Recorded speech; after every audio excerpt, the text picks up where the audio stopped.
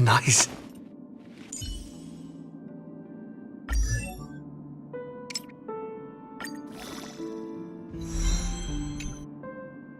Let's push the envelope further, shall we?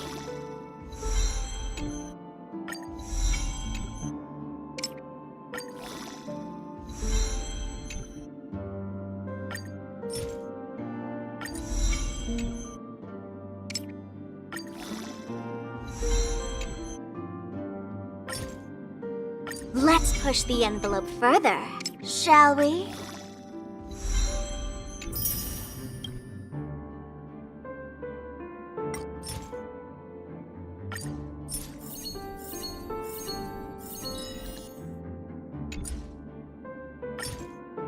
Let's push the envelope further, shall we?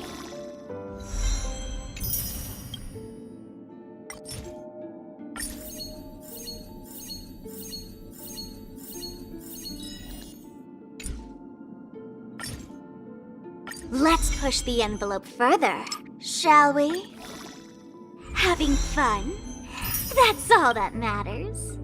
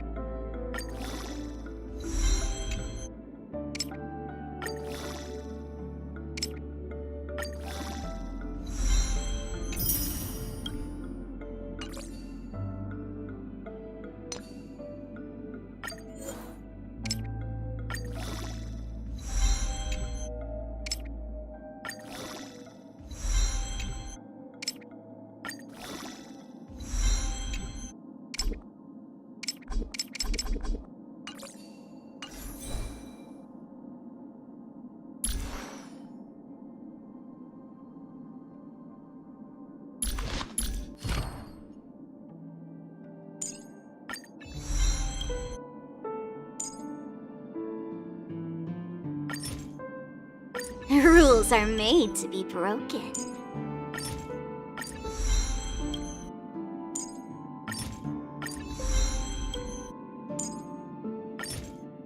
Rules are made to be broken.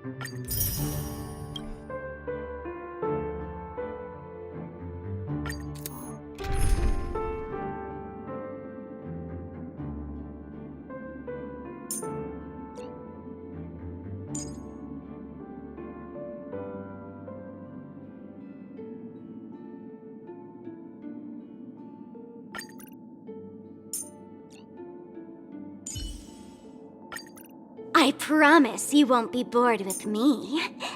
Can you say the same? I'll say this up front. Please do not go against March's wishes.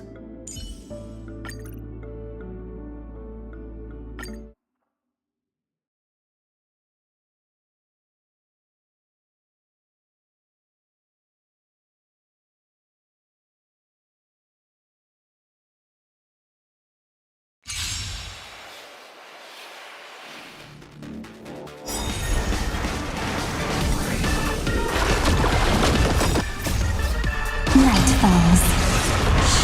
Good night.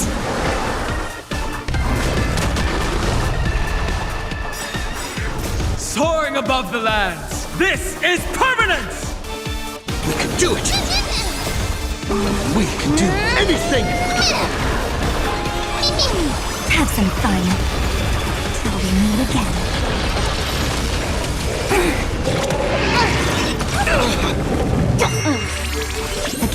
Again. Rise and shine.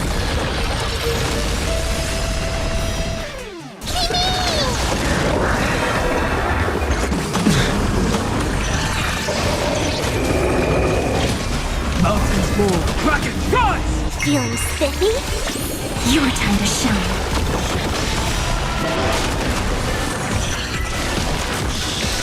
A new ending!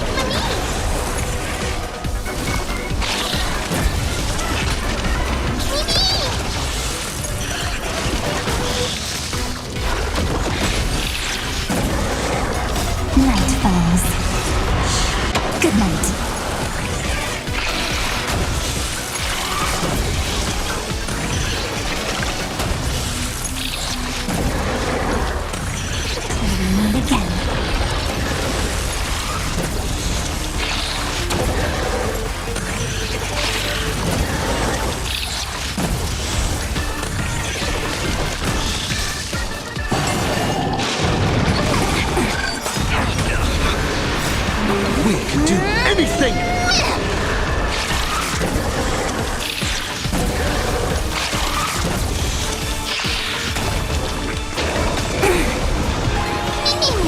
Have some fun. Rise and shine.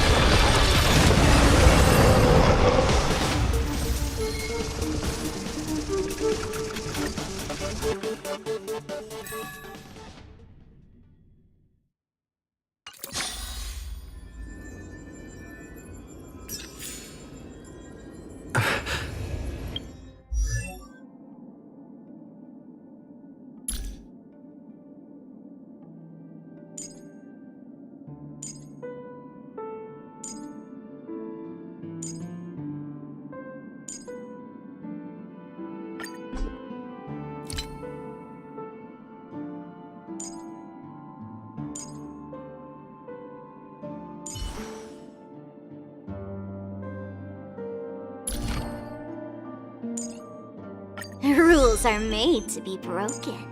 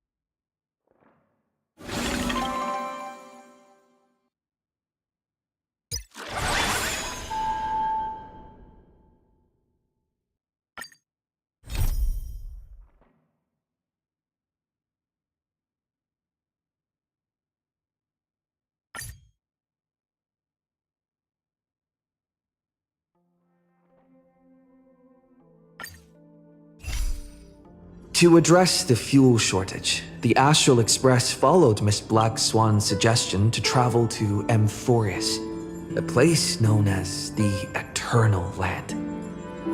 However, soon after the arrival, March suddenly fell unconscious, and the landing that Don Hung and I made on Amphorius was anything but smooth.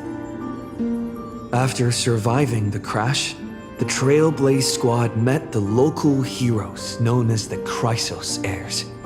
From them, they learned that the titans sustaining the world were beginning to decay, and that Amphorius itself was scarred and broken. Thus began the prologue of the Flame Chase journey. At the end of this epic adventure, we uncovered the truth. Amphorius was trapped within the eternal recurrence created by Finan and Cyrene.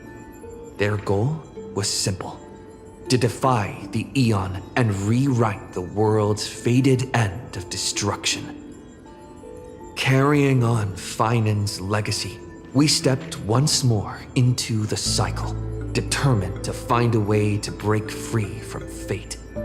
After thwarting the schemes of Xandar, the First Genius, and Evernight, we finally gathered together to face the Lord Ravager, Iron Tomb. The battle was so immense that it even drew the gaze of Noose. Herta took Iron Tomb's place, completing her self-coronation as the Lord Ravager fell. And Cyrene, the child of remembrance, gave her life so that the seeds of a new world could take root among the stars. And so, the epic of Amphorius came to an unprecedented and romantic close. In Noose's extrapolations, the fourth instant had already begun its countdown. With the spirit of Trailblaze shining in full, we brought this journey to a close in the purest, most poetic way imaginable. And as we bid farewell to the Eternal Land, the Astral Express set off once more toward its next destination.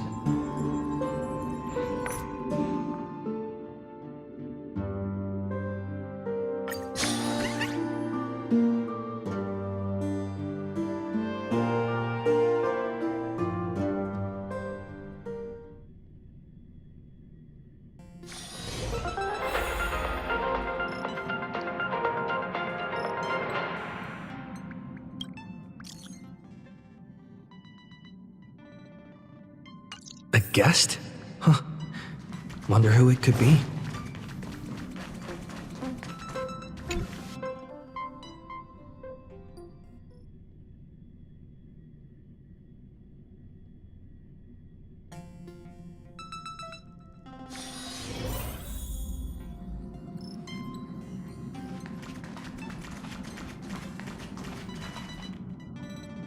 That's my proposal.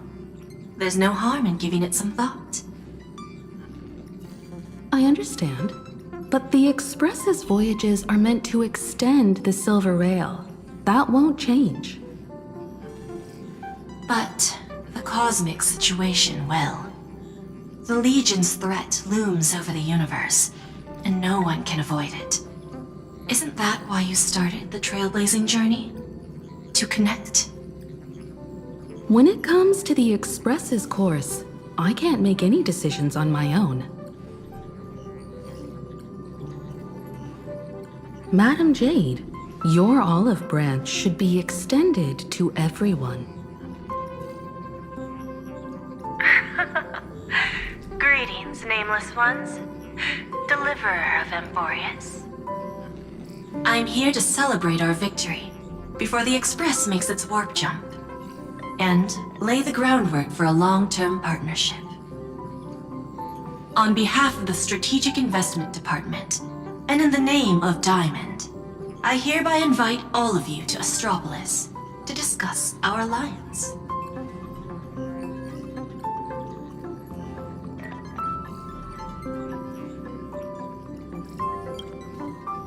Creating Iron Tomb is, of course, a feat worthy of being recorded in the history books. It's something that belongs to the cosmos, and even more so to the Nameless. But you and I both know this is just the beginning.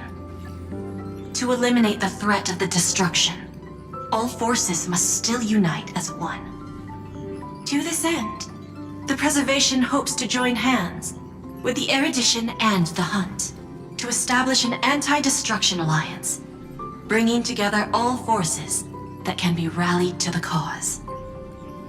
I'm glad to see the Astral Express is on the list. You're being too modest. You're heroes who defeated a Lord Ravager, and therefore the most brilliant emblem on this banner. I believe the Trailblaze would make a strong candidate for leadership. I'm truly flattered. Consider our vote as a show of sincerity from the 10 Stonehearts. So, may I have the honor of expecting your presence? Every stop the Express makes is decided by all passengers together. Madam Jade, please, give us some time. Of course. Then I shall wait with anticipation.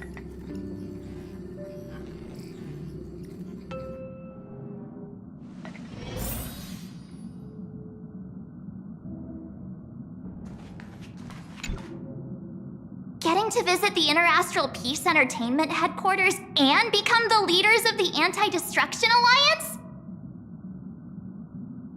Come on, when has anything that good ever just fallen into someone's lap?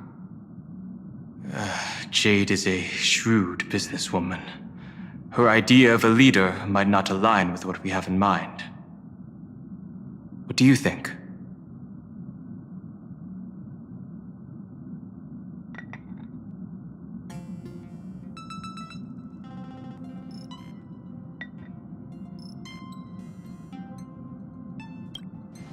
Why? Mind telling us your reasons? We should agree for now, and take things one step at a time. Well, you're not exactly wrong if you put it that way. But it's still better not to take any risks. This responsibility is too heavy to bear. Even if it makes sense, we must proceed with caution. Besides, it goes against our identity as free people of the Express. Once we accept, the nature of the Trailblaze would completely change. Anyway, we should politely decline for now.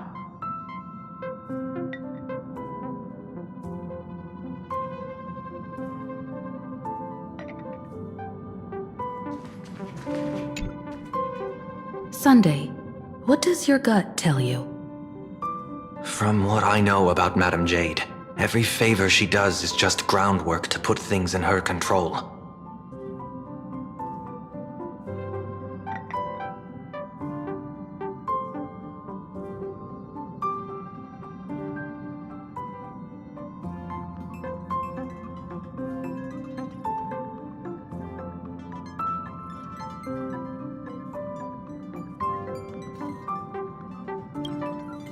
I assume there's more to it than that.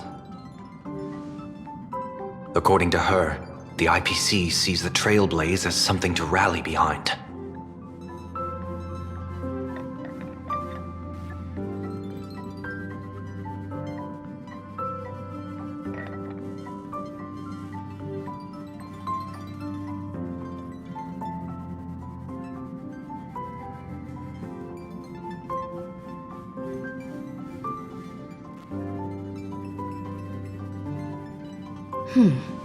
What do you think?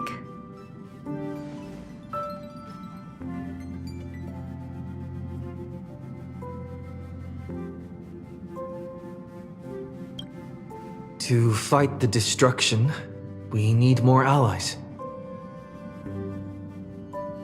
You're right. The more friends, the better. But I'm worried that the cost of this friendship will be our freedom.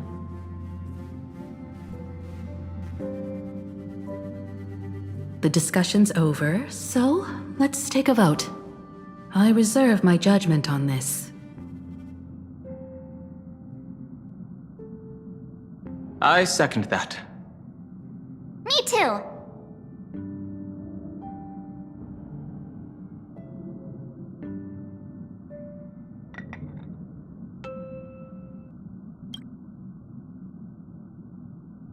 I abstain.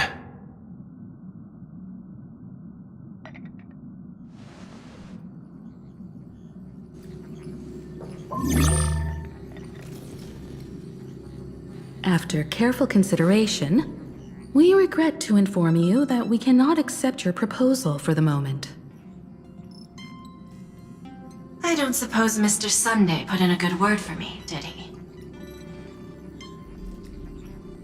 As you can see, the Astral Express has made its choice. But somehow, you don't seem surprised. Change takes time. I understand.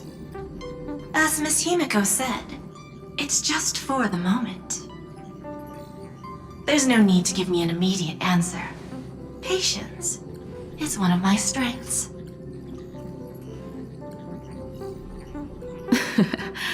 After leaving Amphorius, the Express will seek out a developed world to restock our supplies.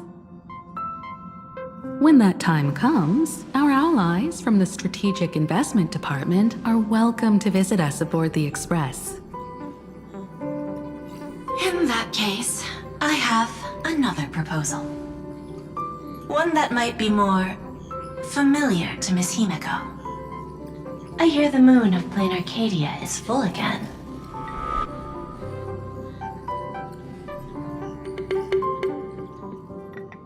I bet Miss Himiko would love to go home and see it, wouldn't you?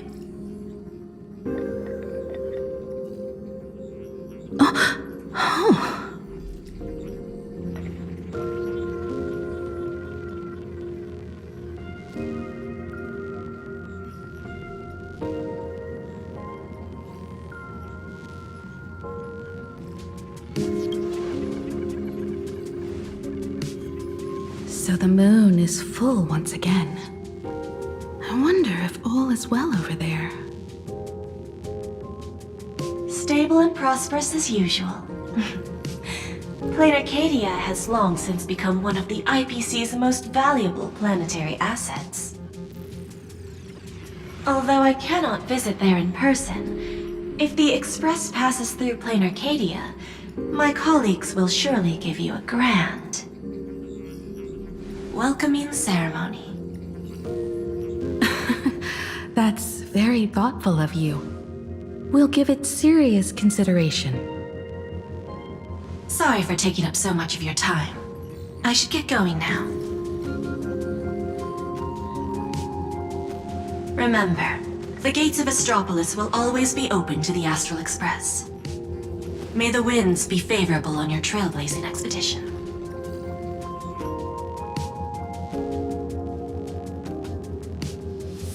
Plain Arcadia? It's been 15 years since I last heard that name. It's clear she came prepared. Astropolis was probably just a cover. Jade's real objective was to let us know about the IPC's movements in my homeland. Are you planning to go back and check it out? Why don't we first explain things to these confused kids? The civilization of Plain Arcadia on Ahatopia is my homeland. And it's also where the Astral Express once crashed and set off again.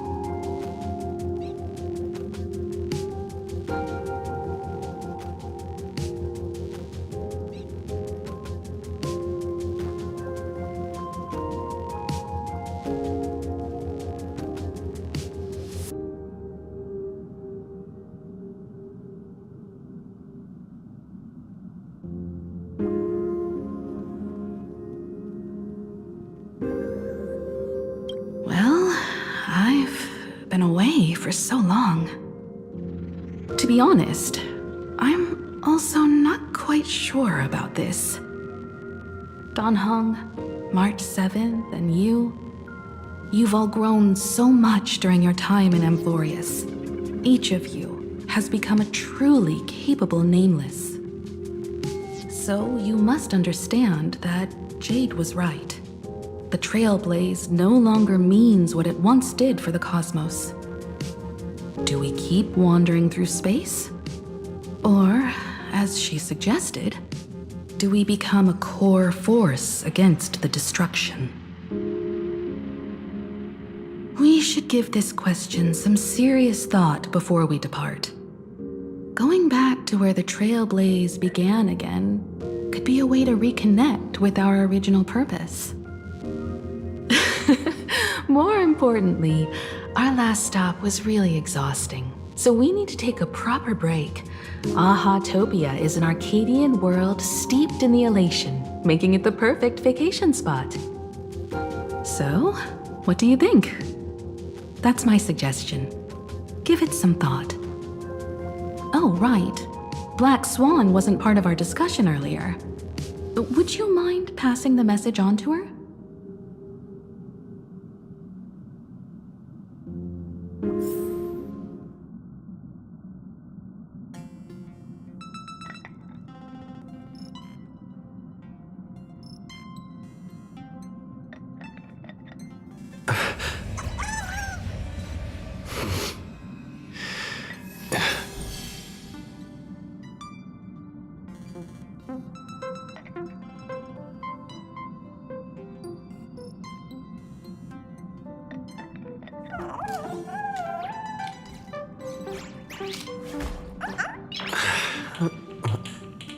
Nice.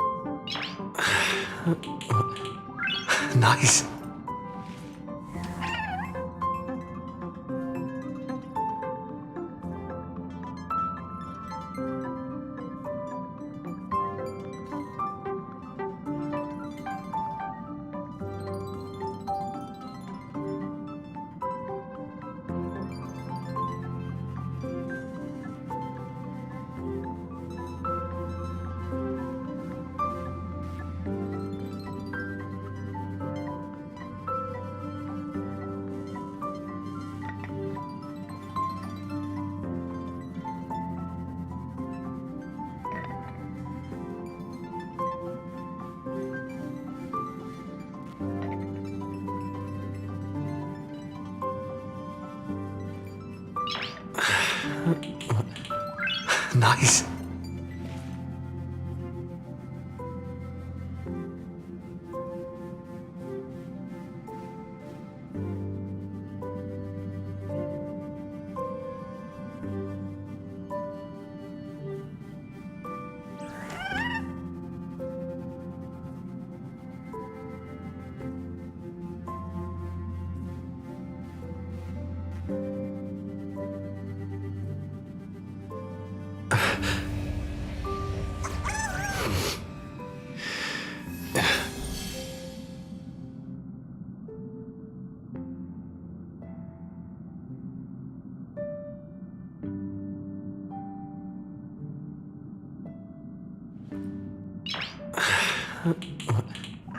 Nice.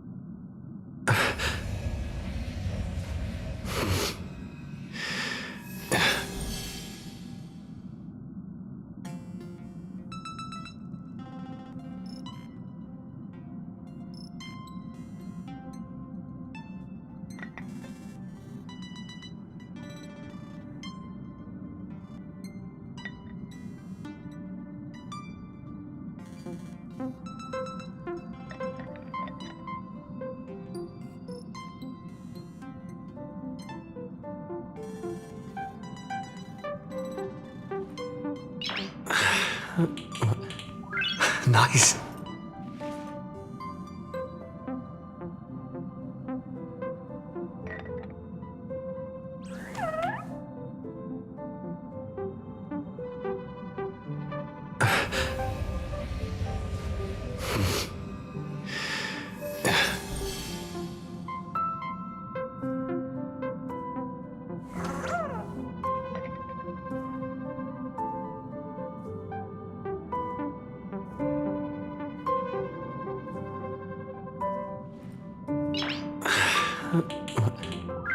Nice.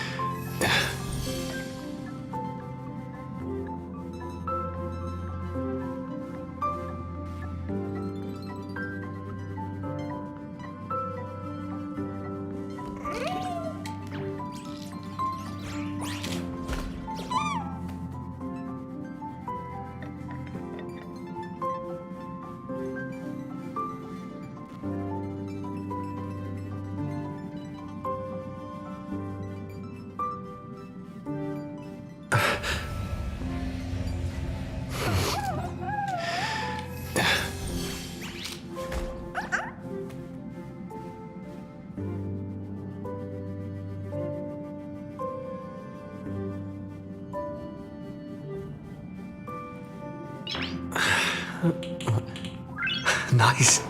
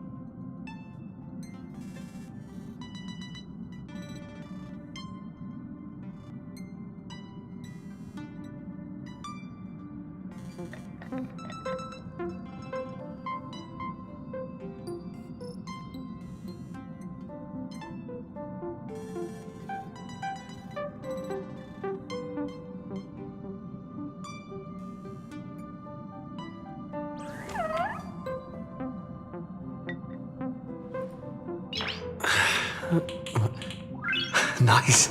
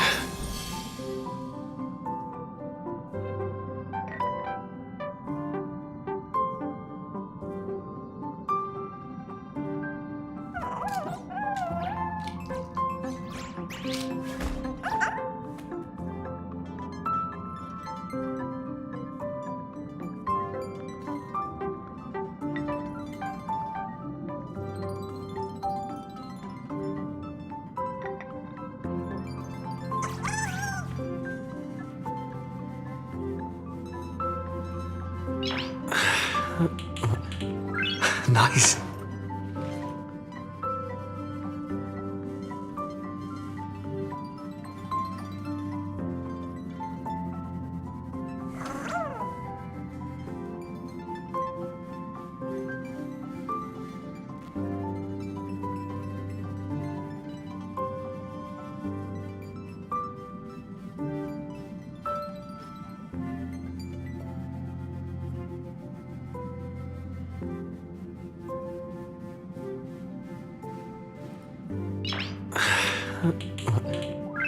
Nice.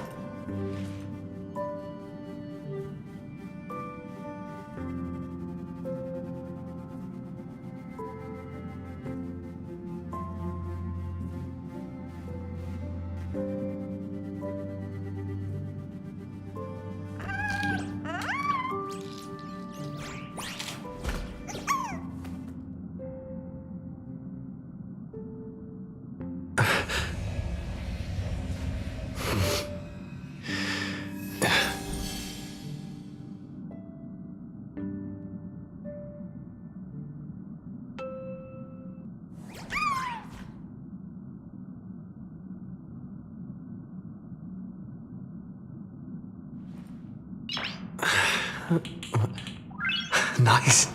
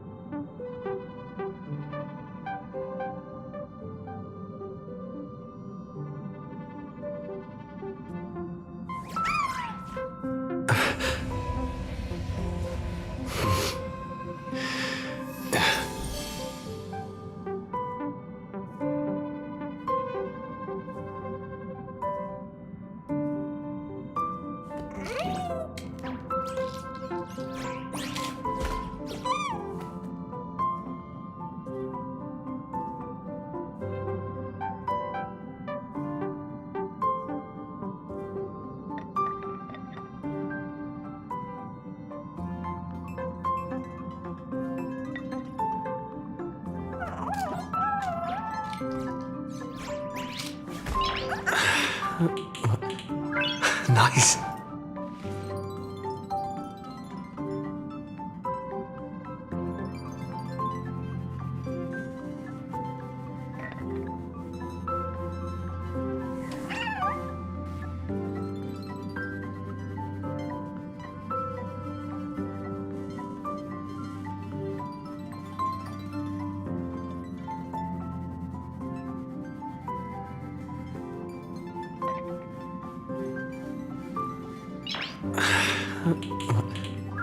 Nice.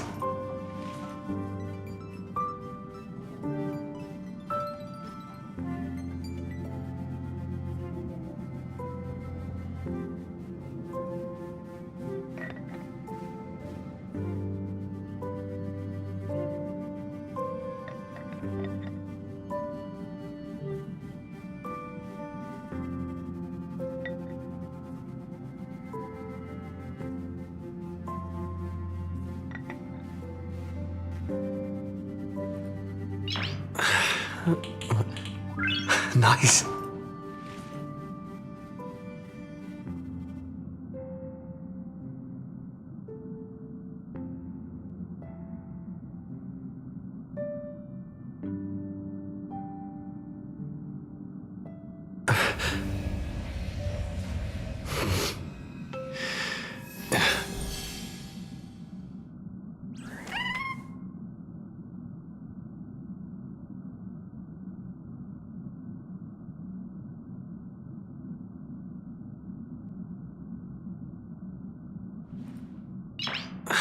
Nice.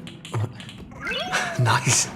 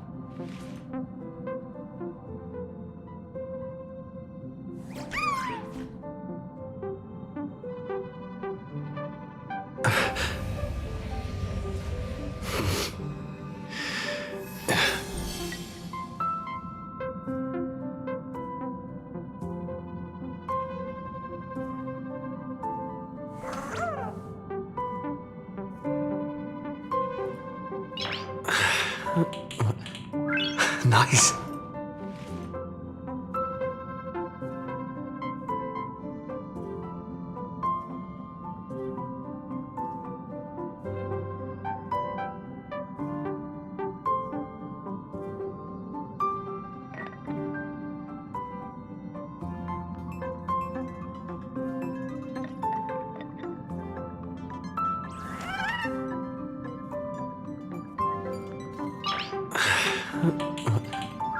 Nice.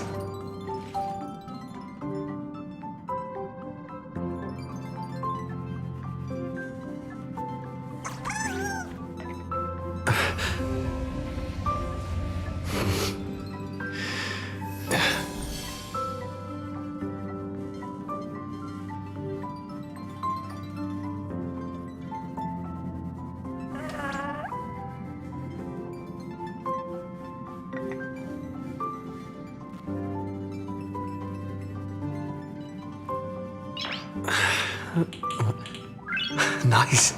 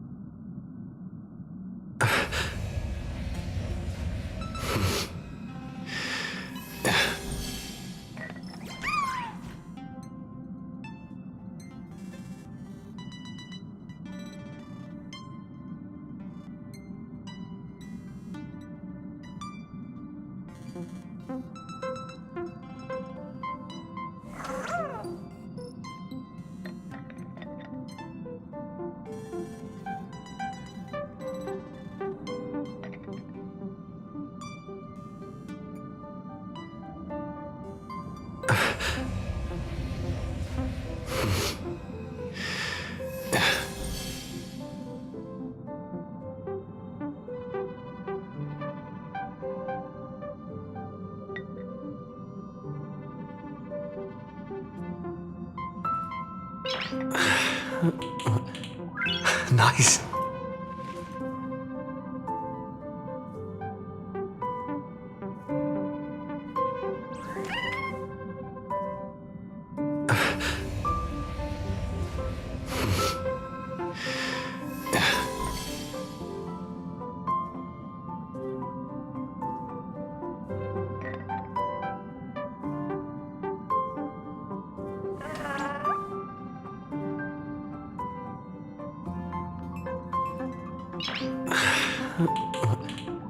Nice.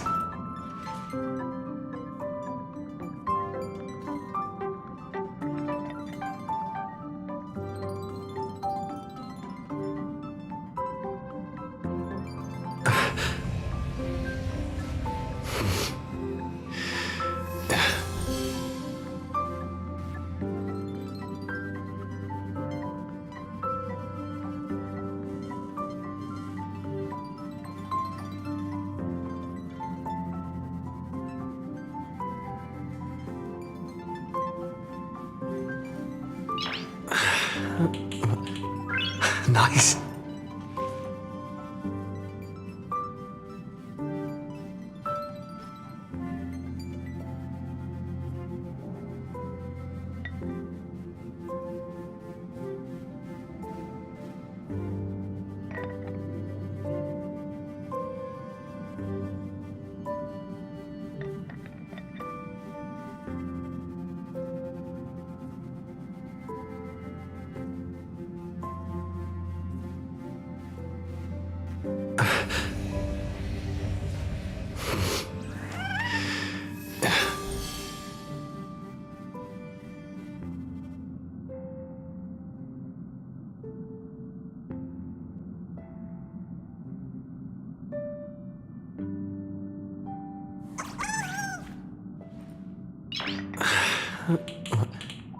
Nice.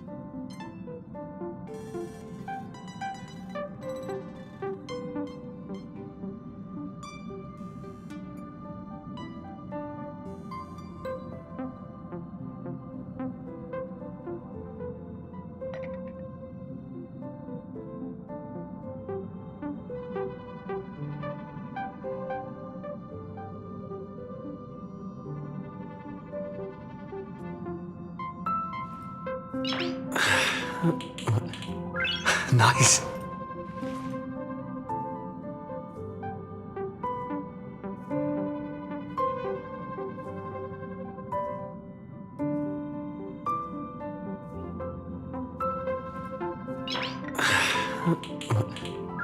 Nice.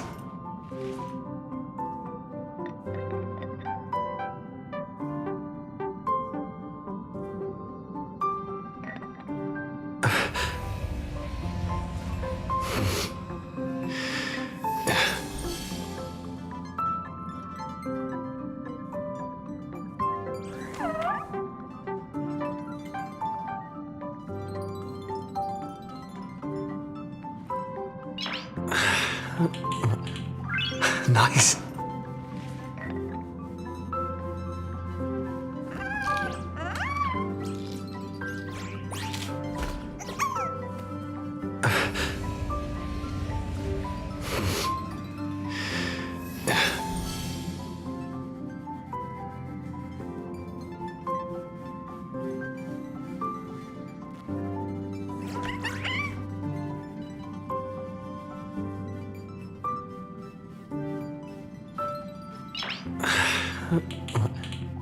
Nice.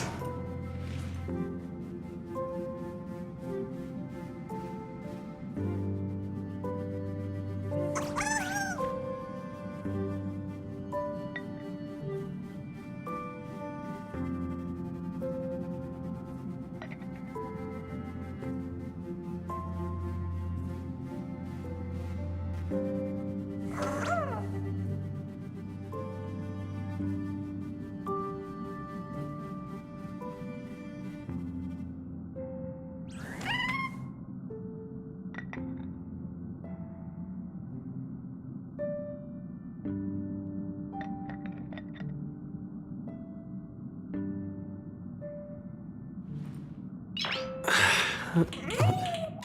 Nice.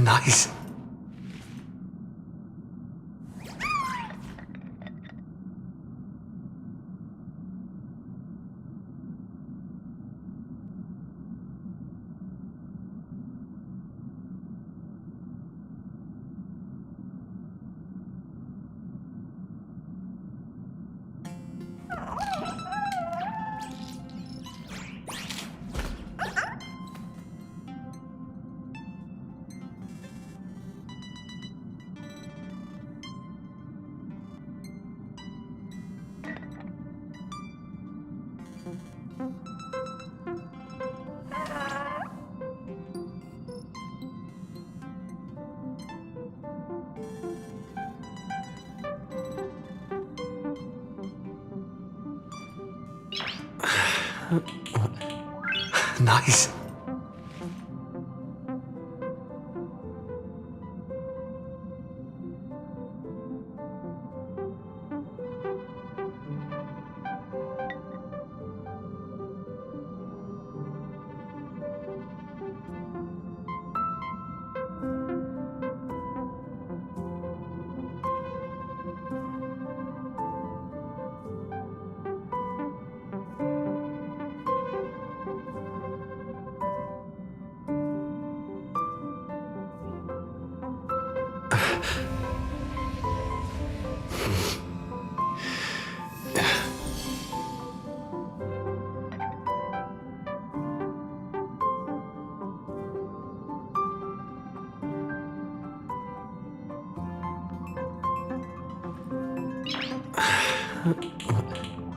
Nice.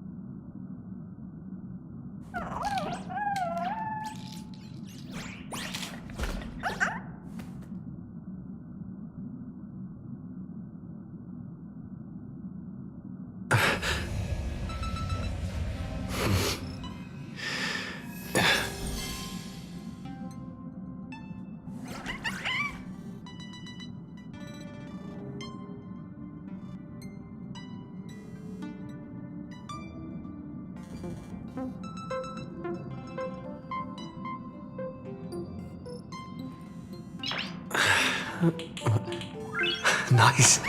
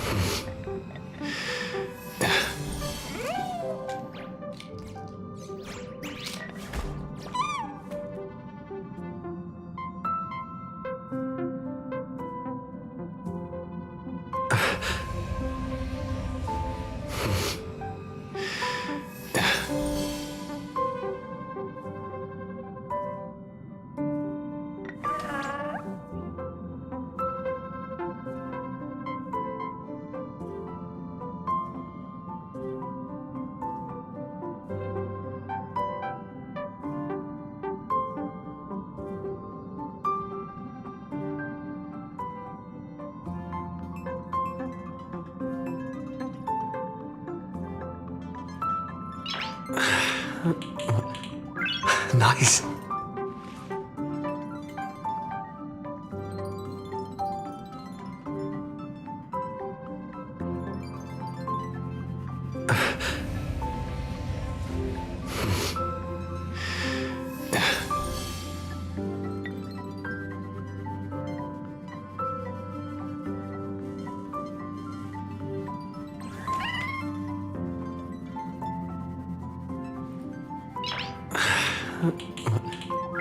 Nice.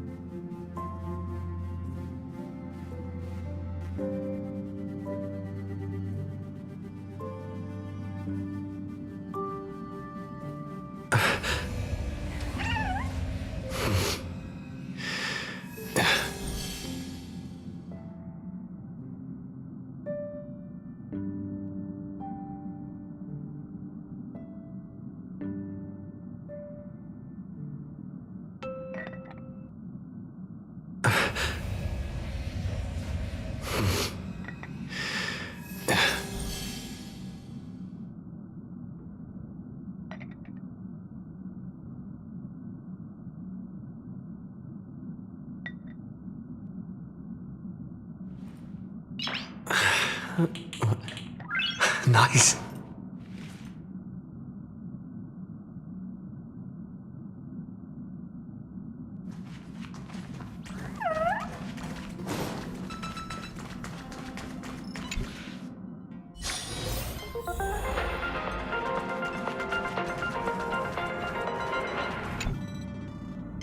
I heard you have some ideas about the next stop.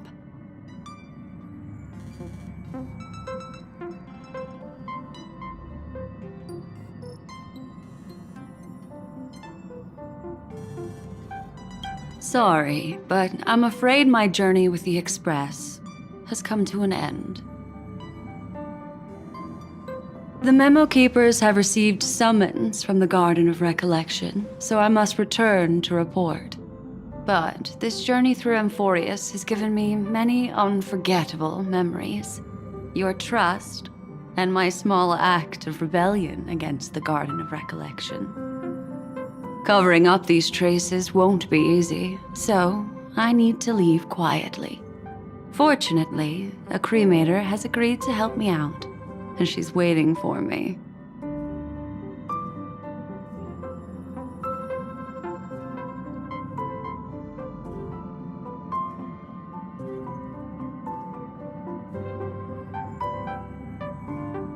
Of course not. The time I've spent with all of you is a treasure I couldn't find anywhere else. When you miss me, gently call out to me in your thoughts. If needed, the lady slumbering within March 7th knows how to find me. If I need help from the Nameless, I will reach out to all of you. Please convey my apologies to everyone for not being able to say goodbye in person. Farewell, sleepyhead.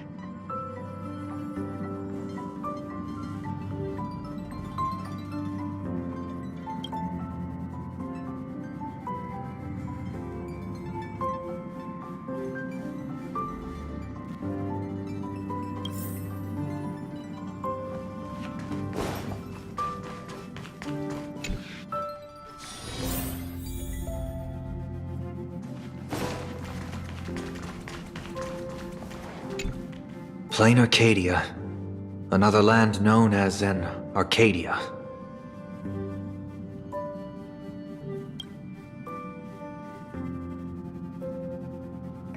Clearly, the fall of Iron Tomb has sent shockwaves across the universe. Even the usually scattered Memo Keepers have received a call to gather. Trust the lady. She's no stranger to dancing on a knife's edge, and she's always made it out in one piece.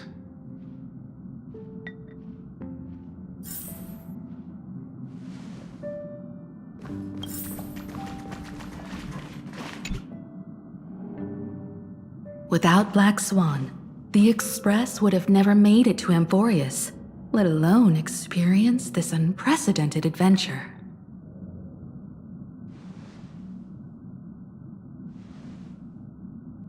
Let the conductor sound a whistle for her, and wish her smooth sailing ahead.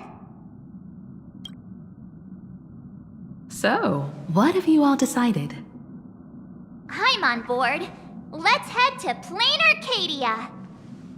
After such a tough battle, we all deserve a good rest.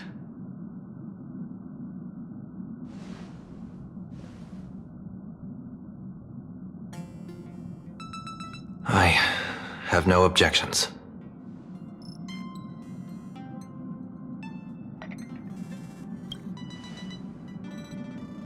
Since we're all in agreement, Conductor, prepare for the warp jump.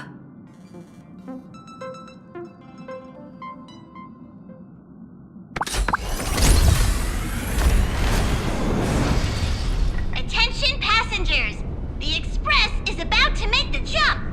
Please be seated and hold on. Destination, Plain Arcadia! Let's go!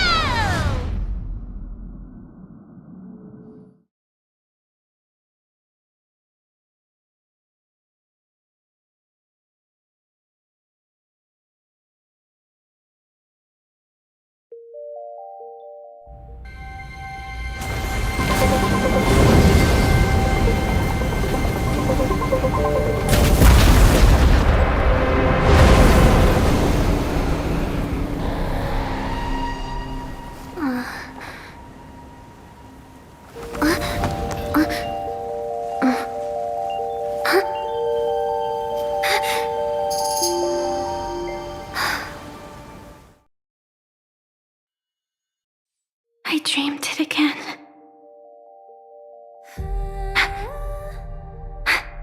What a ridiculous dream. Even more over the top than what that guy promised. Looks like the Express has once again taken the wrong route. There's nothing we can do about it. In the river of time, if cause and effect can be kept apart for long, they're bound to have a terrifying reunion. Am I right, Observer? Watching us from behind countless veils. I've been rambling on since the show just started.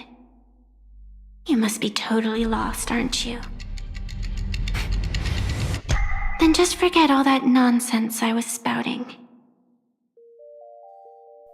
Anyway, stop looking here. What you should be focusing on is them.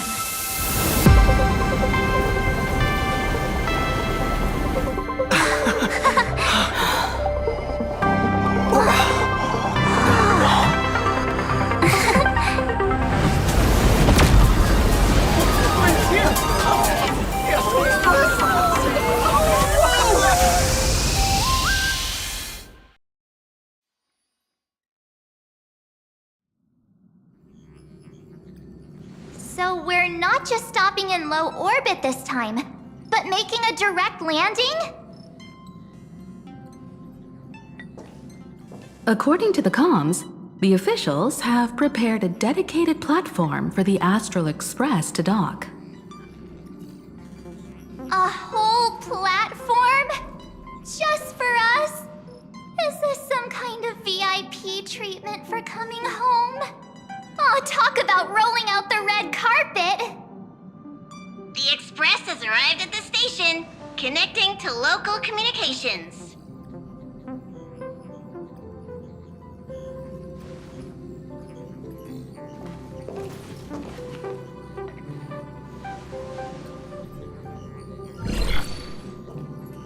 From what I see, the Astral Express is considered a legend across the cosmos.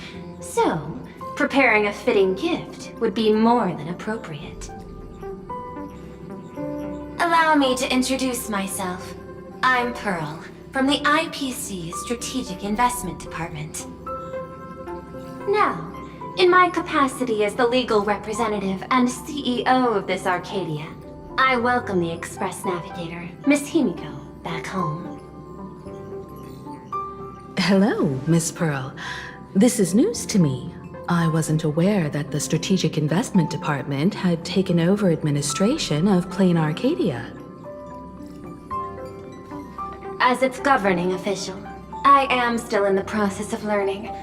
If I can help this planet grow more prosperous, it would be a profound honor.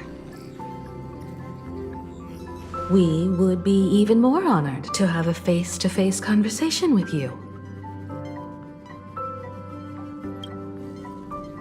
That's exactly what I wanted to say.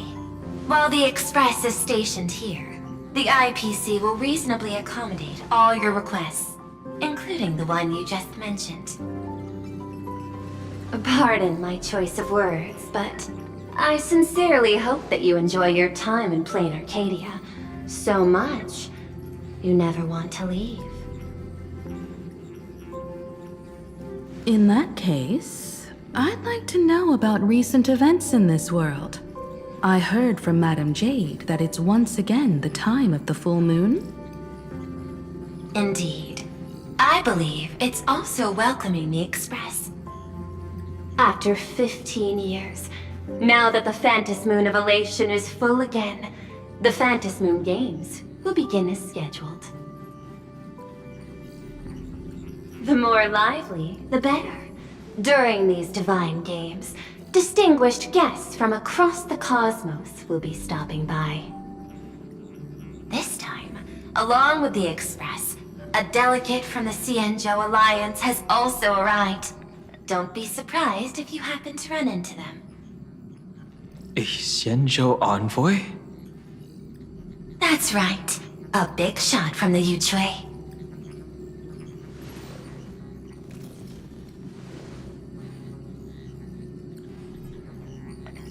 Since you just arrived, I won't keep you any longer. I've arranged for staff to wait for you at the platform. Feel free to ask them for anything you need. All of this is a token of appreciation from the Strategic Investment Department to our friends. We hope you'll enjoy yourselves to the fullest.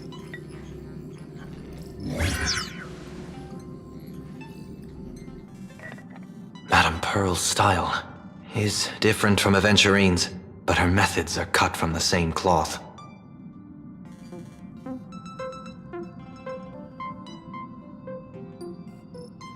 This could go on forever. They're really pulling out all the stops to form this anti-destruction alliance. Looks like we need to pay them a visit. Whether to understand the CEO's intentions, or to firmly reject their proposal. At least in my homeland, we have more room to maneuver. Welt, care to join me?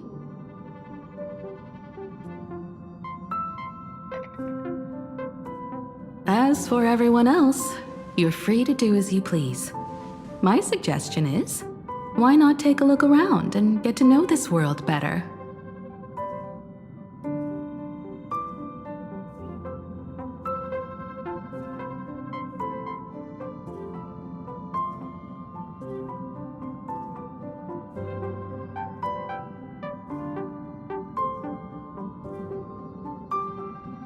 In that case, Sunday and I will go gather some intel about the Xianzhou envoy.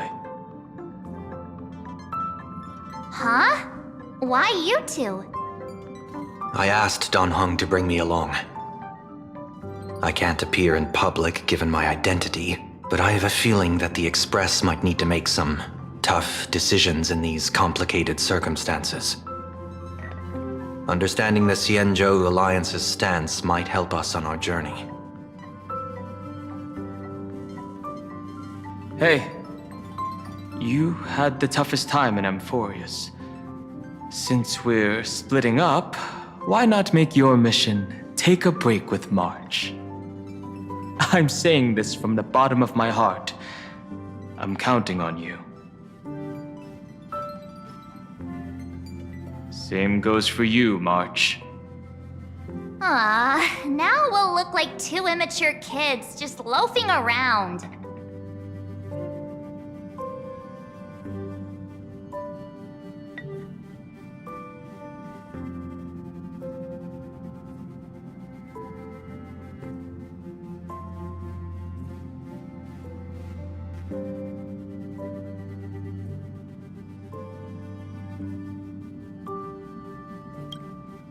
Wow, you grew up pretty fast then.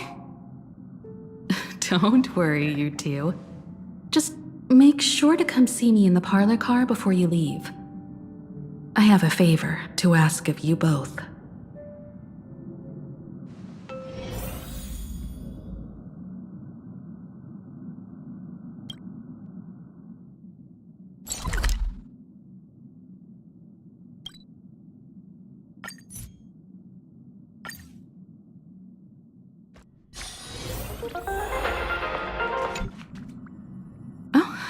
Marge, you're here. So, what kind of mission do you have for us? It's a long story, but what if I told you there was a game being played in a corner of the cosmos? And the winner might become a neon. Would that pique your interest?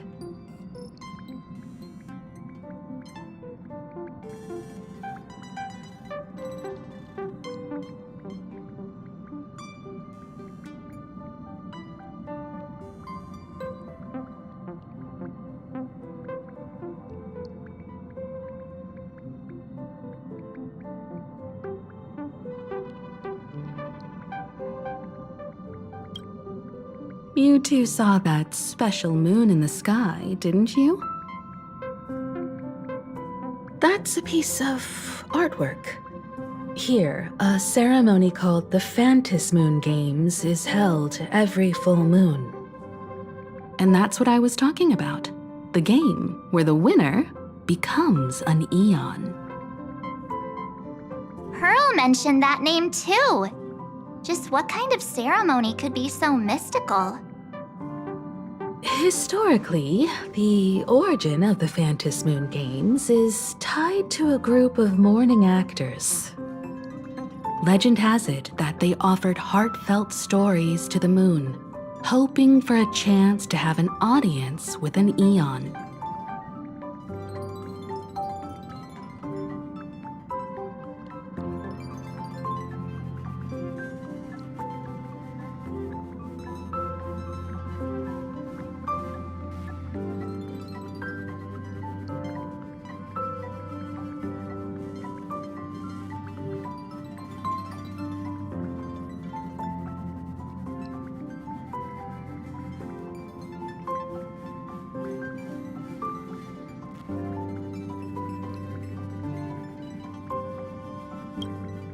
The first signs of the war among the eons are beginning to show. I believe this is why the IPC has been positioning itself here for years. When I saw the Phantom Moon at its fullest, I became even more certain. This ceremony to commune with the eon, whether genuine or not, could be the turning point that determines the destiny of the cosmos. With all eyes on these games, the IPC won't be the only ones with ulterior motives. The road ahead will likely be fraught with hidden dangers. But what's important is that you make your own decisions, such as whether you'll take part in these grand games, and if so, how. I have only one mission for you both. Explore and understand this world in your own way, as the place where the Trailblaze began anew, and my homeland. You might hear completely different versions of what I just said from others. Trust what you see with your own eyes, and believe in what you choose to believe.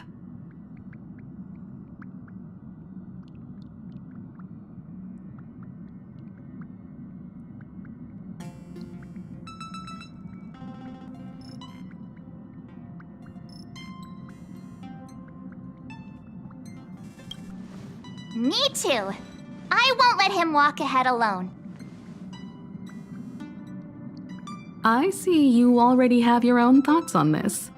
In that case, everyone's got a mission to take care of now. Welt and I are going to meet Pearl. We'll see what kind of surprise she has in store for us.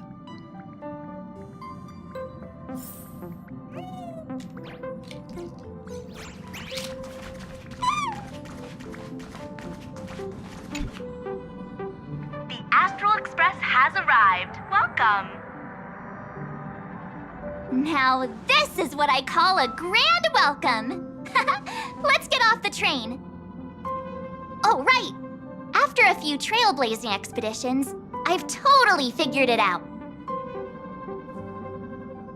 The first person we meet at every stop is somehow involved in some earth-shattering secret. So when the door opens, keep your eyes peeled.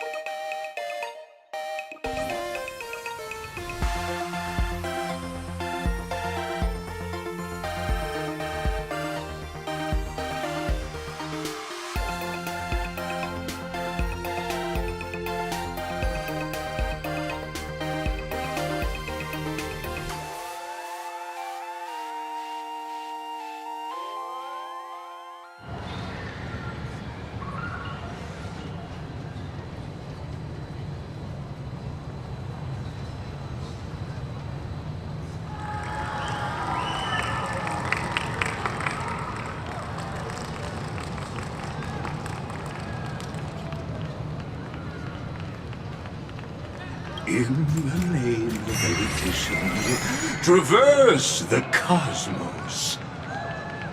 We meet again, deliverer from beyond the sky.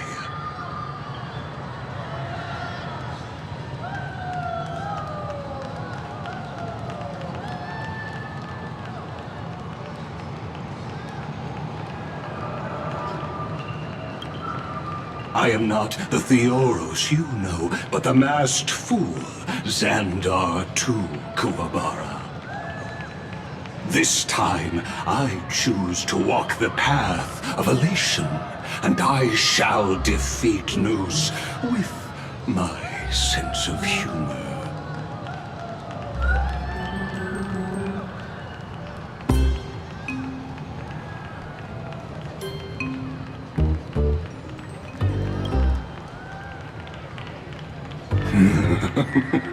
After all, I did say before.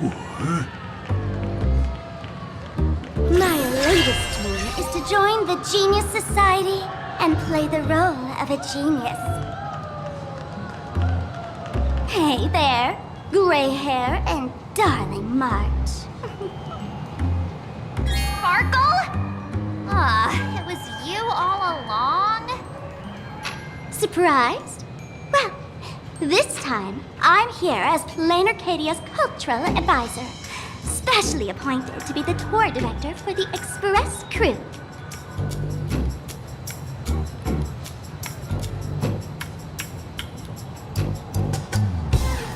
Correct! 10 points for the Astral Express. I know we had some minor entanglements in Panaconi, but you all had fun there, didn't you? Now, the Astral Express has become quite the hero. Her Excellency, the CEO, wanted to find someone who got along with you to show you around this place. So I took on that job. What kind of misunderstanding does she have about the phrase "got along"? Time's ticking away. Thankfully, there's no bomb here. So are you coming with me or what?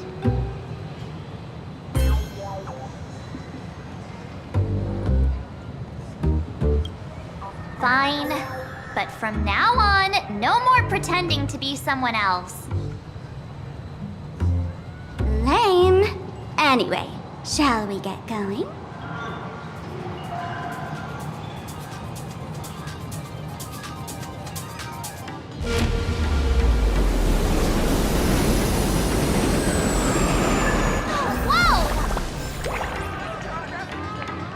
Pretty please?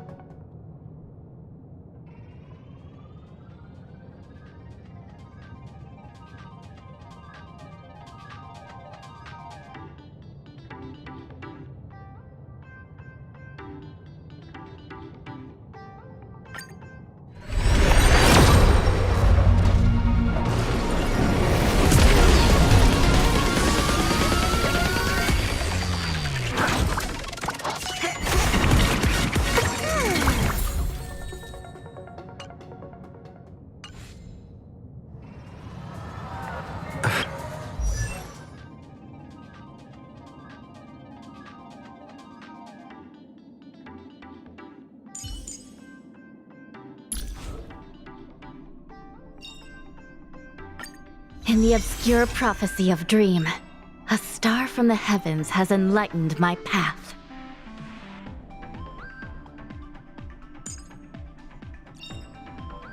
Life's just like a game of tiles. You never know what's gonna come up next. Life's just like a game of tiles. You never know what's gonna come up next.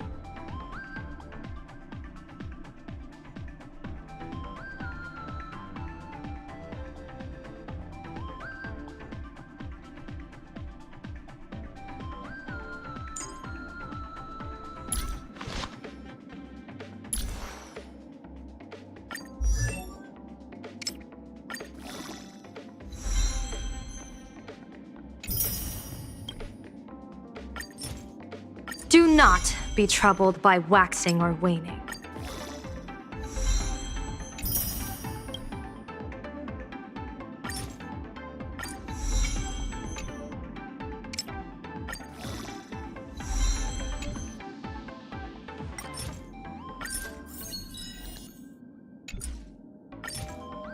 Do not be troubled by waxing or waning.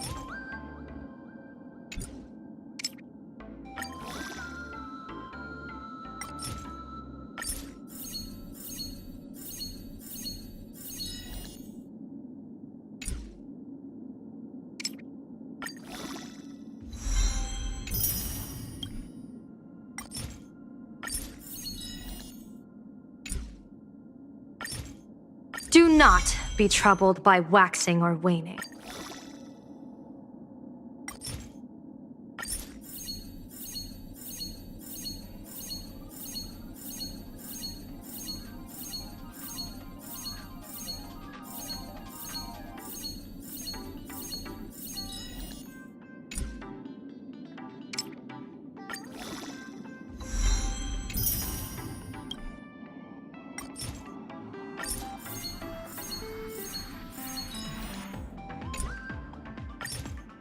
Do not be troubled by waxing or waning.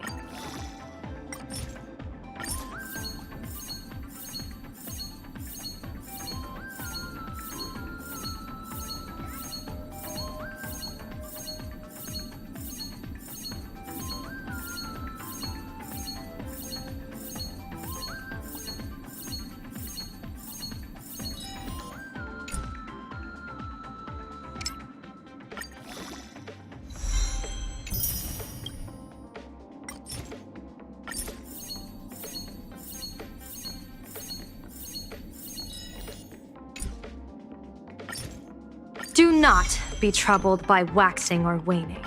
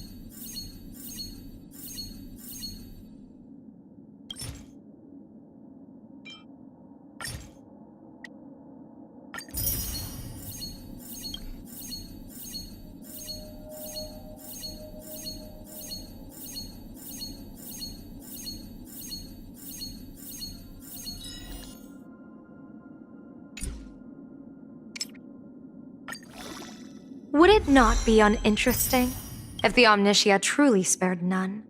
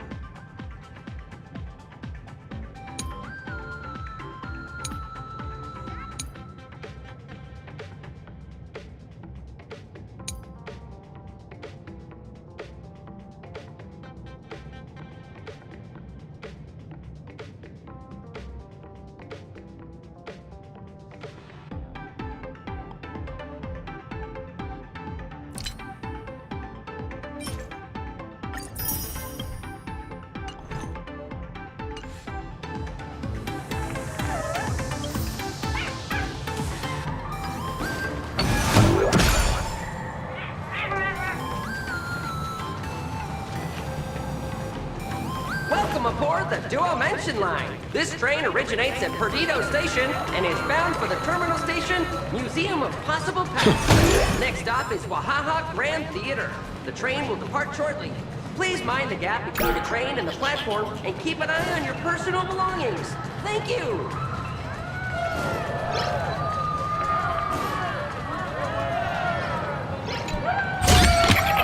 Looks good.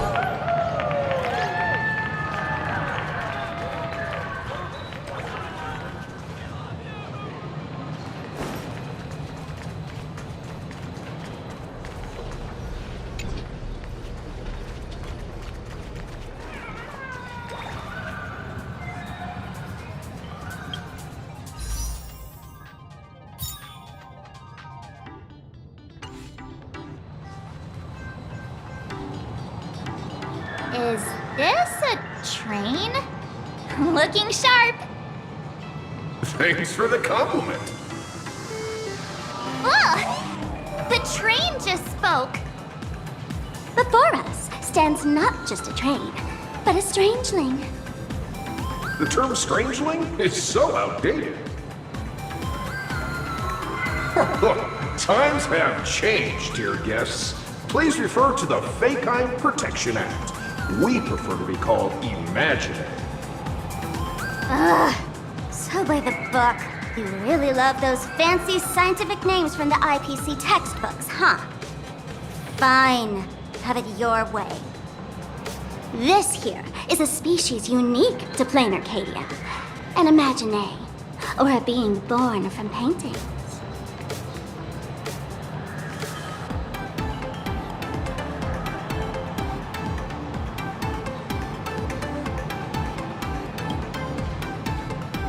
Pretty sharp, aren't you?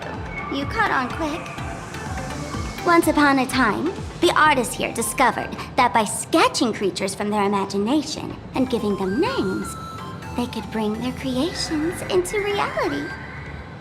This belief in things yet to exist is called wish power, and it sustains the existence of imagine. If you ask me, this power must be a blessing from the laughter. Oops, got sidetracked. This here is the Bullet Worm Express, an imagine in charge of transportation. You could say they're in the same line of work as you folks. Oh, so you two must be the Nameless from the Astral Express. The passengers in my stomach are always gossiping about you. When you get a chance, hop aboard and give me a try. Let's see who's faster, me or the Astral Express. Thanks. We'll definitely do that when we get the chance. But, man, who would have thought that the Express here is actually a living being? An imagine. That's absolutely mind-blowing. Hello, everyone. Welcome to Duo-Mention City. Holy smokes, there are cops at the station? Sparkle, don't tell me you're about to get arrested on the spot. Having heard about the Astral Express's visit, many citizens got up early just to catch a glimpse of the Nameless. If anyone acts out of line, please don't hesitate to call us. Oh, gray hair and darling March. You're real celebrities now. Next up, I'm gonna show you even more mind-blowing stuff, so try not to faint.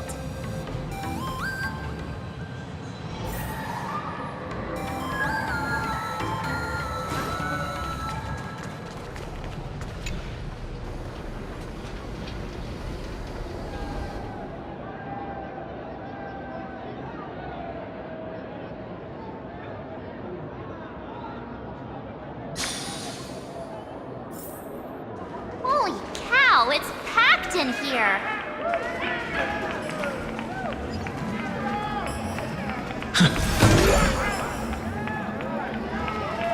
What do we have here?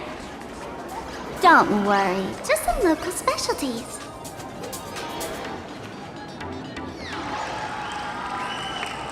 Oh, look! That pink-haired girl! She's got this adorable little bunny vibe going on.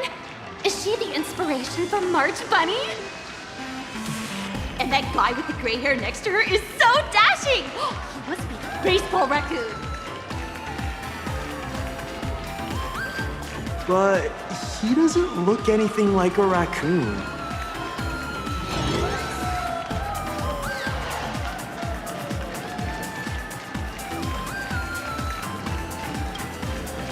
Hey there, friends from Plain Arcadia?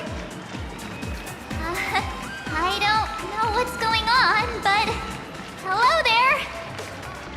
He spoke to us. By the laughter, this is the most amazing moment of my life. Wait, over here! Mr. Raccoon! Grab your autograph, please! I love the work! Please, over here!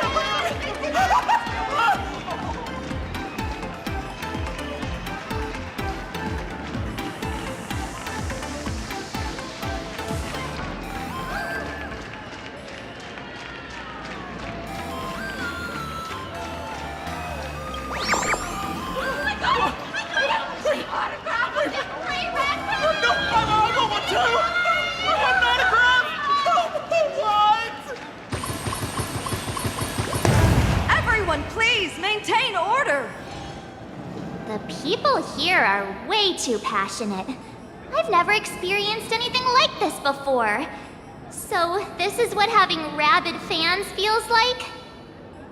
Feels intoxicating to be the center of attention, doesn't it? Just don't get too caught up in it. You might not find your way out.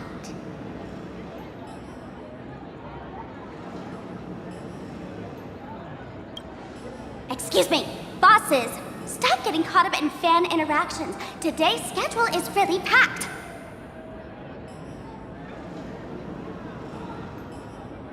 Hey, you up there, Mr. Noodle-looking cat!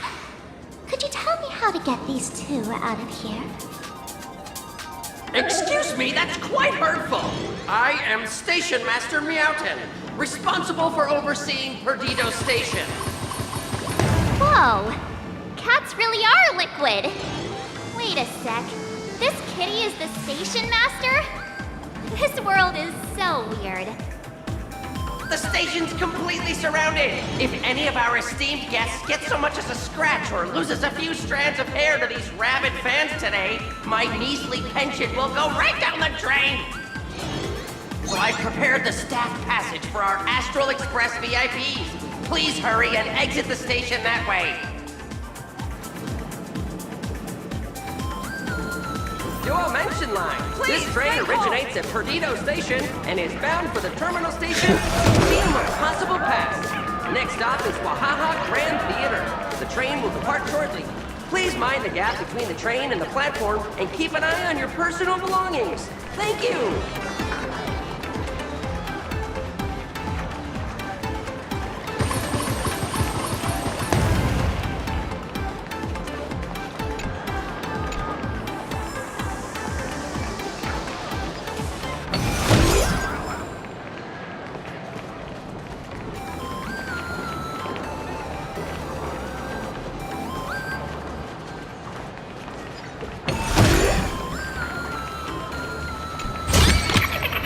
Looks good.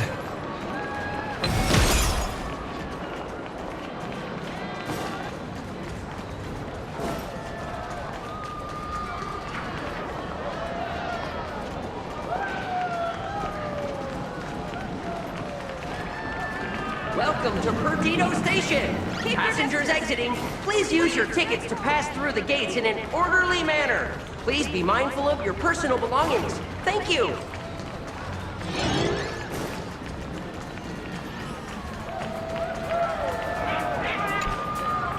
Staff passage? To be precise, it's the Imagine Staff Passage. A long time ago, all of this Arcadia was sealed inside a scroll painting.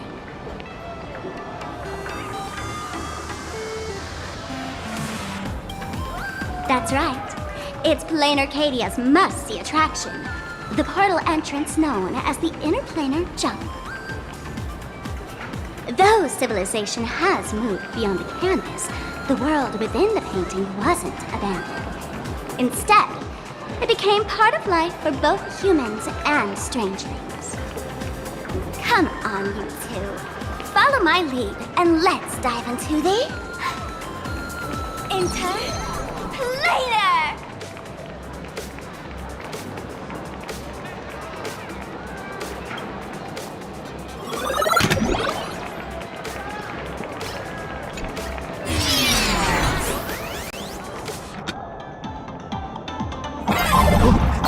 How did I turn into Pom Pom?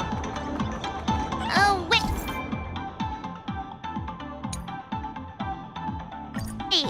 On closer inspection, you don't look exactly like Pom Pom.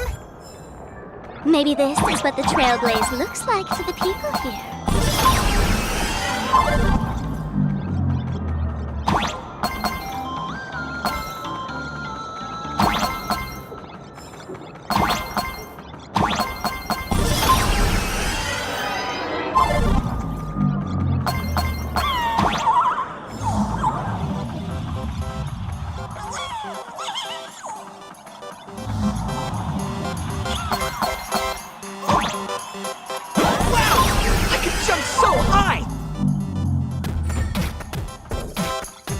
Listen, the music changed.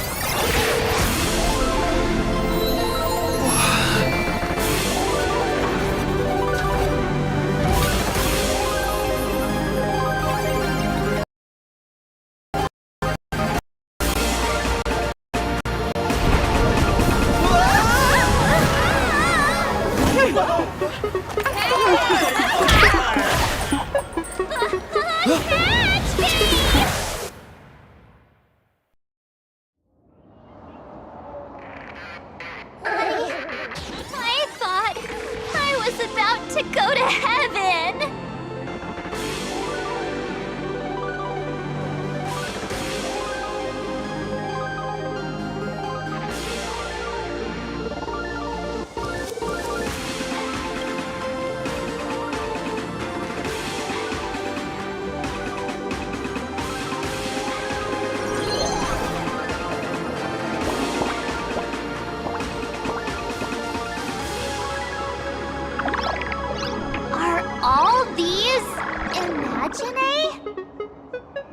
That's right. This is Plain Arcadia, a world where strangelings roam freely and a paradise woven from elation and wild imagination.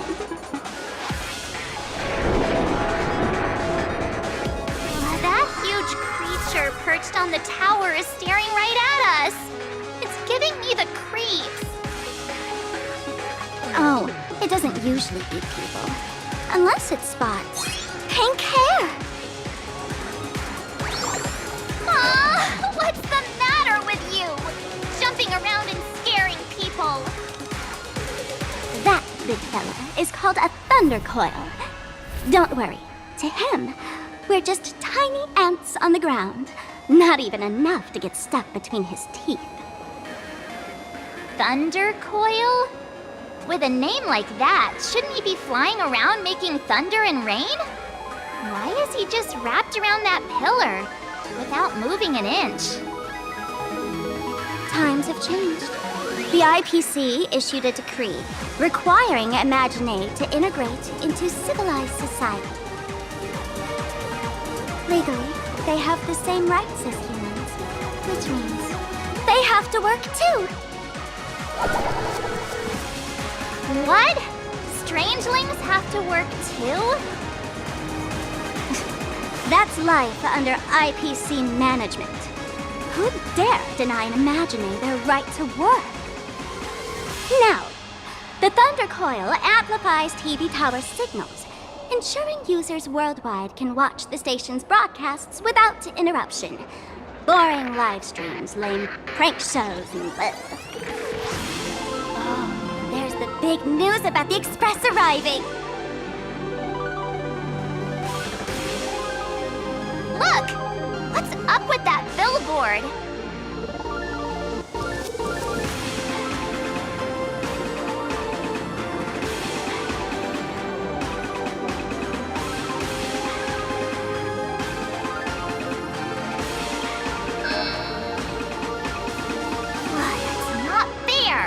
Why does he get a huge poster while I don't? Huh.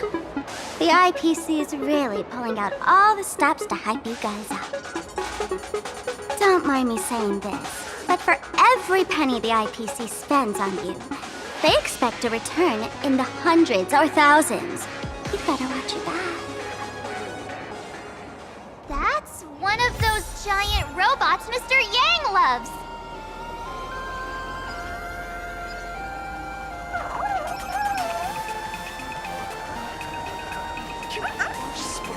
Less and give me attention.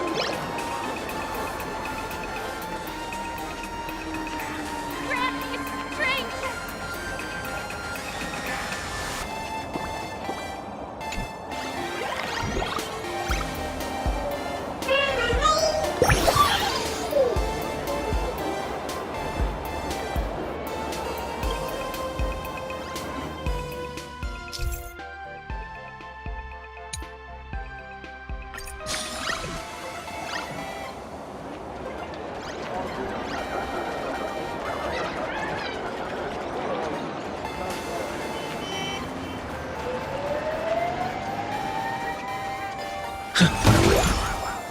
Just managed to squeeze our way out of that crowd. Why do you want to dive back in?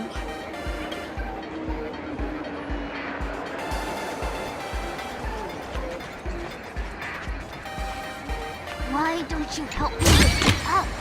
Is that all?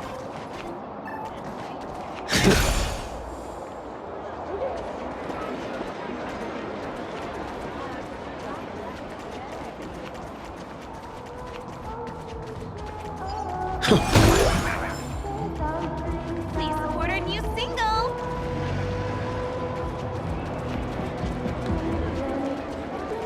Oh, that photo booth looks a lot like my camera. It's a Black Cat Instacam. Wanna check it out?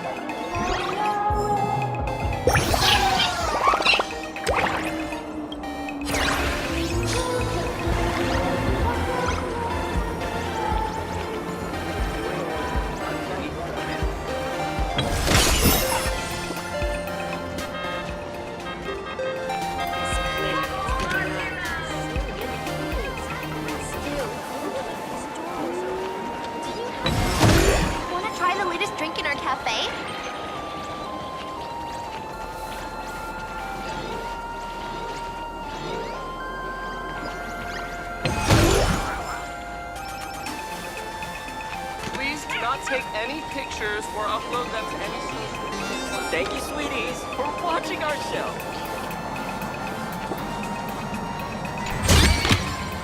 Looks good.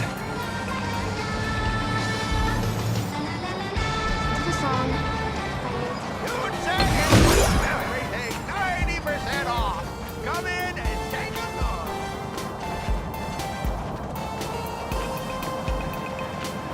All of our new products. It's the latest model.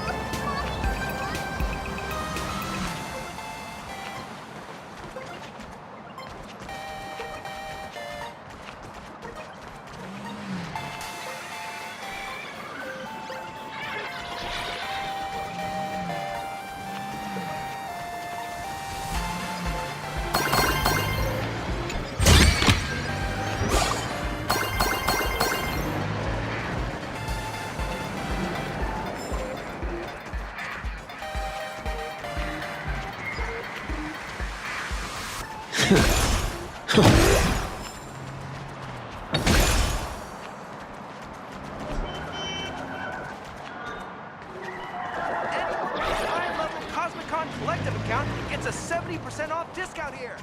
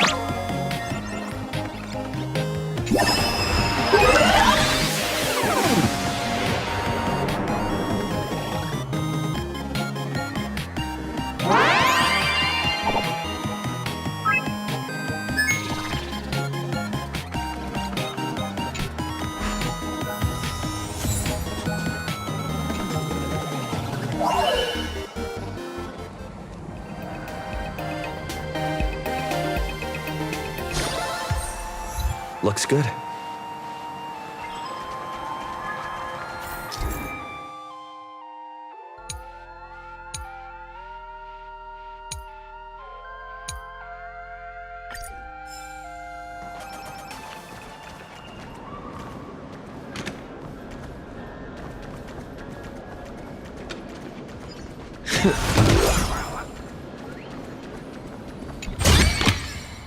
Is that all?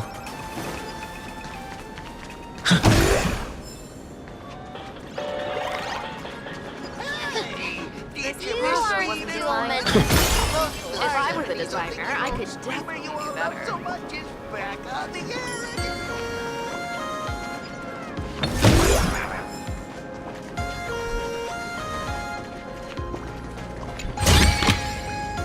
Looks good.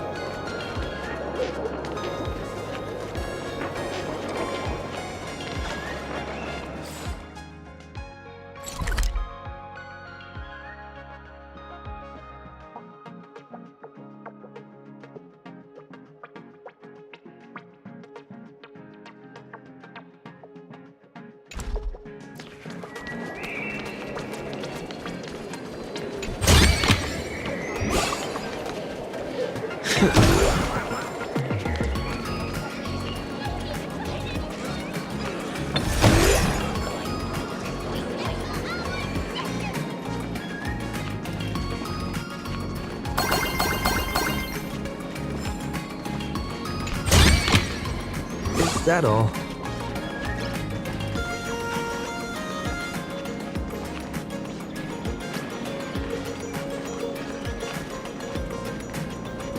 Dude, you're in my way. Hey! Did you miss me, little one?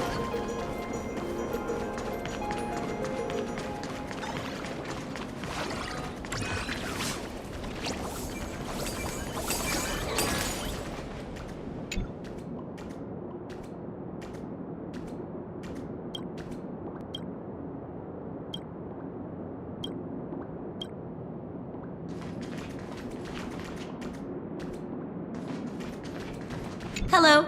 Welcome.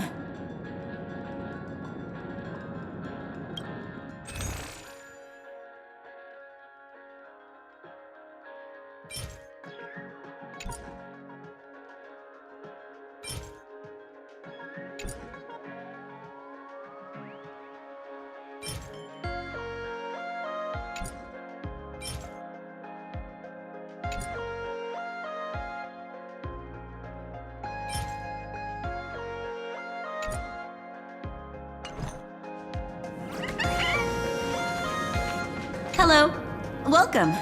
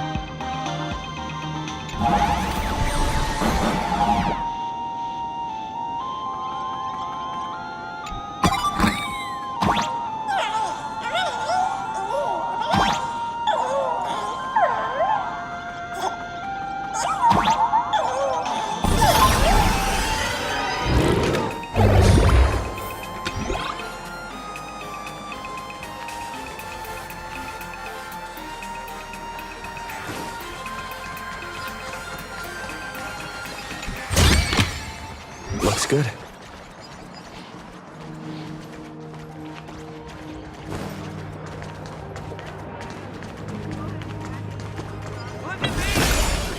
Around here? Just how is anyone supposed to become a famous...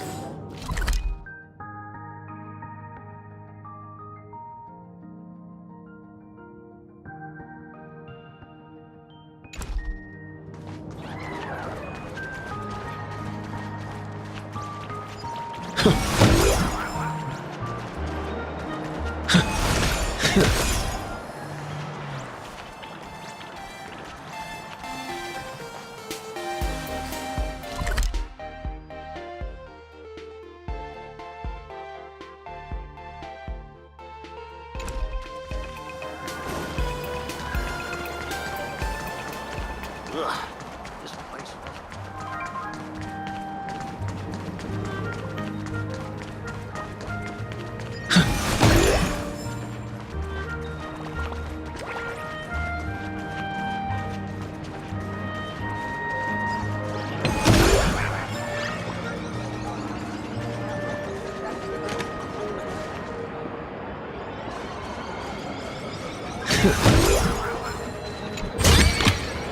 Is that all?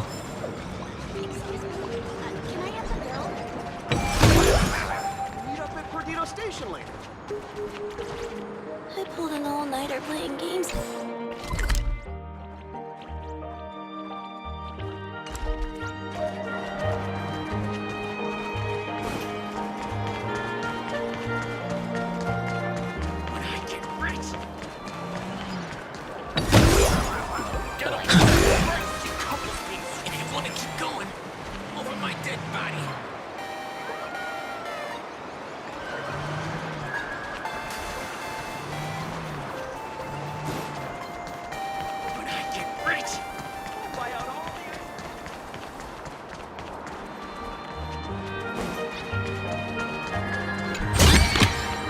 Looks good.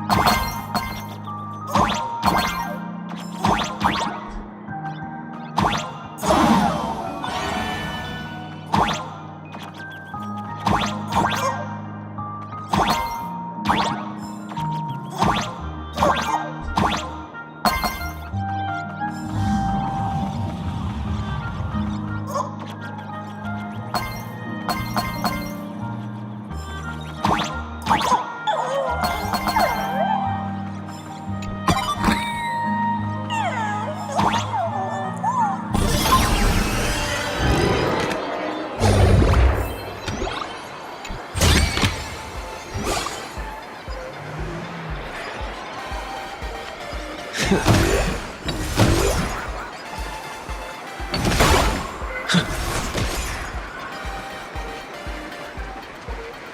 have a game of Comic-Con Collective. Say it with me. I can do it. I'll work hard. Is that all?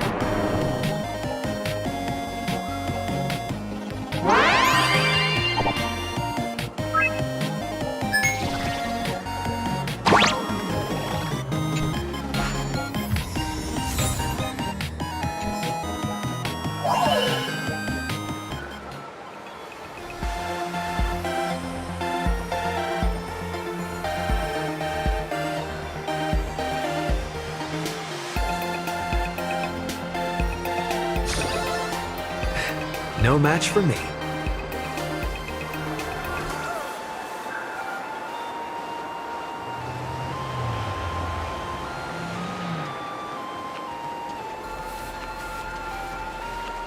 Say it with me.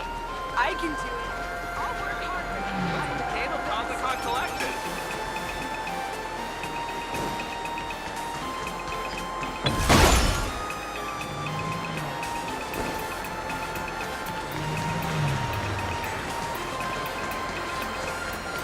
Thank you so much for your help this time. Please continue to support. So, it's your Welcome. turn. Come on in and take a look. Welcome. Wherever you are. Managed to beat the fight. How are you feeling? Okay to go to the tavern? Famous coffee made from the store with the flavors offered by each store.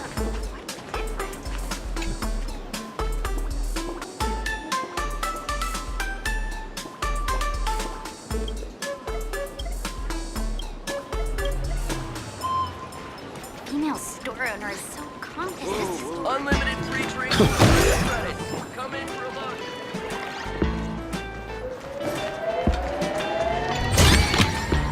Looks good.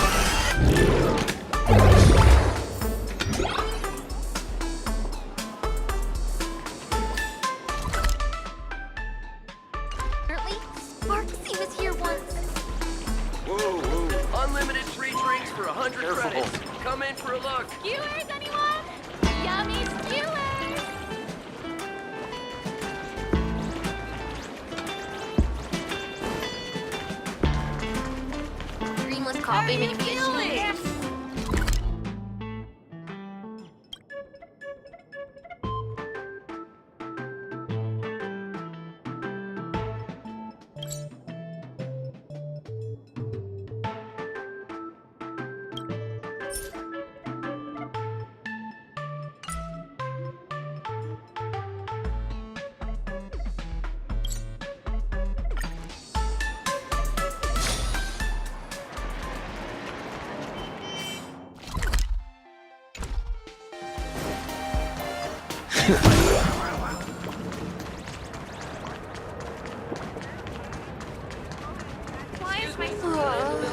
Have you ever accidentally stepped onto a small-sized whisk? The whisk bay will be...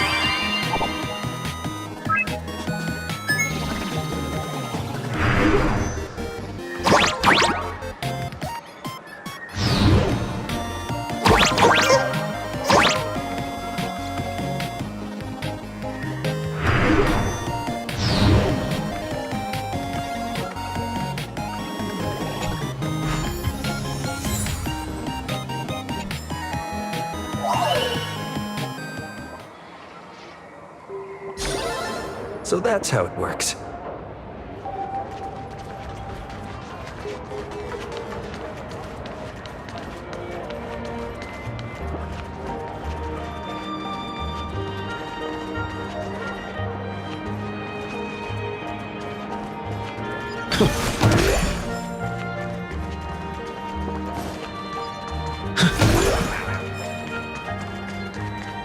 Where should we go today? Is that all? So many people come every day to have fun here.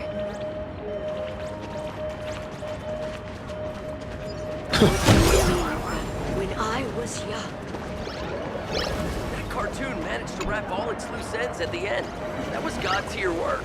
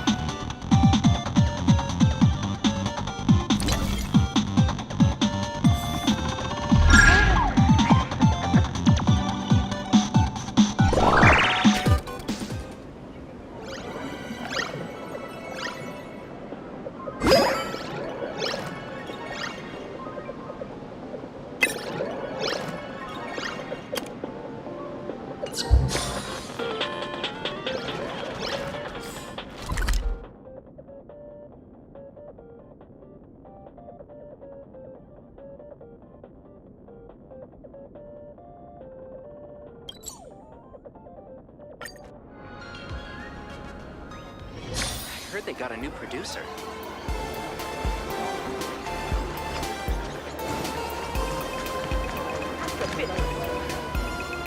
This moon rises full. What? Director Sparkle? What's with this huge line of people? Looks like a new release of a comic. Fluffy across the blue? What's this? I'd love to get a copy and check it out. I don't think you guys would enjoy this comic.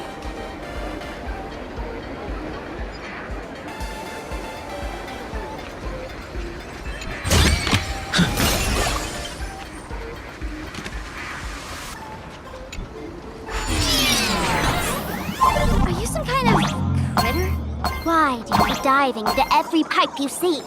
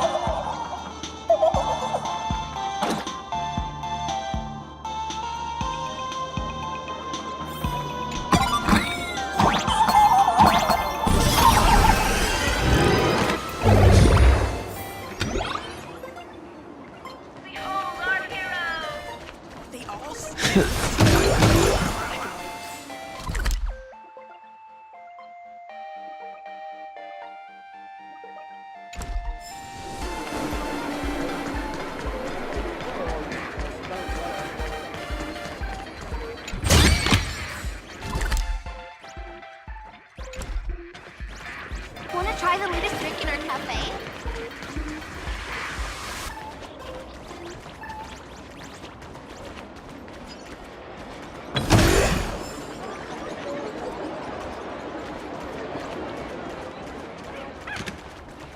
Please do not take any pictures or upload them to any social media platforms.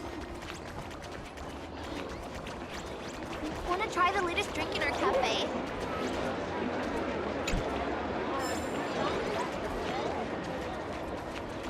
Behold, the unstoppable baseballer who saves the cosmos.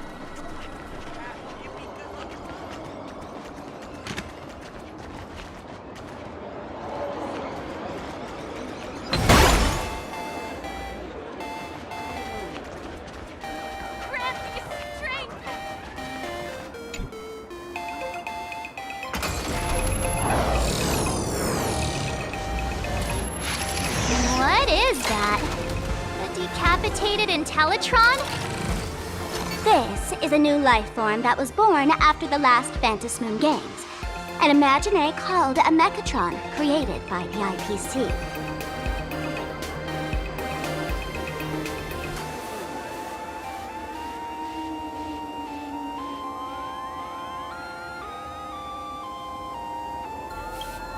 Yeah, that was 15 years ago. Wish power reaches its peak during the full moon. And so Imagine take this chance to multiply and thrive. Just like they say in documentaries, when spring arrives and nature awakens, it's mating season for the strangelings again. The novelty's probably worn off by now. Let's keep moving.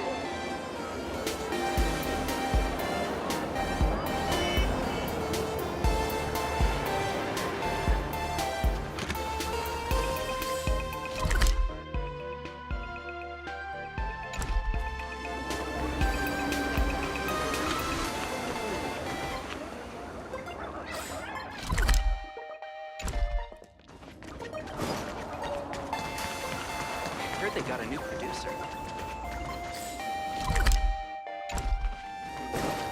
We just managed to squeeze our way out of that crowd.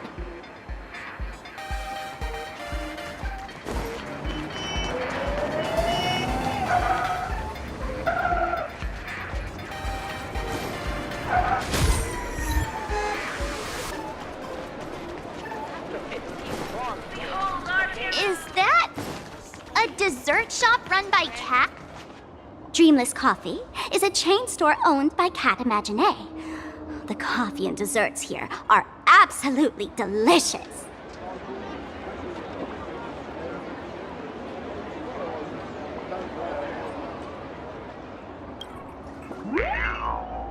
Stop talking. I'll buy you a coffee if you just shush it. Let me have a taste. Are you two travelers from outer space? Welcome to Plain Arcadia. How's the situation in the cosmos these days?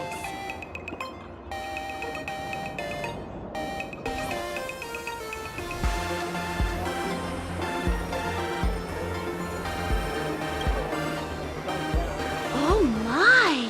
If it isn't the heroes of the Astral Express! What an honor to meet you both. As Nameless, you must go on life and death adventures all the time, right? Would you like to keep smiling happily forever, no matter what adversity comes your way?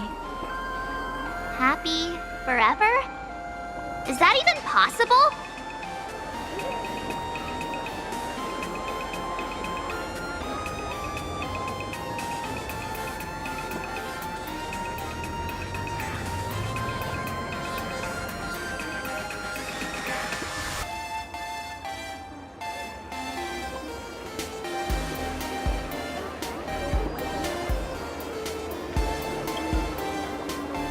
A masked fool? Ha!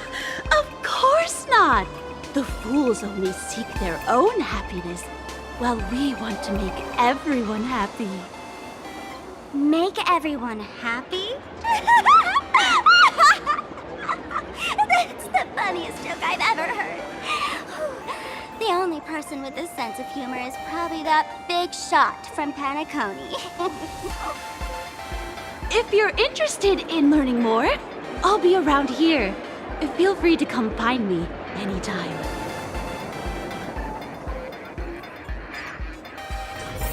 From Here Point Coffee. I'm from the Research Society of Happy Smiles. As everyone knows, this place is blessed by the laughter, making it a peaceful paradise. However, even while living a peaceful life, our existence remains entangled in countless worries and suffering. Crushing workloads, measly pay, demanding bosses. Turn on the TV, and all the bad news from across the cosmos hits you in the face. These are all enemies of happiness.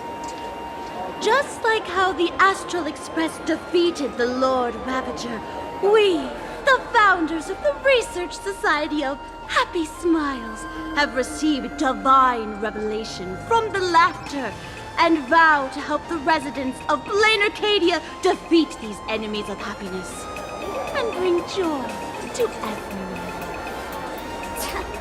Every fool in the tavern says stuff like this when they get drunk. Listen, the laughter is talking to me. Hey, you two, interested in joining us? It would be such an honor for all our members if you could become part of our society. Oh, gray hair March. Don't tell me you two are buying into her nonsense. This This lady seems a bit off her rocker. Let's get out of here quick.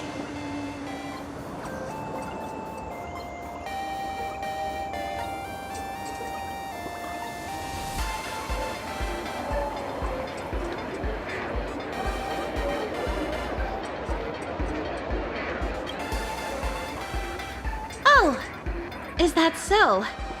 That's a shame. But don't worry. Opportunities for happiness will always be waiting for you. I hope we can have another heart-to-heart someday, so that you both can be guided to a life filled with eternal happy smiles. Brand new extra strong Pure Point coffee. Have a taste. Oh, there's something on the traffic light. Should we check it out? Oh, look! There's a comic book store! The city is ablaze. Should we save it?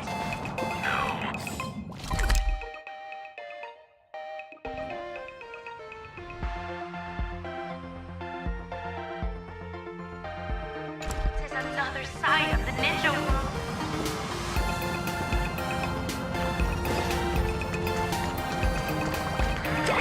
Iron Red gets phone data for free! Sweet!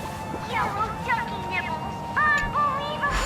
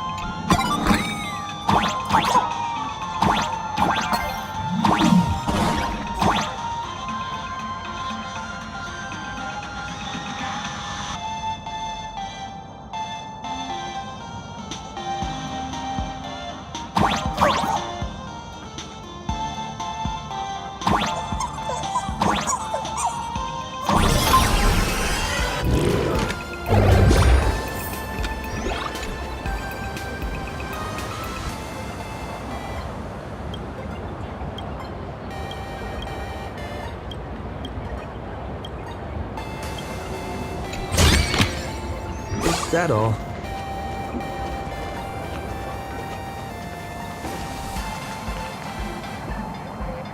When the express passed through the skies, I saw it. That's the Phantom Moon, right?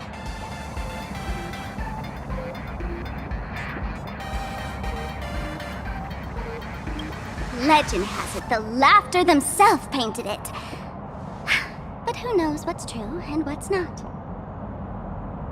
So, does Aha really watch over those who attend the Phantom Moon Games through this moon? Well, well. Didn't expect darling March and little gray hair to be interested in this Eonic game too.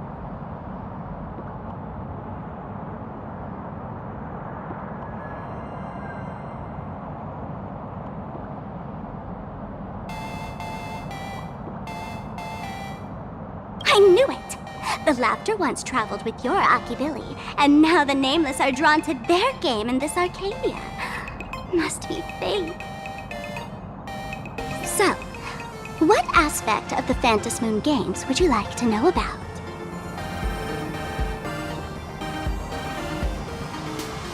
Oh? Don't tell me our little drama in Penacony wasn't entertaining enough for you. Gray hair? Let's drop it this time. I've been dealing with some minor issues lately. Oh, what kind of issues could possibly be bothering you? Don't tell me you're cooking up another crazy scheme. I'll keep you in suspense for now. So, where do you want to hang out next? Let's head this way. We can turn into the food street. They've got all sorts of goodies there.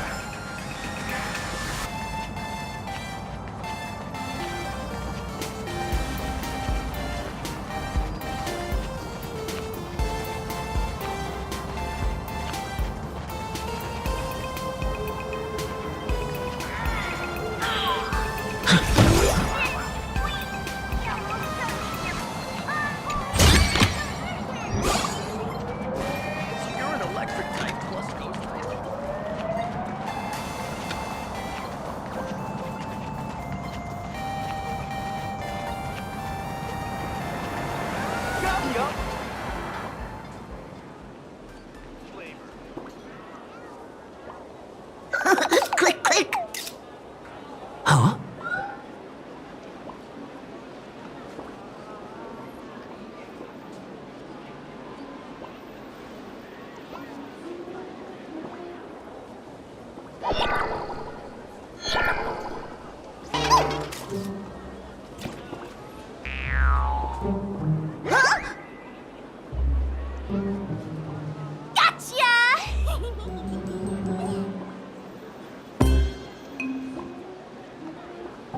I felt like someone was sneakily following us around for a while now. Looks like it wasn't my imagination. What's this little thing's deal, huh? It's kinda dressed like you, isn't it?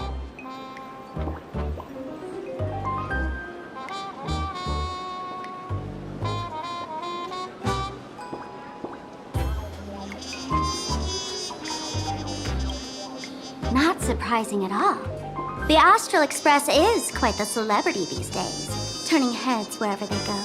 There's always someone keeping a close eye on your every move. Click, click, click, click! Holy for Bowly! For Bobo Weekly exclusive scoop! Famous raccoon from the Astral Express caught in secret rendezvous with streamer Sparksy, seemingly to join forces for the Phantom Moon Games. Famous raccoon? Secret rendezvous with Sparksy? What is he talking about? Some tabloid journalist trying to stir up a juicy scandal, huh? They might both use cameras. But our darling March is way cuter than this paparazzi creep. Hey, I can speak for myself.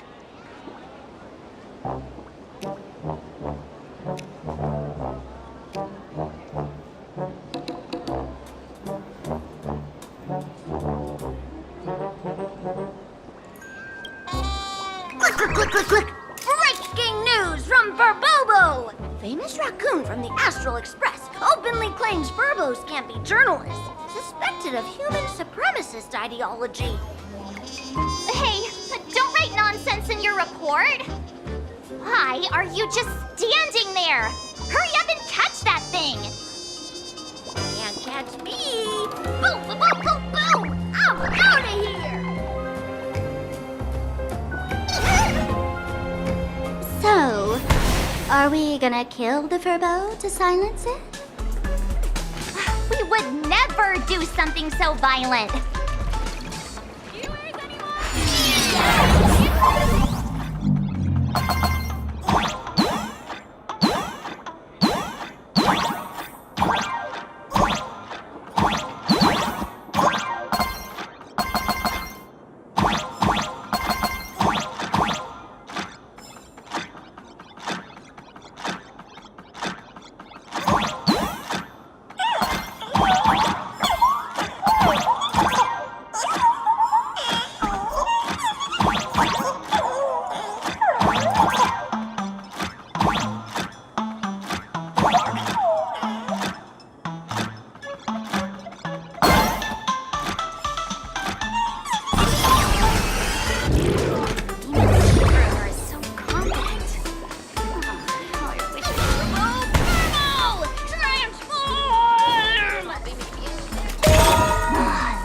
Little fella can...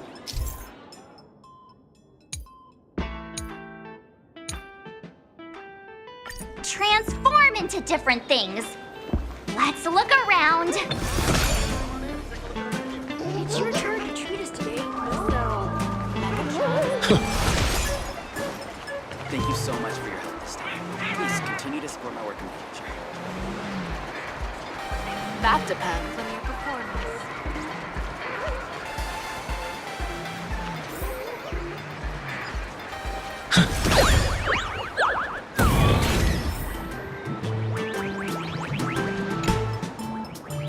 My butt!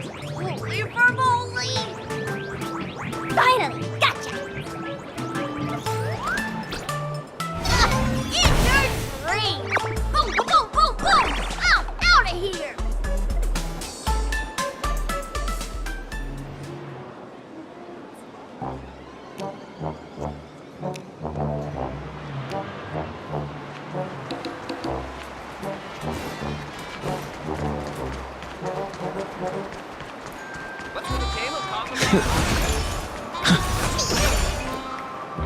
Finally cornered this troublemaker. Delete those sneaky photos, and don't you dare write any of your made-up stories, or I'm gonna show you what's what. No escape now! I, for Bullitzer, may just be a humble tabloid journalist, but I'll never bow down to evil forces when it comes to defending freedom of the press! I'm on fire! Whoa, why did this guy suddenly get into a combat stance?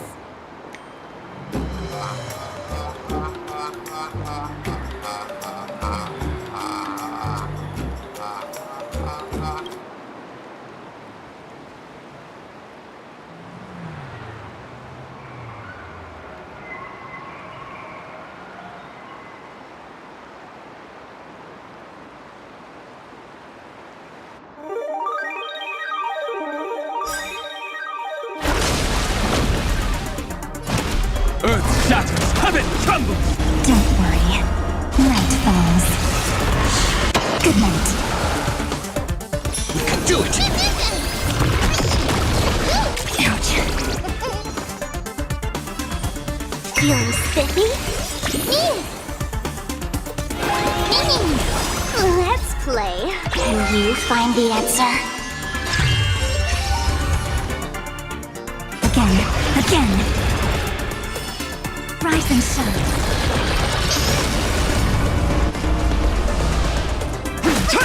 I'm on it. Mimi. Have some fun. Till we meet again.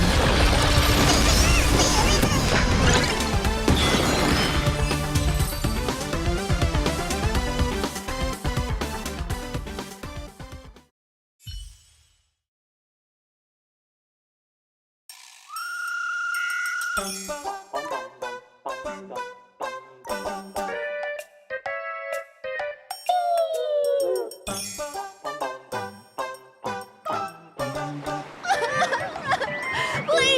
don't hurt this poor working furbo! Aren't you acting all tough just now? You've got some nerve, sneaking photos of Miss Sparkle and the Astral Express.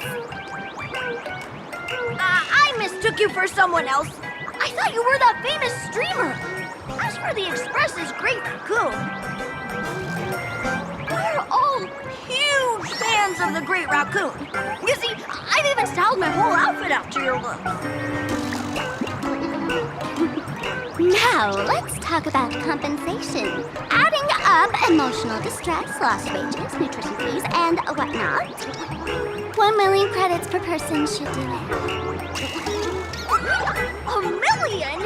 President Nihilux has already been behind on behind on everyone's wages for months! If it weren't for the money, they'll risk their necks being a tabloid journalist, taking photos of the bigwigs on the Astral Express! Right now, I've got no money, and well, no life left to lose either.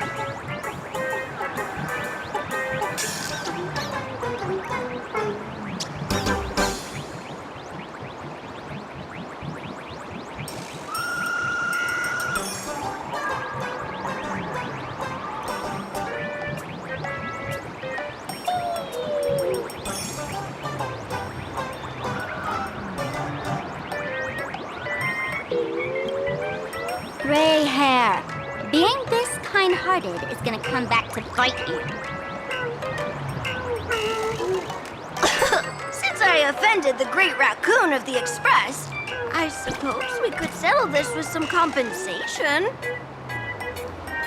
Huh? Didn't you just say you had no money? What's with the sudden change of heart? This seems fishy. My pockets are truly empty. However, regarding compensation, I implore the Great Raccoon to visit our Furbobo Weekly magazine office. Here's my business card right here. It has the magazine's address and contact details. Rest assured, President Nihilux will definitely present compensation that'll satisfy the Great Raccoon. Please make sure to come claim your compensation. What's it at? Darn it! It got away again! Make sure to come claim your compensation? I wonder if I can trust that Furbo's words.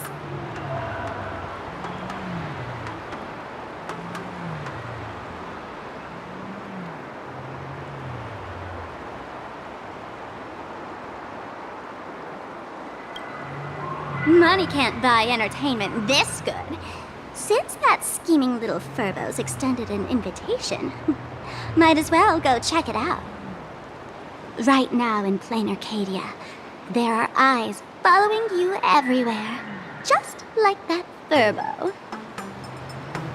So, Sparkle, what's your angle in keeping tabs on us? My darling March, you still doubt me. What about you, gray hair?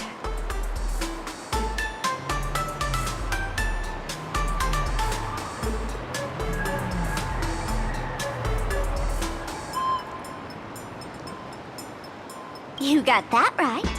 Why would I ever hurt my favorite source of joy? What you should be worried about right now isn't me or that tabloid journalist from earlier. Has the renowned Astral Express come to plain Arcadia as tourists on vacation? Or are you here for the Eon's game, eager to share their authority? For the local residents, you're already in the spotlight without doing anything. If you decide to join this game, you'd better stay on your toes. There are quite a few people looking to join the Phantasmoon Games and become a supplicant. In their eyes, the Astral Express is the perfect prey. Among the folks I know, there's one who might become your enemy. She's about to put on quite a show at the plaza up ahead. Wanna go check it out together?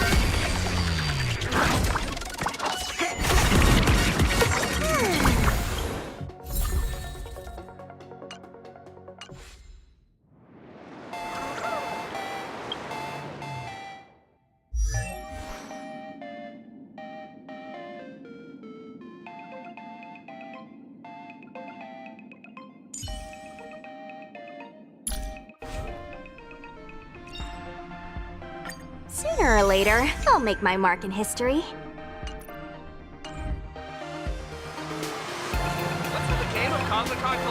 These little Wispay are quite mischievous.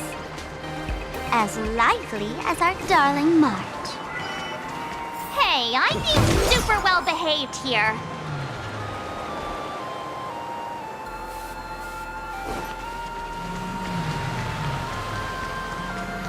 Wow, so many gold coins! Just some unclaimed power fragments. Pick them up when you find them.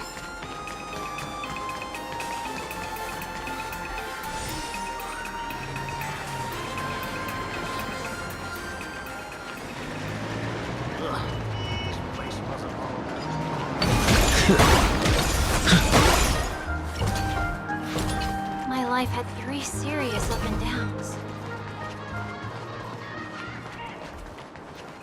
The elation is naturally the most venerated deity here. However, people have their own different ways of practicing elation. You've noticed those massive @ signs floating over there, haven't you? The IPC has built a comprehensive network in plain Arcadia, letting people soak up entertainment around the clock. Word from the tavern is that the IPC wants to control this year's Phantasmoon Games. Though, they've been itching to do that for 15 years already. To us fools, those IPC folks are like a swarm of buzzing worker bees, tirelessly building their dull, mechanical business hives everywhere. The worst part is, these folks actually enjoy it. Their elation is mind-numbingly boring. And even worse, this dull elation has spread like a plague to every corner of plain Arcadia. Come on in and feel it for yourself.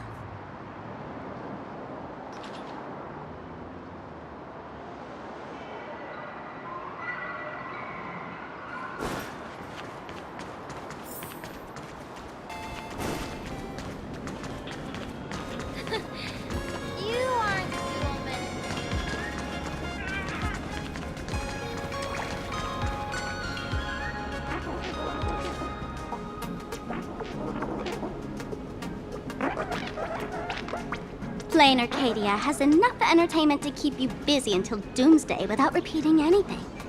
But you know what's missing here? Real fun! What's the difference between being glued to the internet all day and being stuck in a dream? Phantasmoon Games must not fall into the IPC's hands and be reduced to a business deal decided by internal bidding. It must not become just another bargaining chip in the power struggle between cosmic forces.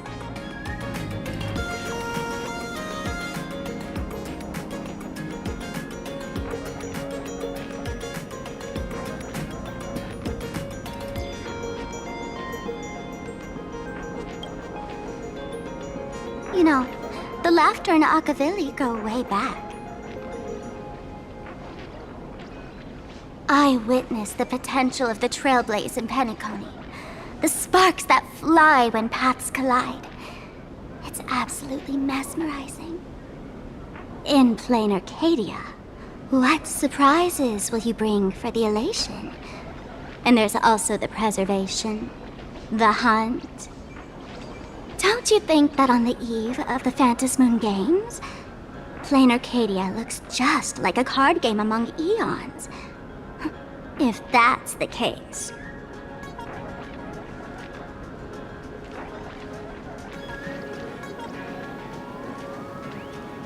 Friends, have you ever heard of Cosmicon Collective?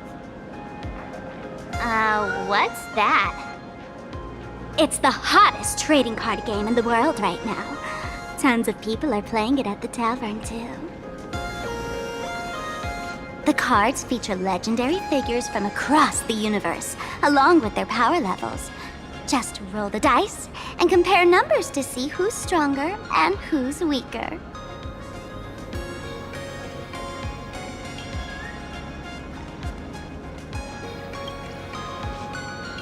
Gray hair, care to play cards with me? Think of it as a rehearsal for the Phantasmoon Games, right here, at this tiny card table. If you beat me, I'll tell you the enemy's name. Maybe we can team up and take her on.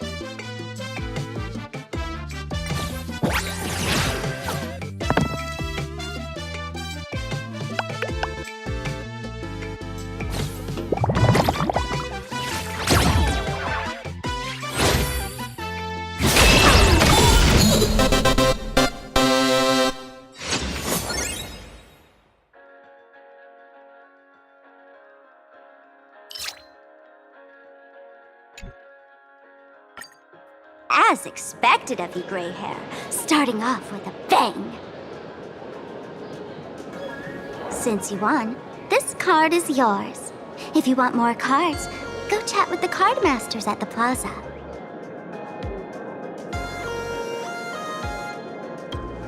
A streamer who's about to go live at the plaza. She calls herself Sparksy.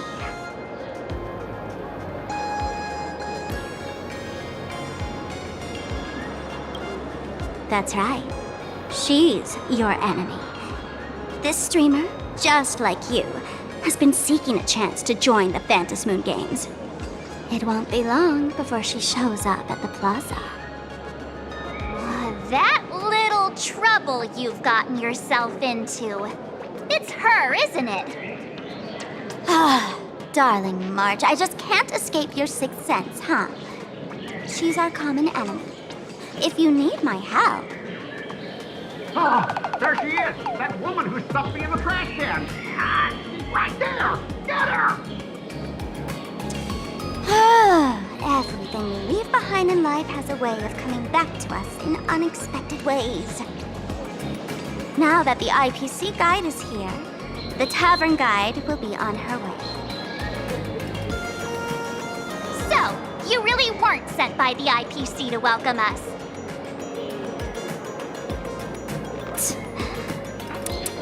Quality time together is always so short. Before I take my leave, allow me to give you a friendly hint.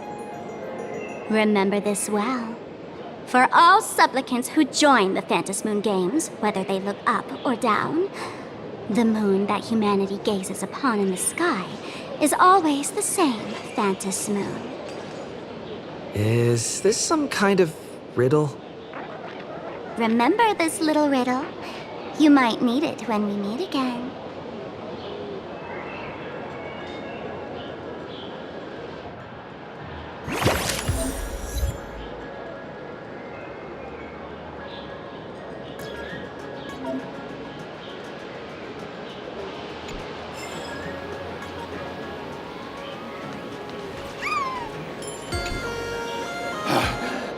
Finally! Found you guys. You wouldn't happen to be the guide the IPC assigned to us, would you, Mr. Scott? That's exactly right. We meet again, bosses. After the Holy Grail War back in Penacony, Mr. Aventurine graciously offered me a chance to turn over a new leaf by working for the Strategic Investment Department. And as it happens, Madame Pearl wanted to find someone who got along with the Express crew to be a guide. So I was assigned this important task. But just before I came to start my job today, someone suddenly knocked me out cold. And when I woke up, I found myself stuffed in a trash can. That's right. It was that woman who kidnapped you just now. When I catch her, I'll make her pay until she's completely broke.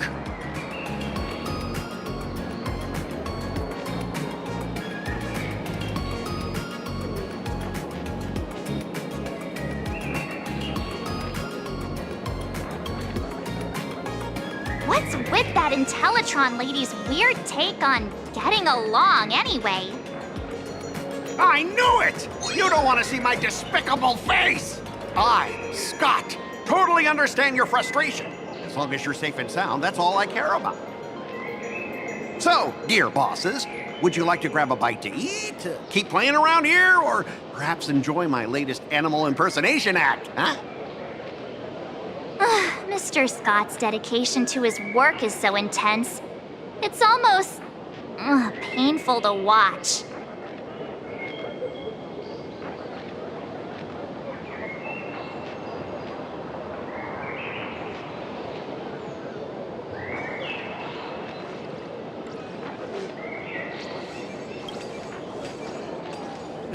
Oh, that's not really appropriate, is it? Not that I'm refusing your request. I can play too. I mean, I'm quite a card player myself. But I'm on duty right now, and I was assigned to be your guide, not your card buddy. I need to take my work seriously. Can't be splitting my attention like that. Now, you see that card player over there? You can go chat with him instead.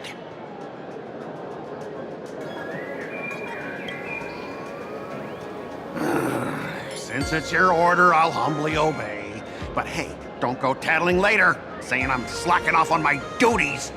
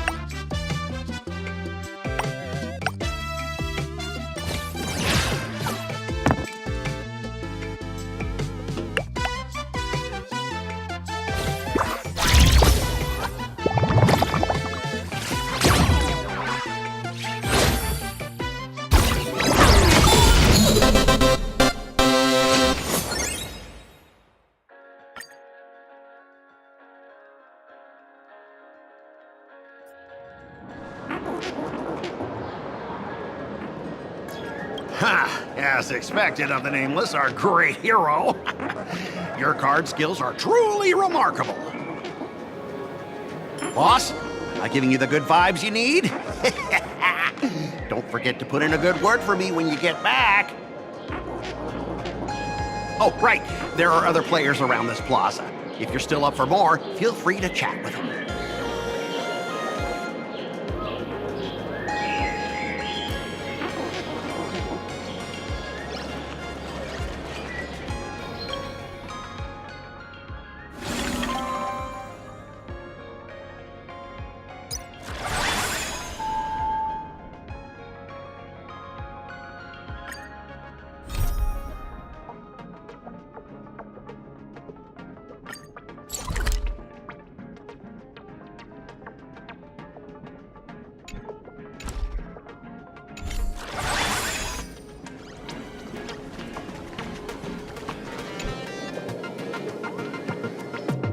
Hello, how can I help you?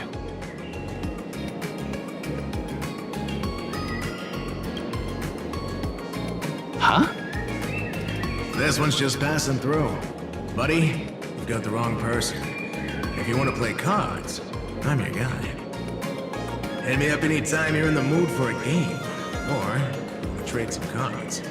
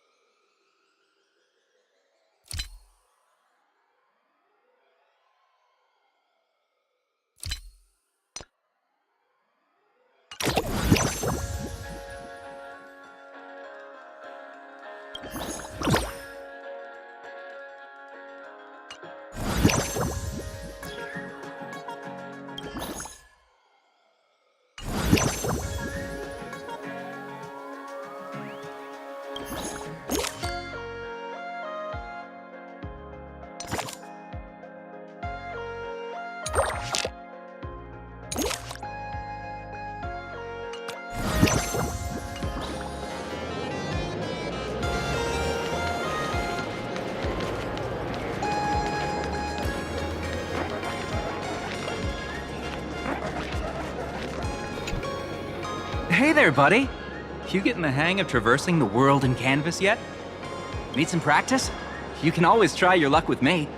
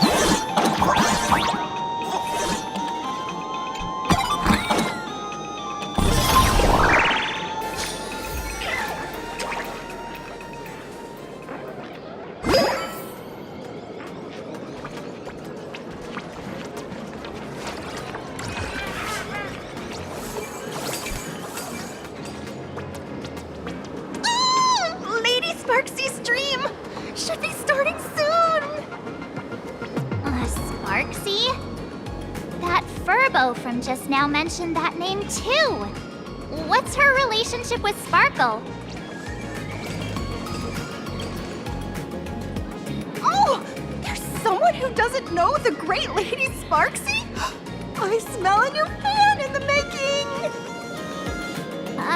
Would you mind introducing this Miss Sparksy to us? I am so glad I get to introduce Lady Sparksy to those who don't know her. She's the cutest live streamer in plain Arcadia and our savior.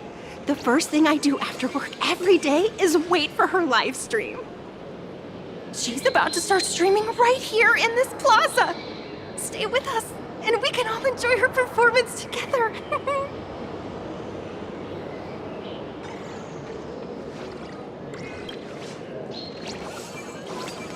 Hello?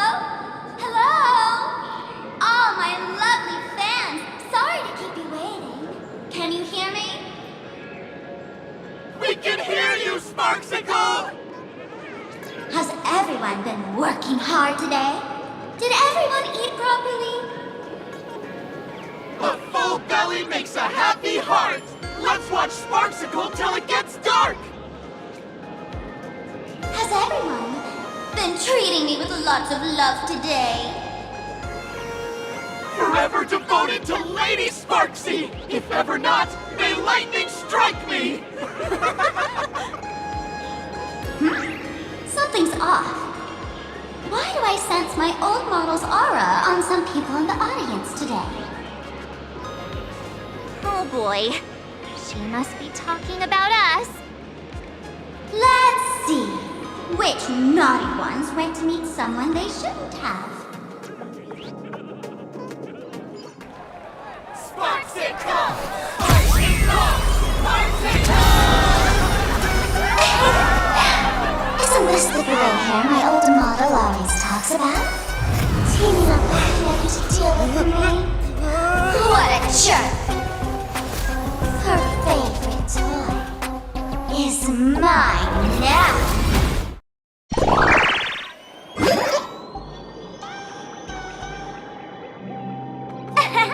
Let Sparksicle give you a proper makeover.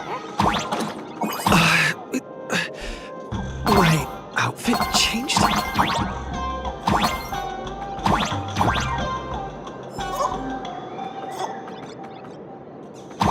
Are you the enemy that Sparkle mentioned?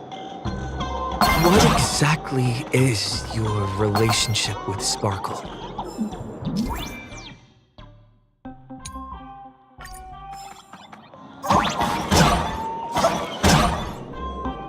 Did that useless old model send you to save her?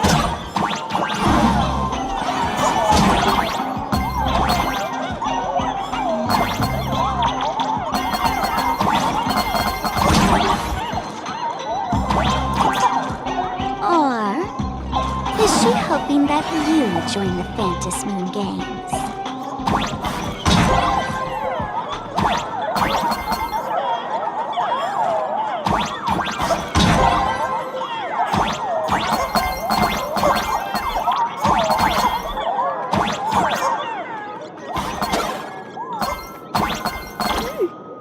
Not bad.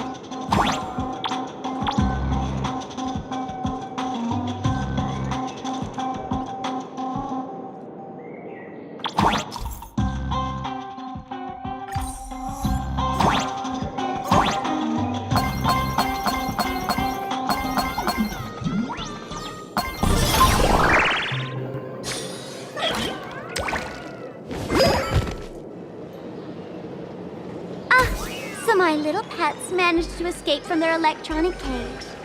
Looks like I'll have to use the power of love to catch you and bring you back. My dear, lovely fans, those two bullies want to hurt me. Please, everyone, protect your beloved Sparksicle, won't you? Get those baddies! Get those baddies! Get those baddies! Hey! We mean no harm! Can't we just talk this out? No harm. Talk this out! isn't that exactly what the IPC loved to say when they took over Planar Cadia? You're all cut from the same cloth. You want to control the game that the laughter left for this world, just like the IPC, don't you? The ceremony left by the Master Evolution must not be defiled by the likes of you and turned into some boring, pathetic, dull, tedious, profit-driven social mixer. You've got us all wrong! Bringing the fun back to the Phantom Moon Games, that's the Masked Fool's unequivocal duty. My dearest, cutest fans, let's get this party started!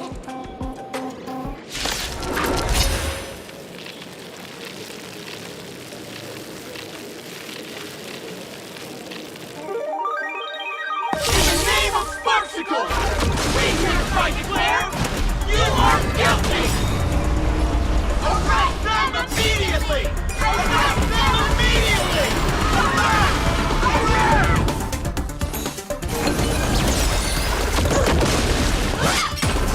Trust me. We can do anything! Mimi! Stop messing around. Treat our guests nicely. Till we meet again. I'll go easy this time.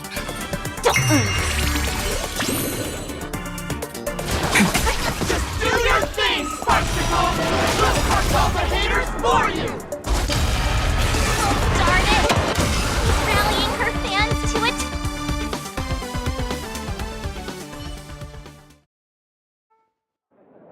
Stand down! Everyone, don't move a muscle. Imagine you're under arrest for breaking the law. Passengers of the Astral Express. I'm an officer from the Department of Aberration Defense. Don't worry. She won't be able to harm you as long as I'm here. You meddlesome fool! Officials have no right to interfere with the supplicants' actions during the Phantom Moon Games, do they? Only those who possess a mask can be called supplicants. You're just one of thousands of troublemakers in this land who claim to be joining the Phantom Moon Games while actually causing chaos. Planar Cadia is a society governed by law. Any act that violates the law, even if done in the name of the Phantom Moon Games, will be severely punished by the Department of Aberration Defense. Severely punished? You're just a lapdog of the IPC, yet you're still so full of pride. That's very funny. That's exactly what I'm saying. Planar Cadia under the IPC's rule is boring as hell. Even the Phantom Moon Games have turned into some kiddie playdate for all the goody two-shoes. Nameless, you're free to go for now. But I'll be keeping my eyes on you. Next time we meet, I'll turn you into devoted fans. I'll make you mine. Escaped, huh? Excuse me. I'd like to have a word with you two. Thank goodness we made it in time. Otherwise, things could have turned out pretty badly. Don't worry. March and I don't get hurt that easily. By saying things could have turned out pretty badly, I meant you and Miss March, not... Let me introduce myself again. I'm Kuchiba, an officer from the Department of Aberration Defense. We don't need to introduce ourselves, do we? Miss Kuchiba, you probably know who we are. Of course. The newspapers, TV channels, they've all been reporting on you nonstop.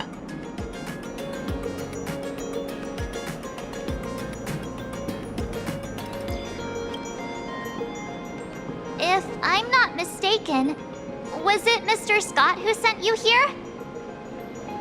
So that's the name of that high and mighty IPC specialist. This... Mr. Scott believed he wasn't dealing with ordinary criminals, but with masked fools, which required decisive action. So, a phone call was immediately made to the Department of Aberration Defense. Well, it's not surprising. But what do we do now? Our guide ran off, and we got into a fight with Sparksy's fans. I guess our shopping plans for today are down the drain. Should we give Himeko a call and fill her in on what's going on?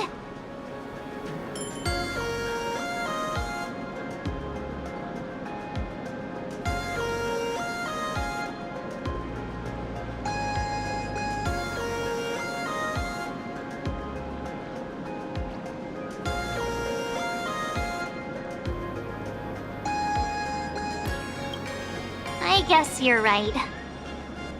No need to rush, you two. I bet you haven't tried the local delicacies yet, have you? How about this? I'll take you both to grab a bite nearby. That way, you can kill some time while waiting for your friend. Oh, yay! My stomach's been growling like crazy!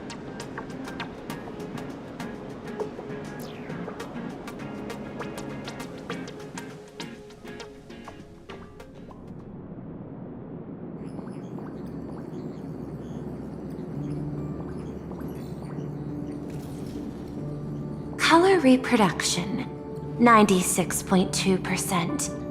Brushstroke reproduction, 93.6%. Conclusion. On the physical level, my reproduction has reached the appraisal threshold. This forgery can now be considered the authentic piece. Yet you still seem dissatisfied. Tell me, what troubles you? Is it that less than 4% margin of error?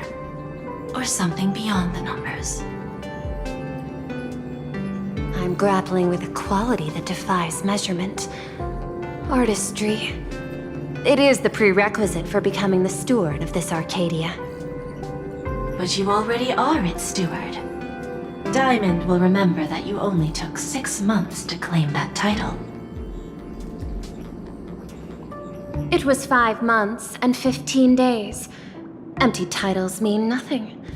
In plain Arcadia, political influence carries limited weight.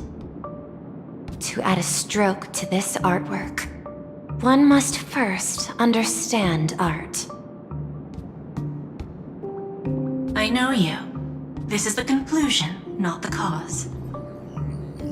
The piece before you, Worldbreaker Waves, is a relic from one of the civilizations in Ahatopia's history.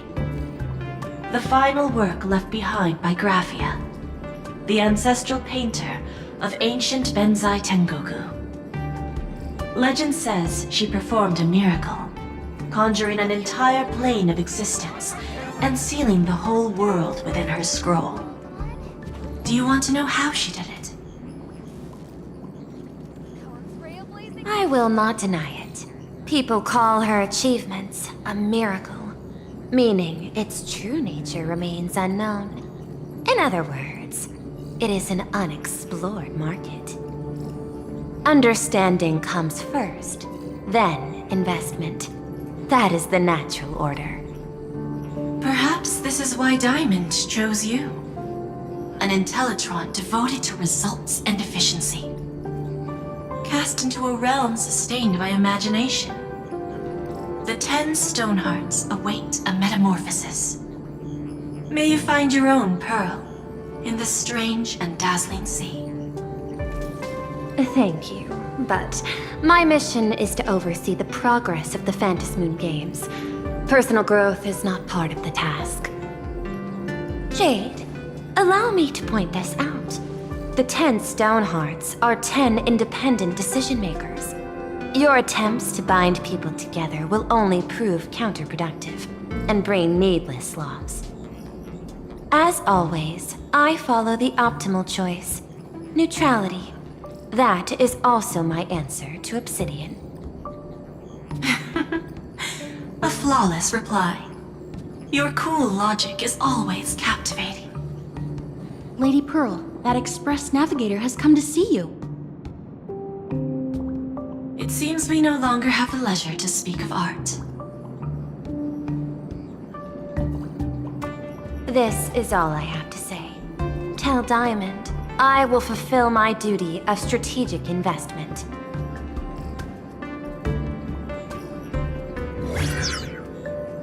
Send the guests in.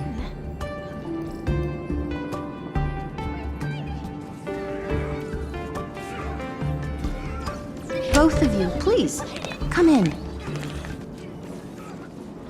Forgive the sudden visit, and thank you for receiving us. It is not sudden. In my deductions, a visit from the Express crew was an optimal choice for achieving effective communication. I am glad. Everything is proceeding smoothly. To skip the formalities would be best.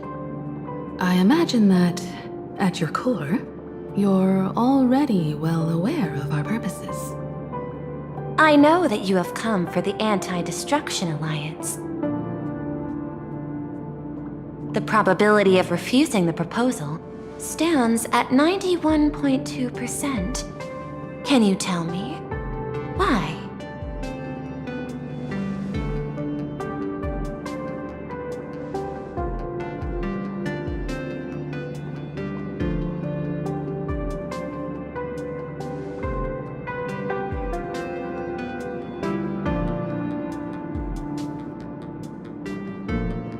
That is a reasonable concern. Allow me to present data that is often overlooked. In the past 2 eras, 1,263 planets have joined the Pan-Cosmic Trade System, and 63% of them have preserved their native civilizations. This is the result of the Strategic Investment Department's work. Planar Cadia is one such world. On this land, the preservation and the elation coexist in harmony. That remains open to debate. I recognize that throughout this war against the destruction, every participant may experience moments of doubt or retreat. But, based on extrapolations, we believe by following the route of the Trailblaze and building upon the framework of the preservation, we shall gather the manpower of the harmony, the computational strength of the erudition, and the military might of the hunt. The threat of the destruction will ultimately be eliminated.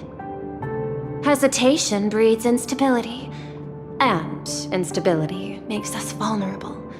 And our enemies will exploit every crack to break us apart. Your point is valid, but allow me to note one error. That number, 91.2%, is inaccurate. Then, is the probability of rejection 100% in your eyes? No, it is 0%. Interestingly, the difference between 0 and 1 is also only a matter of perspective. We did not come to refuse the notion. On the contrary, the Astral Express seeks to work with you. This outcome exceeds my extrapolations. Tell me, was it a change in your emotion that led you both to shift your decision? No. Actually, your earlier perspective inspired me. The IPC deals with powers that command billions of lives in this cosmic game of cards. The Express had always been insignificant compared to them. We've simply been earnestly trailblazing and exploring all this time, trying to help worlds in crisis. Now, it is this earnestness that has drawn many to journey with the Express, while the Nameless's simplicity assures our friends that they will not be consumed and lose their sense of self.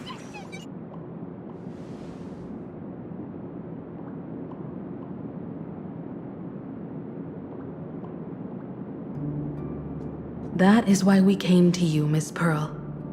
Please set aside your role as one of the 10 Stonehearts and imagine this possibility. To fight against the destruction, there is no need for an alliance. What we need is to stand by each other. The IPC may not stand as an ally of the Express, nor might the Strategic Investment Department. But you can. Work with the Harmony, calculate alongside the Erudition, help aim the arrows of the Hunt, and build the steadfast shield of the Preservation. Then, what part does the Trailblaze wish to play in all this? We shall become the sail. The ship's sail? That sounds no different from my former proposal.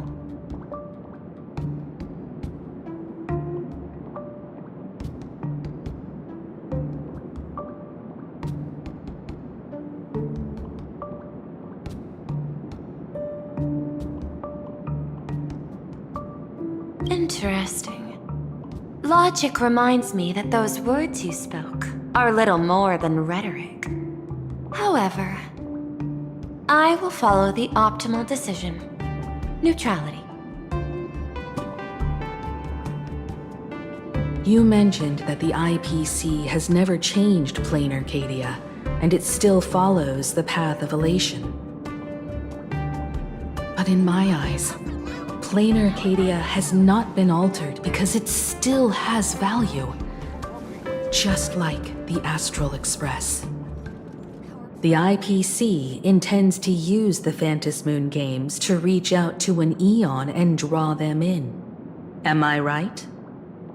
That involves classified information. I have no comments. However, since Miss Himiko is open to cooperation, I can share more within reasonable limits. This way, guests.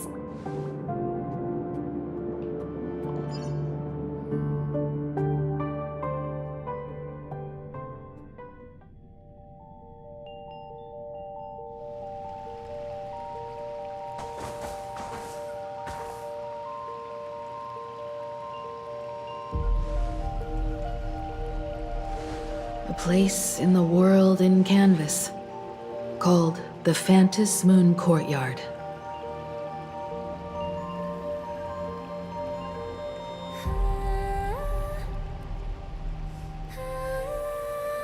This ancient tree has stood for 1,000 years, blooming only on the eve of the games.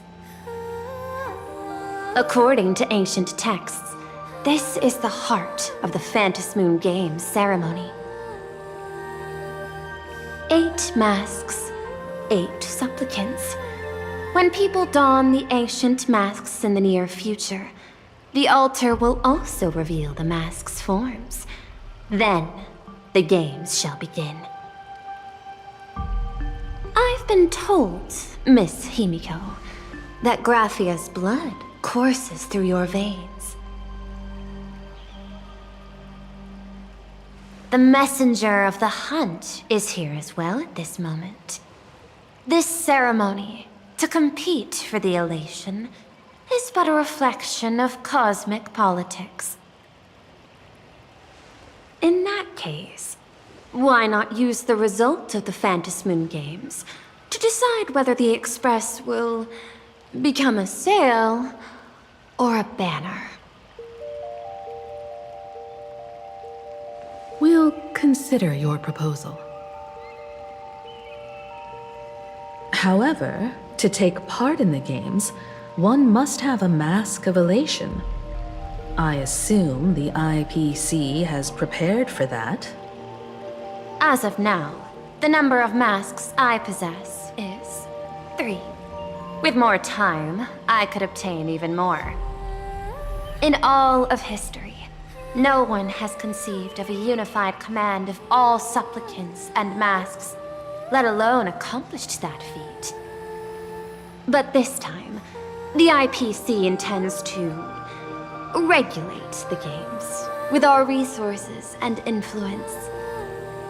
It is not unusual for visitors from beyond the sky to join the Phantom Moon Games, but the IPC actually seeks to control the entire thing?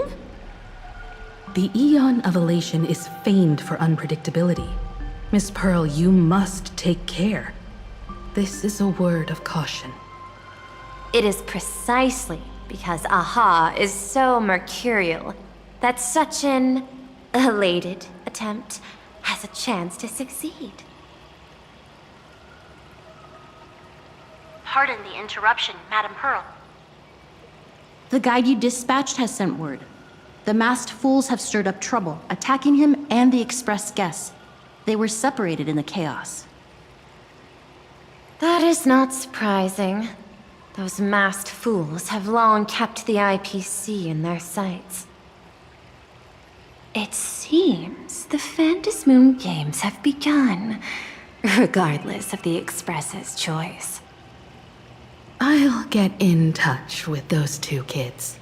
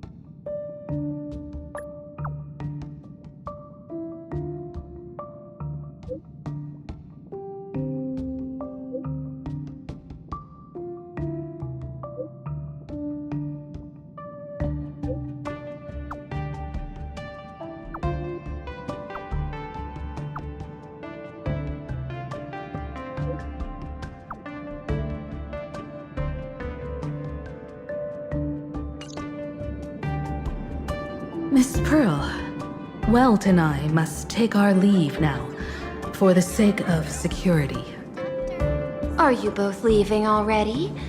I had another plan in mind. To speak with Miss Himiko about the art history of ancient Benzai Tengoku. Especially your ancestors' final work, World Breaker Waves, and her unparalleled mastery of imagenesis art.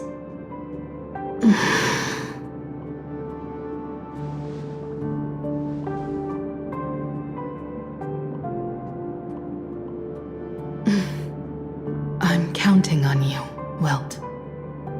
Mr. Yang, please accept this gift before you leave.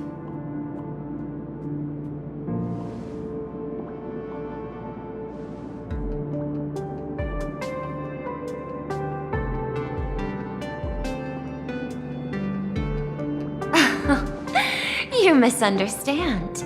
To offer the Nameless something so mundane would be far too discourteous. Please, open this case first, and see for yourself.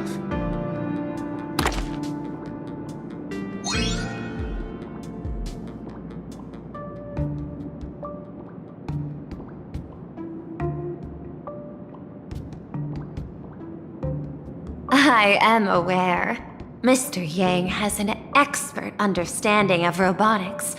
I chose this gift especially for you, and I hope it pleases you.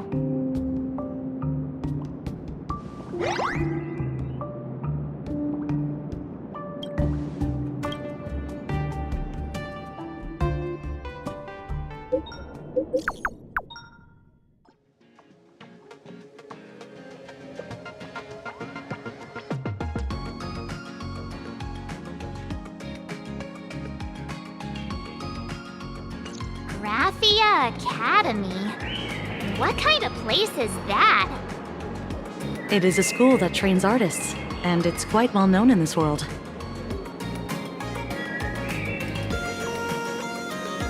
We need to wait for someone there?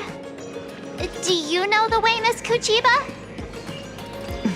Allow me to guide you both and ensure your safety along the way.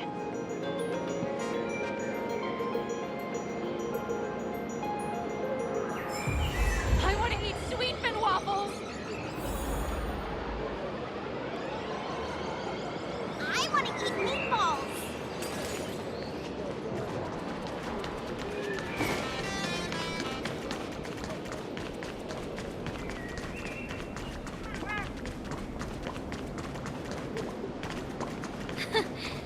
You aren't a human.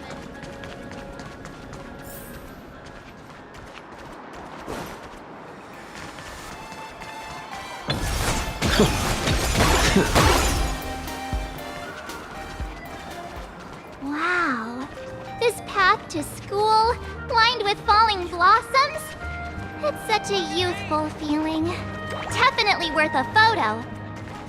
Yes, quite a few TV dramas have been filmed here. I imagine it is perfect for those classic series where couples part ways or lovers miss their chance, right? Exactly.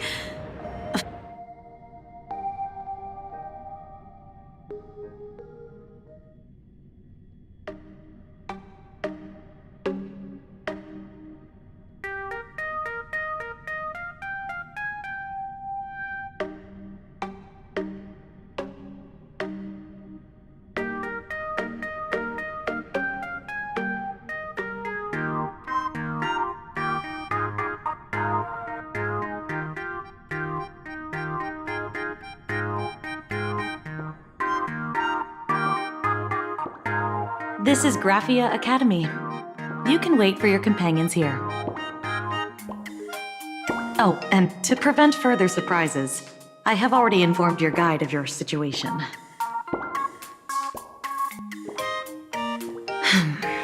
Here is my contact info. If you encounter any problems during the Phantasmoon Games, you may reach me at any time. Thank you so much, Miss Kuchiba. Sorry for the trouble. We're here. Let's check in with Mr. Yang first and see where he is.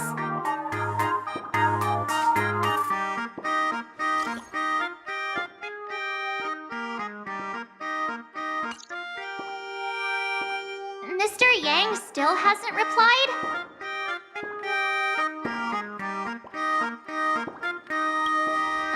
Shall we find a place with better reception? How about heading inside the school to take a look?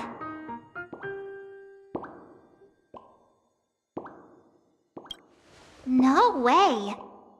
I was just thinking, isn't this Big Sis Himeko's alma mater? The school lobby. It looks exactly like what I've seen in animations.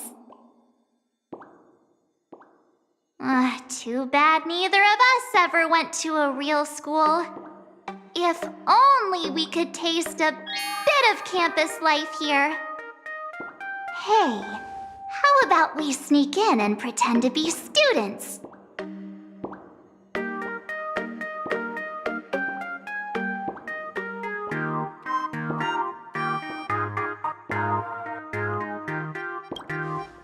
Well, since we can't contact Mr. Yang yet, why don't we stroll around and keep an eye out for him? Maybe he's already here somewhere.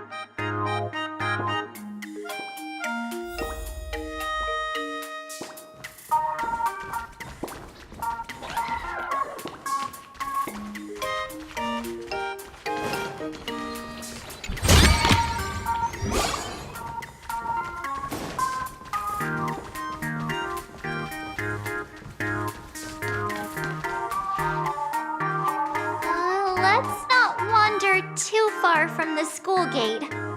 What if Mr. Yang shows up?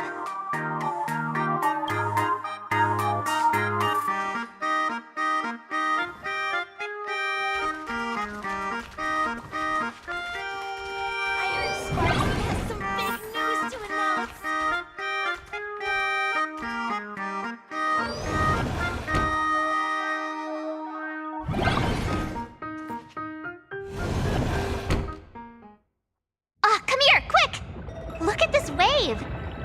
so spectacular.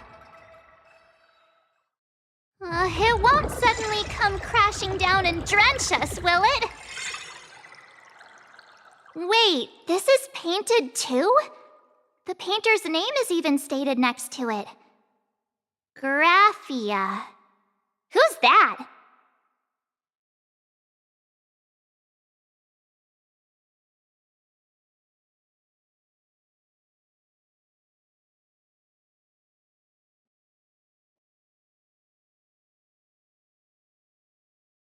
March 7th and Company.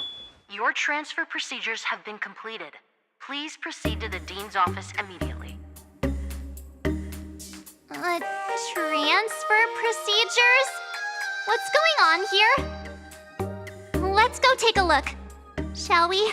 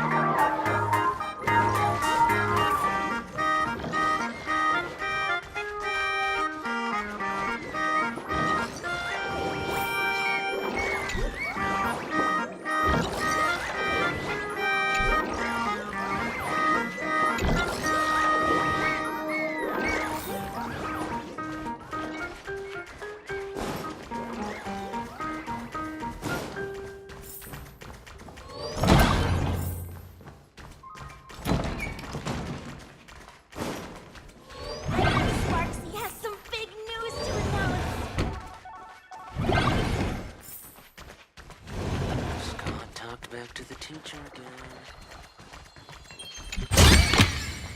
Looks good.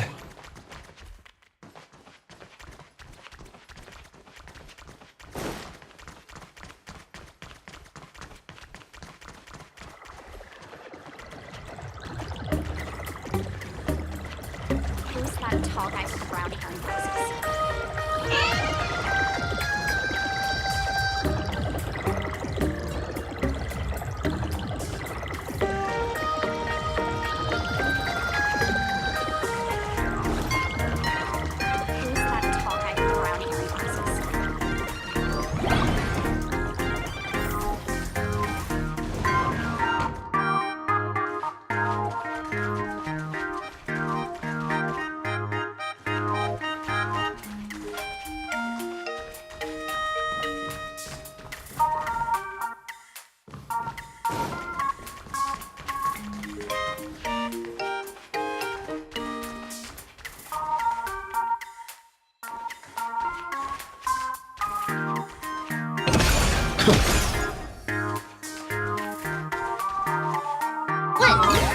What the heck?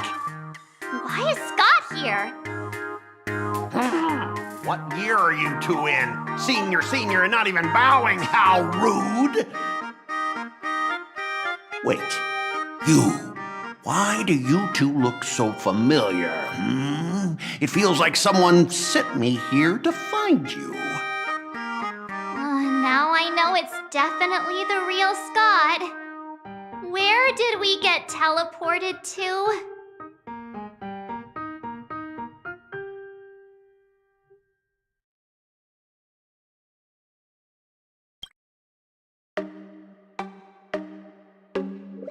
Ouch! Pinch your own cheeks, not mine. This is real, not a dream.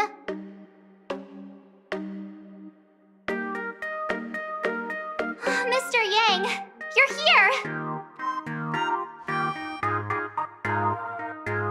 That was Scott. Where did he go? Wait. Why did always call us students.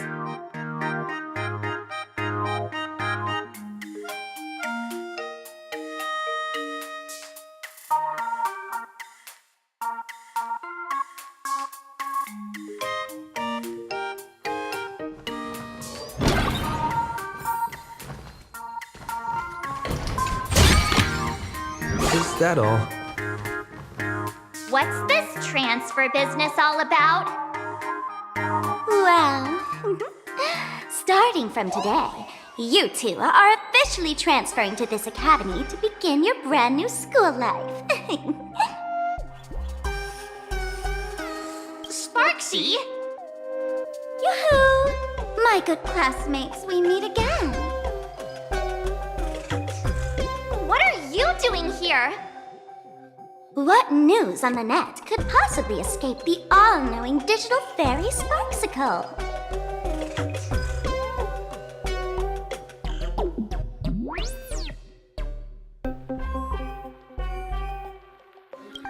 Of course! As of this moment, I have taken over this school and become its acting dean. After all, this school is filled with fans who watch my streams. A little cognitive adjustment is all it takes to make plenty of them do whatever I want. Huh? Why the hostile stares? Surely you're not thinking of roughing up the dean? All right, relax. How about forgetting the Phantasmoon games for now? Instead, throw yourselves into a carefree, cozy, romantic, and enthusiastic school life! Oh no!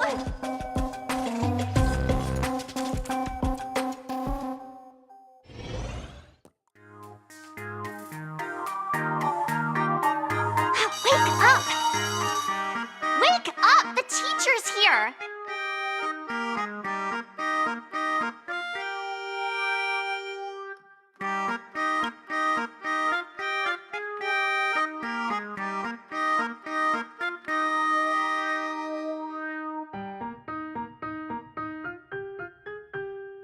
Stop sleeping. Your fleeting youth is slipping away. The artist qualification exam is right around the corner, and some students are still dozing off in class. Silence! How dare you call the dean by name? Do you have no respect for her at all? Before you stands an online streamer, a singer-songwriter, a trendsetter of internet culture, a rising star in education, and the masked fool among masked fools. Show some respect and address her as Dean. Thank you. It's fine, Scott. Thank you for standing up for the teacher. Such strong willpower. No wonder that outdated model wanted you in the Phantasmoon games. Too bad you crossed paths with me. Soon you will be just like these students. All of you will be turned into my little toys. Students, today is campus cleanup day, so help Dean Sparksy find that thing. Search places like the archive room from top to bottom. And teachers are all required to pitch in as well. If anyone spots that truant teacher, be sure to tell me. I will reward obedient students handsomely.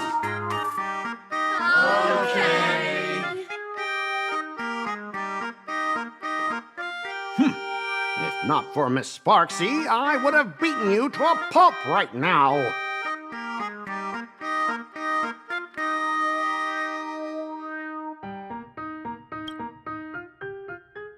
Scott, it has been 2 years since that baseball club incident. Are you still holding a grudge against him? Ha! Easy for you to say. If it weren't for this one, I would already have made my mark at the school sports meet. That jerk crushed my baseball dreams!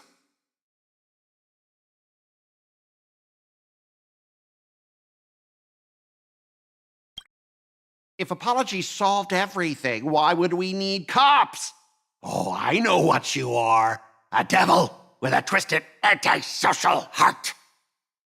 Just last week, when I was about to confess my feelings, you folded my love letter into a paper airplane and sent it flying into the toilet.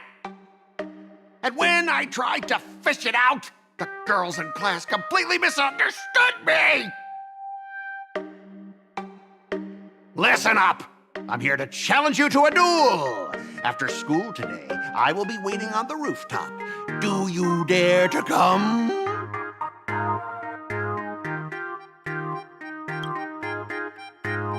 You two, out of my way! I'm done with class! School? Students? My dear classmate, you're acting kinda strange today. Is it because graduation's near?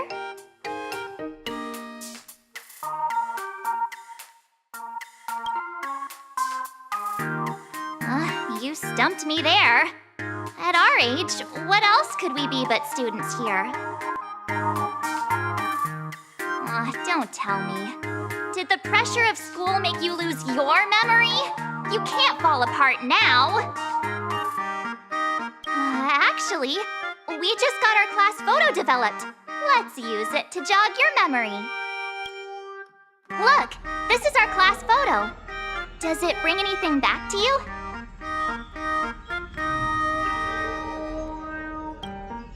That's me!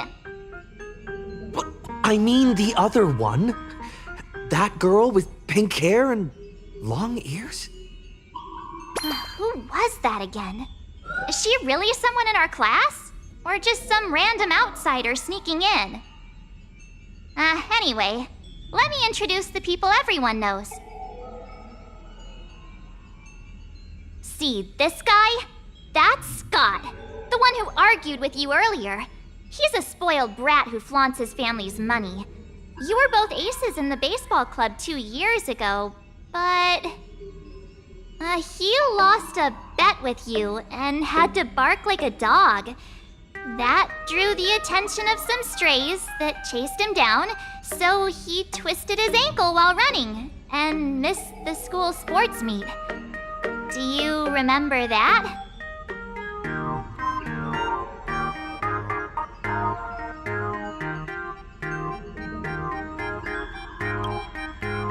Look!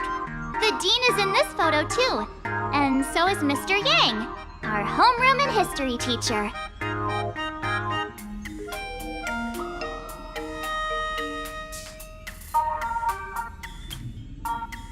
Yeah. I think that's right.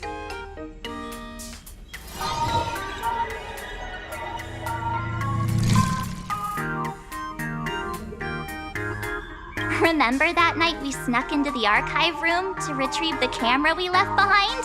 And that time you bravely stopped Scott from bullying the underclassmen. We've shared so many wonderful memories in this school. Don't tell me you've forgotten them all. Yeah, I think that did happen. No wonder Scott hates me so much, huh? See? I knew you'd remember. Nothing sparks our memories better than Scott's barking like a dog. With graduation just around the corner, these are likely our last days at Graphia Academy. My classmate. Is there anything left you still wish to do here on campus?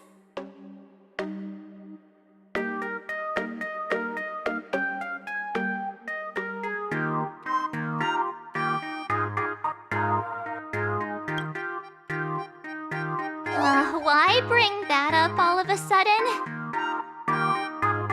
Anyway, even though our time at school is running out, we still have the chance to do something now, don't we?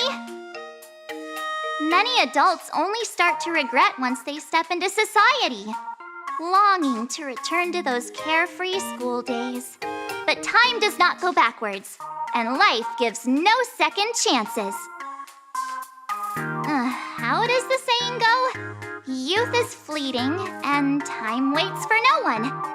So, let's seize the fleeting moments of elation before they slip away. Let's spend these last days of youth together.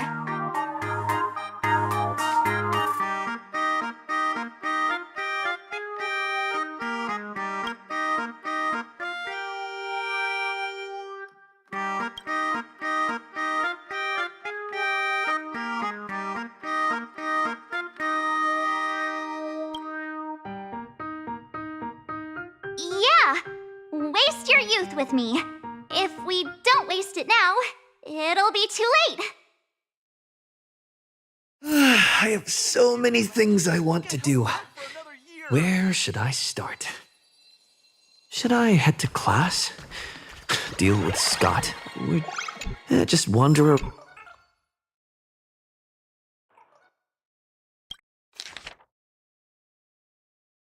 Next class is... history? Should I go? Or check out another classroom instead?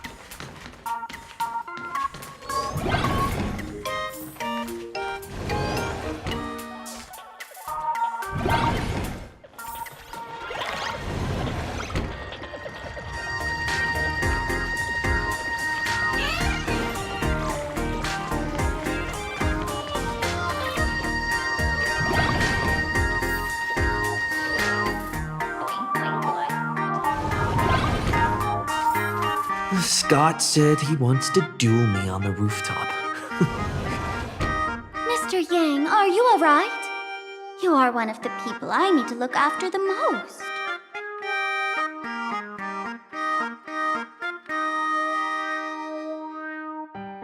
That was only a dream. You are a teacher at this academy now, and you must remember that. Oh, that reminds me. I wanted to talk to you about the student named Himeko. Hang on. Students are coming. Let's continue this in my office.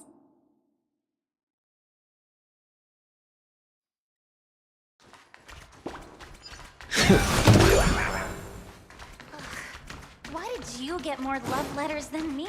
Why don't those people in the Go Home Club...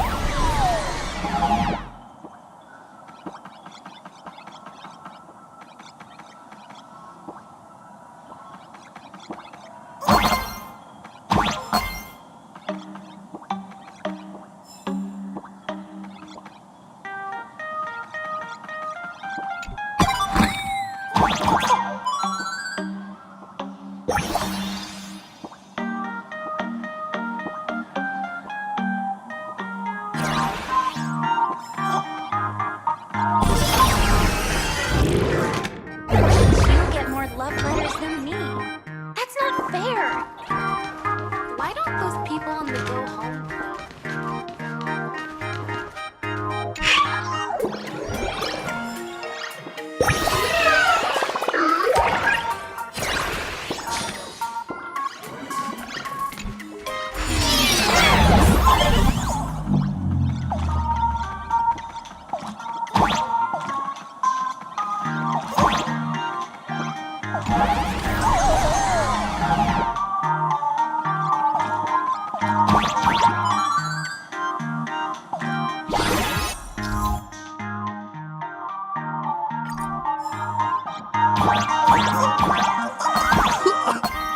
I can jump even higher now.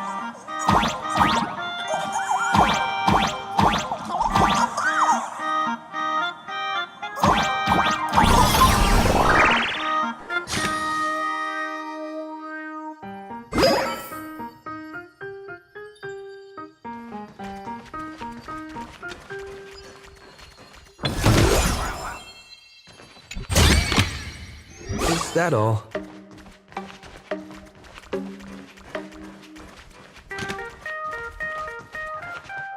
I've explained it to you so many times already.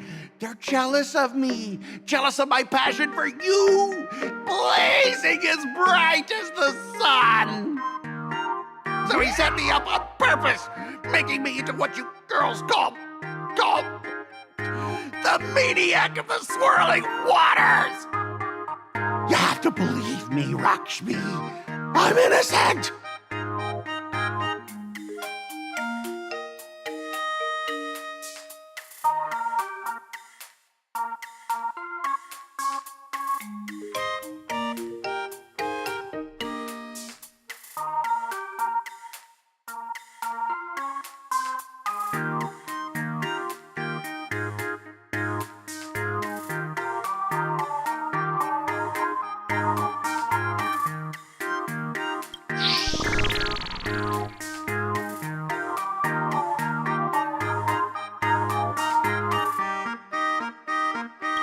Finally, the perfect chance. Come on, hurry and confess. Oh, Lakshmi, stop tormenting me like this. Say something. Scott, did it ever occur to you that the gray-haired human you say is so jealous of you might actually want to possess you? After all, we girls know these little schemes best.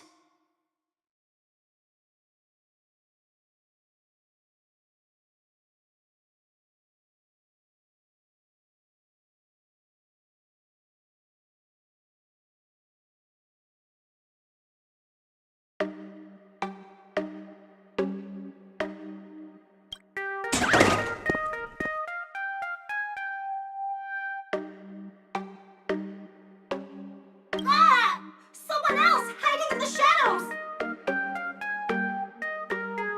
Lakshmi?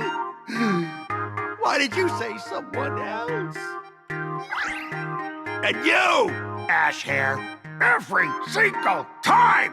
Why do you have to completely ruin all the important moments of my life? Scott, weren't you the one who called me to the rooftop? For a duel? Huh? Scott, did you deliberately get this gray-haired human to come here just to spite me?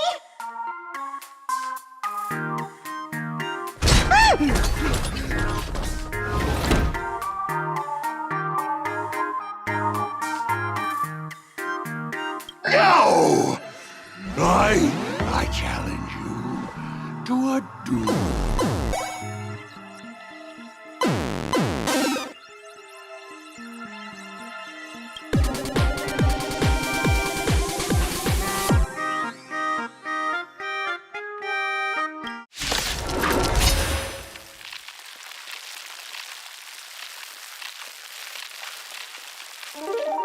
I cannot rest until I teach an idiot like you a lesson! All of you! Charge! I choose you! Let's play for a while. Time for some sweet dreams. Treat our guests nicely. Me! Stop messing around. Your time to shine. Rise and shine. Don't worry. Night falls. Good night. Hey, why aren't you getting in on this yourself, Scott? It's justice by numbers. You don't understand the rules of a duel. Till we meet again.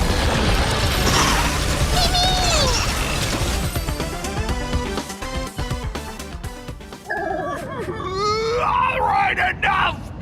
Please, I'm begging you, brah. It's over! My campus romance and the gang I built with my own hands. You ruined them all. Are you happy now?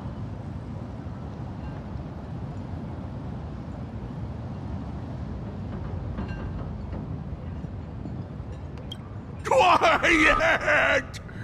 I need to calm down. You stay away from me!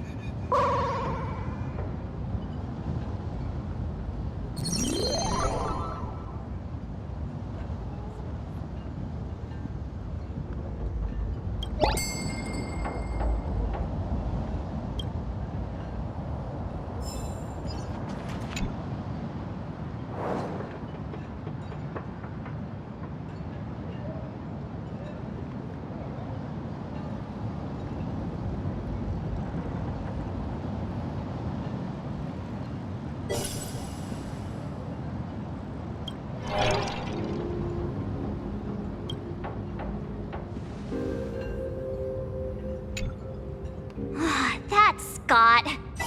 No, wait. I remember now.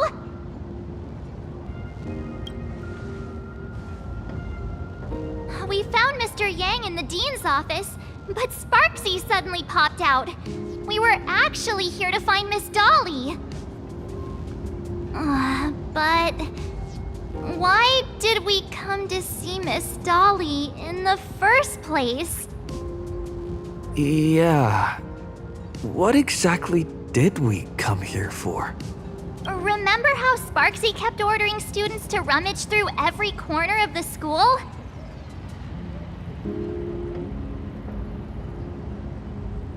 Students, today is campus cleanup day, so help Dean Sparksy find that thing. Search places like the archive room from top to bottom. Maybe we should check out the archive room she mentioned.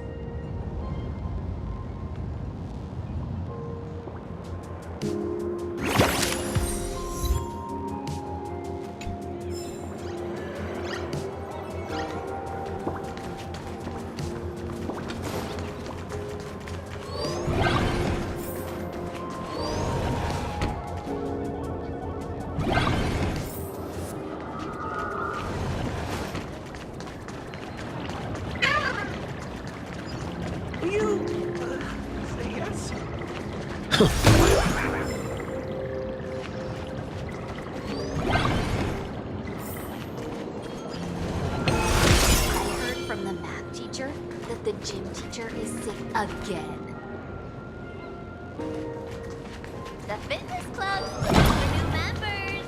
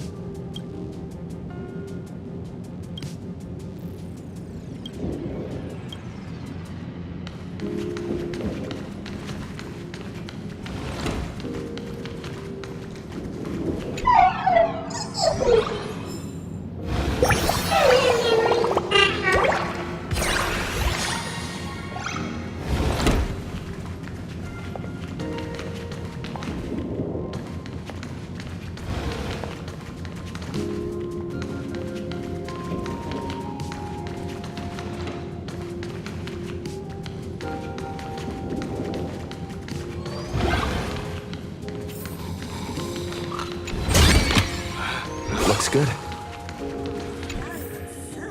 Cute.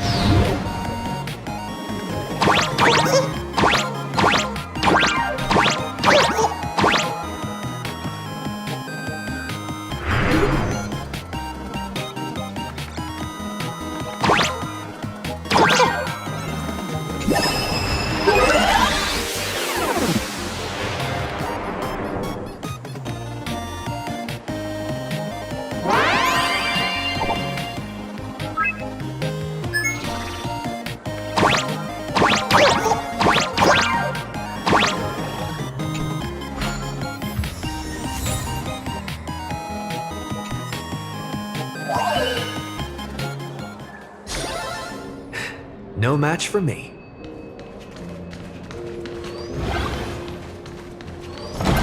We have all the clues we need. And the Fitness culprit Club's is... looking for new members. Anyone interested?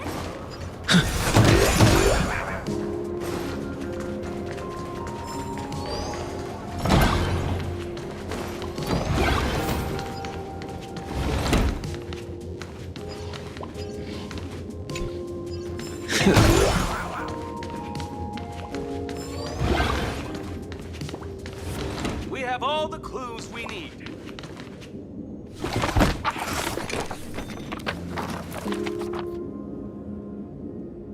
Oh, did the dean send you here? Seriously, leaving us here to do all the work is just too much.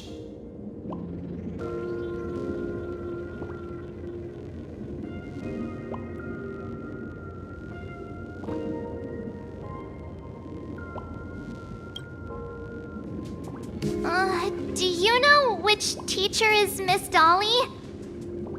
How should I put this? She is such a unique woman. Super unique. Once you meet her, you will never forget what she looks like. Whoa. How beautiful is this Miss Dolly? Huh? Beauty and Miss Dolly have nothing to do with each other. If you have any group photos or faculty event pictures, I can point her out to you. But seriously, are you going to help me with this work or not? March, didn't you show me a group photo earlier? I have a class photo right here. But it only shows 2 teachers. Seriously? There are 3 teachers in this photo. Isn't Miss Dolly right here? Wait, that's Miss Dolly? She's a charm doll? Probably the teacher who's worked the longest out of the entire staff. Wait, don't tell me you've never taken her Imagenesis class. I finally remember it! Himeko told us we must find Miss Dolly and take the mask back from her. Darn it! That wretched Sparksy had us running in circles!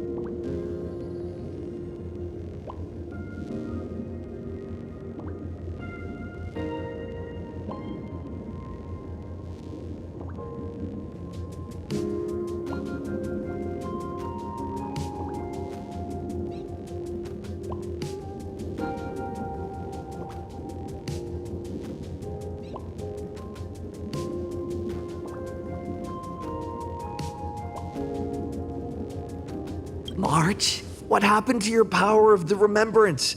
How could you be led around so easily? It must be because I'm so passionate about learning. That's why I fell into the illusion so fast. Wait, you didn't notice it either, did you? 2 years of studying were nothing but an illusion. At most, we've only been trapped here for 2 hours. It's not too late to act now. Now that we know what Miss Dolly looks like, it's time for me to step up.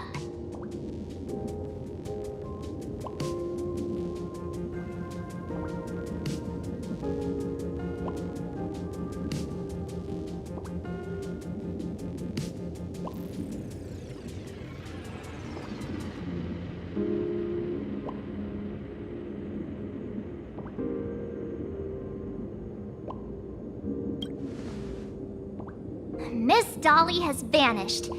Either she's been captured, or she's actively hiding from Sparksy. All we need to do is find her. I'll show Sparksy how the power of the remembrance should really be used. It'll just cost us some film. Even though Miss Dolly is in hiding, we can still capture her lingering memories. Follow the trail of these memo sprites.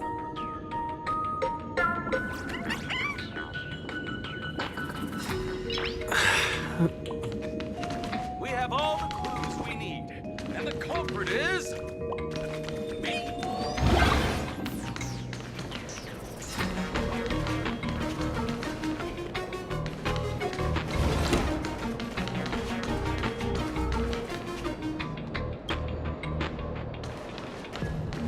We're getting real close.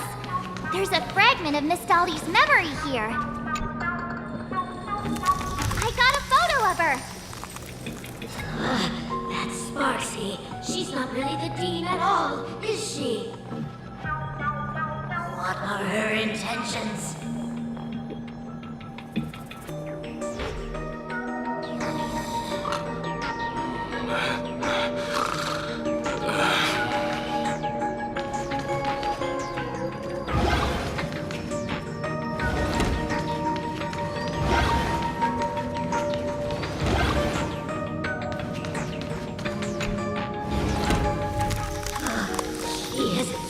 For me, I must stay hidden. Seal off the Imagenesis classroom. Can't let her find me. Found it. Let's go. We have to get the mask before Sparksy does. The door to this classroom, it's locked, just as I thought. Better look for another one.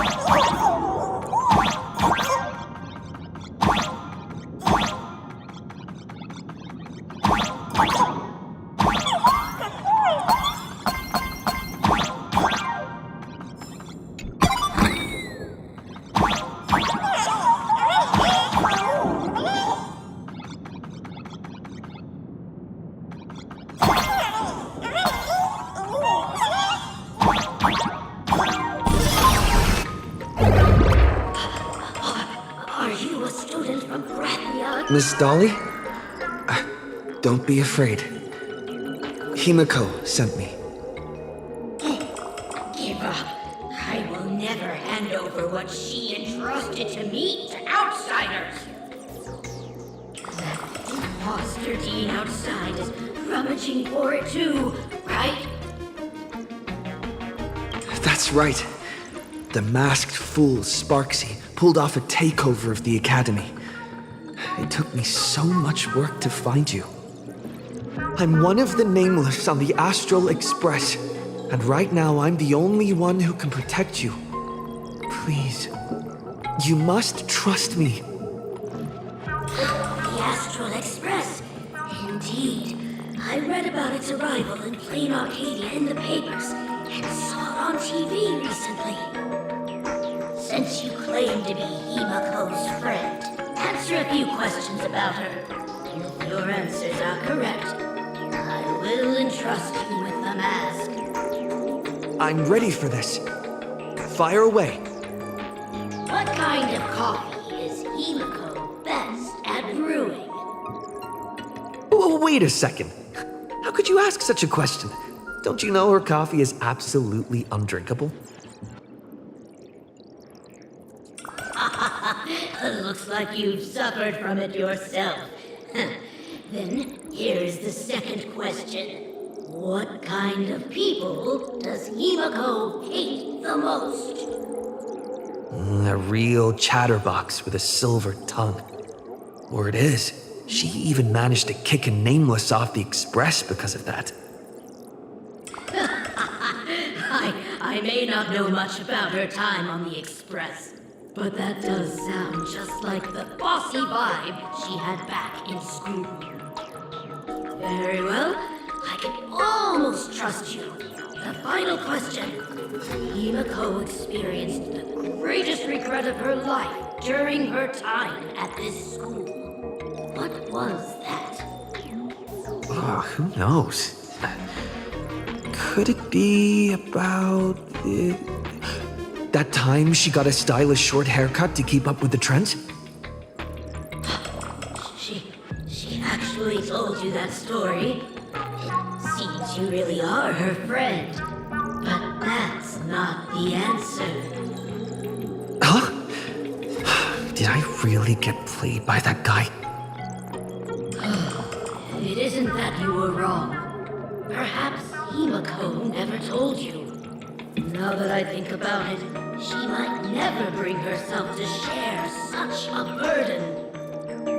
The thing she regretted most must be what happened 15 years ago. No, better not bring that up. I believe you. You truly are Himiko's friend. Then, since you've proved that you're Himiko's friend, I will give it to you.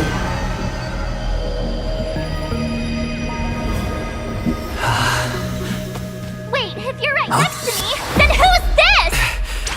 Thank you, Ms. Dolly.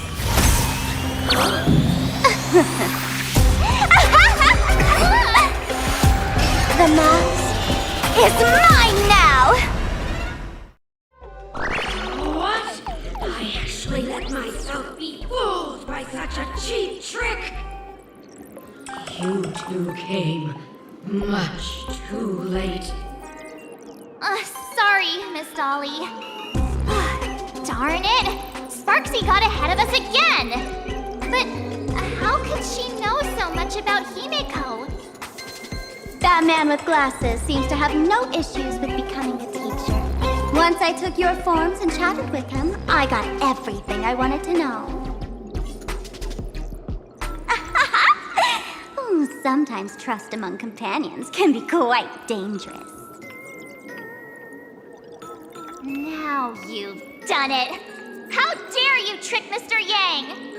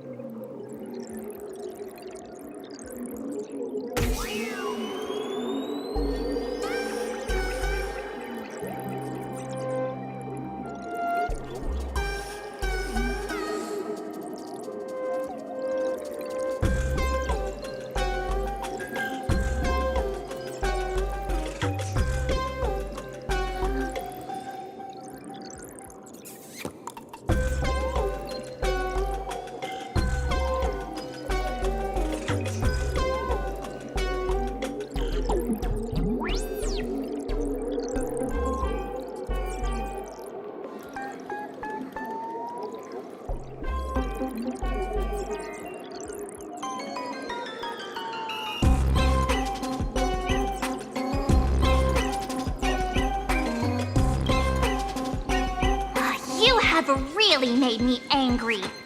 She can't run away anyway.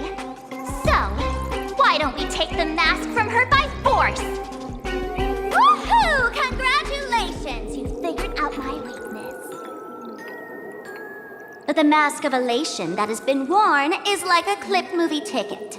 It only belongs to the one who used it first during the Fantasy Moon Games. Seems you're completely unaware of such simple common sense. How sad. What? Astral Express out! The only one worthy of joining the games is the adorable Sparksicle. Now then, it is time to treat my fans. You two will stay and witness my Sparksicon that I've carefully prepared, right?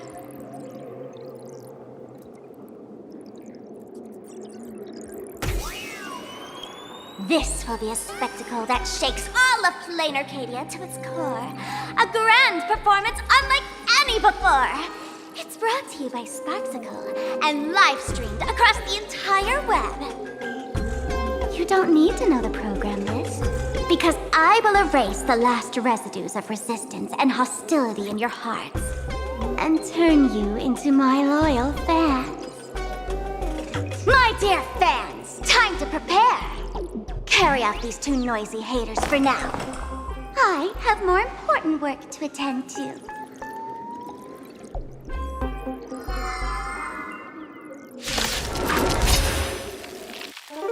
My dear fans, be charmed by me. Fight for me.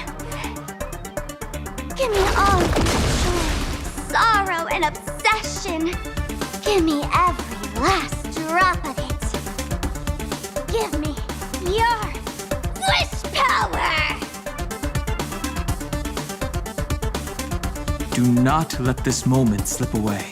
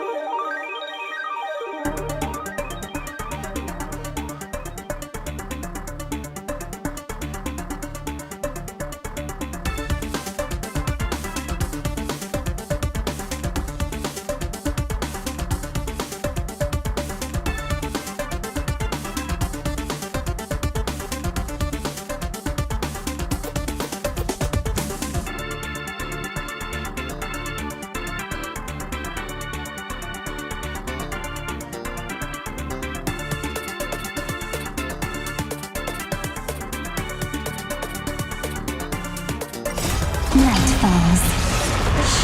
Good night. Mountains roar, dragons rise! I choose you!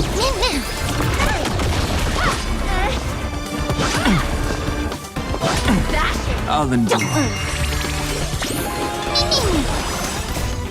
We can do anything! Have some fun. Rise and shine. All these hands, they're far too strong. If this continues... Wait, who are you? Do you find the answer? As we've written! Earth shatters, heaven trembles! Soaring above the lands, this is permanence!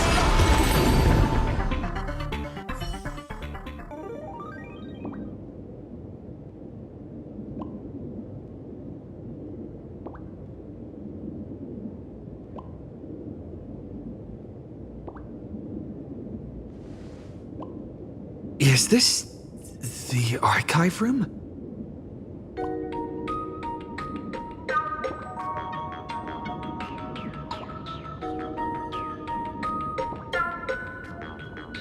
Hey there, my sweetest fans! The mission of finding the mask and Miss Dolly has been a complete success. But just moments ago, a gray-haired, black-hearted hater slipped into the academy, plotting something dreadful against Sparksicle. I am so scared. You won't stand by and let the adorable Sparksicle be hurt, right? Where could he be hiding in the school? Please, let's root out this villain together!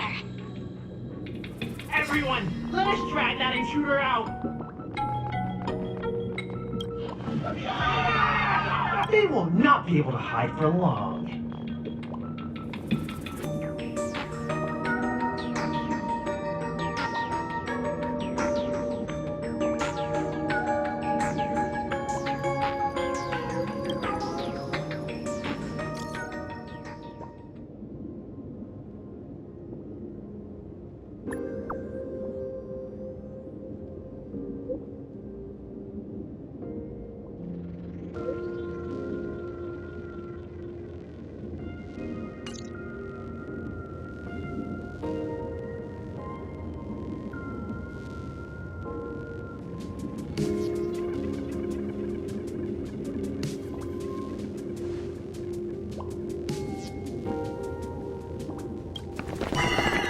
Hiding won't save you. Have you reached the end of your rope?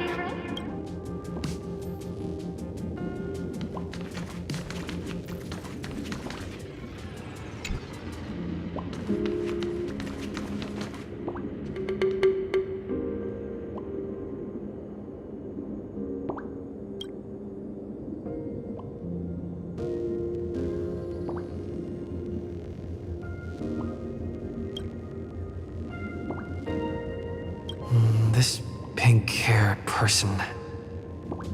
Where have I seen this person before?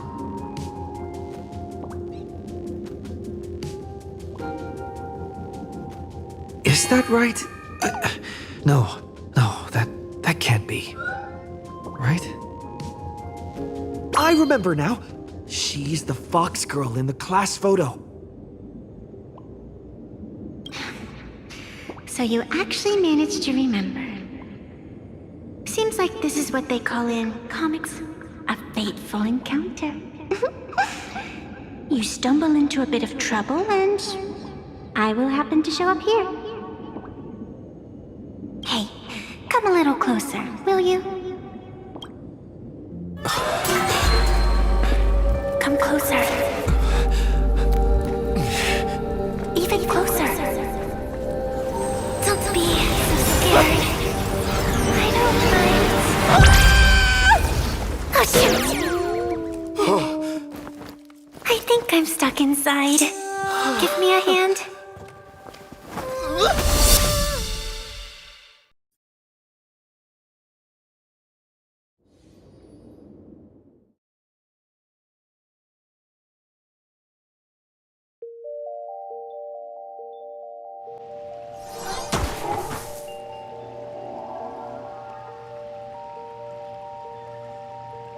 What is this place? Two Nameless came through here a few hours ago and asked the exact same question. I'll use their answers to reply to you. This is a place in the world in Canvas, known as the Phantasmoon Courtyard. According to ancient texts, this is the heart of the Phantasmoon Games ceremony. Oh, and one of those nameless is playing the part of a teacher at the school. Oh dear, was that a spoiler? That's not good. Greetings, protagonist.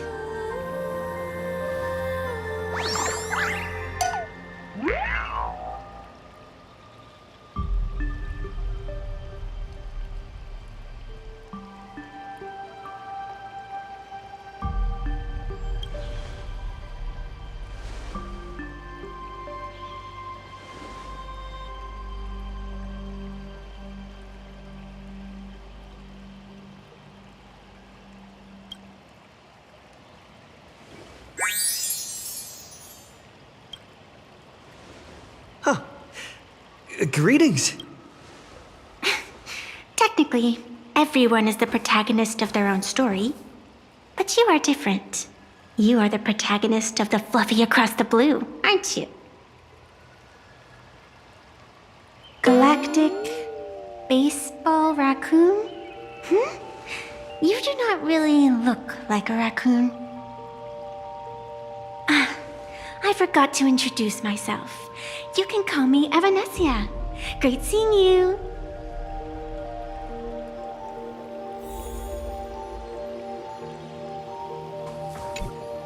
The first supplicant wearing a mask has appeared.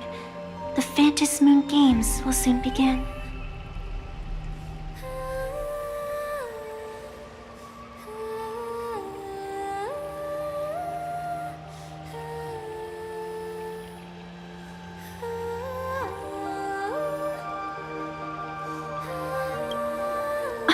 Do you seriously mean you've never read it?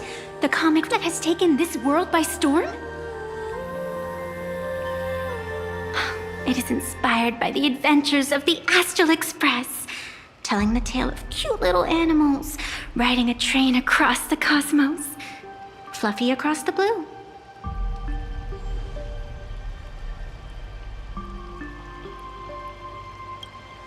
Of course, this is plain Arcadia. Any story can be turned into a comic in here.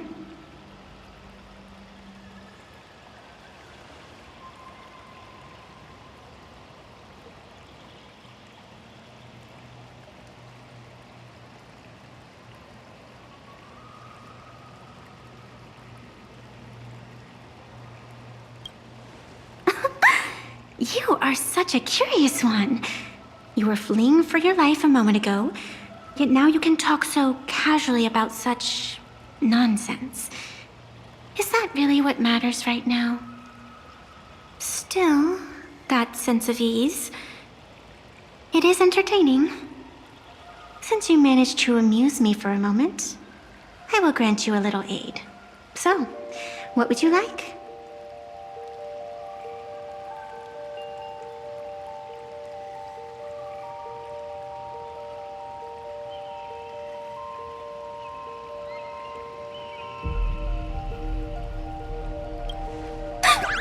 You are hiring a killer? That will not do. The story is meant to stay wholesome. I can see it in your eyes, Mr. Raccoon.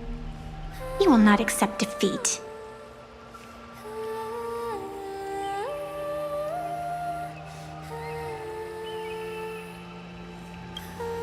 That resolve is interesting. There will always be foolhardy supplicants donning the mask in these ancient Phantom Moon games, laying before the Phantom Moon their madness, fancies, and humor. They would weave schemes to slay monsters descending upon this planet from beyond the sky, steal the laughter of the gods to forge blades that could split mountains, or descend into depths of the world in canvas to swindle the souls of the departed. Such entertaining individuals have not appeared for ages. Perhaps you have a chance to become one of them?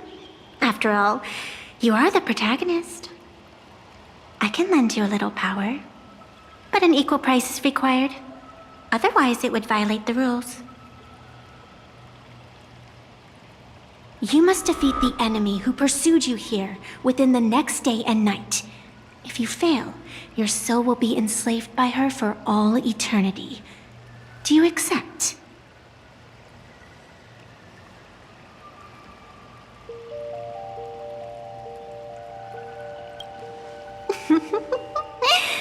It is done.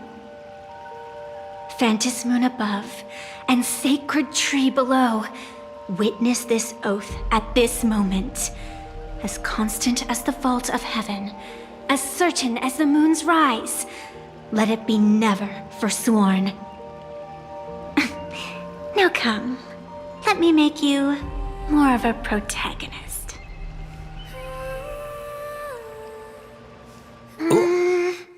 Yes, that's it.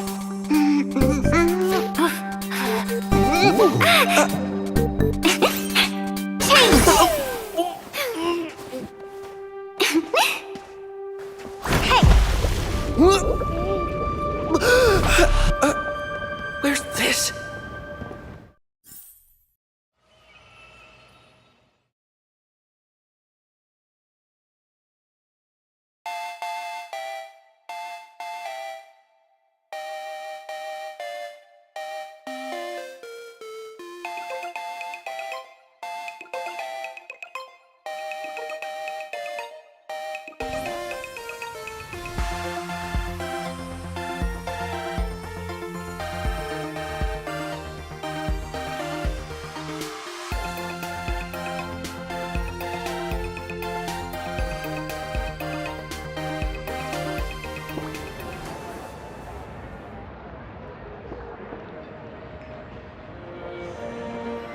Gray hair, are you all right?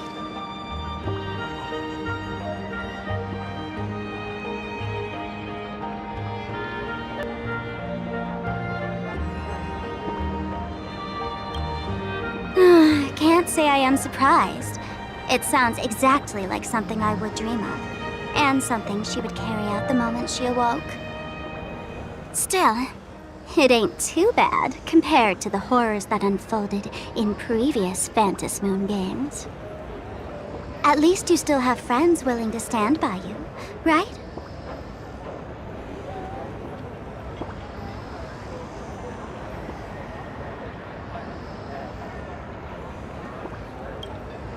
I've been watching you from the start, waiting for the right moment to step in and help.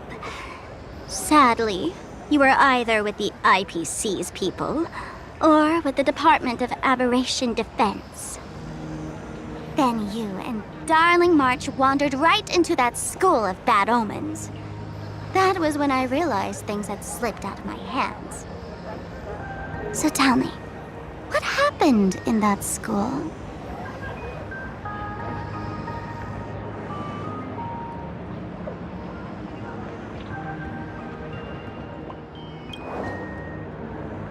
Is this the Mask of Elation that grants entry into the Fantas Moon games?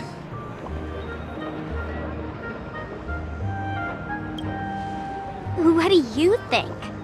Call your companions on the Express ASAP. Or, since this is a civilized society, you could try phoning the Security Bureau. But these matters are obviously far beyond what they can do. They say that no one could restrain the supplicant's actions in the past. Ah, those were the good old days of freedom.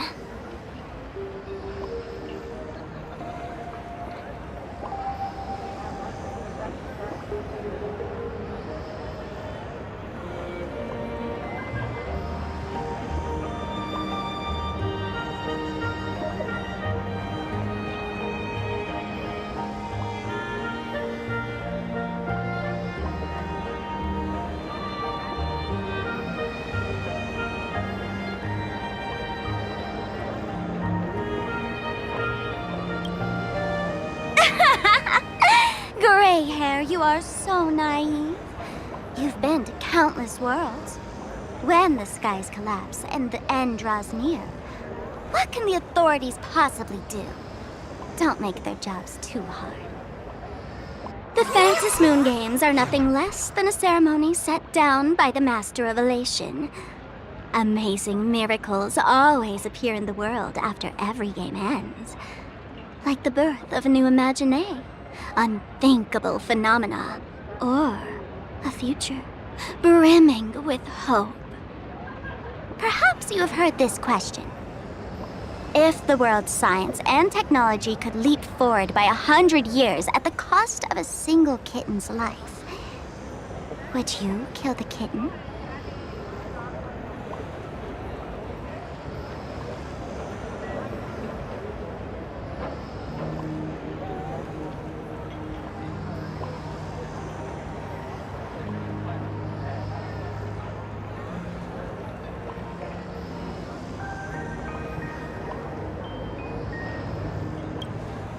Natural disasters, traffic accidents, sudden illnesses. The number of deaths from such causes in this world could fill a small city every day.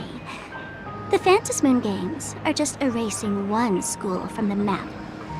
Isn't that much better? You probably want to ask whether the worth of human lives can truly be calculated in that way in this ceremony, where we surrender that cost to purchase the future. No one knows. Whatever. This is not the time to debate over ethics. Gray hair, are you gonna save Darling March and Mr. Yang or not?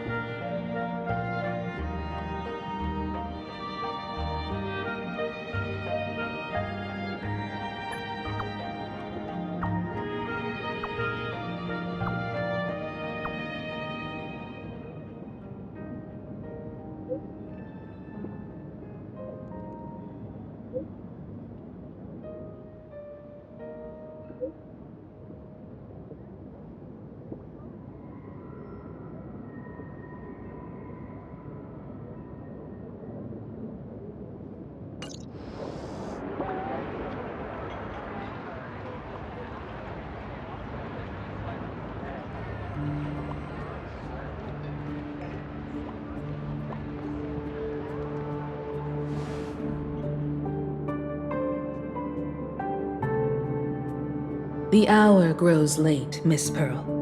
Matters regarding the Express demand our attention. Be it the Alliance or the Phantasmoon Games, if you seek deeper cooperation, my doors remain open. Then I shall take my leave.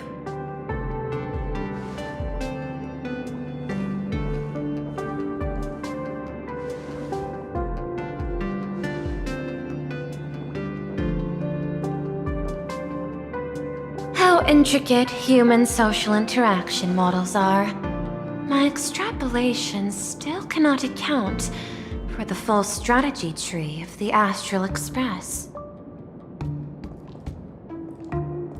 Master, General Yao Guang of the Xianzhou Yu Chui is here to see you. Shall we have her wait?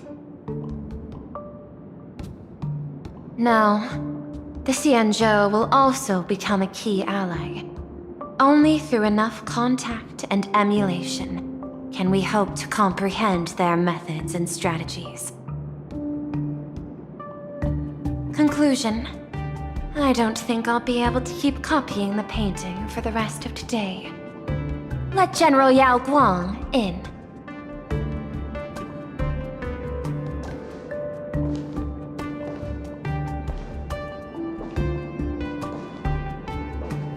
I am the Honorary Dean of the Omniscience Sapientia Academe, Master of the Decalite Reflection Barrier, bearer of the Xianzhou's intangible cultural heritage, the Sparrow-Shaped Fist, and the Seer Strategist, General Yao Guang.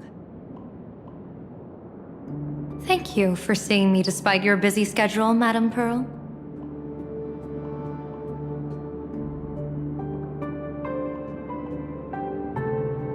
For a moment, I nearly mistook your words as a fault in language processing. I believed you had brought the entire delegation inside. Few Intellitrons in the cosmos have a sense of humor.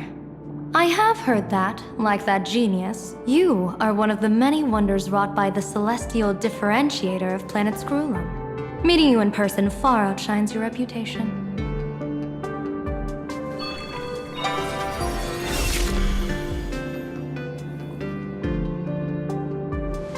Madam Pearl, seeing how you have a calculating look, and with your heart pristine and your outer form so dazzling, I could not help but cast a divination for you. The hexagram lies between fire and heaven, demonstrating a bountiful harvest with your fortunes lying at the zenith or even beyond. I have no training in divination. General, may I ask you to interpret it? Then let me speak in terms even an Intellitron can follow. I extrapolated your fortune using the Cienjo's predictive algorithms. The result is 101111, a sign of great blessing. If you treat others with sincerity, abundance will follow. I have long heard of the Arbiter General's legends. The strategy of General Jing Yuan. The courage of General Fei Xiao. The ingenuity of General Hua Yan. Often, I have wondered, what kind of figures are the Cienjo generals who remain away from the public eye? Meeting General Yao Guang today, I cannot help but think that, with such beauty, you should step into the light more often. Looks like you've studied the words of the Cienjo well. You've even learned the art of provocation. You praise the others for their individual and unique talents, yet when it comes to me, the only thing you had to say was beauty.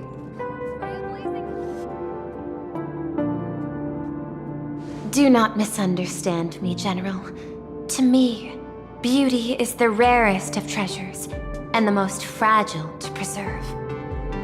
Besides, intel on you is truly scarce. It is quite difficult for me to find ways to compliment you. But what I do know is, the Yuchui is the think tank of the Cienjo ships, and its general is the master of all diviners. Speaking purely of deciding the course of affairs, no one is better suited than you to cast the Cienjo Alliance's vote on whether to join the Anti-Destruction Alliance. So, General, what is your decision in this? This topic is far too great for me to decide on a whim. But as a gift and to complement the respective gaps in our knowledge, allow me first to offer you a piece of vital intelligence. And with it, I ask the IPC to show sincerity beyond empty words. I do not follow your logic. With the threat of the destruction looming, what need is there for further reasons to cooperate? Set a mighty foe as a common goal, convince former enemies to turn allies, then devour them in turn. Such feats are hardly rare in the IPC's annals of glory. I understand.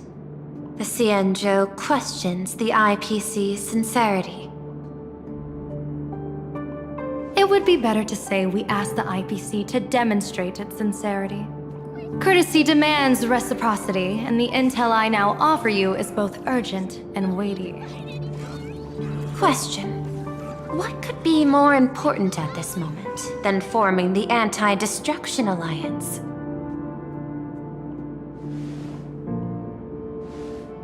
Nanook won't erase the universe in the next few days, but someone else might destroy plain Arcadia within that time. You have heard of Blade, the Stellaron hunter, right?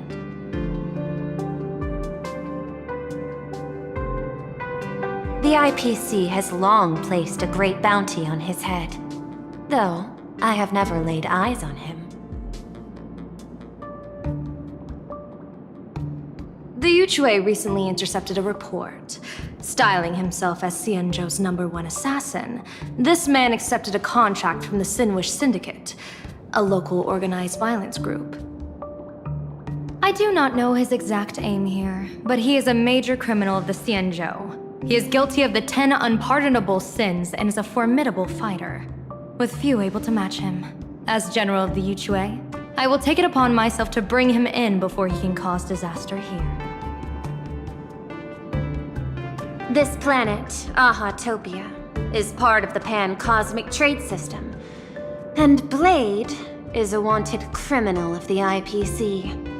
Since he has set foot here, he falls under its law. General Yao Gong, is the sincerity you seek for us to capture this man and deliver him into the hands of the Xianzhou? I hear the Phantom Moon Games are about to begin, with the entire nation awaiting it with bated breath. I imagine you will also find it hard to extract yourself from the festivities. If this cursed man were to quietly depart on his own at this time, would that not be a perfect outcome for all? This is my understanding. You wish for the right to act freely within plain Arcadia. Apart from this cooperation, what better proof of sincerity could there be before we join forces against the destruction?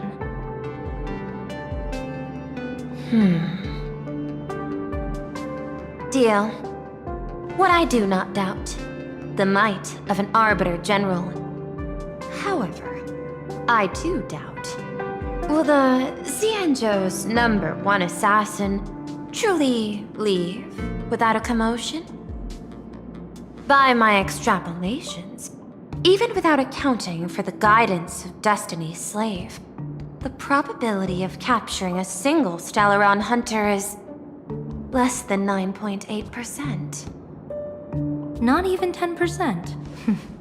As a diviner, that's not how I see probability. Even if the chance of success is only a coin toss, once I enter the fray myself, I always treat it as a 100% certainty.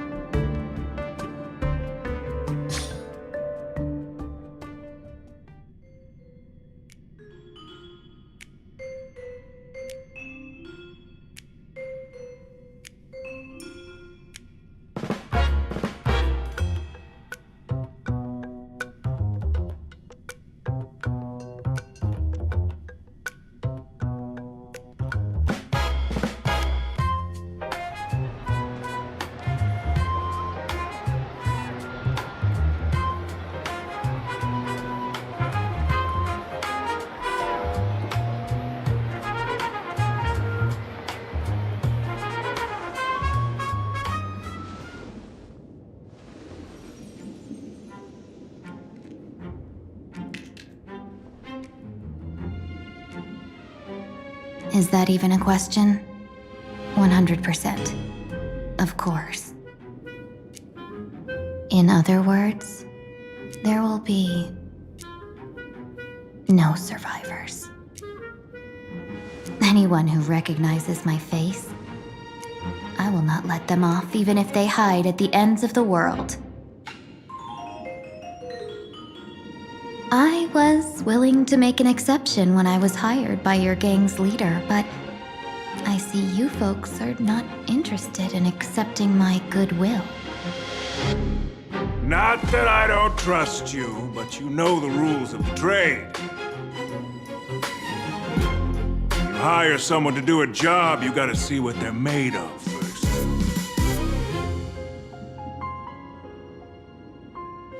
People say that the Lords of Hell are easy to deal with, but their underlings are the real trouble.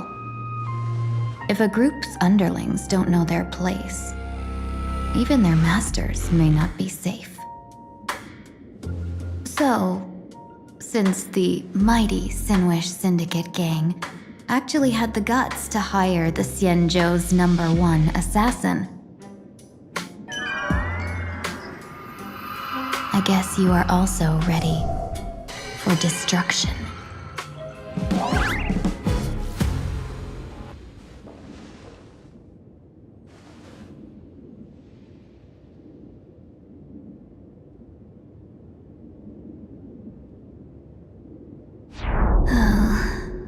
Years of wandering have given me nothing but exhaustion, and I have finally come to know how harsh the road of life truly is.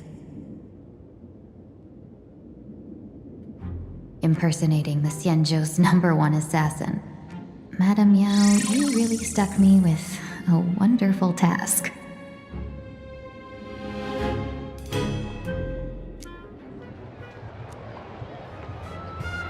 Please take great care during this mission, Miss Tingyu. If any misfortune should befall you, I would have no way to answer to your Helm Master Yukong. You worry too much, Madame Yao. When I pledged my resolve to Madame Yukong and departed for the Yuchui, I had already steeled myself for the worst. But, may I ask, does this task of misfortune really have to fall upon me? I cast a divination today. This task lacks the fire element. Without the Whistling Flames Ambassador's knack for diplomacy, this task cannot succeed. The place you're heading to is crawling with gang members. If they pick a fight, you can try to drop the name Xianzhou's #1 assassin, and they might step aside. Do not worry, General. I have journeyed far and wide with the merchant guilds for years and faced no shortage of danger. A handful of gangsters is hardly difficult to deal with. If you're not afraid of danger, then why have you not set out yet? Shall I read your fortune and give you a little peace of mind?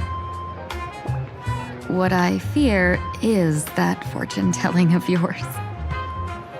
No, what I really fear is you, Madame Yao. Afraid of me? Am I so notorious on the Xianzhou Lafu? I've heard many tales about you. After the Battle of the Fanghu, you willingly surrendered your command token and became a general in name only, with neither troops nor soldiers. They also say that the seer strategist, for the sake of a tiny chance at victory, stood by as her mentor went to a noble death, treated the countless lives of dead verdant knights as nothing more than numbers consumed in her divinations, and even doomed an arbiter general. Are you afraid that I, the cold-blooded diviner, might send you to your doom here in plain Arcadia? Bold words for a little fox. It's just a bit of my curiosity about you, General. I hoped you could clear up a few of my doubts. Seems like I wasn't wrong about you. Few can face a Xianzhou general with such composure and dignity. No wonder you can make such a bold statement. The gods use humans as pawns in their cosmic game, sacrificing countless innocent souls. Have you ever thought about making them pay? They say you survived a Lord Ravager's deadly clutches thanks to luck, but I believe it was your unbreakable resilience that carried you through. You flatter me, Madame Yao. One must glean some wisdom to be worthy of enduring such a life-and-death ordeal. If we surpass the gods only in cruelty and heartlessness, then that would be our complete failure, in my eyes. Excellent. I couldn't agree more. Miss Ting-Yun, you've passed the interview. Ever since I escaped death, I swore never again to be a pawn for heartless chess players. And Madame Yao, you've passed my test too. I know you're not interested in empty talk, so let's get down to business. Miss Ting-Yu, our Yuchui business delegations are treated much better than what you get on the Lafu when they set out on official missions. They get 5 meals a day. General, I really don't have such a large appetite. For the duration of the delegation's mission, you'll receive 6 times the usual allowance, and all expenses will be fully reimbursed. Such a generous offer. To be honest, that makes me even more nervous. Head to Dovebrook District, locate the Sinwish Syndicate contact, use the passphrase you gave me to establish contact, and do not reveal my true name. If there's nothing more to it, is this task really worth 6 times the pay? You're the kind of talent worthy of such a reward. After all, we diviners are no different from you merchants. Even when we hit a dead end, we still have to bargain and carve out the faintest chance. Merchants strive for profitable opportunities, while diviners reach for a sliver of luck.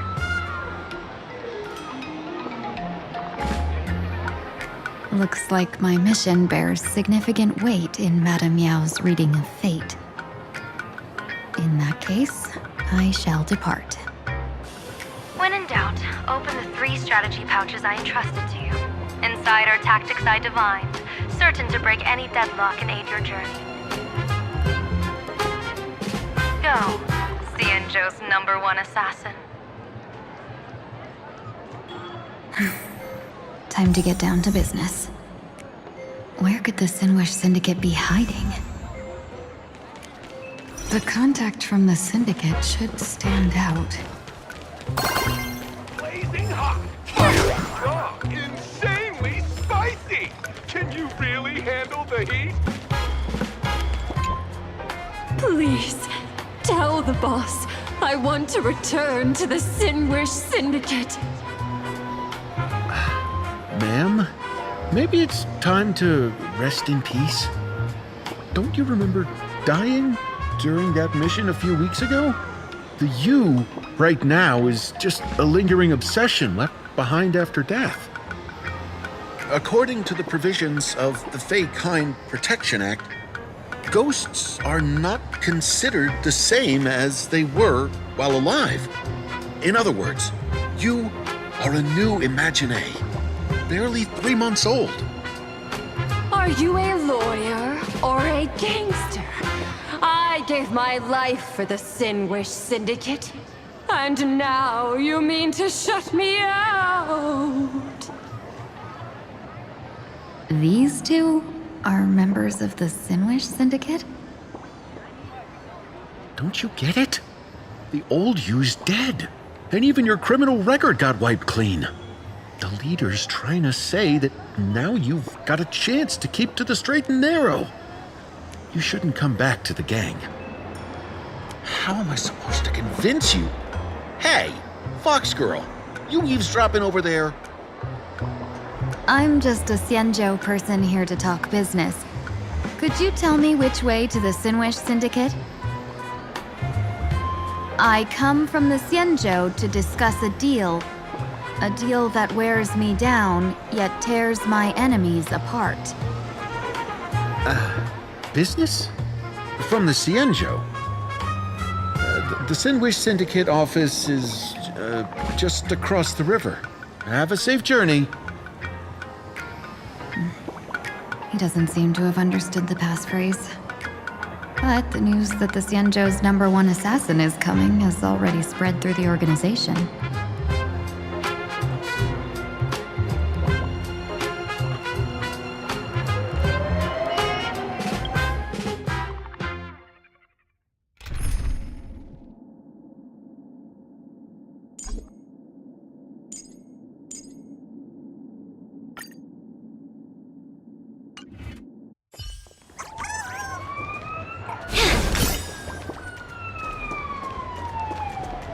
Blazing hot, fiery strong, insanely spicy! Handle the heat?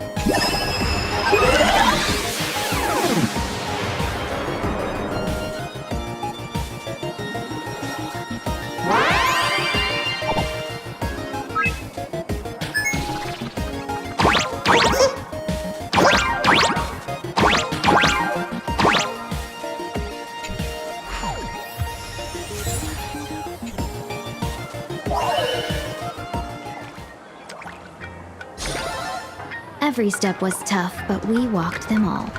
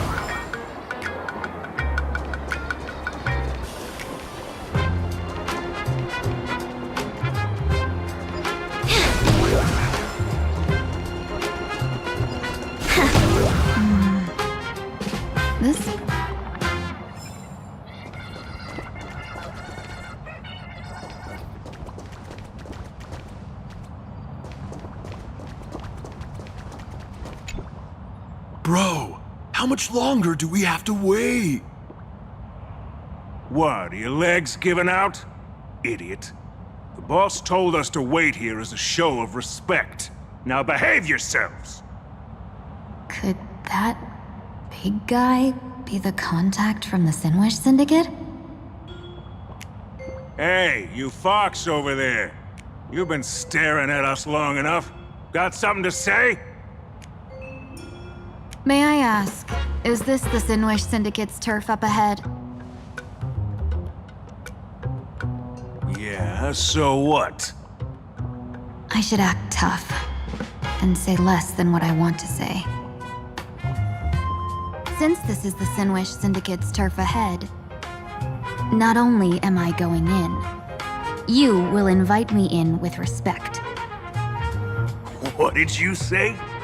You're here to stir up trouble, aren't you? I come from the Xianzhou to discuss a deal.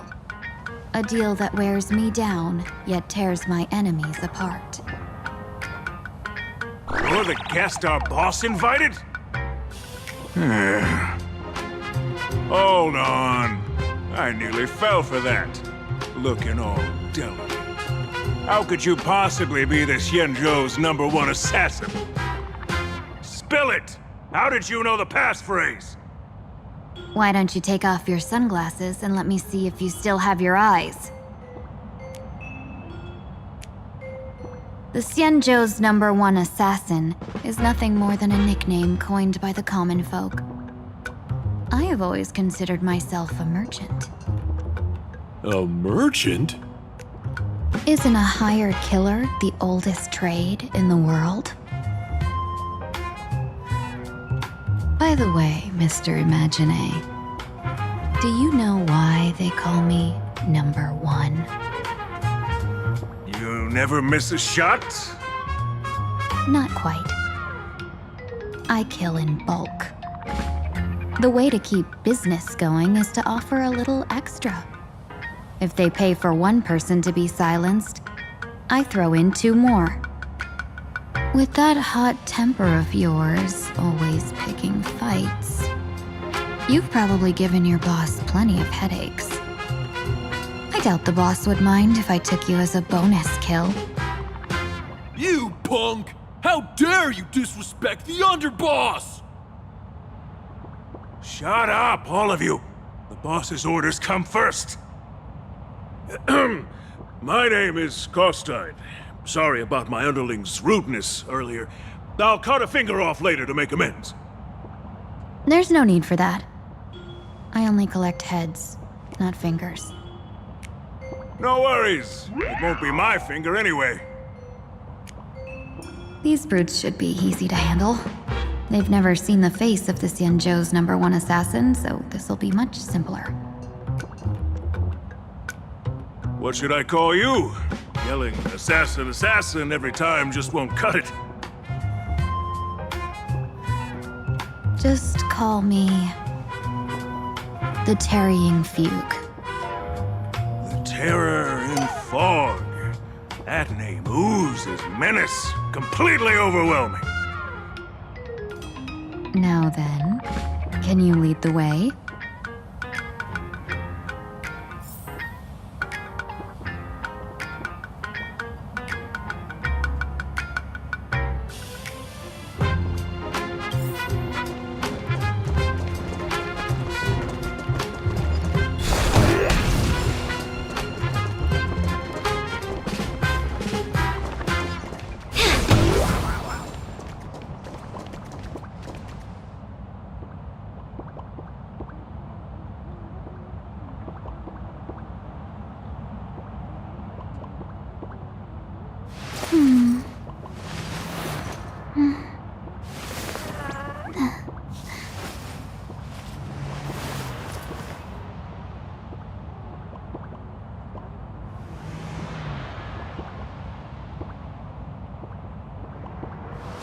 As in a dream. All is whole.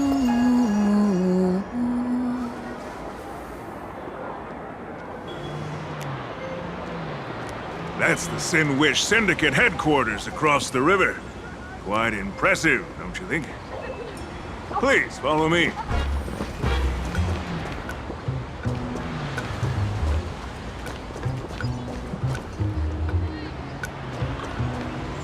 Is this the passage in the painting? Of course. The Sinwish Syndicate has it under our command for now.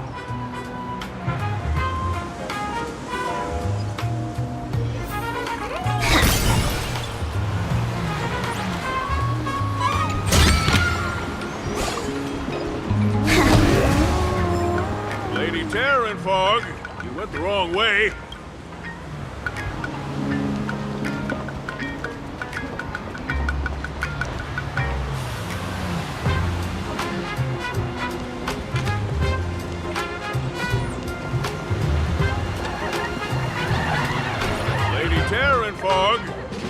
long way.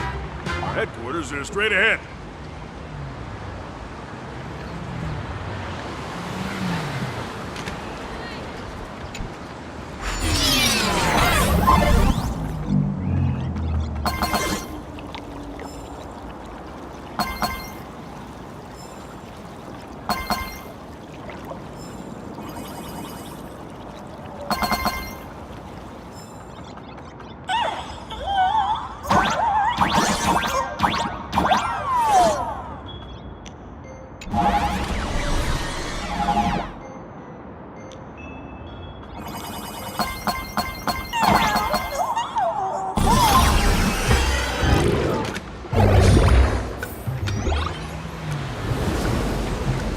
Underboss, you're back! Thanks for your hard work. Who's this fox? Welcome home, Underboss! Is this the one the boss brought in?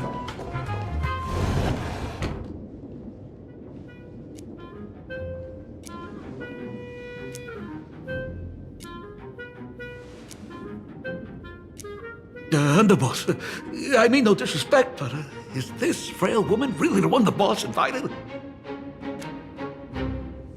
That's right. Her name is the Terror in Fog. Spread the word that the Sinwish Syndicate has secured the Xianzhou's #1 assassin. Underboss, beat me if you want, but I gotta say, are you serious? Are we really counting on this delicate woman for the Phantasmoon Games? The Phantasmoon Games. Is that why they hired a Stellaron hunter to do their bidding? These Phantasmoon Games are a once-in-a-lifetime chance for the Sinwish Syndicate to rise. This woman doesn't look like she has what it takes, and we're trusting her. If she blows it, how are we supposed to save face? Underboss, we haven't been duped, have we? If word gets out, the other gangs will laugh us out of town! All of you, shut up! Useless. Lady Terran Fog would wipe the floor with you even if you all came at once. Since you doubt her, why not let Lady Terran Fog show you a few moves? Lady Terran Fog, what do you say? I can find you a few sparring partners. No need to hold back. I thought you were naive, but looks like you're just playing good cop, bad cop to test me. I'm neither good nor bad. Just opportunistic. Still playing dumb, huh? Boss of the Sinwish Syndicate. Your people wouldn't be doing this on their own. I know you can hear me. I came for business. Making friends would be a fine bonus. But if not, that's fine with me. If you still want this deal, cut the tricks. A real expert is something else. You speak with such overwhelming presence, though we barely understand a word. Come on, show us a move. We fight and bleed every day, and that's the only way we'll be convinced. Oh no. These brutes are not interested in a win-win situation at all. When in doubt, open the 3 strategy pouches I entrusted to you. Inside are tactics I divined, certain to break any deadlock and aid your journey. Looks like it's time.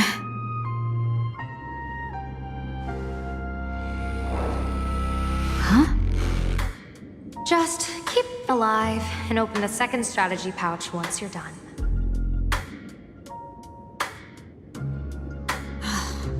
What kind of strategy is this? There's barely anything helpful in here. Looks like Lady Terran Fog isn't impressed with your skills. Out of my way!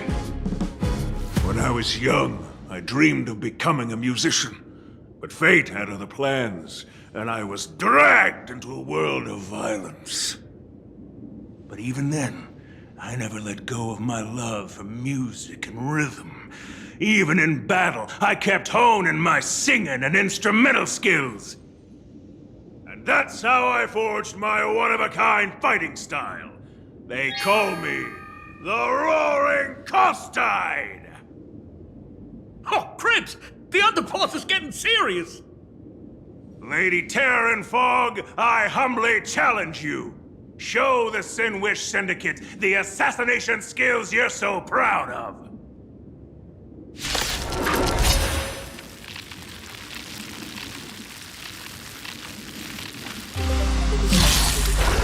Looks like I'll have to hold back against these reckless brutes.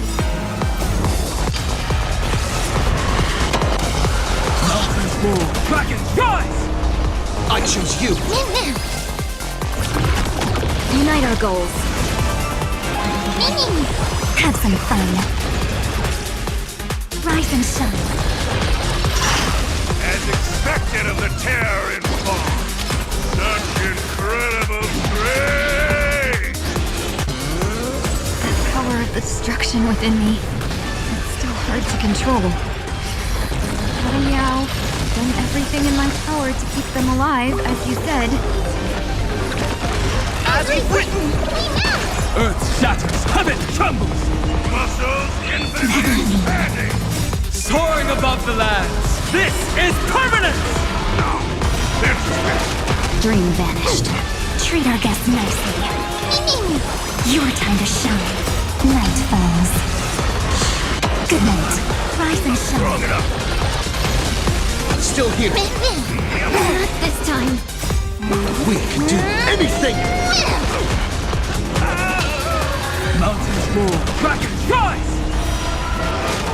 Share good fortunes. Let us dance once more. Have some fun. Till we meet again. Interesting! I need to be better. Nothing can hold me left! A new ending. Clouds scattered. Earth shatters, heaven trembles! Treat our guests nicely. Rise and shine. Dream vanished. My body! You can do it! Strong enough! We can do anything! Your time to shine. Night falls. Good night. I don't want to take your life. Back down while you still can. A true warrior of the Sinwish Syndicate fears no death. Don't underestimate my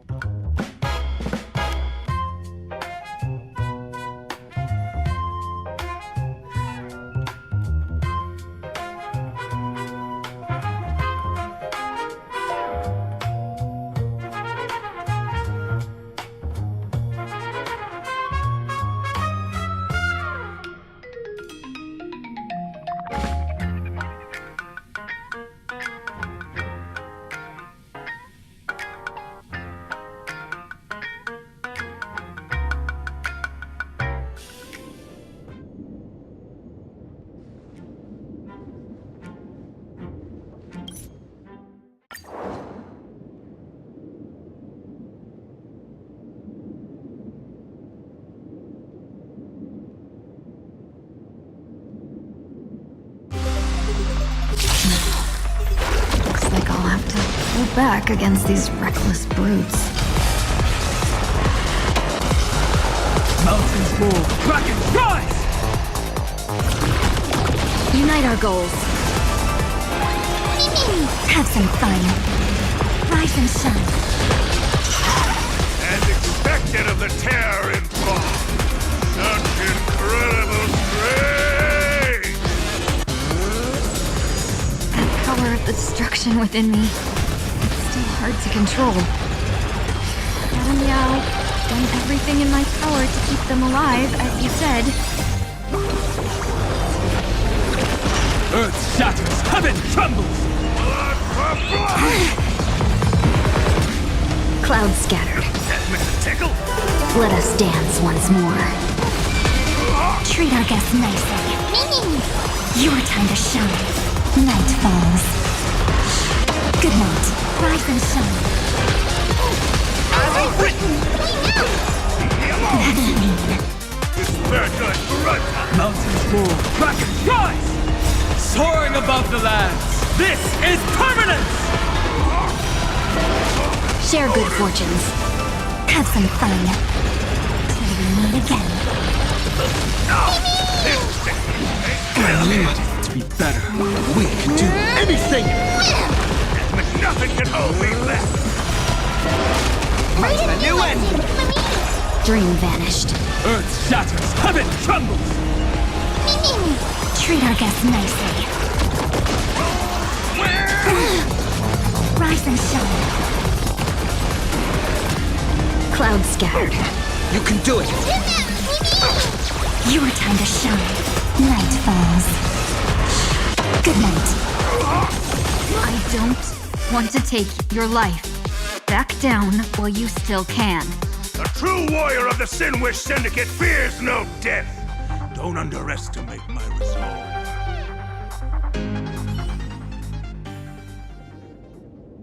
Underboss, bad news!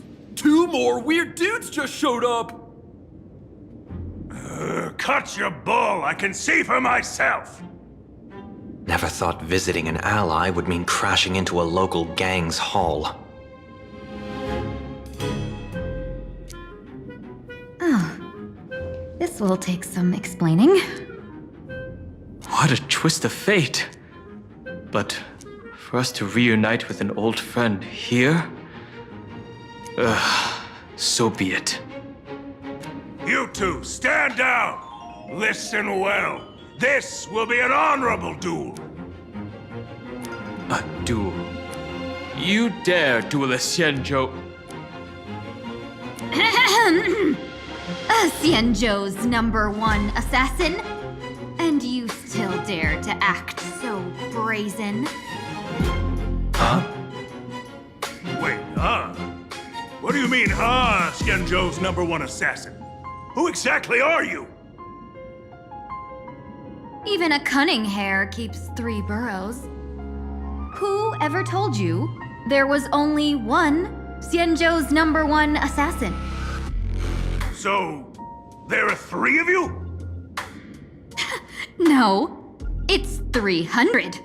Times have changed. The title Xianzhou's #1 assassin is already a brand. At my side stands the organization's 7th-ranked Holovian Reaper, the Winged Death Knell. He sends every target into the sweetest sleep of death. And this one is the 2nd-ranked assassin in the organization. A ruthless killer surpassed only by me. His spear strikes like a falling star, and his presence soars like a dragon. They call him the Jade Dragon. Then you are... You can call me Whistling Flame Fox. I humbly hold the top position in our organization, though I mostly handle business relations and HR work.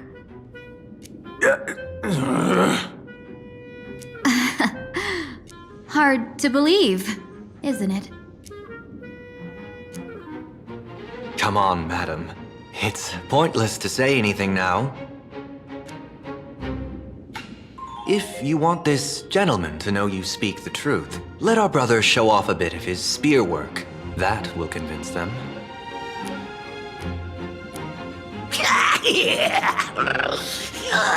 I say, there's no need for that.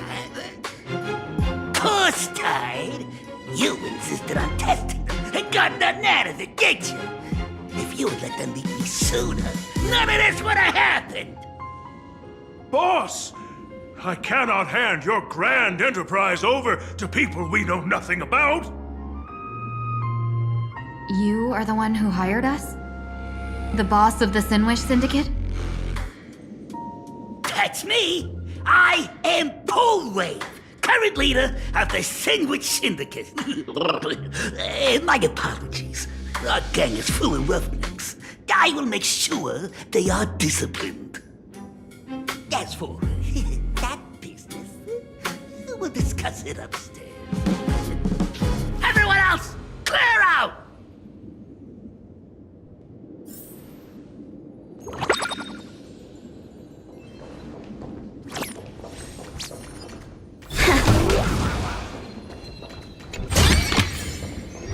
Good. All the best.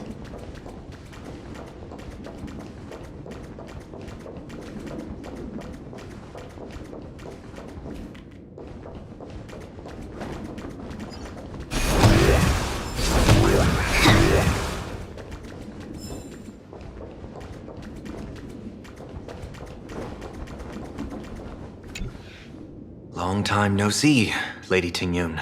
It's been a while since we last met in Penacony. I am truly grateful for your quick thinking. To avoid revealing too much, I made up false names and titles for you two just now. If you were offended, then I beg your forgiveness. This place is a hotbed of trouble. What brings you two here? When Sunday and I contacted the Xianzhou delegation, they asked for our help. They claimed someone from their group had lost their way here in a foreign land and was captured by a local gang, and they wanted us to help. It was clear there was more to the story, but we came anyway.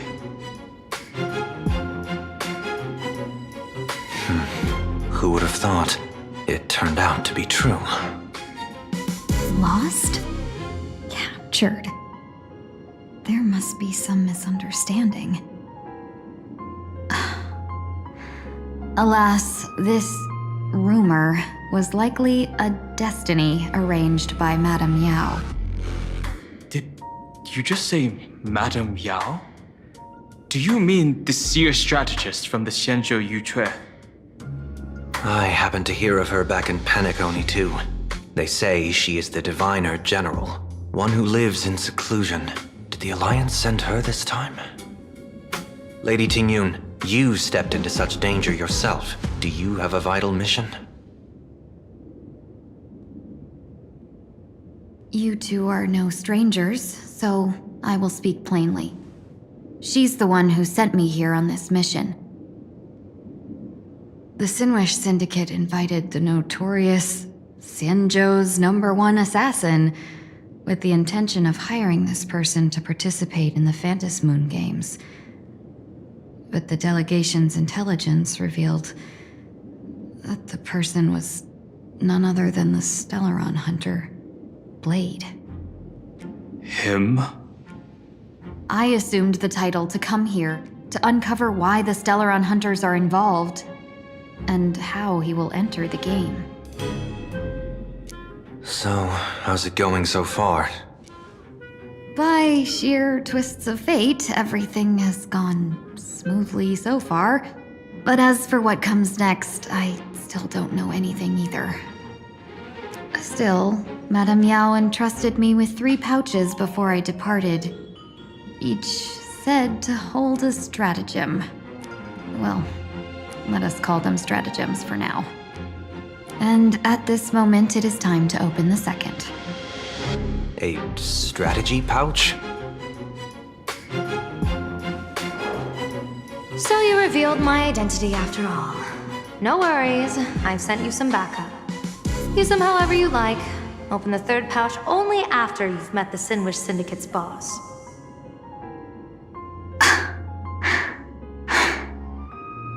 No wonder they also call Madame Yao the Crosstalk General. The what, General?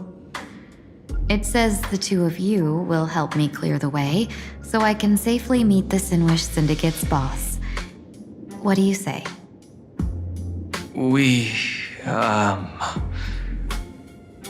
This place is perilous. Of course, we will accompany you, Miss Tingyun.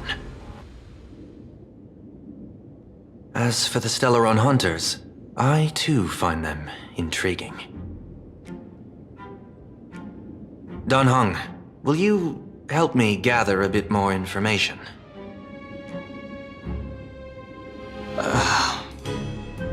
Of course. Thank you, Sunday.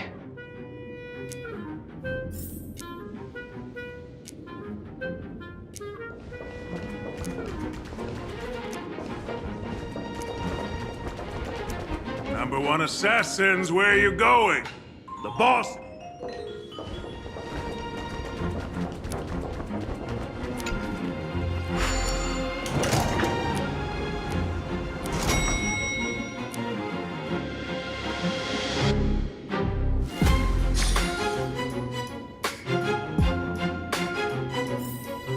I gotta say, this place is decorated with a touch of style. A gang does not always flaunt brute force. More often, they need to flaunt wealth. Gee, before I even realized, the scenery of Dovebrook became unrecognizable. Gee, back then, who would have imagined iron hulks running wild on the streets? Let alone us gang members being treated like vermin. You didn't call us here just to reminisce, did you?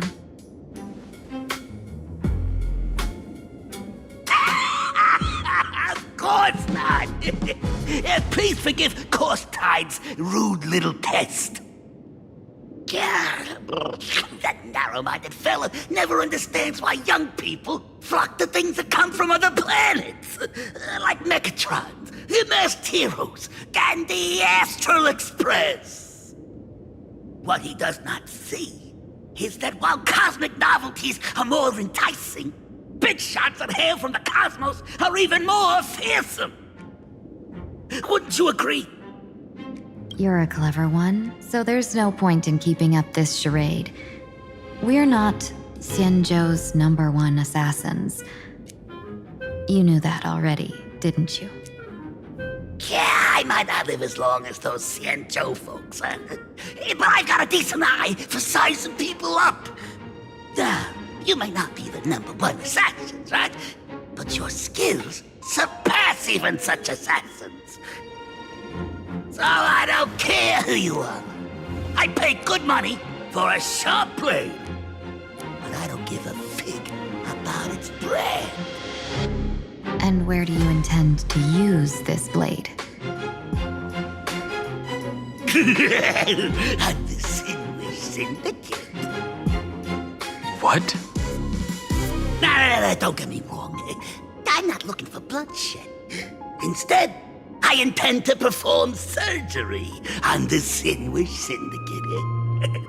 Look here. Through certain connections, I secured this mass correlation. The entry pass to the Eonic game. Some covet this treasure, while others fear it as a curse. Now, you claim the name of Xianzhou's #1 assassins, huh? So surely you came for this. You want the god's reward, don't you? You are our employer. Therefore, the festival's prize should rightfully be yours. What do you want from the Eon, Mr. Polwave? Aeon? I harbor no such unrealistic desire. I'll leave this prize for you to claim as your reward. I'm happy enough to share in a bit of your glory. whether you win or lose, all I ask is that when the press comes a-knocking, you say this. You were sponsored by the Sandwich Syndicate of Toughbrook. That is enough for me. So this is a sponsorship deal? The Sinwish Syndicate only wants fame? Since we are not truly in your employ, are you not afraid we might break our promise and ignore your request? If you truly cared nothing for what I asked, why even raise the question, huh? As I said before, I may not have the long life of the Shenzhou people, but I do know how to judge people. One more question from me, please. Why are you so set on chasing fame? In plain Arcadia, Imagination exists due to wish power. And that wish power comes from the attention, curiosity, and demands humans place upon these Imagination. The Sinwish Syndicate was founded to provide for those Imagination who were ignored, had no wish power, and were not needed by humanity. Unfortunately, ever since that seashell woman rose to power, our path of blood and violence had run its course. That's why I want the Sinwish Syndicate to take on a new form. One that will draw more attention than ever before. The Sinwish Strangeling Pension Foundation, huh? What do you think of the name? It's a cozy and heartwarming name. So, will the three of you, accept this job?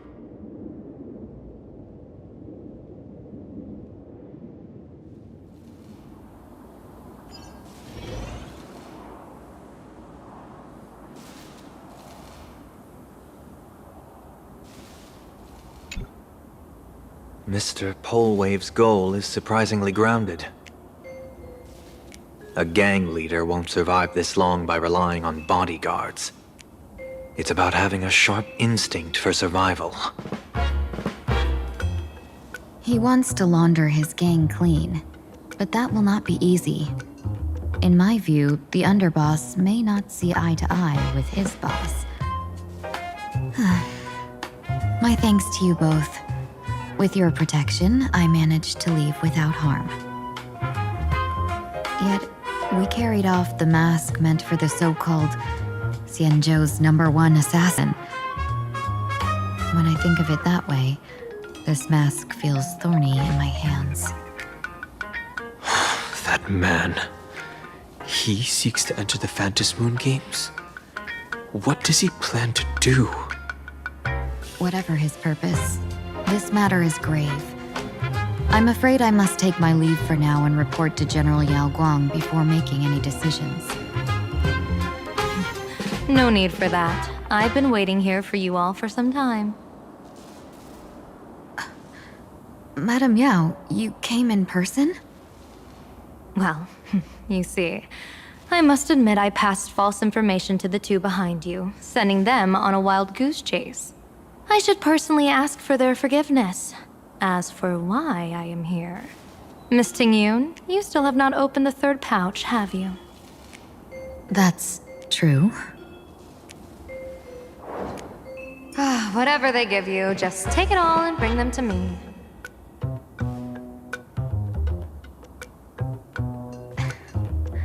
What kind of after-the-fact strategy is this? General, had you spoken plainly, Sunday and I would never have refused you. Why did you lie to us and claim that someone was lost and captured? I didn't lie. If not for the appearance of the former Vidyadhara High Elder and the runaway Master of Penacony, Miss Tingyun would still be trapped in those brutes' endless probing. Her being lost and captured was exactly the future I divined. I also foresaw bloodshed awaiting the Sinwish Syndicate. Had it come true, it would have been because Miss Tingyun failed to restrain her strength during the clash. Yet, with you two here, the gangsters' lives were spared. You even foresaw the anomaly with my body. Sometimes even when fate is foreseen, it cannot be changed. Fortunately, things did not come to the worst. As for Mr. Sunday, I've heard so much about you. With my 1,000 feathered eyes, I had the privilege of watching the broadcast of your entire god-ascending feat in Penacony from far away. Truly magnificent. Let's not speak of that misstep anymore, General. Rather, we have brought back the mask, as you asked. How do you intend to use it? Surely not just to hold it and block the Stellaron Hunter's entry. That was the plan, but from one cause spring 100 outcomes. Now that the mask is in my hands, there are many possibilities. What do you say about using it to lure Blade here and strike him down together? Or perhaps I could wear the mask myself and personally compete in the Phantom Moon Games. That'd be interesting, right? Each mask used is gone for good. The Stellaron Hunters will be left with a real headache. That'd be truly killing two birds with one stone. Madam Yao, this is deadly business. It's no laughing matter. Deadly? Miss Tingyun, that is exactly why I am here. Not to put Blade in his grave, that is. His ties to the Xianzhou have long since frayed. There was no need for me to snatch someone else's assignment and come here only for his sake. Snatch someone else's assignment? So the Xianzhou envoy was supposed to be someone else? To be frank, this journey to plain Arcadia was meant for Jingyuan, the divine foresight. The Lawfu Cloud Knights recently returned from the great battle against Iron Tomb, and the honor should have been his. Yet, before his departure, I cast several divinations on all parties involved and received this result.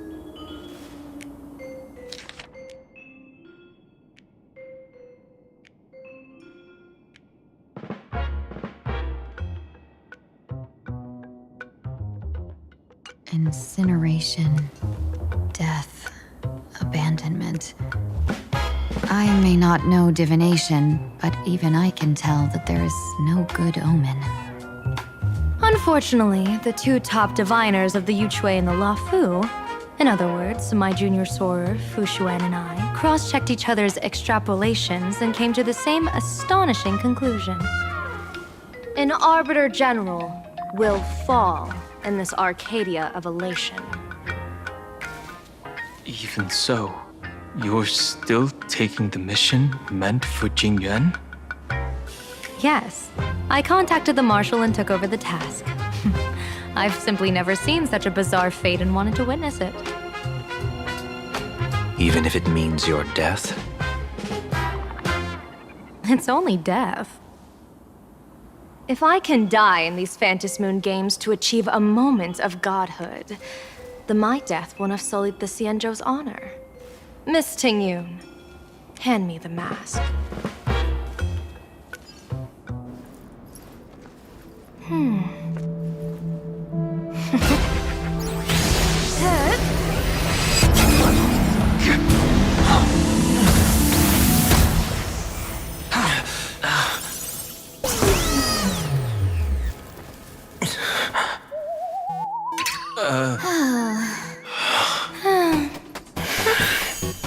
Well done. You have hit your fitness goal. Another active and fulfilling day. Sorry, Sunday. My body instinctively sensed danger.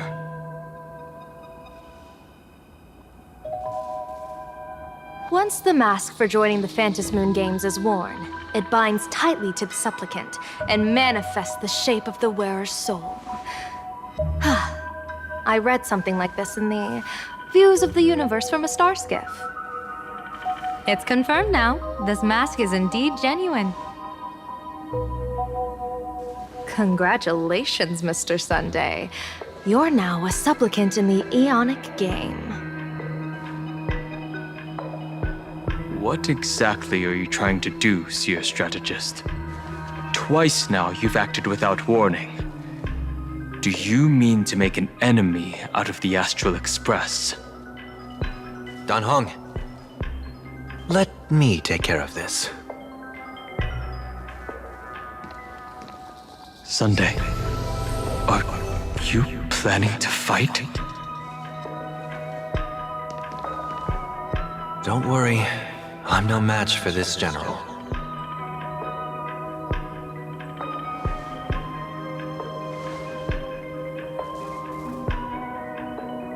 General Yao Guang, how'd you pierce my thoughts?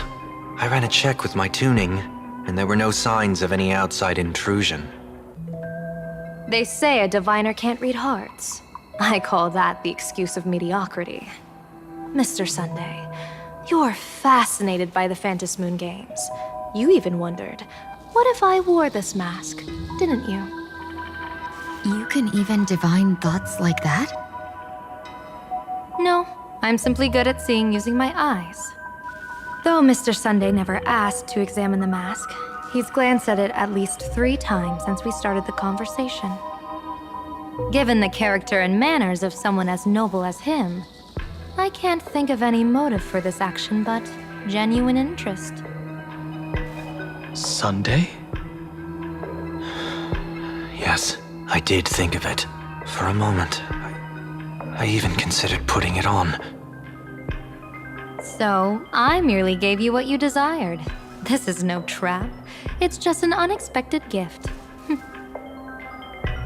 During the Phantom Moon Games, I'll give every ounce of aid I can to help you seize your chance to have an audience with the Eon.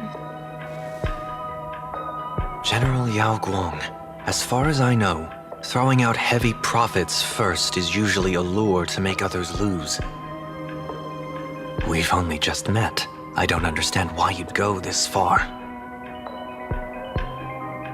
Why belittle yourself? Every move I've made is to carve a sliver of possibility from the impossible. With my eye of Ishvara, I see you're the only one in this land who doesn't need to do a thing for me. Simply acting on your own will can bring change. Your own will? Indeed. Dan Heng, I do want to learn more about this world. Because this world of elation fascinates me. Is plain Arcadia truly a paradise? An Arcadia that its name claims. I once pursued a mistaken vision of paradise with stubborn resolve. Even now, I can't say for sure what a true paradise should look like. That's why I want to see with my own eyes whether this Arcadia lives up to its name. So then, as long as Mr. Sunday acts, that omen of death Madame Yao foresaw. Of course it would still come to pass. Did you think just a lavish gift could let you stroll out of destiny shackles alive? Pardon me for butting in, but does the Xianzhou know about this? This is such serious business. I'd never make this decision on my own. I've talked it over with the 6 charioteers of the Yuchue. If something happens to me, I'll line up a solid successor. She headed to the Yuchue on the day I left on this mission, just in case anything went wrong. There, with the other potential successors picked by the 6 charioteers, she'll train at the Omniscience Sapientia Academe in divination arts, war strategies, and civil governance. You mean Lady Fushuan? She'd take over the Yuchue after you? Fushuan? What Fushuan? If I don't make it back from this trip, maybe Qingchue from the Law Fu Divination Commission could take the seer strategist position and command the Yuchue. Qingchue and Yuchue. Ooh, what a perfectly rhymed match. As for the details, shall we discuss this somewhere else, you 3?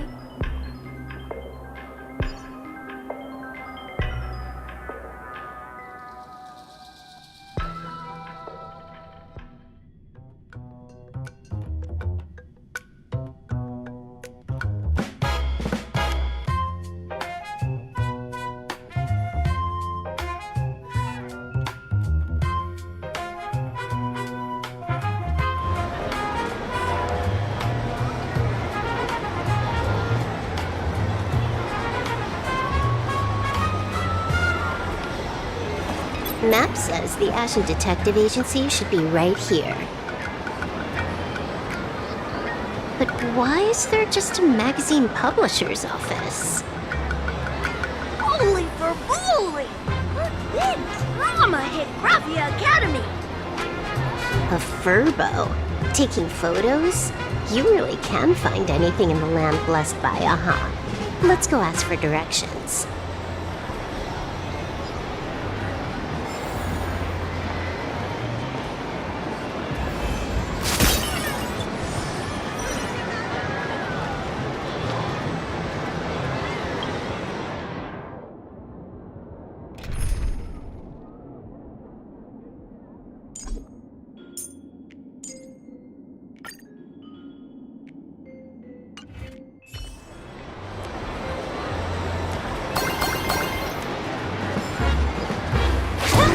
Let's get down to business.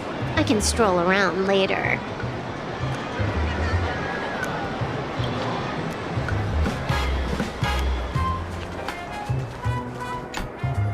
Hey, little furbo. Know if there's an Ashen Detective Agency nearby? Beats me! But if I find 10,000 credits on the ground, I might recall the spot. 10,000 for directions? Fine. Job first. Oh, wow. Looks like 10,000 credits from my account just hopped to end up in yours for no reason. Now, spill. Whoa! Generous, miss! The place you're looking for is upstairs. That detective's renting my boss's space for his agency. But he's zonked out in the day, and his doors are locked at night. No clue how he earns any money. Maybe he's a vampire? So they're closed? Then how do I meet this Ashen Detective? Beats me. But if I find 50,000 credits on the ground, I might recall that too. You stinky furbo! Begging for a smack! Scamming our guest! Time to go!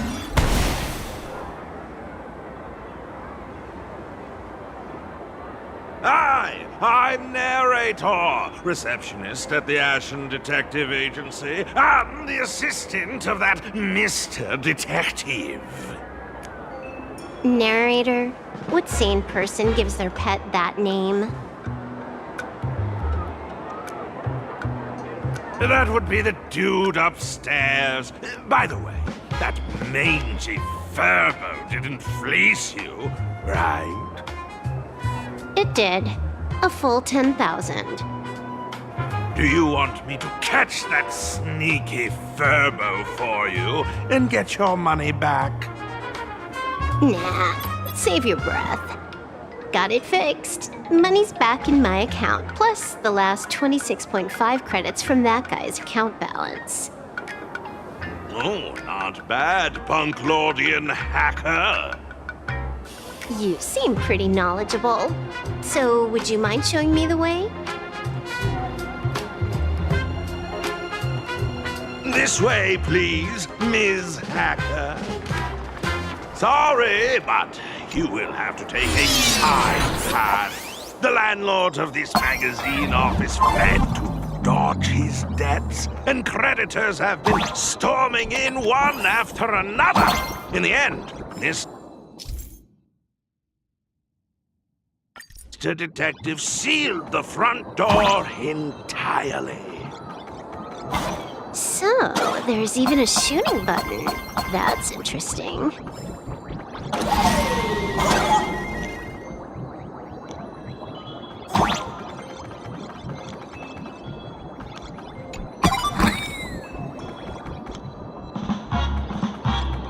Why are there so many furbos?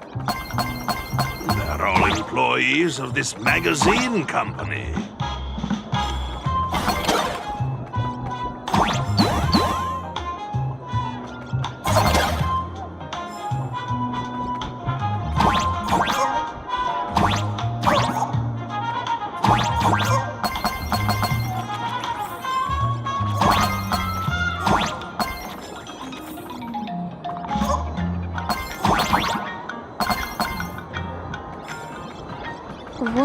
does this scene feel like a punishment round from a game?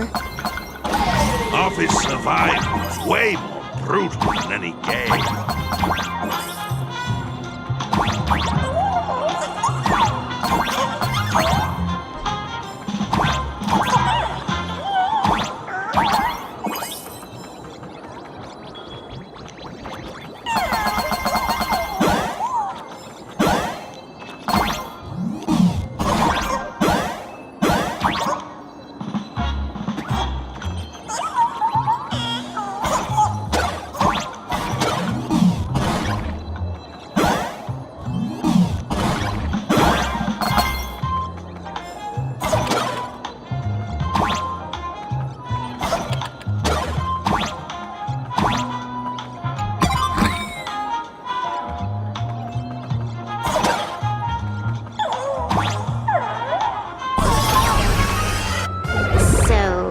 This is where the detective lives? Yes, his office and living quarters are one and the same.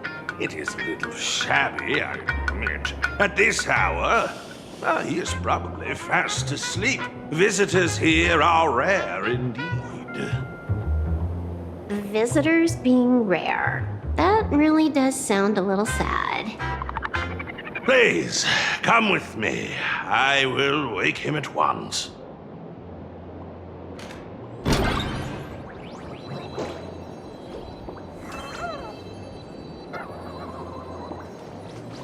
Let's get down to business. I can stroll around. Let's get down to business. I can stroll around.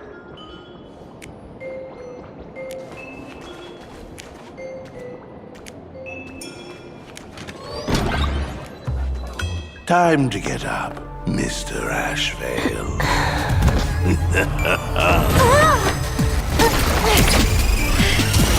How many times do I have to say it? Just leave the delivery at the door. To disturb my sleep? Mr. Ashvale, this lady is not here for food delivery. Oh, then she must be here to kill me. Sadly, not that either. What do you mean, sadly? Not here to deliver food and not here to kill me. How strange. Oh, then you must be a client. You are here to hire me for a case. Your order of guesses is a little heartbreaking. Yes, I am here to commission you. Something has been stolen. Oh, What did you lose? A person, along with an ancient mask that should have been mine. Huh, interesting. Are you here to join the Fantasmoon Games? At that moment, a cloud of suspicion rises in the detective's mind. Who exactly is this girl? Mr. N, stop the voiceover when we're talking business. Oh, stop! You pay me 900 credits an hour plus 2 bananas just for this, don't you? Yes, but at least throw me a few clues while you work. Between a detective and their assistant, at least one of them should know a thing or two about deduction, right? A name flashed through the otherwise empty mind of the detective. This unremarkable-looking girl was, in fact, one of the top 10 most wanted terrorists on the IPC's bounty list, a Stellaron hunter. Kafka! It's Silverwolf! She's Silverwolf! Mr. Ashvale, did you get your head caught in the fridge door or something? I feel like I need to wipe my personal data again. One of the Interastral Peace Corporation's most wanted fugitives with the highest bounties comes to commission a broke detective who... I have seen plenty of stories like this. So, the next thing would be me getting dragged into a massive conspiracy and forced to run for my life, right? Drop the paranoia. I came to you because I hacked into the Security Bureau's criminal record system. What I found was shocking. In all those bizarre police cases, you were hired again and again. The curious case of the Harmony Sect Communion, the mystery of the Ghost Bullet Worm Express, the serial ghost resurrection incident, the super non-serial locked room murders at Kooky House, you helped solve them all. You may not be the most famous, but you're probably the most capable detective around here, right? Is nothing private anymore. Whatever, tell me. How did you lose your mask? Today was supposed to be our meeting with the Sinwish Syndicate. All right, now let's talk about the commission fee. Excuse me, I haven't even finished my sentence yet. A true great detective can know a case without ever leaving the room. While he sleeps, I gather the intel. We already have the basics about today's fiasco with the Sinwish Syndicate and those 3 Xianzhou #1 assassins who scammed the mask. Can you handle it? Money is not a problem. Do you take dirty money? Sorry, no dirty money. And please do not withdraw your payment plus the account balance after paying. Oh, then how about this? This is the IPC's turf, right? Turn me in for the bounty. You take the reward, and I bolt afterward. We Stellaron hunters sometimes use that trick to raise funds. Or maybe we could discuss the possibility of taking dirty money? 30 million credits? Pay us after the work's done. Deal. I'll try to get that money over the next few days. Here's my contact info. Update me the moment you have any news. Pay us after the work? When did our office have a rule like that? That rule got made just now. Oh, my dear Mr. M, did you truly want to take dirty money? I have come up with another way to make money. Let me reach out to a certain big shot first. Madam Pearl, I've obtained solid intel. Mr. Ashvale, the chance of you initiating a call at this hour is under 5%. Let me guess. Perhaps you are finally ready to consider my offer. No, I found the trail of the Stellaron hunters. They are here in plain Arcadia, and they even plan to crash the Phantom Moon Games. I can send you her coordinates quietly, without anyone noticing.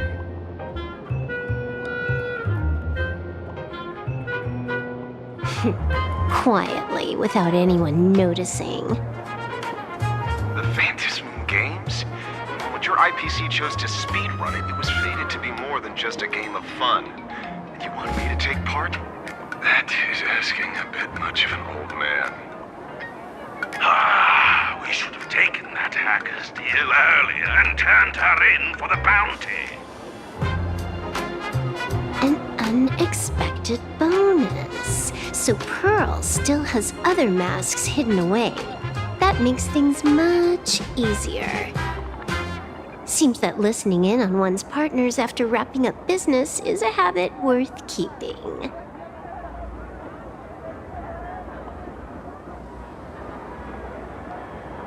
Hey, lady, where are you? Did you find the mask? Not yet, but I've got a new lead. We might have lost one mask, so I just need to find another. Fine. Promise me this. Next time, don't take contracts on the dark web using names like Xianzhou's #1 assassin. Okay. By the way, can you tell me what script Elio gave you this time?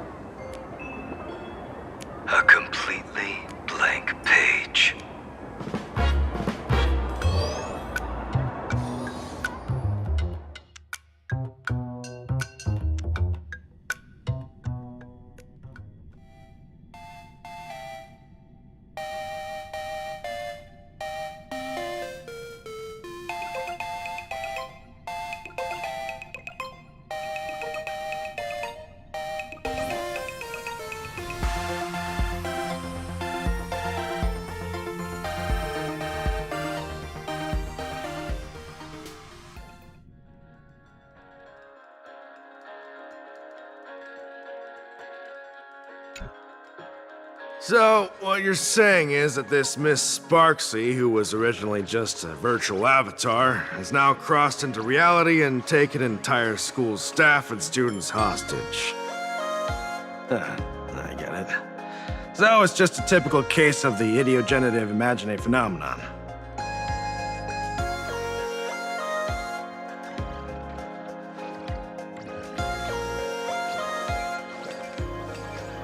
Heading out? Where to? Oh, you mean going to Graphia Academy to arrest this illegal imagine? We can't. I just received notice from the Department of Aberration Defense. The first supplicant of these Phantasmoon games has revealed herself, and she's none other than Miss Sparksy, the one you mentioned. Although you're honored guests of the Astral Express, you seem completely unfamiliar with the laws and customs of this world. During the Phantasmoon games, we do not traditionally interfere with supplicants' actions. That's their privilege. In other words, since she's a supplicant, we security officers can't do anything unless she causes actual harm.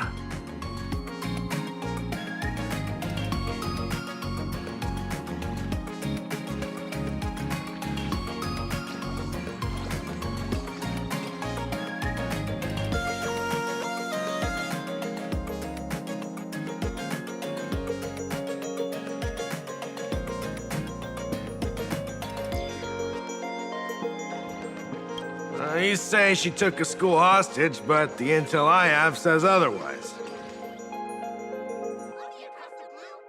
Oh, right. The news broadcast is about to start.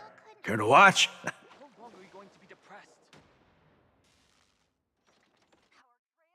Hello, everyone! Welcome to Full Wish TV's special news segment, Arcadian Morning Report. I'm your host, Poofy. Hi, everyone! I'm your host, Snowy! We've entered year 1999 of the Arcadian calendar. What an exciting time! Just one more year until the new millennium. Over 500 years ago, a famous prophet made a prediction. In year 1999, a terrifying devil will descend from the sky. Will this prophecy come true? Can Plain Arcadia safely make it through this crucial year? You idiot! Are you cursing our viewers? They didn't tune in to hear your fear-mongering nonsense. Just read the news and stick to it. Yes! Incredibly, after just 15 years, the Phantasmoon is full again, and the time for the Phantasmoon games is upon us once more. Surely a blessing from the master relation upon us, Arcadia! Which supplicants will appear in these Phantasmoon games? And what mind-blowing miracles will they bring to everyone? With permission from the Department of Aberration Defense, we'll be following and reporting on the Phantasmoon games from start to finish. Just now, the first masked supplicant has appeared. How intriguing! Who are they, and where did they come from? Let's take a look. Wow! Internet-famous streamer Miss Sparksy announced 2 hours ago that she's donning a mask to become a supplicant. The Department of Aberration Defense has confirmed the news is authentic. As an ideogenitive imagine, Miss Sparksy's birth wasn't approved by the Department of Aberration Defense. But that hardly matters at this point. What sort of miracle does this live streamer plan to produce during the Phantasmoon games? Let's switch over to her stream and see.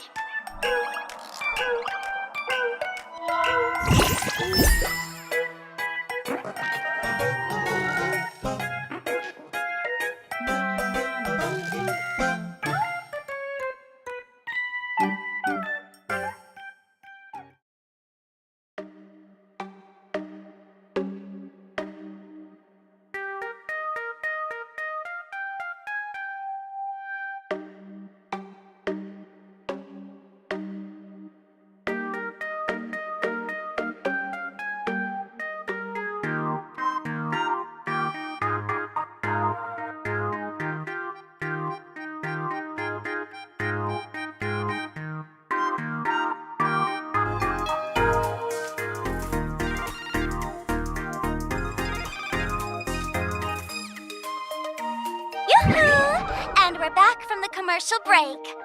A big thank you to Love Insurance for being the title sponsor of today's Sparkstacular Arcadian Adventures livestream.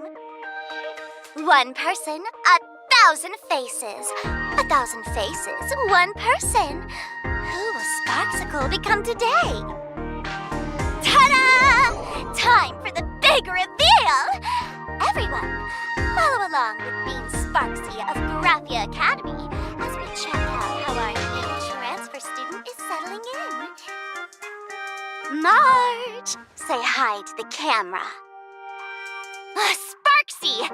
Don't you dare mess with me! I, March, am not someone you can easily push around! I'll have you know I'm the disciple of General Jing Yuan of the Luofu and General Huayan of the Zhu Ming. I've undergone rigorous Xianzhou sword training. Others might fear you, but I sure don't. My, March seems quite worked up. Is it because she's a bit nervous about her first live interview? All right then. Now, let me interview my colleague, Mr. Yang.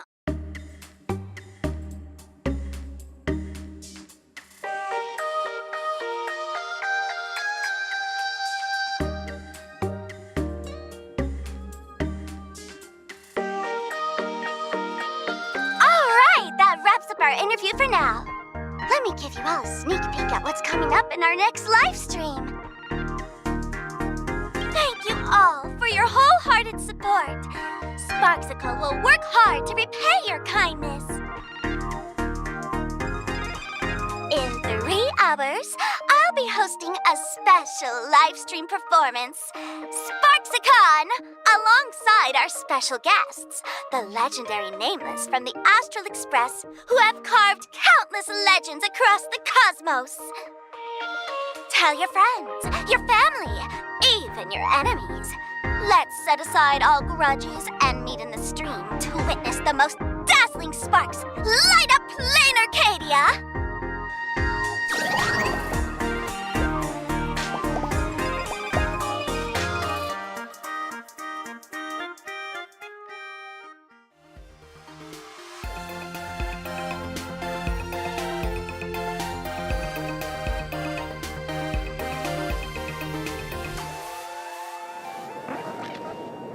Now, see, Miss Sparksy was just doing a program with your friend. It's fine, really.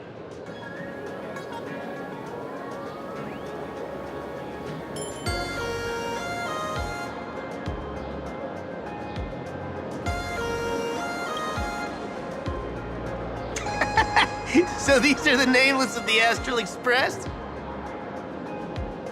That's hilarious! I heard they're supposed to be great heroes who saved other worlds. Look at them now! Switching to comedy in a heartbeat.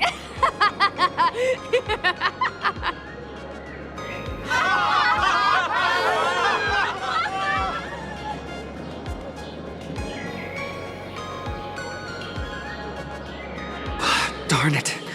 Soon the whole of Plain Arcadia will be saying Sparksy caught the Astral Express crew in one go and made us the butt of jokes. Our reputation would also turn into her trophy. Oh, right. Please keep this Phantom Moon Games emergency response guide safe. Some sections in it might come in handy.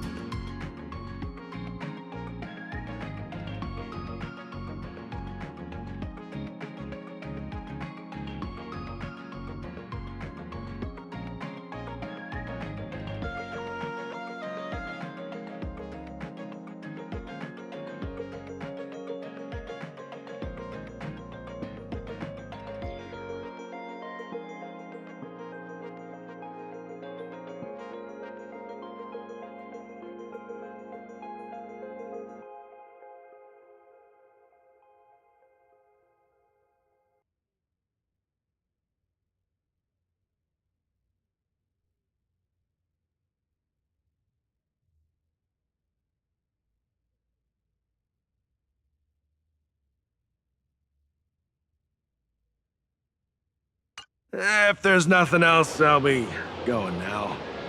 See ya. See? I told you so. Even calling the police was useless.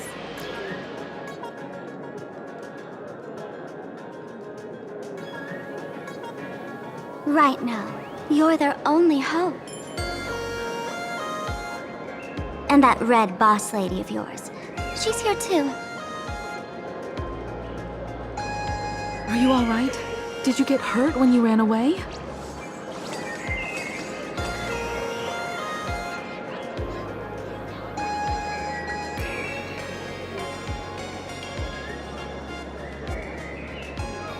So, March and Welt are both trapped in Graphia Academy now? And that girl called Sparksy took the mask, too.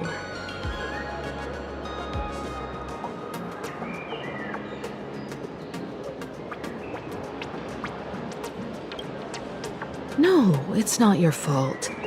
I underestimated the complexity of the situation behind these games. Coming back to my homeland was meant to be a relaxing vacation for everyone. And I also wanted you and March to experience the atmosphere of elation in this world. Throughout the history of the Phantasmoon games, there have been many instances of cooperation between supplicants. But this time, forces from across the cosmos have turned this into their own high-stakes poker table. Rather than honoring the elation, these players are far more eager to savor victory for themselves, itching to knock everyone else out of the game. Sparksy is one such troublemaker.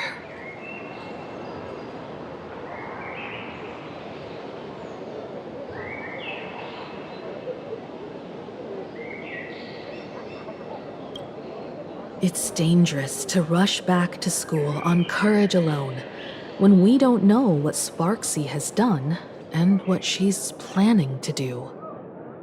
For every supplicant, there are 3 key acts that must be completed once the Phantasmoon games begin: the roll call, the miracle, and the promotion. Sparksy has completed the roll call. She took the mask and declared her entry into the games, drawing everyone's attention to the news that the first supplicant has appeared. Next, she must strive to make a miracle happen, bear the people's wishes, and answer with a great feat. If I'm not mistaken, Sparksy is waiting for us to walk right into her trap. For her, there couldn't be a better opponent than the Astral Express for this first battle between supplicants. What could be more earth-shattering than defeating a renowned cosmic hero on a battlefield of her own meticulous design?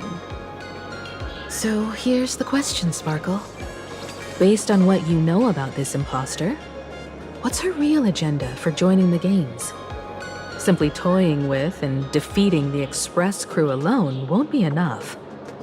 What kind of world-shaking miracle is she after? Sure, she's a fake. But she's still a fake of Miss Sparkle. Guessing won't get us far. If you ask me, we should check out the tavern. Might find some leads there.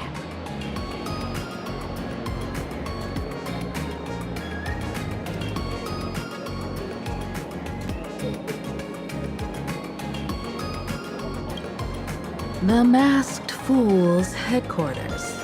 The World's End Tavern. That's right. How could we pull off something this insane without Miss Sparkle's prized collection I've been hoarding all these years?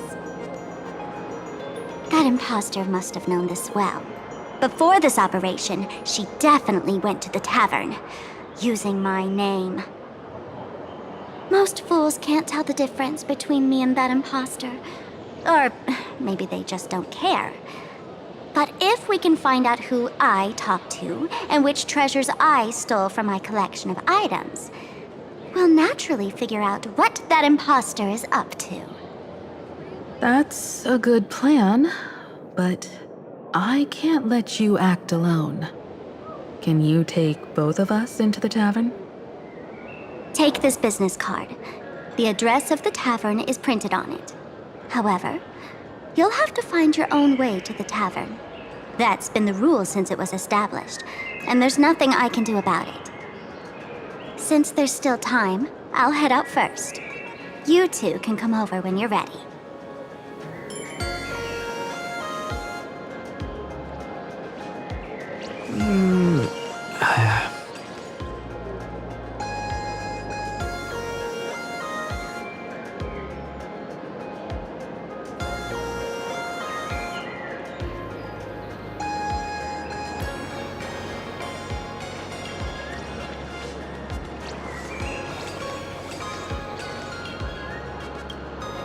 I'd say she needs us more than we need her. Relax. To step into the elation's right, what you need the most is ease. Don't dance to your enemy's tune.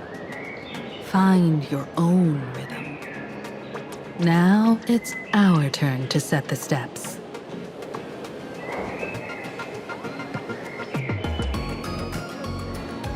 Dovebrook District. It's been a while since I've been home. Perfect timing. Don Hung and Sunday have made some new discoveries. I asked them to meet up with us later.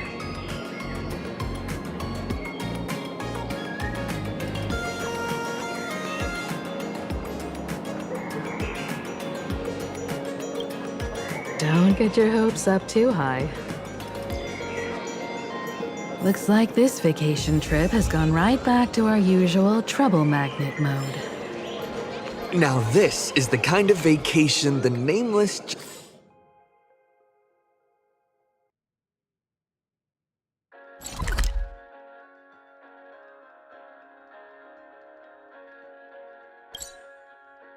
just has to savor.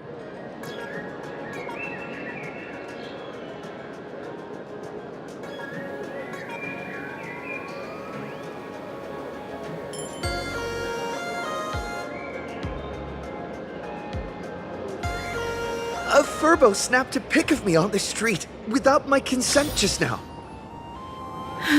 Fame isn't exactly good news for the nameless.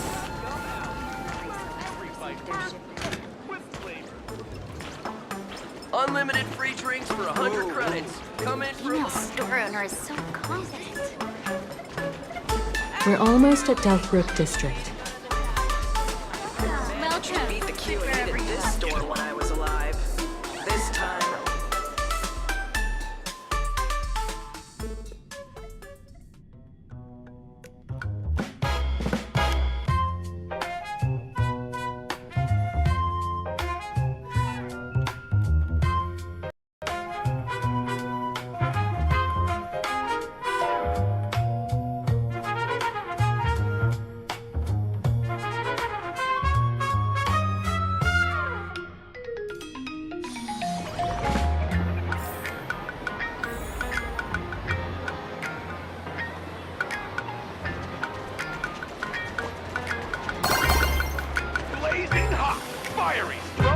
Quite a bustling district. Is this really where Himiko lived back then? It's been 15 years since I've been back. I wonder what's become of these houses now. If they're being rented out or if they've been sold off already. Perhaps they've become like the Graffia family. Nothing but empty shells of their former glory. Let's go. Stay safe on the road.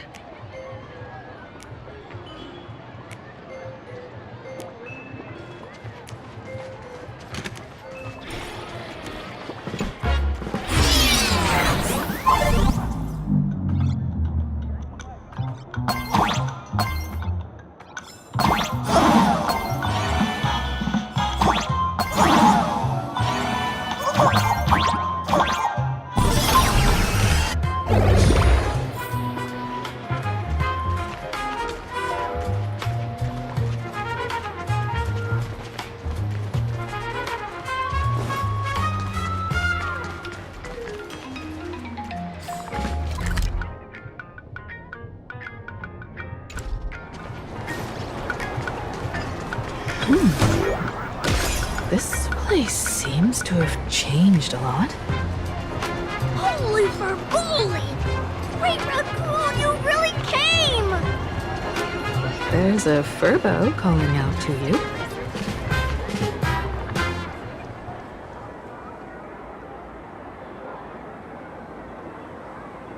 Rest assured, I haven't forgotten a single thing about the compensation.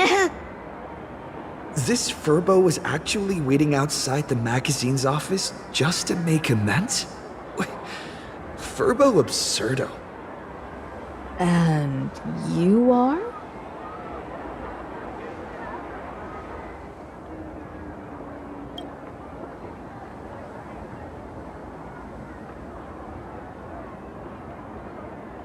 Would you mind coming into our magazine office to talk?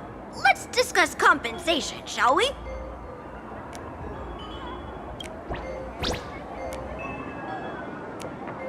It looks like the magazine publisher has taken over this entire building.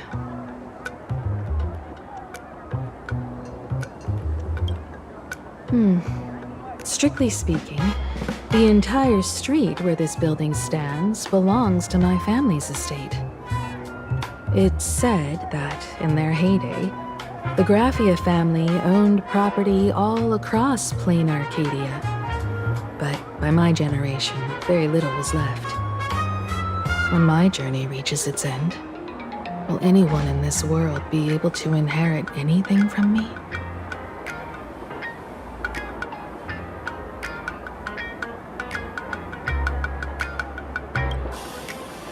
Sorry, I made things a bit too heavy there. Come, let's go inside the magazine office and see what this little Furbo is up to.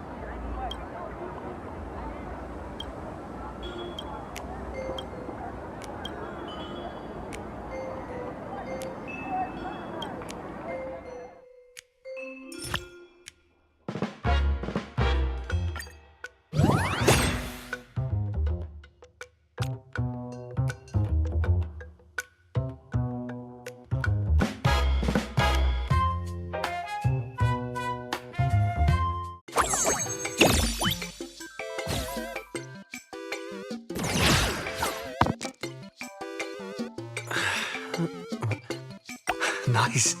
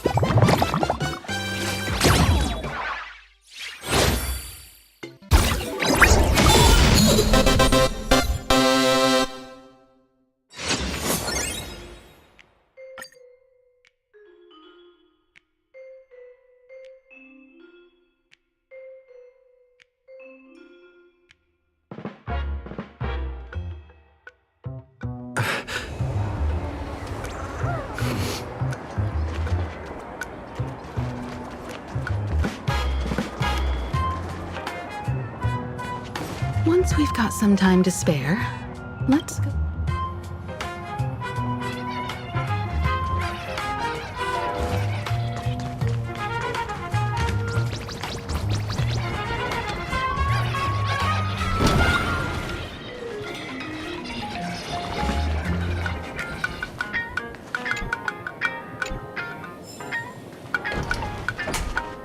Hey there, Paraprince! I brought quite an impressive creditor to visit you. Beep beep. Debt collector signal detected. I'm out of here. Don't run! It's the Great Raccoon from the Astral Express! Furbos and raccoons. We're all one big family. Beep boop. Family or not, you're all just here to collect debts, aren't you?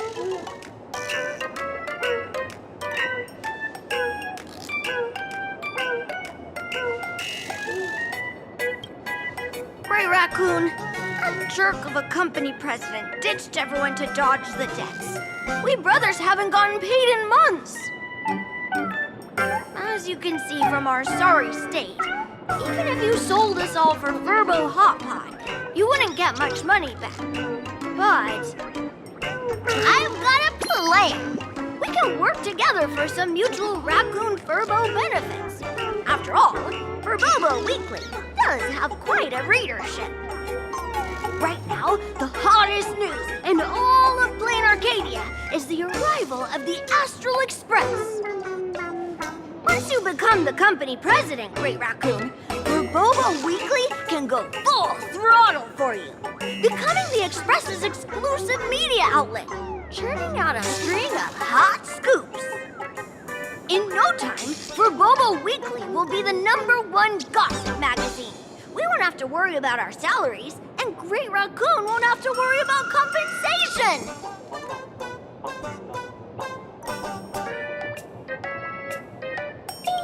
No way! No way! As your devoted fans, me and my bros sincerely want to compensate you handsomely for your emotional distress. A magazine publisher? Now that is interesting. What do you think?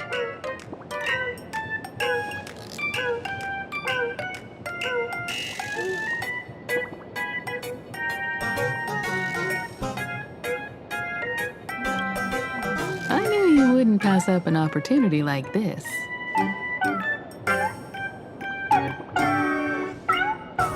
These Furbos may be crafty and full of tricks, but they can definitely help us out. A media outlet working for you, and a network of informants who can run around everywhere? Having a logistics team like that during the Phantasmoon Games would come with many perks. And best of all, they're free.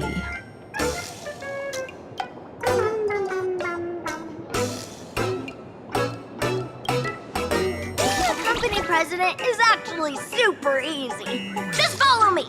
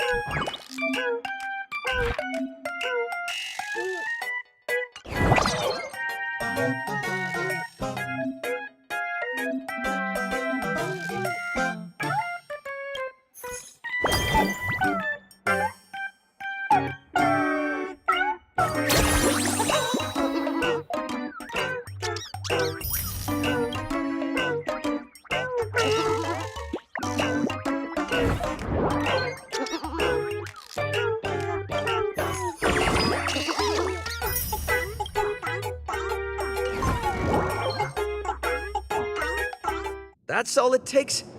Okay, from now on, I'm your new company president.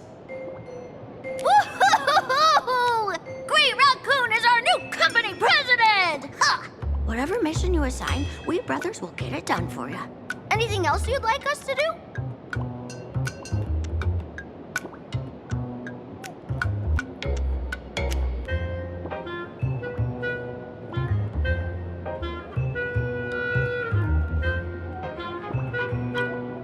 Boss, you don't like Verbobo gossip?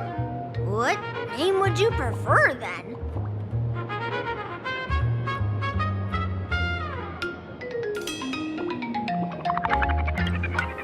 Chatting about the Phantom Moon games together? Oh, cool name! Are you sure?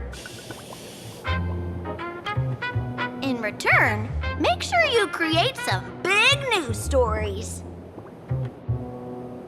Oh, and that journalist Verbo who wrote that slander about you? HR will fire him. We don't need an employee around here who's got beef with the company president. I heard a supplicant has appeared at Graphia Academy.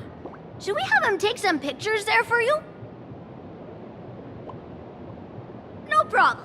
I'll arrange it right away.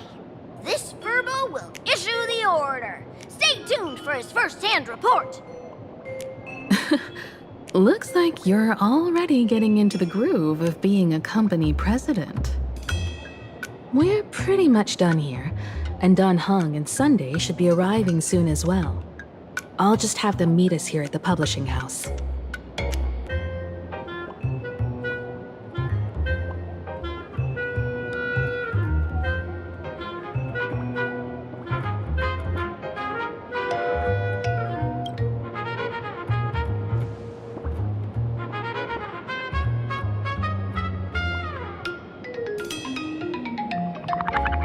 Miss Himiko, we're here. Slower than expected, huh?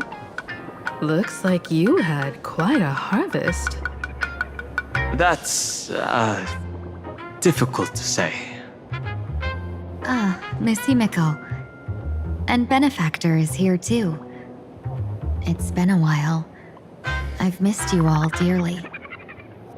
Miss Tingyun, are you representing the Xianzhou on this diplomatic mission to Plain Arcadia? This is a matter of great importance. A humble girl like me doesn't have that kind of standing. I'm just tagging along with General Yao Guang of the Yuchui to help out with odd jobs. I happened to run into these two on the way. The seer strategist. What happened on this journey? Sorry, there was a bit of a hiccup. I accidentally put on a mask of elation. Now I'm a supplicant in the Phantom Moon games.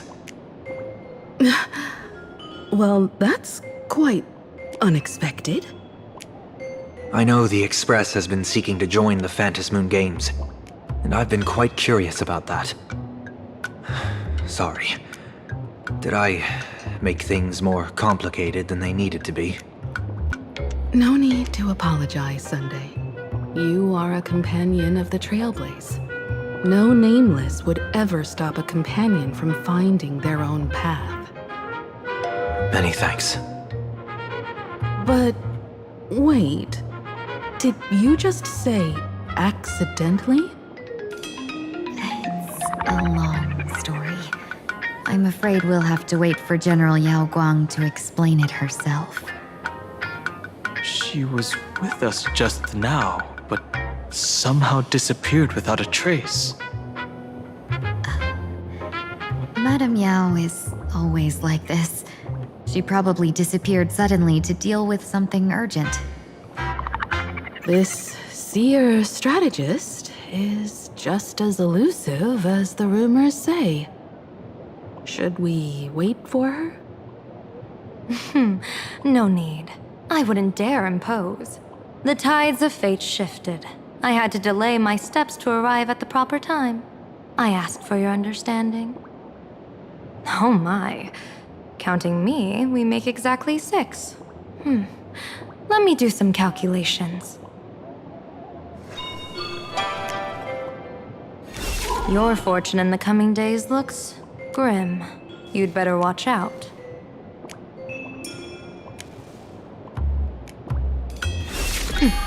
Wheel. Makes sense. You got what you wanted today. The fates spell danger.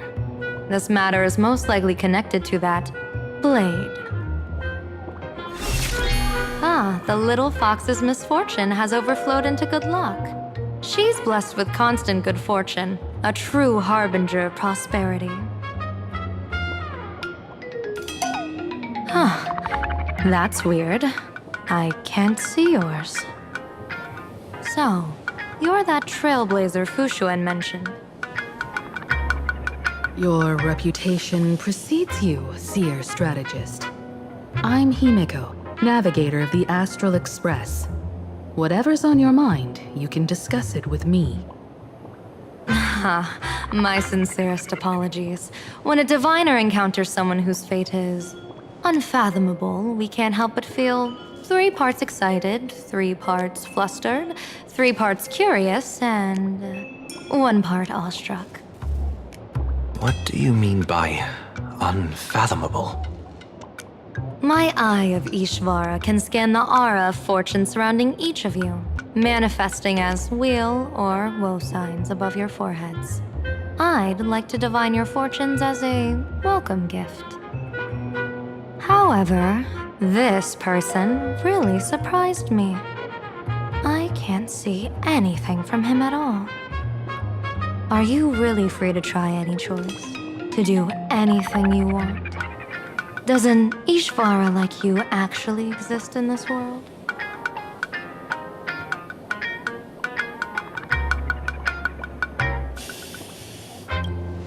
You might be onto something. When it comes to eons, divination often goes haywire and no proper reading can be formed. What do you think this means, General? As an Ishvara, their mere presence in the playfield creates a variable in the game. It's both a blessing and a curse. As I said before, the weal and woe of us 6 align with the 6 lines of divination. If he represents woe, then the hexagram falls to water, where dangers lurk above and below, spelling doom. If he brings weal, then the hexagram shifts between wind and water, presenting a great opportunity to strike. Auspicious. So, the fate of our journey in plain Arcadia rests on his decision.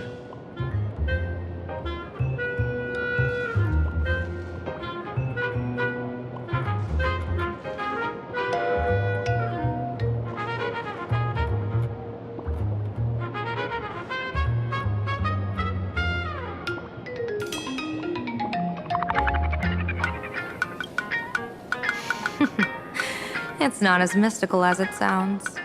While an Ishvara has far greater freedom of choice than ordinary people, they're still caught in the currents of fate. I just want to remind you to choose wisely. Back to business. I take it you're not just here to read our fortunes? I am here to greet everyone, to apologize to the Express Navigator for my previous indiscretions, and to borrow someone from you. Miss Himiko, now you understand how I ended up wearing this mask. I get it. She says she wants to borrow you for an operation. I want to hear your thoughts. If you're not comfortable refusing, I can speak up for you. Oh, you two. No need for whispers. I can hear you loud and clear. How did you... Well, since the General heard us, would you mind telling us your reasons for doing this? I'm collecting variables.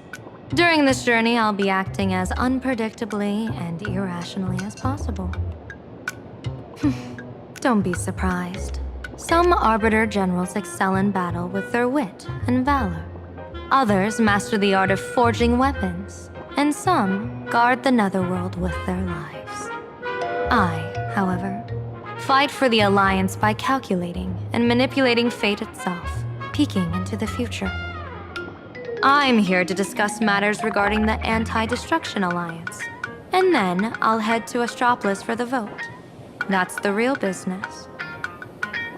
But according to the divination, this Arcadian world faces an extraordinary danger. When a bird's nest falls, no egg will remain unbroken. Are you saying we'll all perish along with plain Arcadia? What's going on here? Intel indicates that a serious Xianzhou criminal is attempting to join the Phantom Moon Games. This individual has been infected by the flesh of Shuhu, the emanator of the abundance, and is extremely dangerous.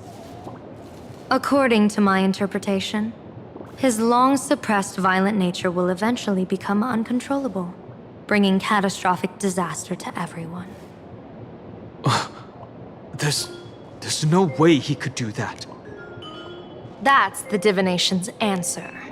Rather than asking whether he could, we should ask, how would he do it?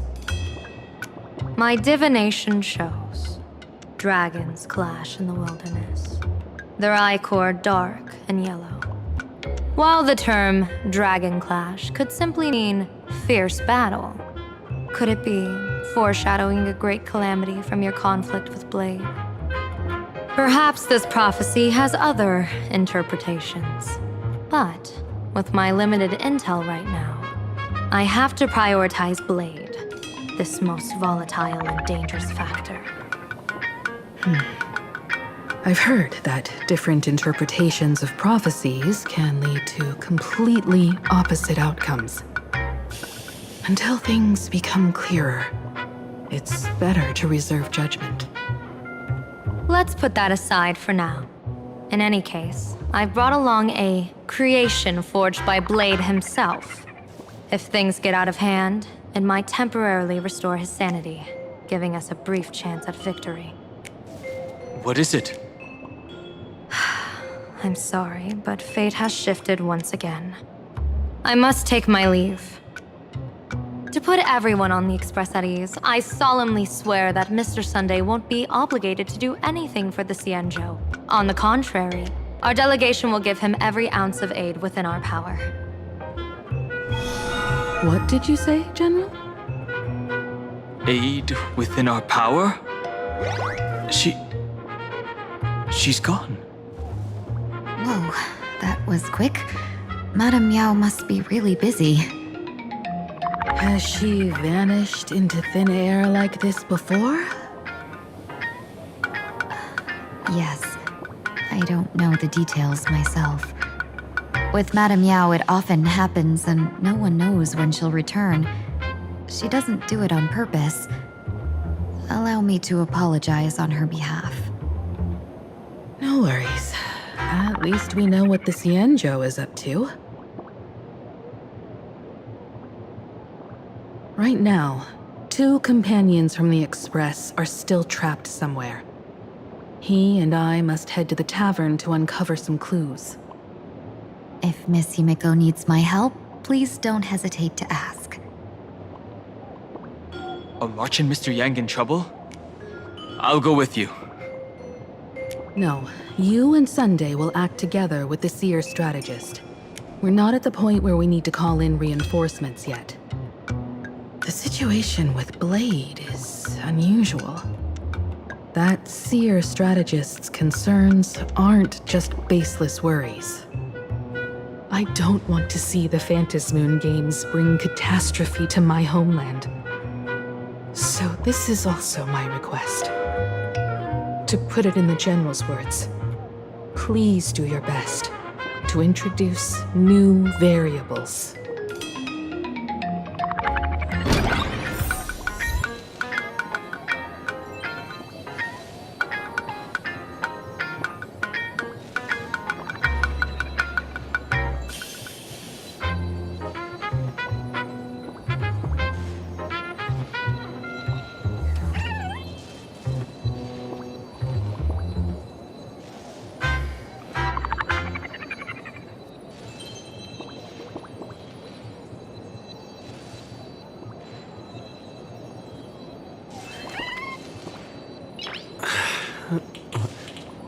Nice.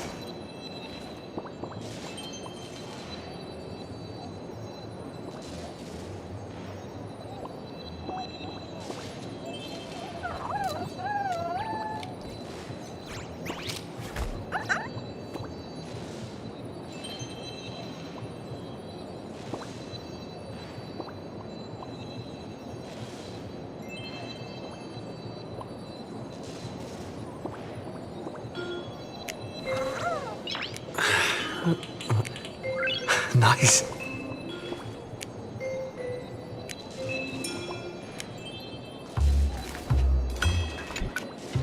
I understand Miss Himiko's intentions. I'll leave March and Mr. Yang in your care.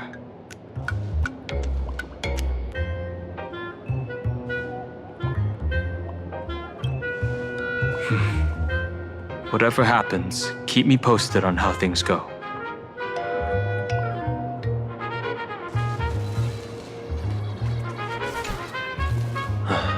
Mask of elation can reflect the shape of one's soul.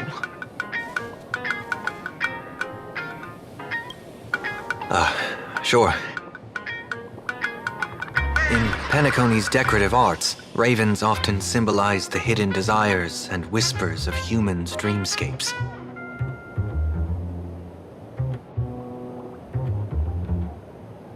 After putting it on, I seem to hear curious voices.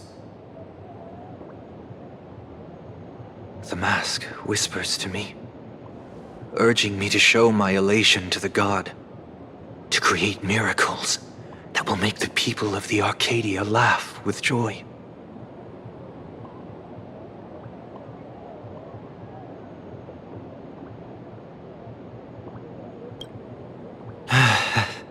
That's a good one. When that general, Yao Guang, shows up again, I should discuss our collaboration plans with her. Good luck.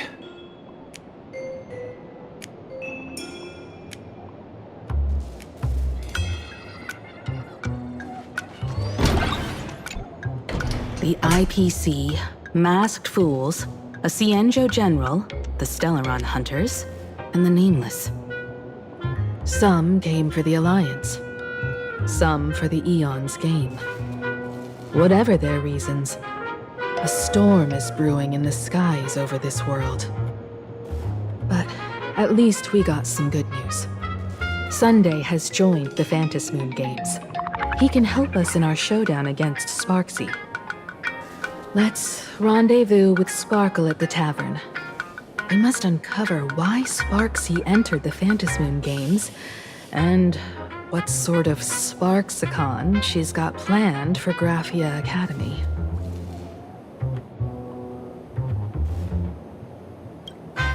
When I was little, I heard a few urban legends.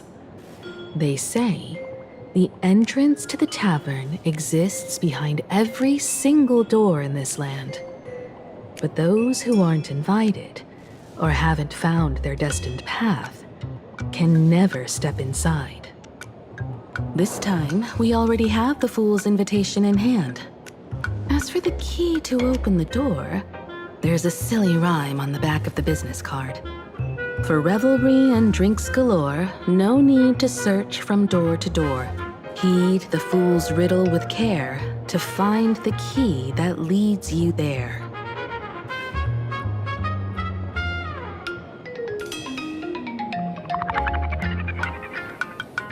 So, about the fool's riddle, got any leads?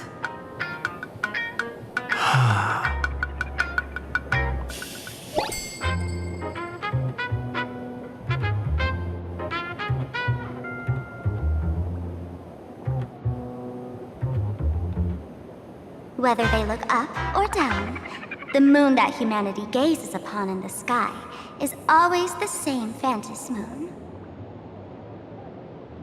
Looking up makes sense, but looking down? How exactly do you gaze at the sky?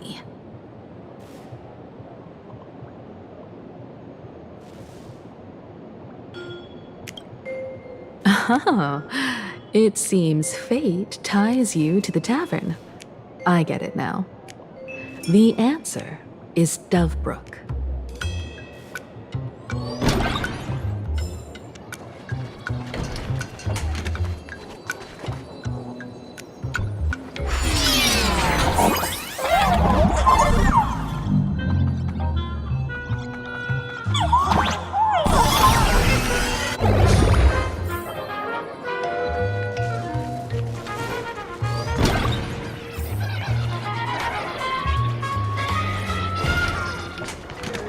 Many generations ago, the Dovebrook was already a river flowing with countless legends. Legend has it that the master painter Graphia once drew water from the Dovebrook to wash her paintbrushes. Looking at Dovebrook's scenery, memories from my student days just come flooding back.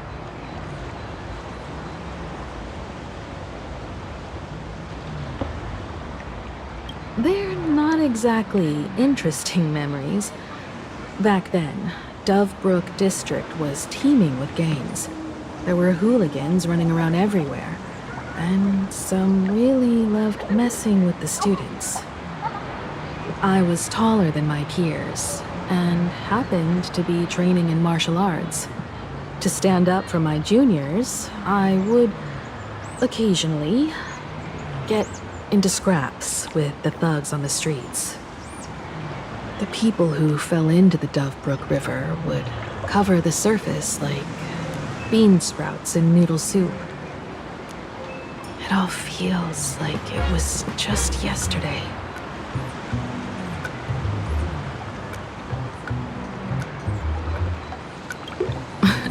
Sometimes the thugs fell in.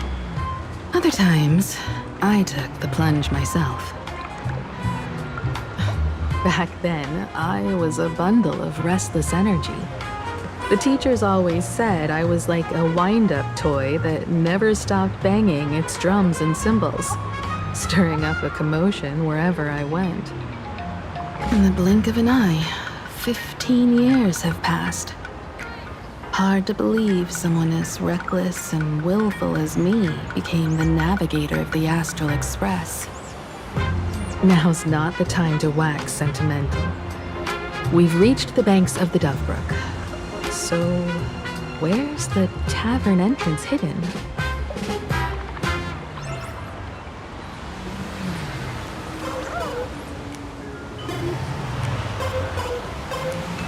Lots of eyes on the street.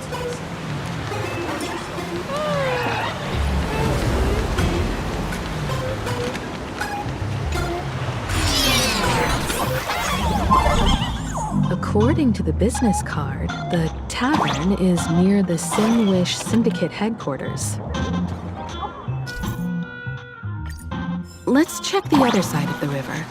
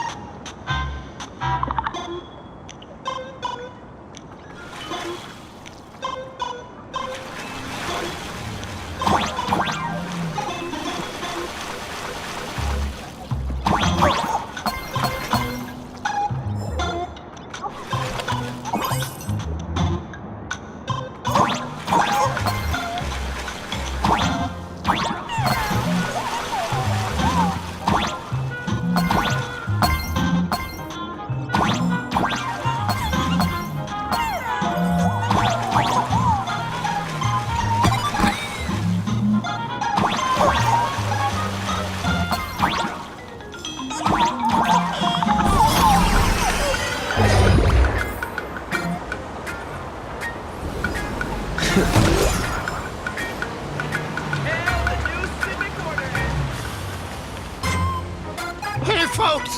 Have y'all heard the joke about the Dove Brook? Yeah, one day, a criminal escaped from prison.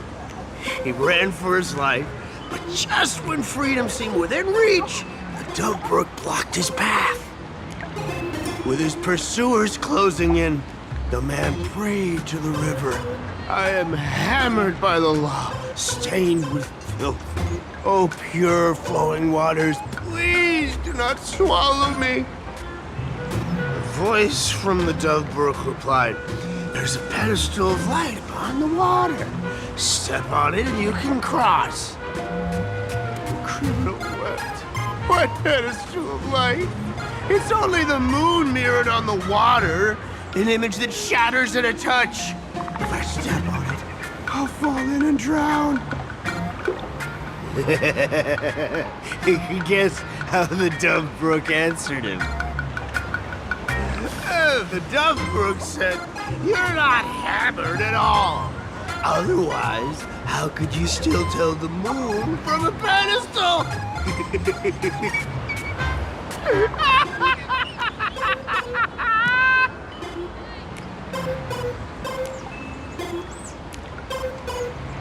It's fine.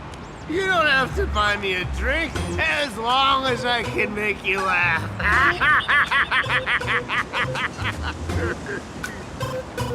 That joke sounds like a hint. Could he be a fool from the tavern? Maybe if we find the fragile moon he mentioned, we'll find the way into the tavern.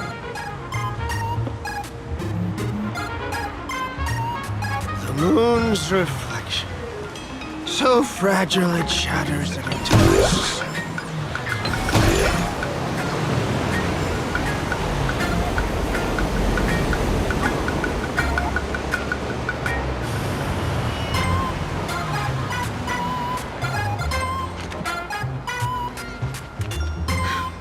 Sparkle's riddle says this.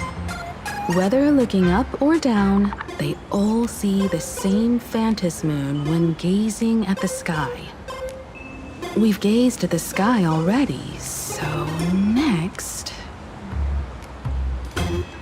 From this angle, the moon's reflection is right here. It does look strange in the water. If what the card says is true, and the fool's riddle is the key to entering the tavern, then this moon must be the door lock. Come on, let's take a closer look at this strange moon.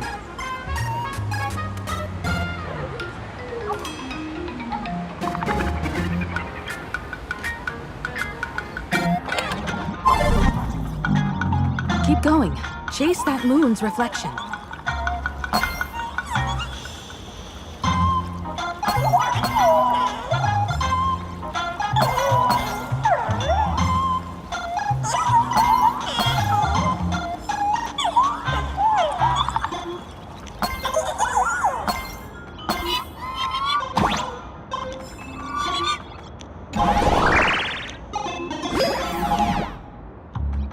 Looks like the fools are guarding the moon's shatter the moon lock, and we're one step closer to the tavern.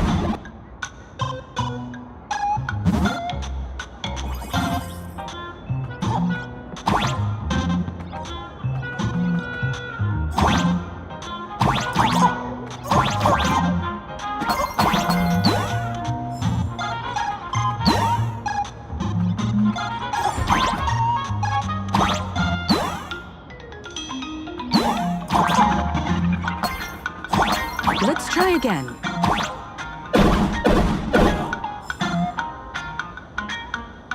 Something's back there. Is that a key?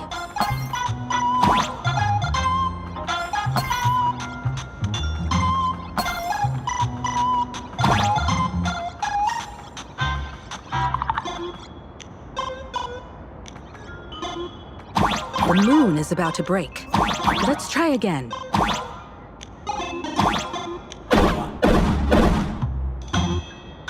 The key has dissolved into the water. The water's surface is about to change. Look, the tavern's shadow has appeared.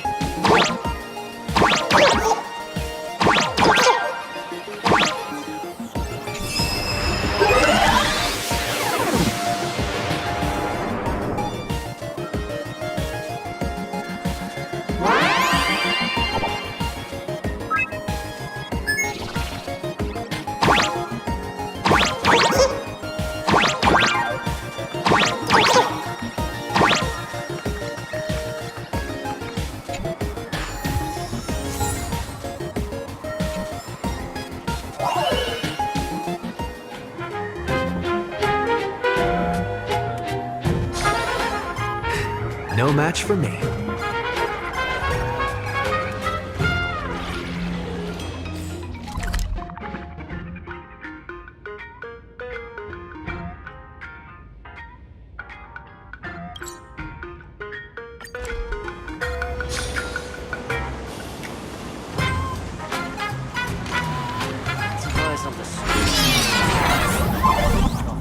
If we follow this path ahead, we should reach the tavern.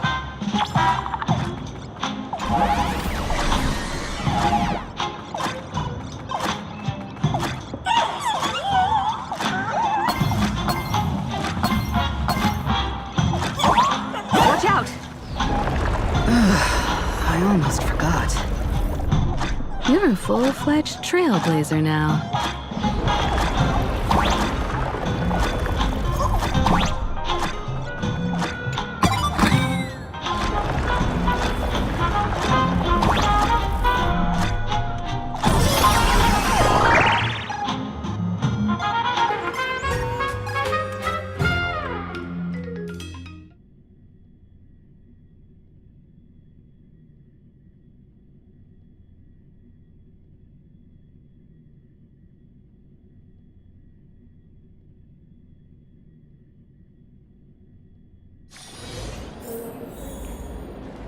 Welcome!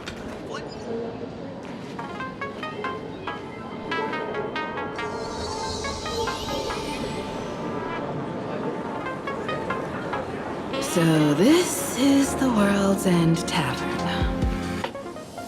No. Allow me to correct you. If you think this is all there is to the tavern, you're sorely mistaken. Like a single grape on a great bunch, this is just the part where the tavern connects to this world. Sorry, but this looks like a regular lounge. The so-called plain Arcadia isn't really an Arcadia either, but who's complaining? Life goes on, doesn't it? If you're looking for something that's true to its name, take a ride on the Astral Express. Funny thing is, it's literally a train. You know, can't find a single trace of astronautical engineering on it.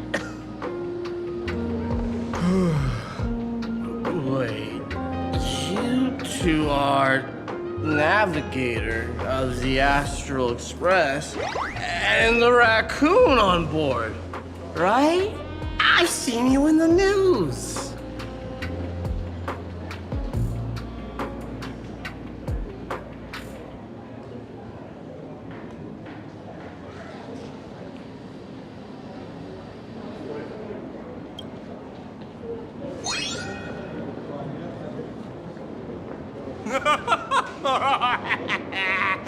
Friends, a big shot is here. A real knee slapper incoming.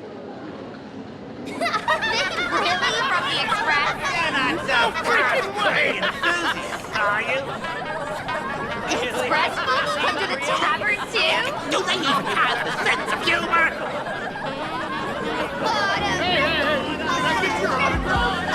Sorry, my foot. I'll never wash it again. Everyone, curb your curiosity. These two are my guests. Even the most mischievous among you should know when to stop and mind your manners. Oh, well, if it isn't Little Sparkle. We've all heard your joke. Take the mask from a masked fool, and what's left but a fool?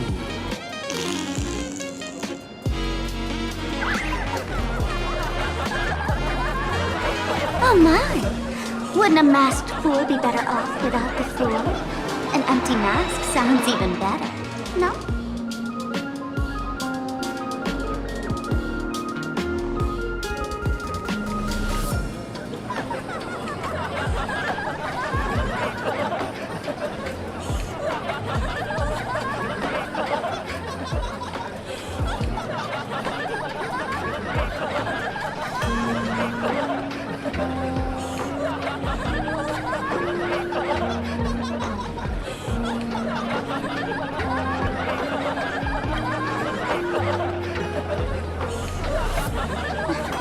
Put him on mute for 2 hours.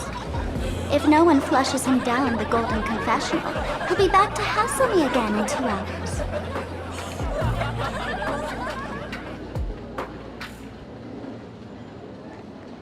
All right. Now I can finally entertain my guests without interruptions. You two, this way. Let's talk about the imposter.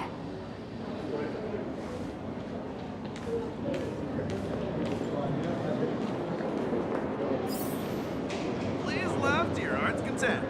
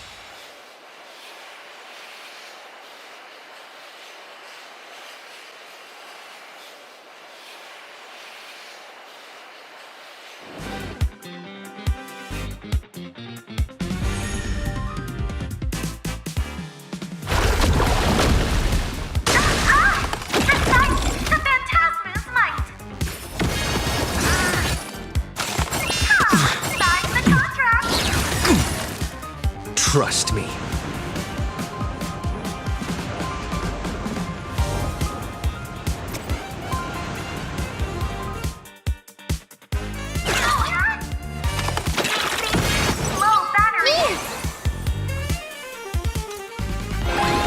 Time for some sweet dreams.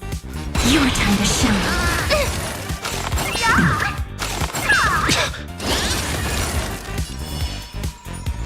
Till we meet again. My strength isn't what it was. Earth shatters, heaven trembles! As we've written. Let's play for a while. Feeling spiffy? Treat our guests nicely.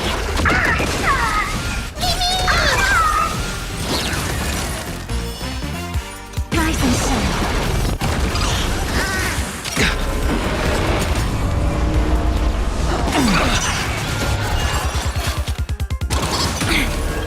Dragons, soaring above the lands! This is permanence!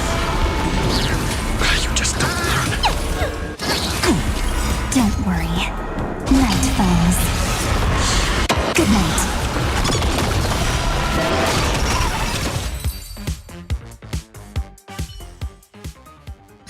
Sorry. Reach the end of the story in your own way.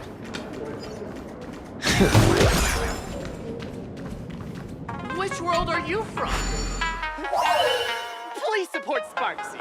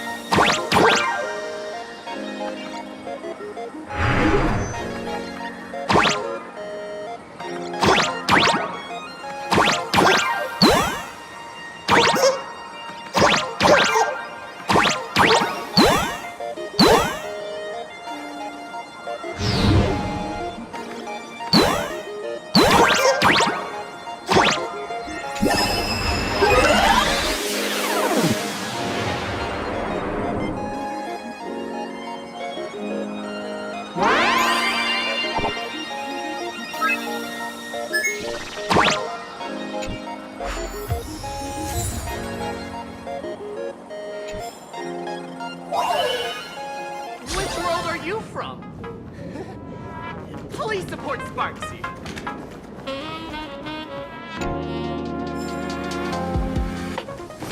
All full say exclusive.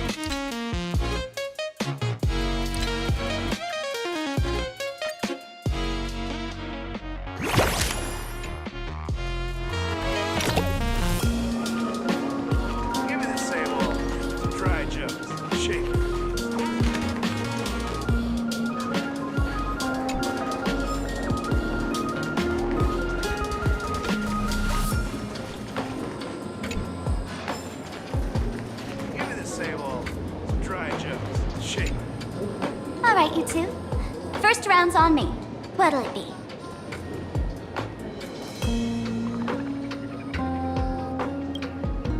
We're not here to drink. Time's ticking. Did you find anything on Sparksy? Don't pull a long face. You'll sour the vintage in the cask. While you were gone, diligent little Sparkle was gathering intel non-stop and didn't waste a single minute. Sparksy. She did come here disguised as me. I called Giovanni. You might not remember him. He's the poor sap who drew the short straw to manage the storage area recently. All Gio told me that a week ago, I came here and took a few things. Among them was a vial of mimetic virus. A mimetic virus. No wonder she could take over Graphia Academy and distort Marge and Weld's cognition, making them believe they're a student and teacher.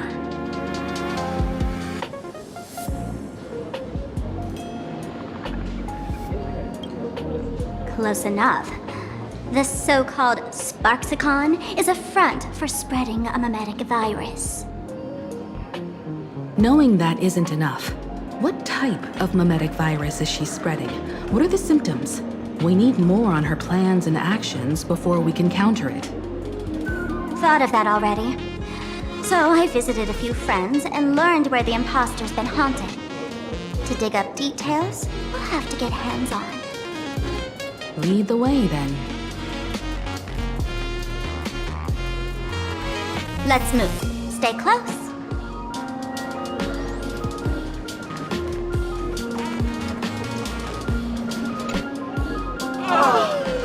Abandon all despair, ye who enter. If you want to pass, then amuse me. By the way, hate to ask, you're not Aha themselves, are you?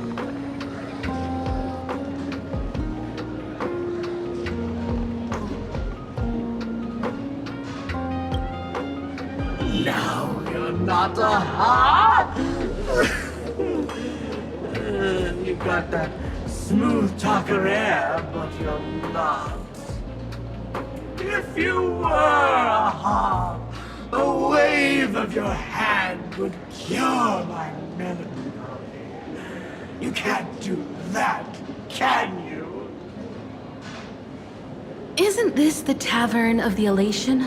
Don't you welcome the laughter, gracing you with their presence? You're wrong. It's not that they're unwelcome. See that? The fools put up a sign over there. Aha and morning actors stay clear from the door. Stay clear! Ridiculous as it sounds, it's true. After 666 invitations to Aha went unanswered, the younger fools voted to expel the laughter from the path of elation. Oh, I get it. It's like students expelling a teacher from a classroom. The action is meaningless. The message is loud and clear, though. All right, Mr. Doorway. I assure you that none of us three is Aha, and none is a morning actor. Oh, it's Sparkle.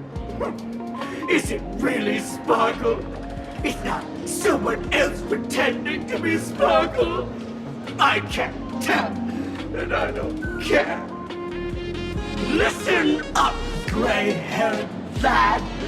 If you want me to open, pay the toll with saying a joke.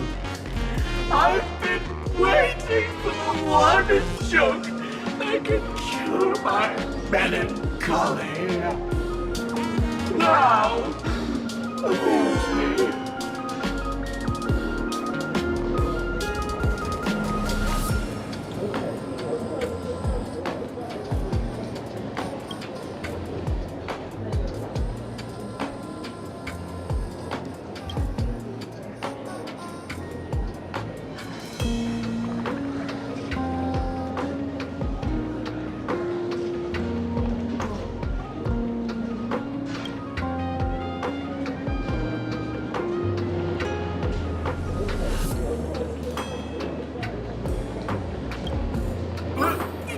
What are you going to do? I'm gonna break you open.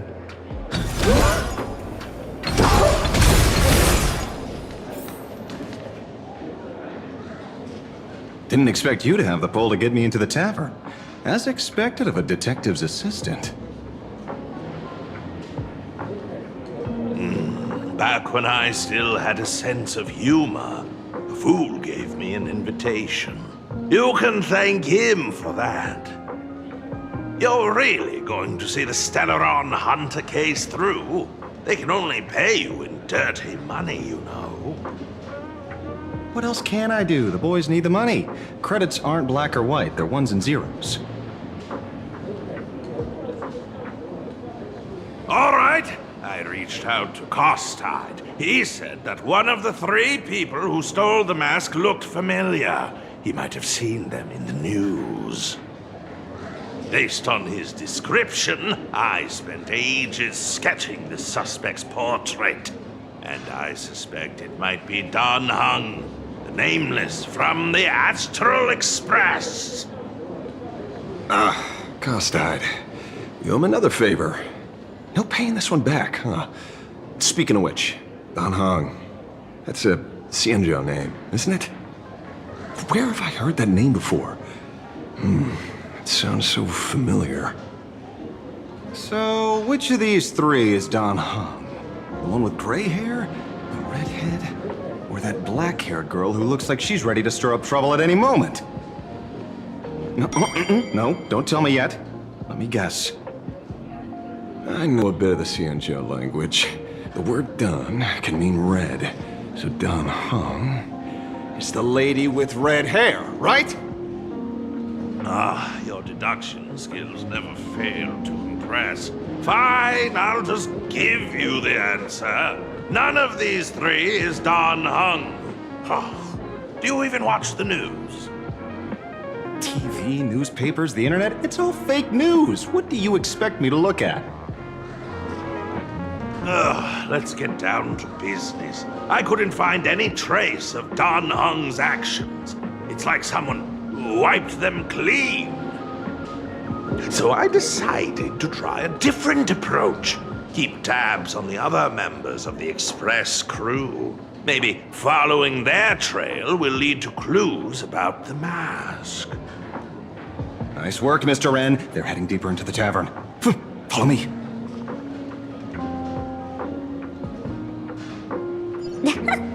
I see, gray hair. The tavern not inviting you sooner was their loss. Come on in.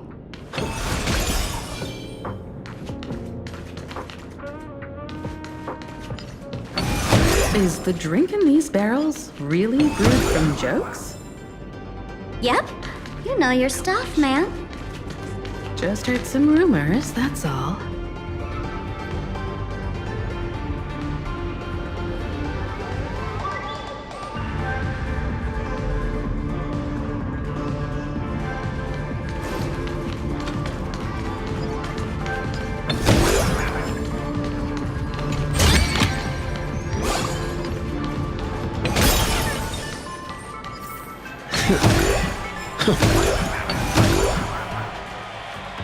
Where's this? Ta-da! Welcome to the dazzling lights of the Bliss Star. The heart of the tavern, Plain Arcadia's dazzling dance floor. There are some tasteless masked fools who consider this place the secret to keeping the laughter going. If life's cruel, don't beg for fairness. Dance! Shake away that sadness until it's all well mixed with the joy in your body. That huge light orb up there. For a tavern, it's as essential as the faintest moon in the sky. If we get the chance, I can take you inside for a real eye-opener. Speaking of which, 2 months ago, some idiot, after downing hundreds of drinks, had the bright idea to knock it down with a super overlord spinning top. So, we had to reinforce the Bliss Star with a steel frame around it and seal it inside the world in canvas.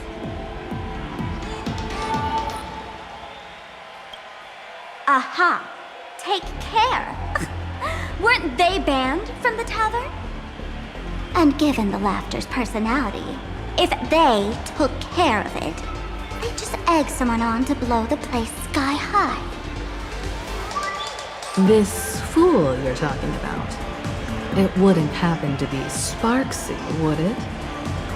If it were, I'd already be tied to that light orb as the scapegoat. Anyway, the next stop is the Golden Confessional. The eyewitness says Sparksy was there. The Golden Confessional? What kind of place is that? A place where you can let go of all your worries. Well, words won't do it justice. Let's go see it for yourself.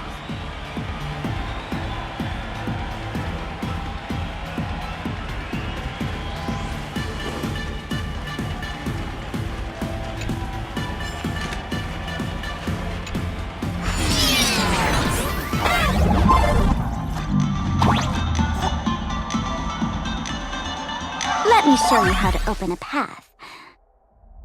Play according to the sheet music, and the path will naturally open up.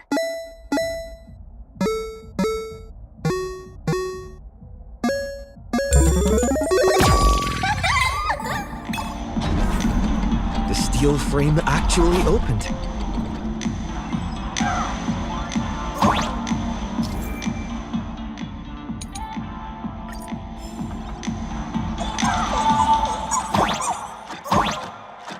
The Wisp-A here actually changed color with the lights. Just another night at the tavern. Fun, right?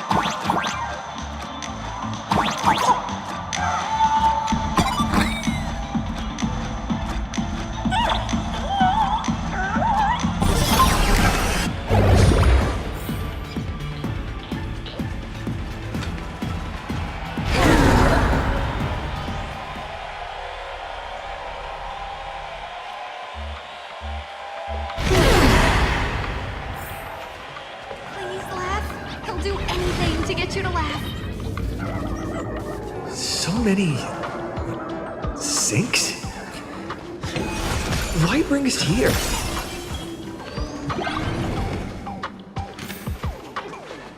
Witnesses say a week ago, I came to the bar, knocked back a few shots of Bomb's first drop, then headed here. The Golden Confessional is an emergency shelter for fools who've had one drink too many. Here, we shed our excess baggage before marching light-footed into the next second.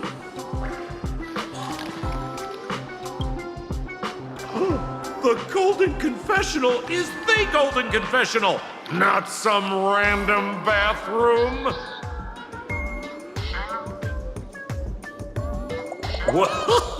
Well, if it isn't my old friend. Sparkle's sake, you be coming to the tavern. Old Sampo's heart is bursting with joy. And a teensy bit of sorrow. How did Sparkle beat me to inviting my #1 buddy to the tavern for a drink?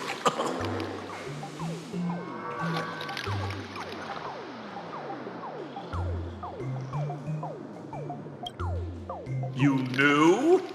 And what made you link me to this place? That's kinda harsh, bro. Hello, Miss Himako. Long time no see.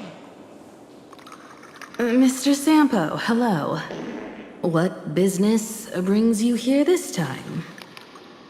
No business. Just here to repay an old favor.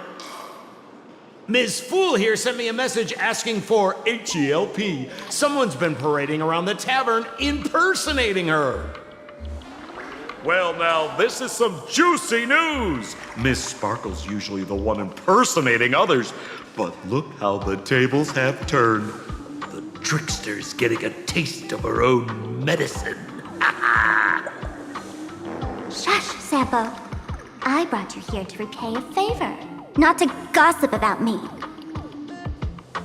Oh, I've suffered the embarrassment of losing my mask myself. Thanks to Miss Sparkle's mercy, I didn't end up stranded, so here I am today, ready to help you out. No questions asked. All right then, let's get to work. Get to work? What are we doing? Naturally, we'll fish around in these thrones where humans Dump their worries and find the worries that Miss Sparksy left behind. You want us to unclog your toilet?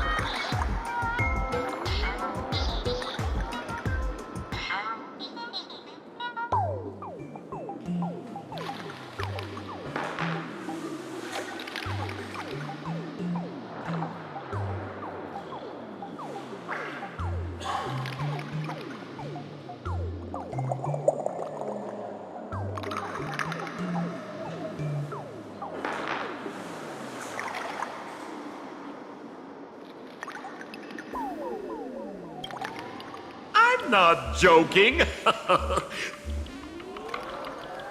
Don't be too shocked, you two. Let me share a little secret about how we masked fools stay mentally healthy. Drink a mood lifter like Bomb's First Drop, and all the harmful memoria in your body, you know, the pain, the worries, gets purged in one go. That's how fools pull pranks and have a blast without a shred of guilt. So, all that memoria has settled under this bathroom. And you want to sift through it to find Sparksy's worries and catch her thoughts before she acts? If luck's on our side, maybe we'll even dig up the secret to beating her. What's wrong, ma'am? You don't look so hot. I've got no objection to the task, but doing this barehanded, I refuse. Oh, don't worry. When has old Sempo ever come unprepared? Trust me, I won't let you get off that easy. Emotional impact drill. Oh, sorry. Wrong gadget. Oh, this one. Hey, have you heard of a dowsing rod? Well, forget it. I'll spare you the theory. Oh, I tuned the drill bit to resonate with Sparkle's temperament.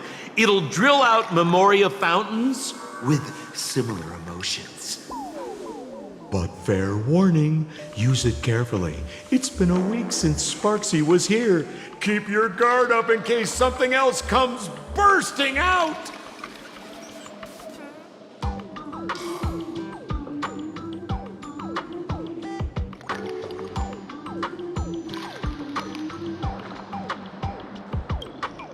Well, if you ask me, leave it to luck. We don't have time for luck. My radar says that Pompous Imposter would pick the highest spot to vent. Exactly. The Golden Throne. Give it a try. Bro, pick a spot to drill and start mining that gold. Sampo, does this thing even work? Of course it works. Don't you trust your old pal, Sempo? Are we gonna have a blast?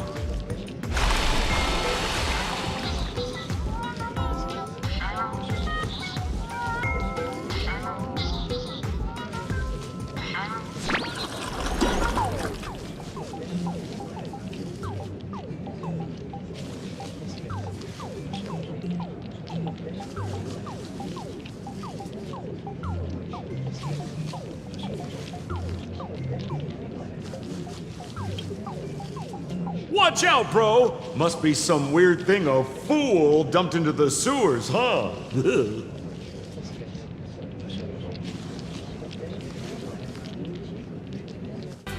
Which irresponsible exorcist did this? The tavern sewer system is not a dump. We can do anything! Treat our guests nicely. Night falls. Good night. Rise and shine. La La Land noodles are the loudest noodles.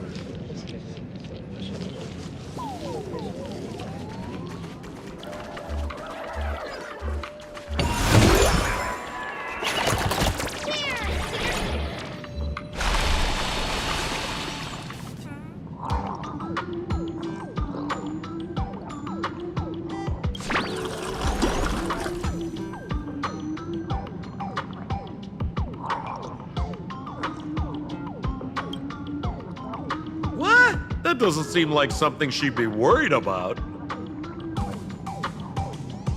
After going through all this trouble to sneak in, thought I'd go down in a blaze of glory if I got caught. What the heck is going on with this place? Have the masked fools really fallen this far?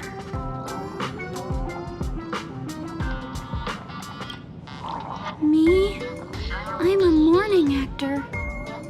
Isn't it obvious?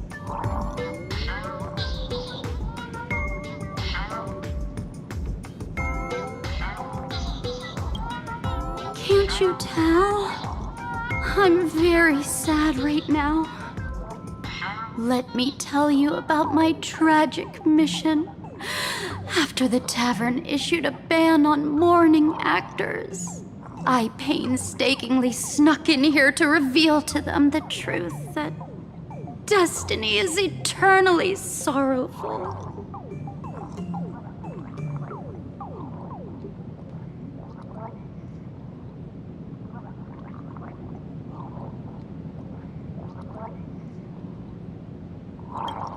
I failed. I smashed every obstacle during the infiltration, only for the outcome to smash me. Yesterday, I went on stage at the bar and revealed my true identity to everyone and told them a tragic tale, bracing myself for their harshest punishment and farthest exile. But these fools kept whistling from below, and some bought me several rounds. Someone even came up on stage to hug me, praising me as the unprecedented masked fool. This is utterly humiliating. Today's bad taste.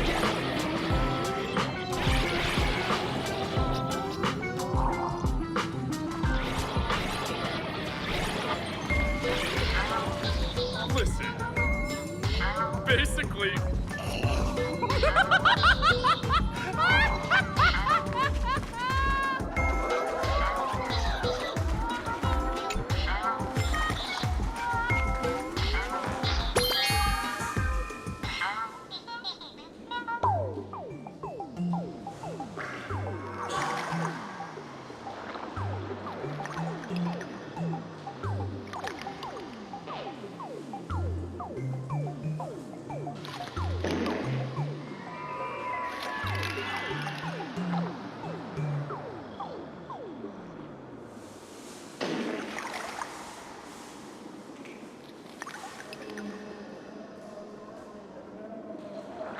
Sampo?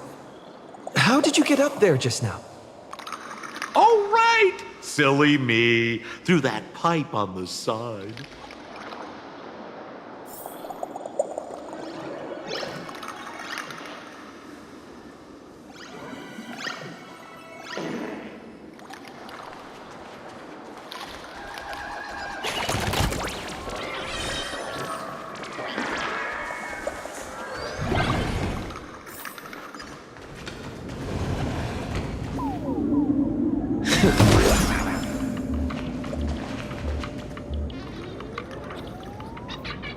I hate toilet humor the most.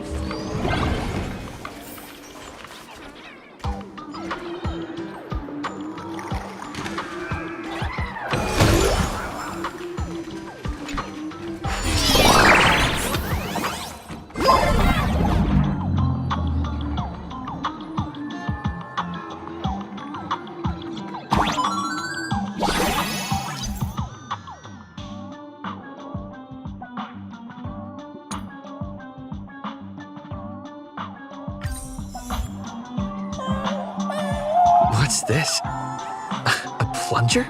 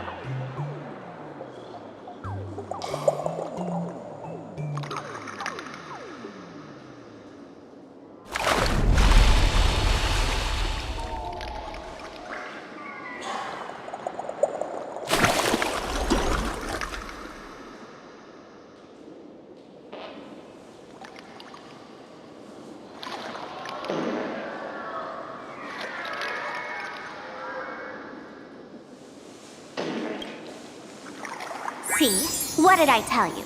The imposter's worries have appeared.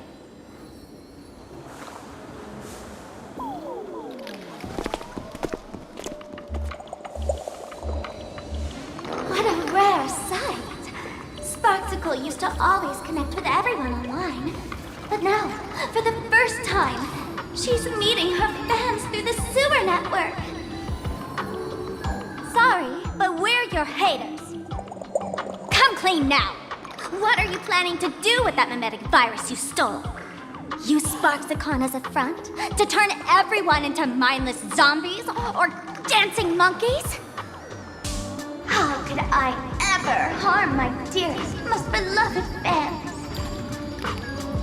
You took an entire school of teachers and students hostage and turned them into your puppets to help you enter the Phantasmoon Games.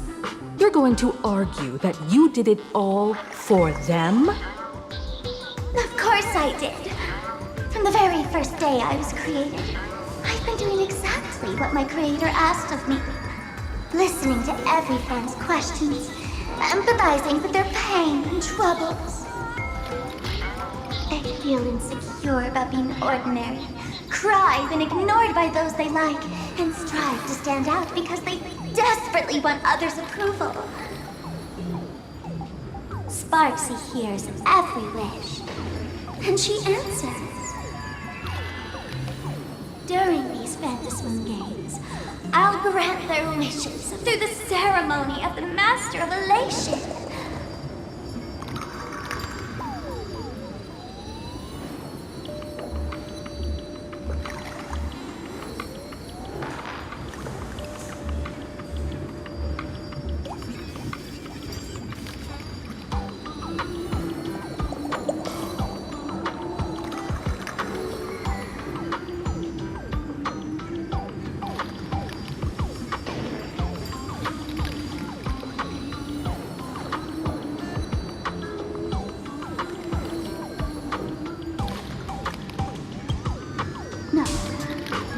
Each of them a choice. The choice to become me. Because deep down, every one of them longs to become Sparksy. To wear this dazzling mask, capture the internet's attention, and bask in praise. You must have heard that saying. In the future, everyone gets their 15 minutes of fame. Now, that moment has come. Sparksicon will turn every spectator into me!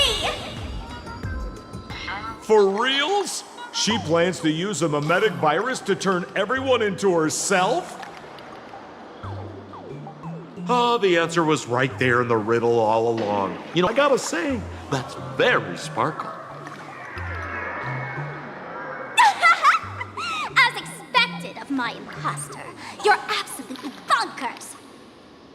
Sis, is now the time to be tooting your own horn, just thinking about being turned into a copy of you?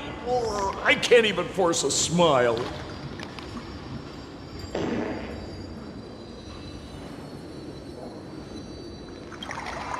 Oh? And who gets to define elation? The laughter, the fools, the IPC, or every me seeking joy on the Arcadian internet? Contrary to popular belief, the masters of the Phantasmoon Games were never us, the supplicants, but the spectators watching us. Sadly, the Interastral Peace Network showed people other worlds in the cosmos. Once horizons widen, expectations climb. Nothing they hear or see feels fresh, interesting, or thrilling enough. And everyone fears that they're outdated, uninteresting, or unexciting in others' eyes. So the world's like a derailed train, racing toward thrills and madness. Nameless of the Astral Express. Am I wrong?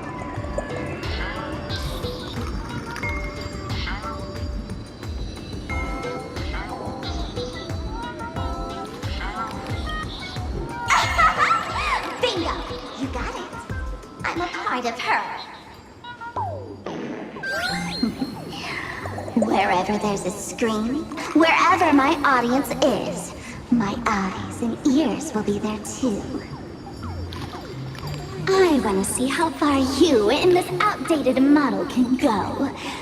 The harder you struggle, the more spectacular it'll be when I live stream the Astral Express cruise derailment at Sparksicon! I'm looking forward to your resistance, Nameless. Oh, heads up, everyone! She's getting serious.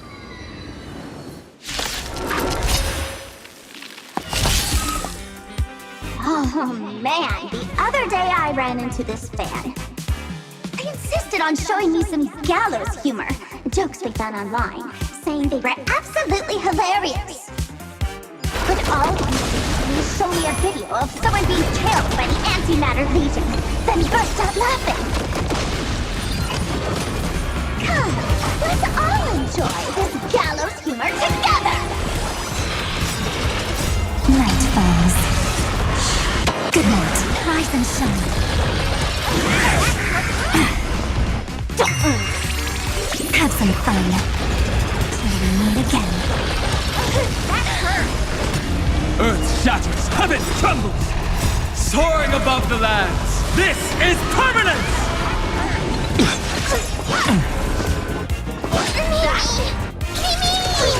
Feeling spiffy?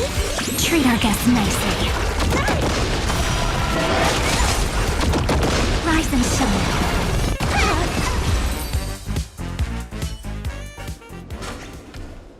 Listen, Sparkle. You only asked me to do your dirty work, but you never said anything about being your thug. You owe me compensation for emotional damage. Everyone's going to become me soon.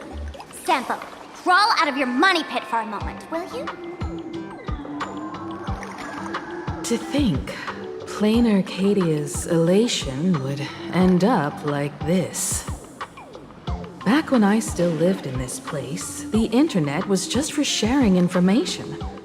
Live streaming and virtual idols, we'd never even heard of them. Coming back now feels like stepping into a foreign land. Like returning home, only to find home isn't where it used to be.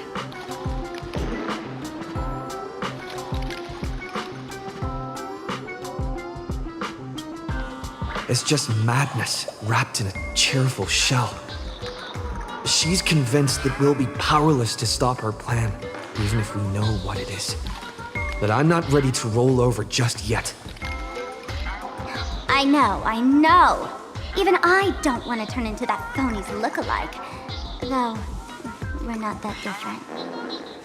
Since the fools stash dangerous things like mimetic viruses in the tavern, I assume they must have also prepared some countermeasures?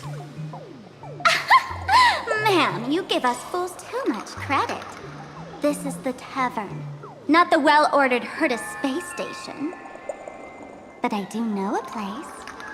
With some luck, we might find a mimetic virus cleanup expert. All right.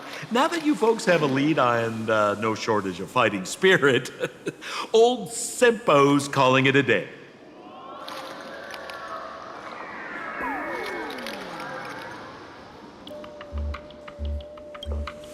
The Astral Express always has a way of handling crises, doesn't it? With big shots here, a sidekick like me doesn't need to steal the spotlight. Oh, if you run into trouble, you can always ring old Sempo then. I'll even give you folks a special discount, sort of. Well then, farewell, everyone. So, where are we heading next? Let's check out Fatal Joke. Fatal Joke? What kind of place is that?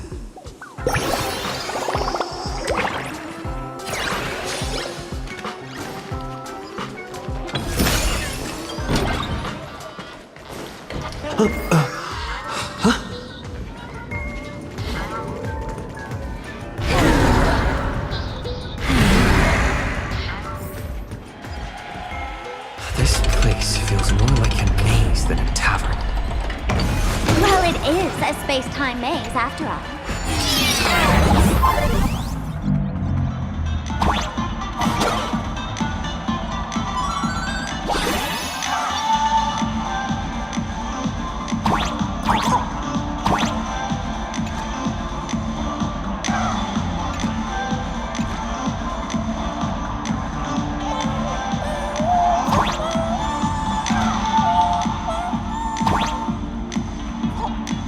Man, I really wish we had one of these light orbs on the Express.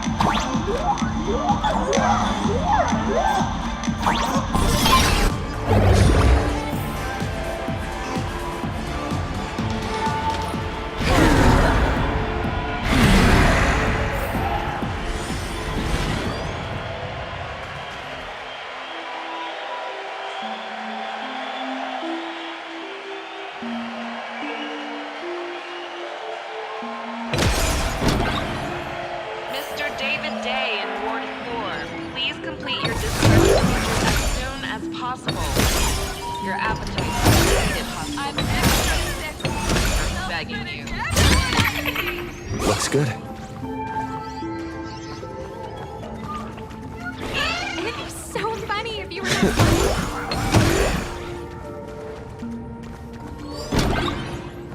Would Dr. Hartman from plastic surgery please report to the director's office immediately? It'd be so funny if you were not. Who on earth are you?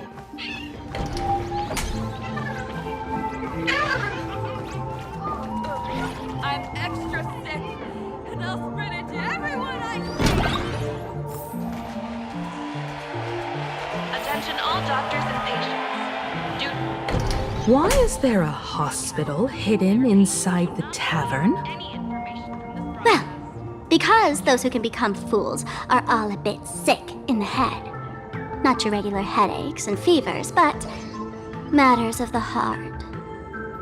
Every time someone goes bonkers and stirs up trouble in the tavern, like scattering nosewalker parasite ticks in every corner, or spiking the beer barrels with truth serum that makes people spew insults. For each time the whole place goes topsy-turvy, there's always some fool who, in the spirit of elation, volunteers to treat them. Yep, they get sent right here to Fatal Joke. Strange. Why isn't there even a fake doctor around today?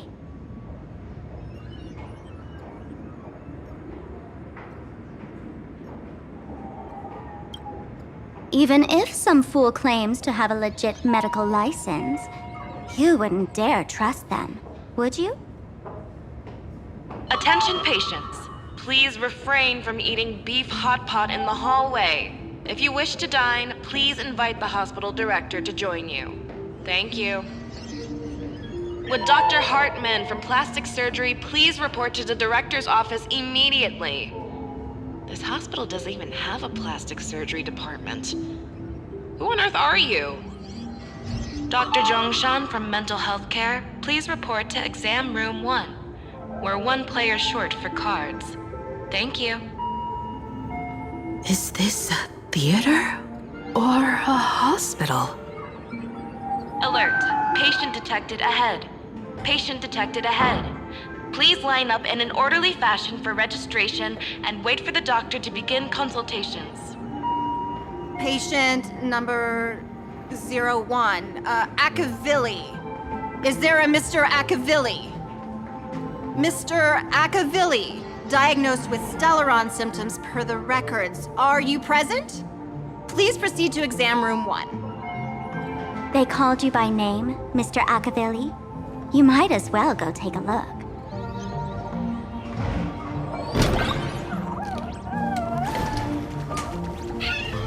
Mr. David Day in Ward 4. You're finally back, Akavilli.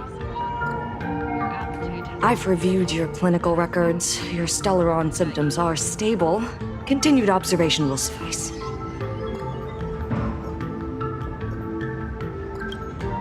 I'm your presiding physician. Good news for you. You don't need to rush into treatment just yet. Though I can't say the same for Miss Sparkle over there.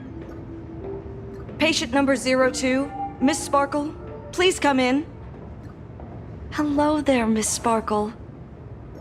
You're one of the few who didn't mistake me for that imposter, Doctor. But, just a reminder, yours truly isn't sick. I'm perfectly healthy.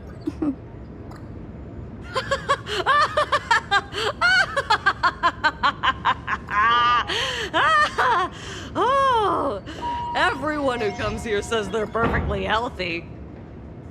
I've seen so many patients, and you're among the most severe. I could already make an initial diagnosis at first glance. Your ailment is loss of self. If someone can transform into 10,000 characters, would she still remember her original self? Good question. But if someone could become 10,000 characters, does the original even matter anymore? By the way, Doc, are you familiar with any treatment protocols for mimetic viruses? Mimetic viruses. I've heard about it. The city sent over a few cases. The patients had one thing in common. They were all heavy internet users. The medical records are in the room. You can take a look if you want.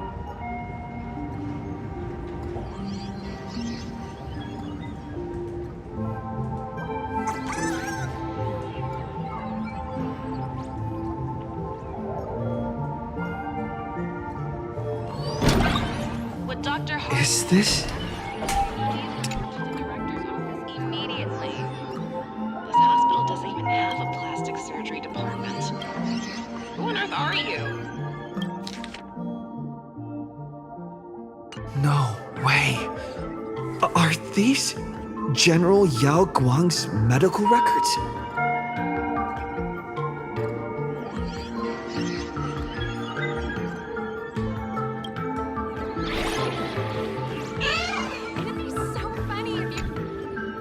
The medical records are on the bookshelf. First pile on the left.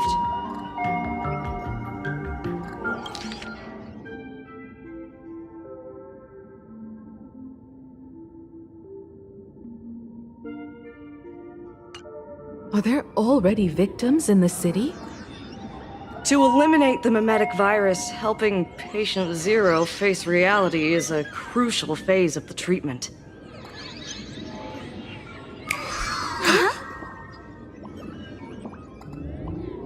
What's happening? You've never been to Fatal Joke before? That's not surprising. I don't spend much time at the tavern. And to reiterate, I'm perfectly healthy. I love patients who deny their illness. I'll personally shatter their self-confidence. Miss Sparkle, I'm going to write up a detailed diagnosis report for you. In the meantime, why don't you chat with your fellow patients who share your affliction? Gray hair, let's go. I don't want to waste any more time with this quack. Sparkle, you're back! You seem happy. Yeah, I'm keeping my spirits high, just like she asked. Sparkle! You're the one who told me that a smiling mask will never have bad luck, aren't you? This world doesn't want to see too much sadness, cruelty, rage, or pain. You told me that I just need to smile, no matter what. I did everything you asked. But why did you abandon me? Right now, I just want to scream, to cry, to shout. I just want to devour you all. Just how many masks have you thrown away? Don't worry about it. Everyone sheds just as many versions of themselves in a lifetime.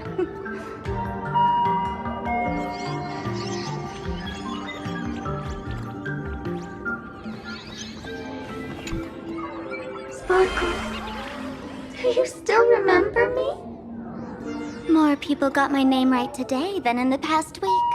I'm so touched. I am your original mask. The Sparkle Roll Mask. The archetype of a bright maiden doomed for a short life. The avenger who perishes with her nemesis. The lover who dies for love. The young artist driven to madness. You used me to win fame, applause, and countless eager gazes. So why would you cruelly cast me aside? Please, wear me once more. The worst thing an actor should do is be tied down to one type of role.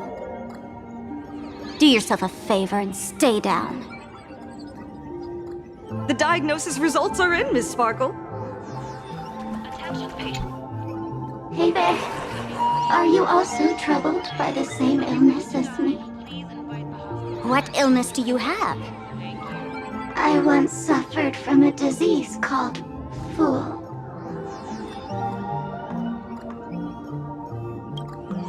A masked fool named Sparkle grew out of me, slowly becoming one with me.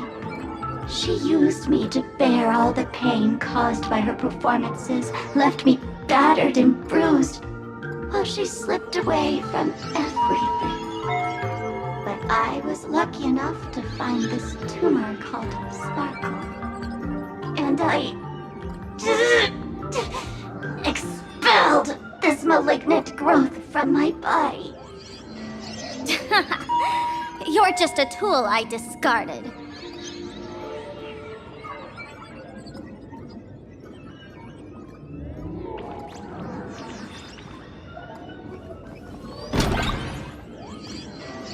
Miss Sparkle, I have your results. Your main components are madness, humor, and a theatrical personality. Unfortunately, the proportions are badly imbalanced. You're beyond saving. But the silver lining is your mask has fallen off. She's free at last. And that's where everyone's misfortune began. None of the masks I've cast off ever had such strong opinions or such a temper.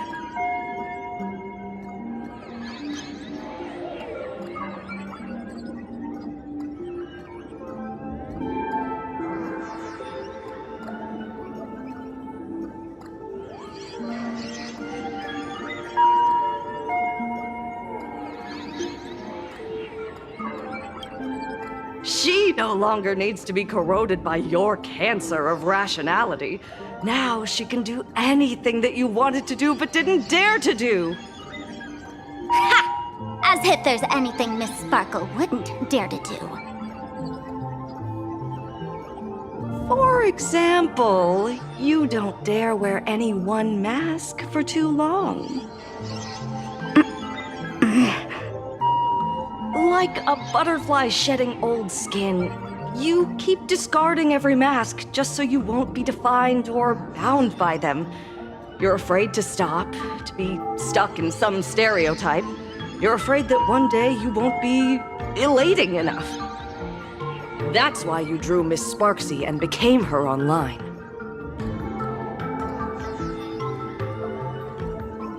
As a dazzling mask, everyone confides in her.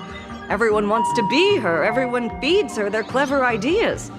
You thought this would inject new life into your elation. But sadly, once the mask is on you, you become its accessory. People care only about the image the mask paints. No one cares about the you beneath. And that is why she came to life.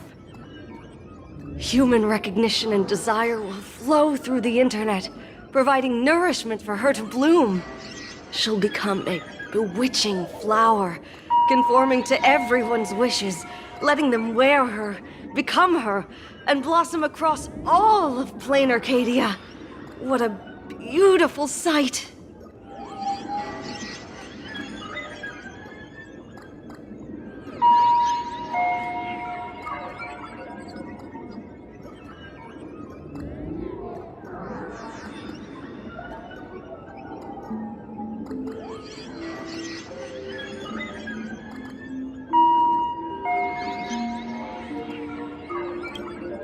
Stop? You mean treat? Yes?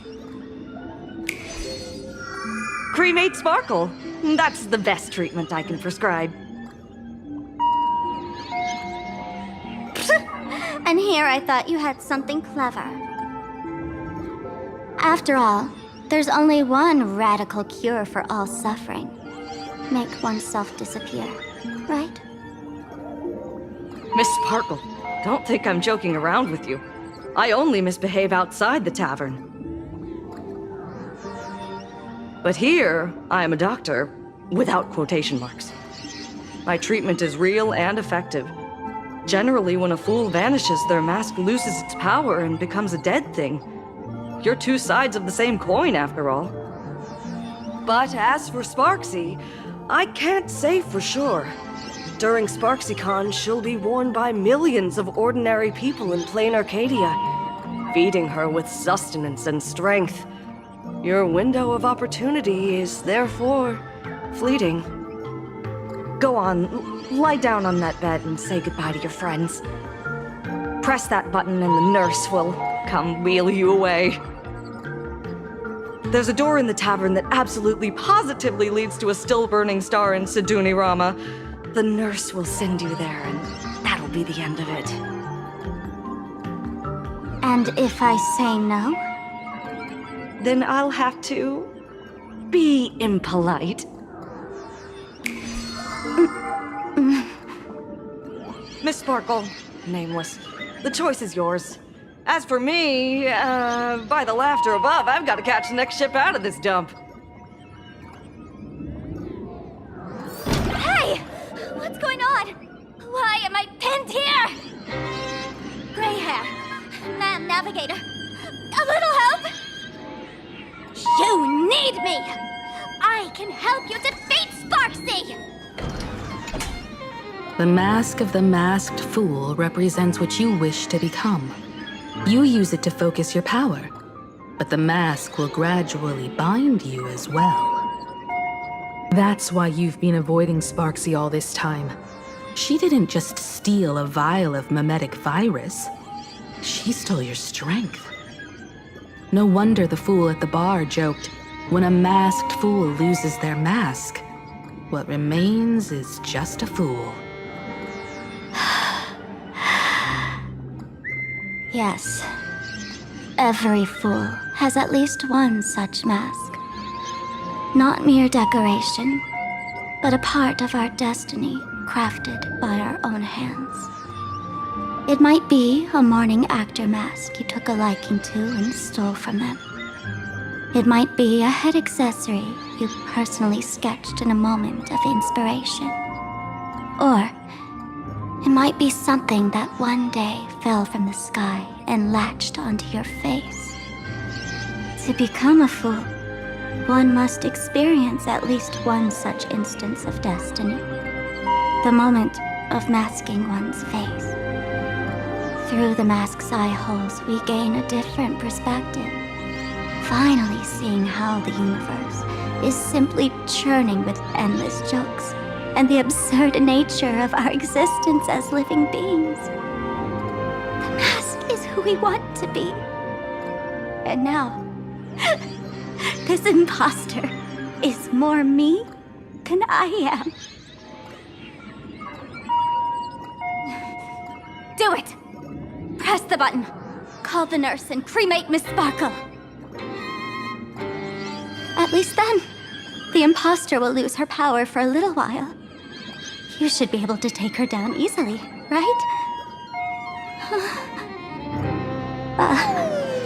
You're not actually going to press it, right?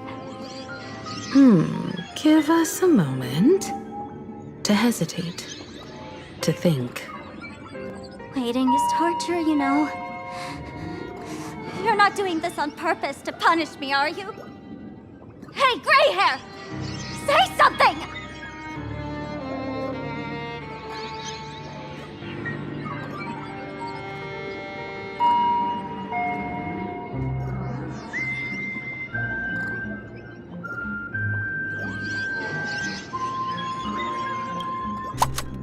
Unbelievable!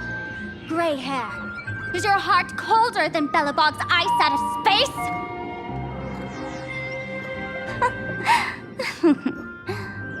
I took the battery out of the button earlier while no one watched. It was a test, and you failed. Since the fool made her choice, she must have a plan to reclaim the mask, right? If you dare say no, I'll press this button and let the orbital cannon cremate you for real. Your sticky little fingers aren't fast enough to steal this battery, are they? There's a way. There's always a way. Miss Sparkle will definitely take responsibility and work together with everyone to stop Sparksicon.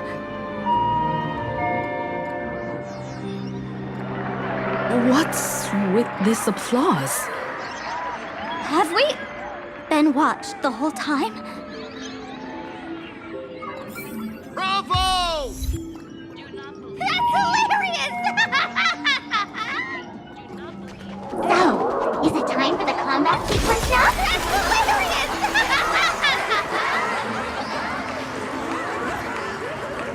So the audience watched our every move in that treatment? Is this a hospital or a theater? That's life for you. While there's life, there's judgment. In every unseen corner, countless judging eyes are watching, diagnosing, and writing their own prescriptions. I must admit, Fatal Joke is a fascinating place. Real shame I didn't come check it out earlier. Ignore the spectators. They're just here for laughs. They won't help and couldn't if they tried. You said you had a way to stop Sparksy. Let's hear it. What's the plan? I've got a few anti-sparkle weapons in my collection.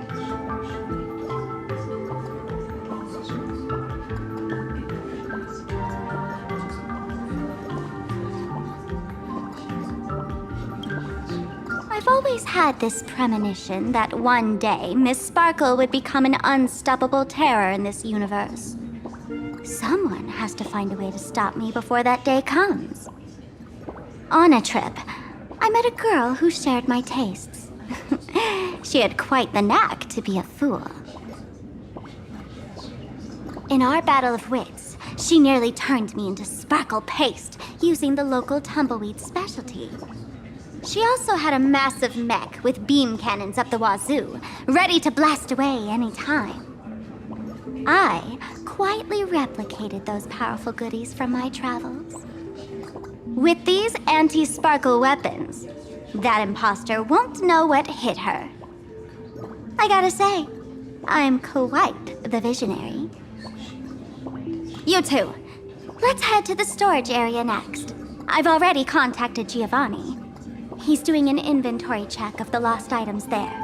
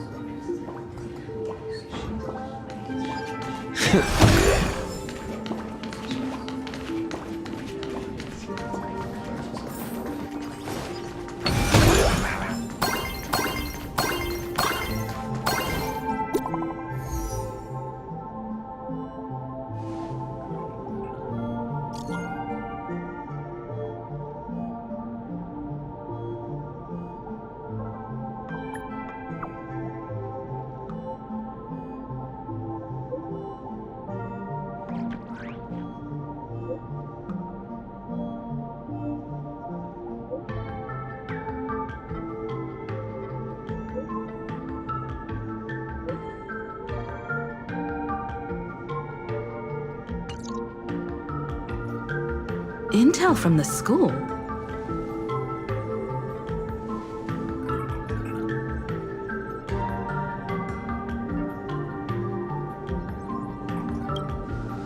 The Furbo journalist couldn't find March or Mr. Yang, but they did spot Sparksy taking down the wave mural in the school courtyard. Oh? That's noteworthy. Looks like Sparksy is busy making preparations too. But why do all this? Never mind her for now. Let's check out the Fool's storage area.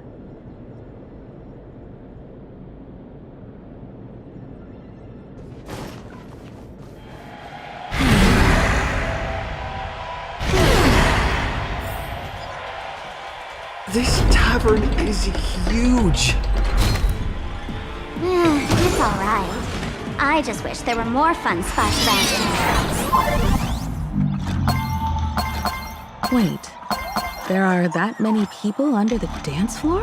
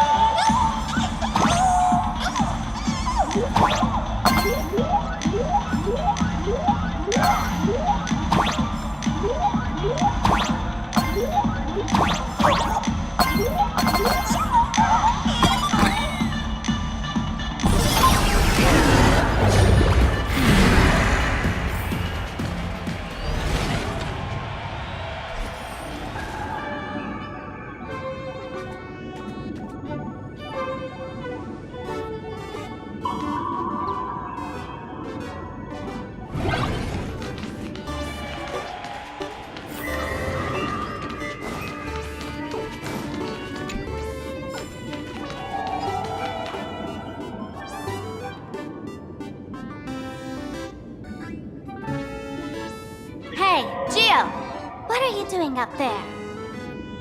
Working my tail off for you, tallying the losses. Wait, who'd you bring with you?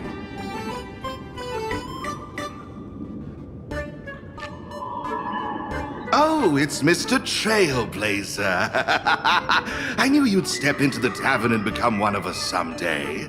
Those with the makings of masked fools are naturally drawn to one another. You sure know quite a few fools. Ah, and the lovely lady behind you. You must be Miss Himiko, navigator of the Express. A pleasure to meet you. Mr. Giovanni, Just call me Himeko. Normally only fools may enter, but since Sparkle brought you, and you are practically an old friend, I can make an exception as the caretaker. Let me show you around. Gio, cut the spiel. Sampo says you recite that intro so often he's grown calluses on his ears. Want the fool's treasures, souvenirs, and prank gear? Come to the Grand Treasury Storage. They've stashed everything here. You stole my line again.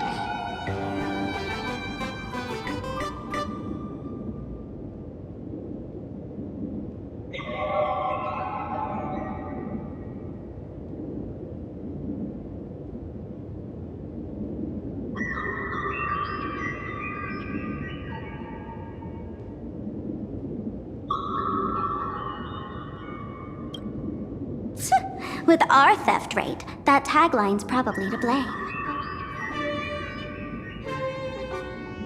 I'll admit it's catchy, that's why I used it as a slogan.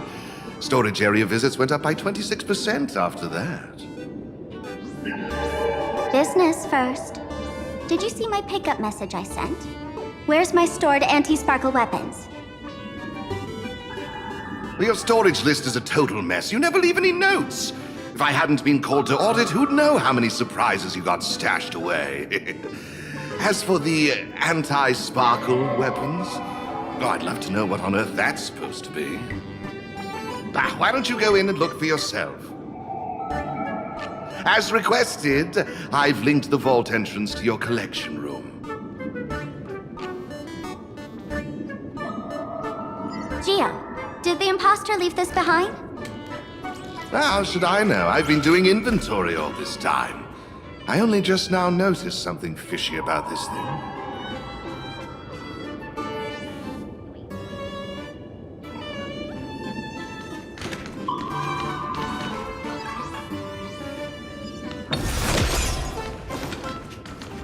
Huh? What's this?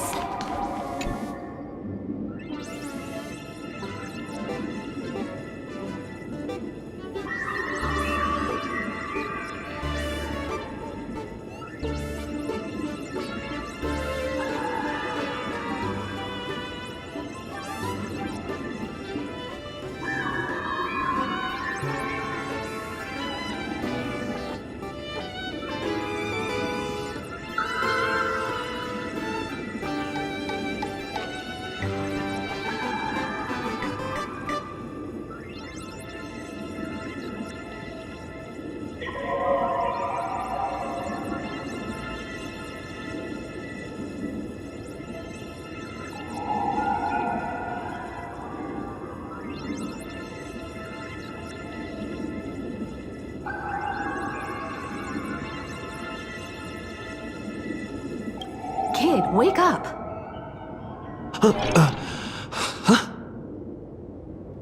This rock is dangerous. Dangerous? I'll smash it once. You got it! Smash every last one and bring them all back!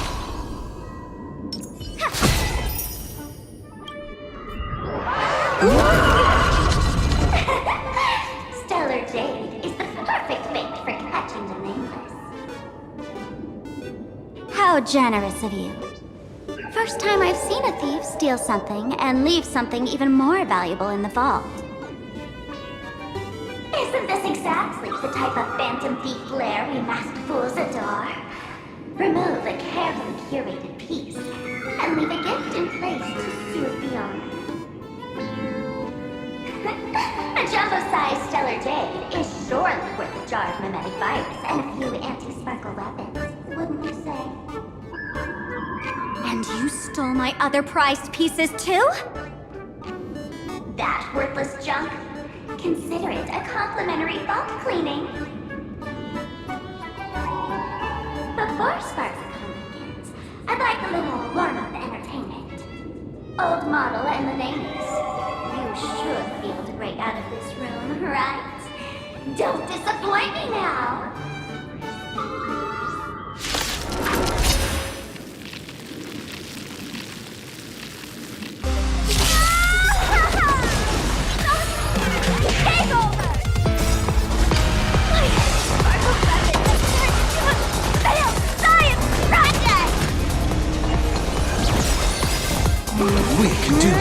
nothing! Again. Till we meet again. Feeling spiffy? Can you find the answer? Have some fun. Rise and shine.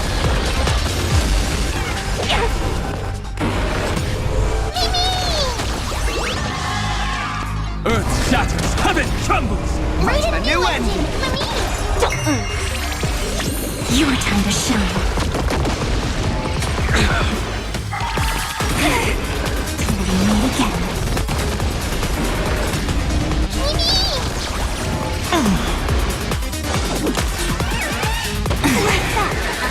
Night falls. Good night.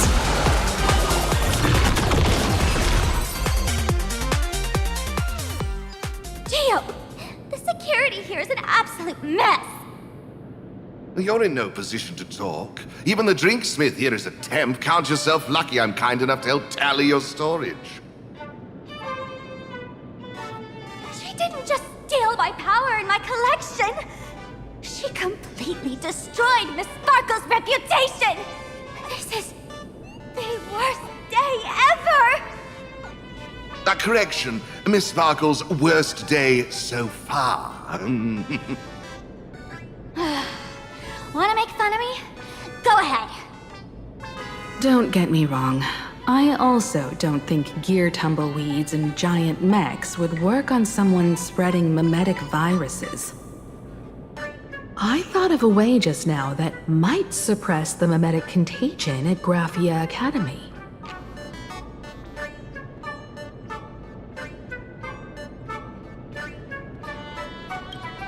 You can fight fire with fire, but a mimetic virus can be scoured away with water. What do you mean? Our informant at the school reports Sparksy is removing the central mural there. The imaginated mural, World Breaker Waves, is said to be a work left behind by Graphia herself. Legend says the wave comes from the Dove Brook river water she used to wash off her painting mistakes. The artists say it is blessed. That's why they kept it in the school. I couldn't understand why Sparksy went to such lengths to tear it down. Now I do. Painting mistakes are redundant information that stain a painting. A mimetic virus is redundant information that stains the mind.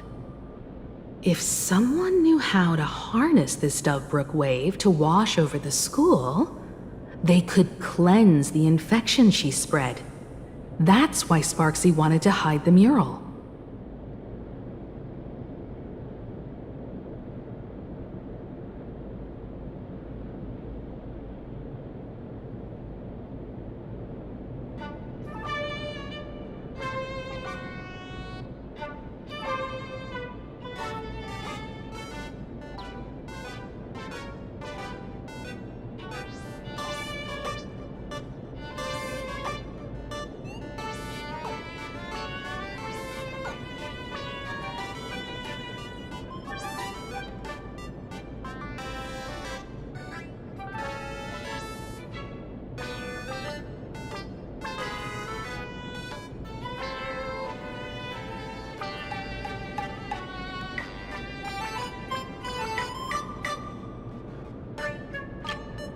Exactly. As a Graphia Academy alumna, I know a bit of traditional painting. Right now, our most directly effective plan is to break into the school, regain control of the mural, and use it to suppress Sparksy's movements. Let's go. I'll make this imposter pay 100-fold. Looks like our paths must part in haste. I wish you all fair winds on your journey ahead. Oh, if any of you feel uncertain about what's next, here's a small suggestion. Take a detour inside the Blistar Light Orb.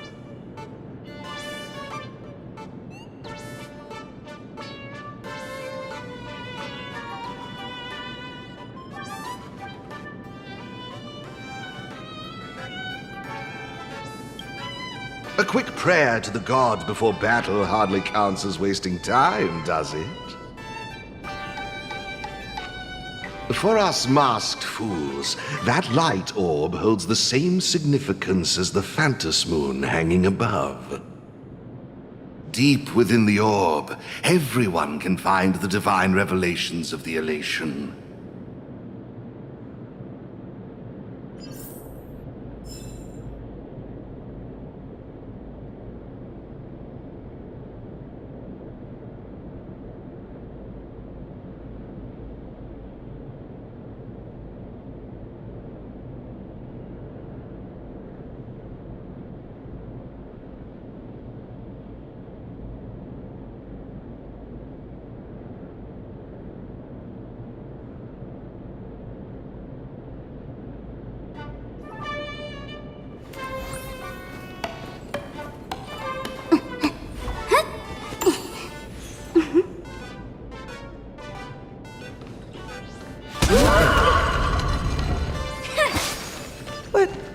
This doesn't look like where we came in. Don't worry. I had old Gio open a shortcut.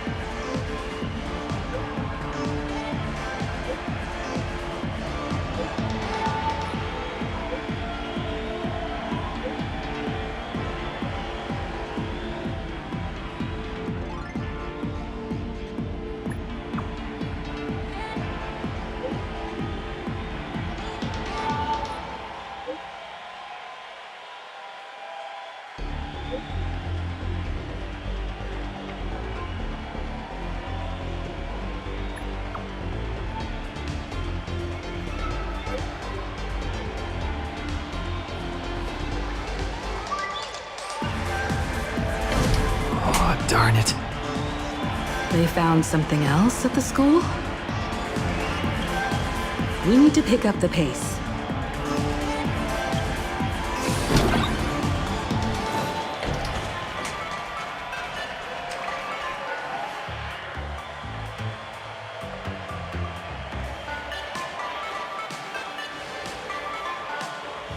Giovanni said we could find the divine revelations of the elation inside the light orb.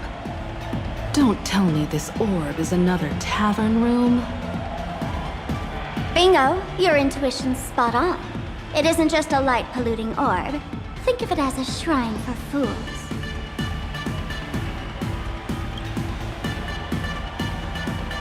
The youngsters only revoked the Laughter's right to enter the tavern. They don't reject things associated with them. Inside this light orb is a miracle tied to a ha. It responds to any fool who approaches.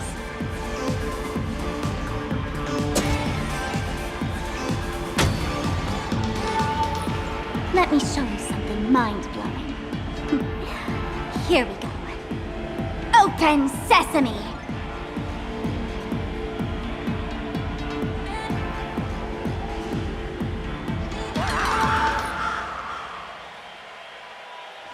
I said, open sesame! Open sesame! Sesame? Open?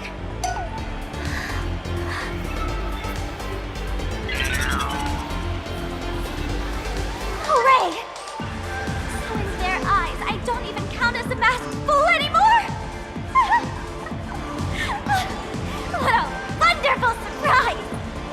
The imposters stole my identity too!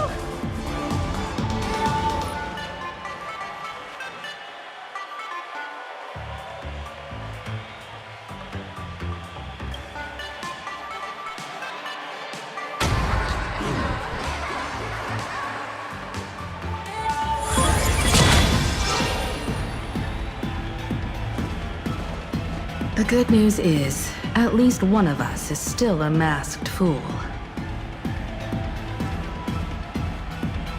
Hey! That's way too harsh.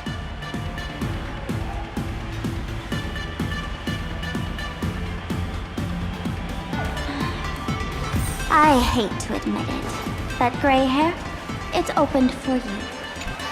The light orb has acknowledged you. So, this is the miracle you meant? Yes.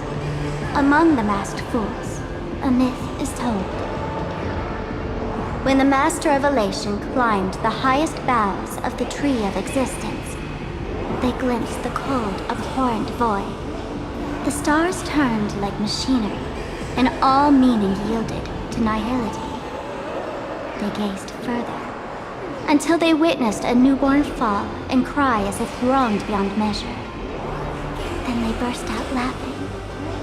That crystalline laughter tore through the cold, dead universe, echoing through the realms to this day. Many think the laughter that tore apart the cosmos is just a metaphor. But sadly, it's real. The tavern folks call this thing the echo of primordial laughter. It tore open a spatial rift. They say other tavern branches have this too, in multiple locations. No one knows how many there are, or what their existence means. When we shout into it, there's no echo. Toss in trash, and it merrily swallows it all. No one knows if this thing will keep widening and swallow the tavern whole. Either way, it just sits there, right over there, motionless, grinning at us forever.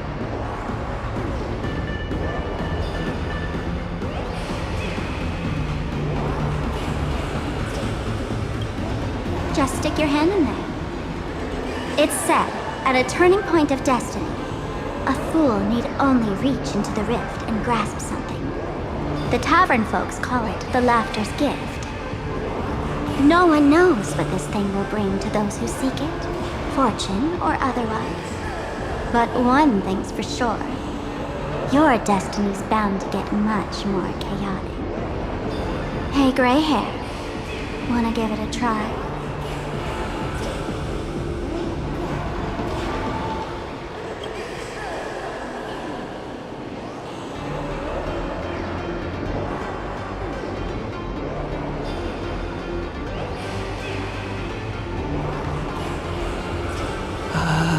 Akivili, have mercy. In Akivili's name, please don't hurt me. My hand doesn't taste good.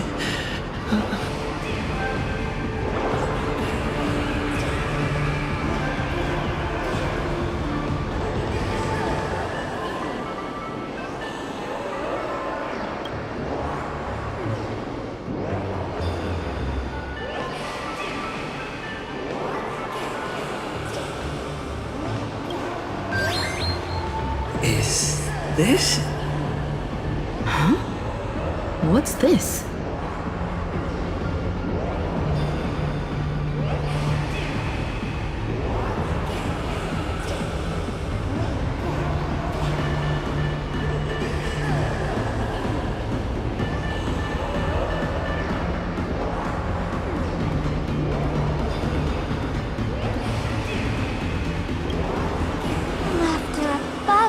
Really answered!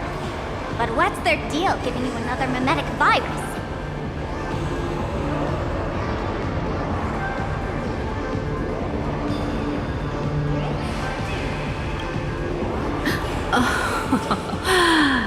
Now I get it. Audiences infected with the Sparksy virus naturally won't be able to resist Sparksy.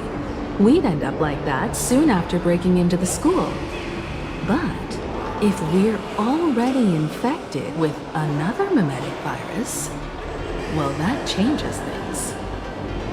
And this banana serves exactly that purpose, to buy us some time to resist.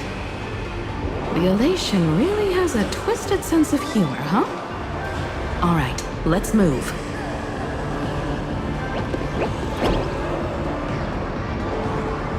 Who are you two? Haven't you heard the rule? Only one fool's allowed in here at a time. Who am I? Well, just a passing detective and his assistant.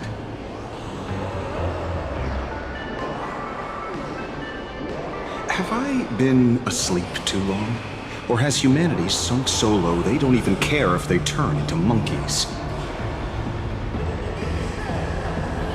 Meanwhile, the ignorant criminals believed they had discovered a treasure that could change their destiny, completely unaware that what they held in their hands could shatter the sanity of the entire world! Hey, Mr. N, cut the narration when it's time to fight. Well, I got to do something, right? Like this? Whatever floats your boat. Now, listen up, you three. Put that banana down and walk away, and I'll let bygones be bygones. But if you try anything funny... If you want to get to them, you'll have to get through these little toys first!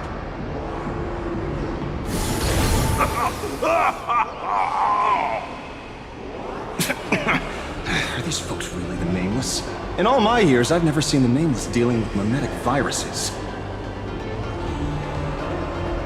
The real deal. Just some nameless passing through.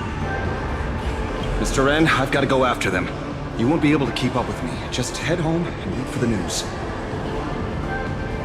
I swear, I won't let the tragedy that happened to you repeat itself in this world.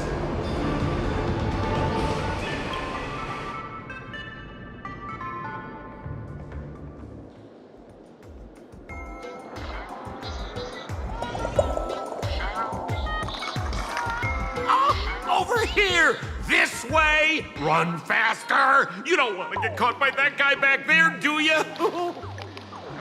Yo, bro! Just how many troublemakers did you people manage to tick off when you landed?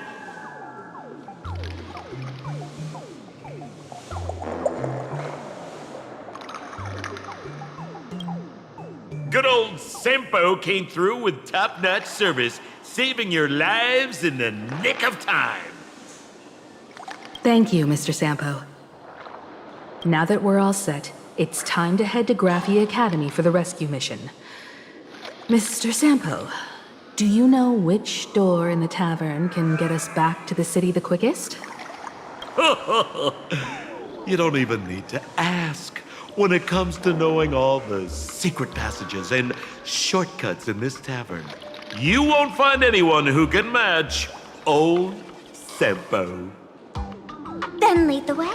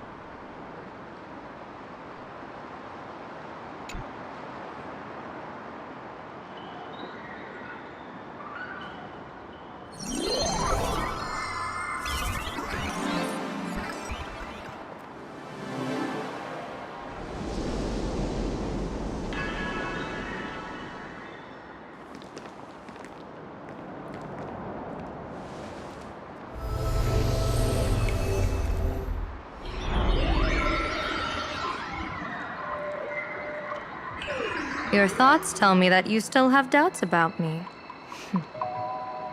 Did you ask to meet here so I could clear up some of your doubts?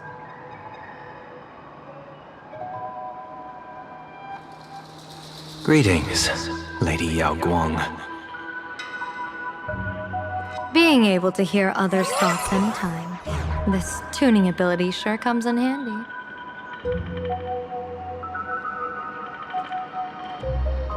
Compared to the seer strategist's ability to come and go as she pleases, this is nothing but a parlor trick. I've heard that Xianzhou folks are big on etiquette, yet here I am, and you're still playing hide and seek, General. Isn't that a bit discourteous? Sorry. I have this old problem of suddenly disappearing. It's really something beyond my control. As for the reason, I'm afraid I can't disclose it. Please forgive my rudeness. Or, if you're truly that curious, why not use your tuning and find out? You know I won't do that.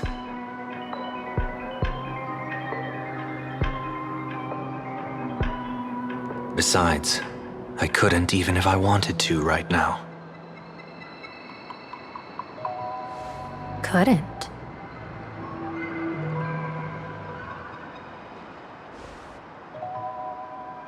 At this moment, the crowd's thoughts are crashing over me like a tidal wave. I can't block out all this mental noise. Just keeping my own thoughts from getting tangled up in everyone else's is hard enough.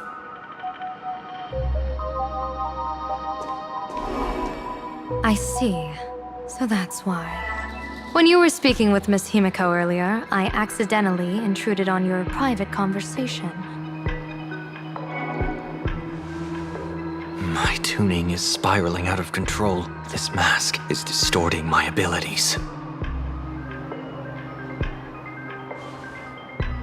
I see it differently. The loss of control is temporary. That mask is amplifying your power. How is this possible? This tuning power is bestowed by the Harmony. How could the Elation meddle with their authority? Perhaps the Elation simply poured more fuel into this divine authority?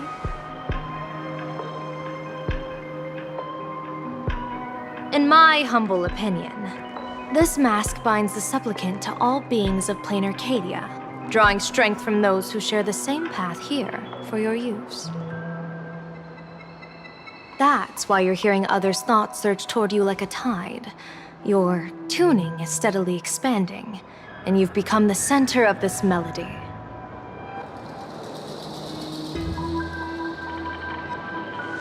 You sure gave me quite the gift, General. But why would such a precious gift be placed on my face? I need an honest answer. You want to know the reason? Didn't I explain it already? Your reasons about me make sense, but what I really want is your answer about yourself. General of the Yuchue, who sees into the future, why not wear the mask yourself and personally step into the fray with its power?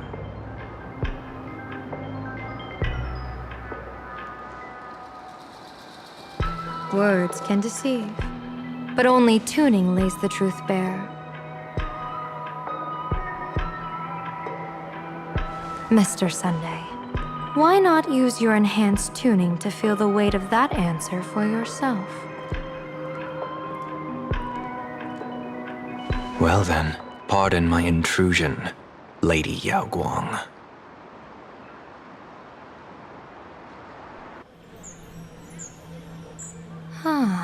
So this bird on my shoulder is the manifestation of the tuning's resonance? Exactly. And these symbols I see floating above people's heads would be the weal and woe signs you mentioned, General? That's right. To become an Arbiter General, one must undergo 3 ceremonies. The Rainbow Ordainment, the Rainbow's Gaze, and the Bestowal of Spiritus. Only then can one truly take up the mantle and live up to the title.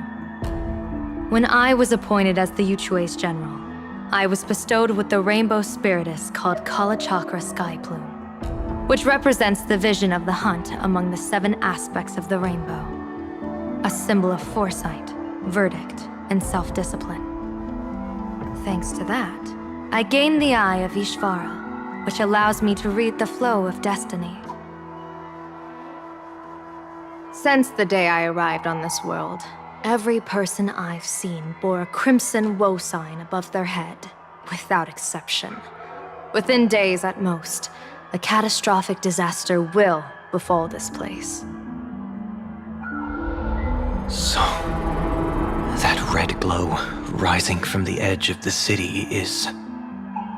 The blazing light, formed by the convergence of all those woe signs in plain Arcadia. In that case, General, it's all the more reason for you to wear the mask. Once your sight into the future is strengthened, you won't need to fear the deathly omen in your readings. Mr. Sunday, have you heard the diviner's iron law? Never divine the same matter twice. In Penacony, diviners also warn clients beforehand. You can't ask for another spread just because you dislike the result. There's a reason for that, isn't there? Divining the future is, in essence, a form of observation and calculation. It's an interference with the future. Each reading drives the murky future towards a definite outcome. A collapsed quantum state, even if that outcome isn't to one's liking. To be honest, when I set out for plain Arcadia, I had fully intended to personally participate in the Phantom Moon Games. But the moment I laid hands on the mask, I understood the consequences of wearing it. Once this miraculous item is donned, the Eye of Ishvara would transcend mere sight and permeate throughout this realm. The Kalachakra sky plume would predict the future of all beings at tens of billions of instances per second. You're saying that simply by your observation, our future would become fixed. Indeed, just like how the Wisdom Walker expounded the way of destiny, anchoring the fated moments.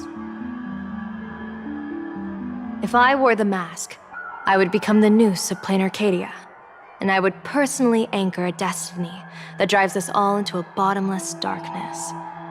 We will become locked in a dead end, with not a shred of hope for salvation. Close one. I passed the trial. There's still a sliver of hope in this round.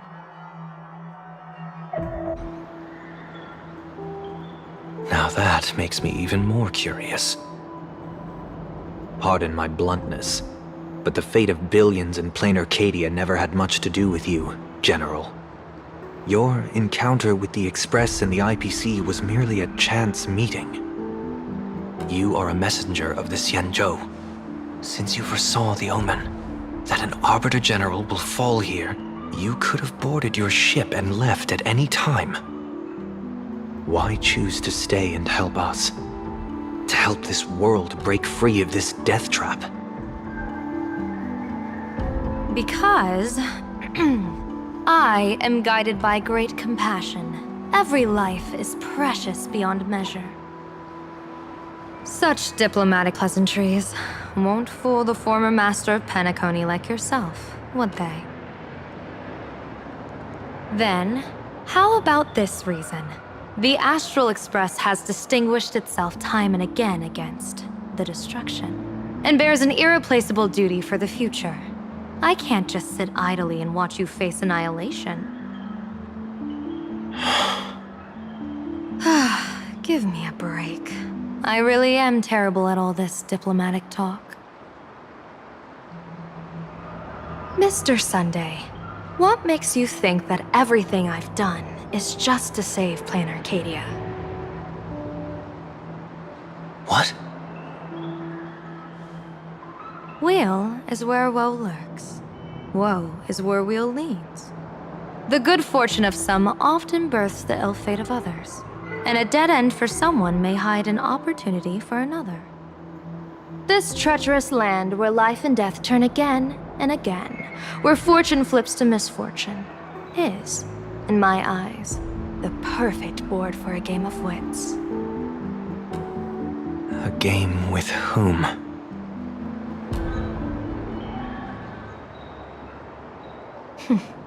With the gods. Mr. Sunday, have you heard of the Battle of the Fonghu 30 years ago? I've heard rumors of that war, but not the details. General, are you suggesting plain Arcadia is now facing dangers just as perilous as the Xianzhou Fanghu was back then? You got that right. 30 years ago, the Abundance Axis broke our lines and invaded the Fanghu homeland. The abominations awakened a living demonic star, intending to sink the Xianzhou Fanghu. With no other options, the Alliance staked everything on my Junior Soar's plan to operate the astronomical observation device, the Cloud Peer Telescope, to signal the rainbow for aid, using their Lux arrow to strike down the demon star. Whoever operated the Cloud Peer Telescope would not return. It was to be a one-way trip. So, you're Junior Soar. You guessed wrong. The one who offered his life was my master, who taught me divination. It was Master Jingtian, then the Yuchui's Master Diviner, and the only high official authorized to operate that device. He accepted his fate and ventured to the Fanghu. Going with him into certain death were Yueyu, the previous Yaoqing general who guarded the Cloud Peer Telescope, and the Verdant Knights under her command. I was responsible for assessing the entire plan's feasibility and mending its gaps. I activated the Decalite reflection barrier, calculating and casting lots again and again. I watched as the starlight, representing countless possibilities, flickered within the reflections, faint, wavering, until the vast shadow of a pondering god swallowed them whole. And they vanished into the abyssal dark at the edges of the universe.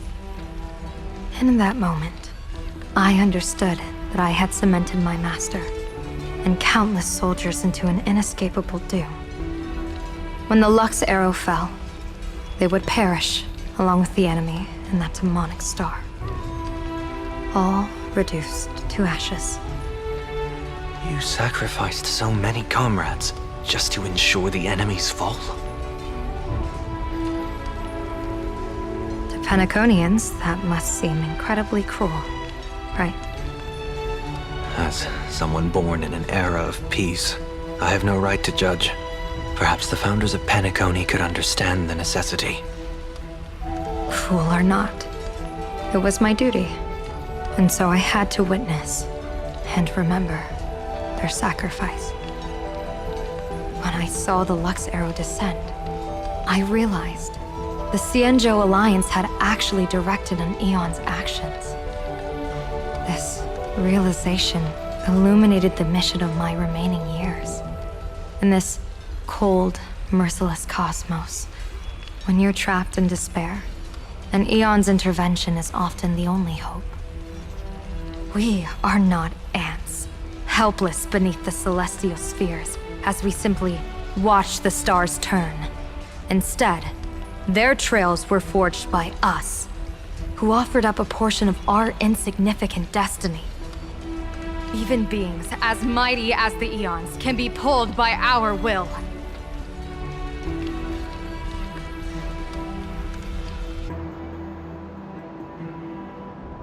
Is this what you want to do in plain Arcadia? Indeed. I will seize those starlights of possibility I once buried with my own hands. Just like the Battle of the Fanghu 30 years ago. An Arbiter General will fall, and an Aeon will descend. I will forge the destined death into wagers and game pieces, and invite the god who delights in meddling with destiny to sit at my table. This time, I will invite them into my calculations, to draw a great wheel for the cosmos' future.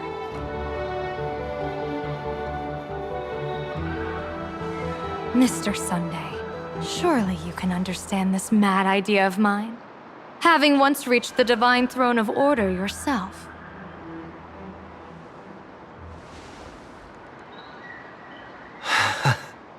Our common ground goes far beyond mad ideas. But I was reviving a god who already lay dead and buried in the infinite dark. General, how can you be sure that the most capricious Eon would be led by your fancy?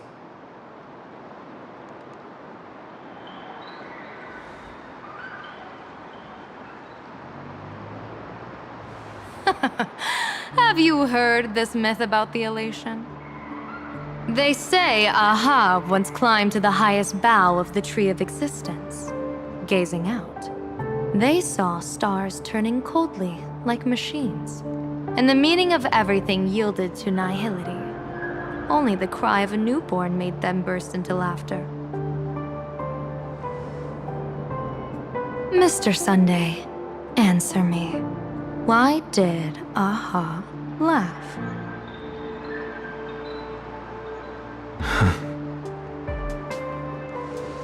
I think it's because they finally saw an audience arrive at this long, empty stage we call the universe. Oh, well said. You're way funnier than you look. As divination teaches, heaven creates 49 paths.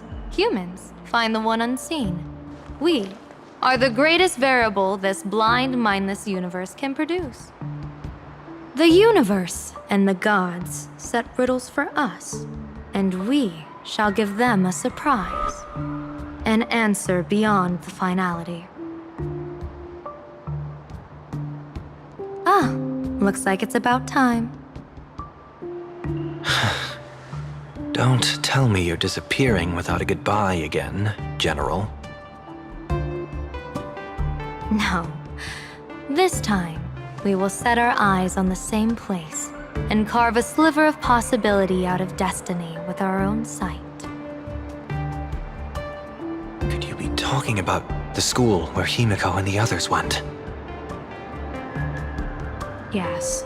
The crimson light there pierces the sky today, marking it as a locus of woe. The Arcadia's first calamity will erupt there. I should have asked you to give them a few secret strategies before they left.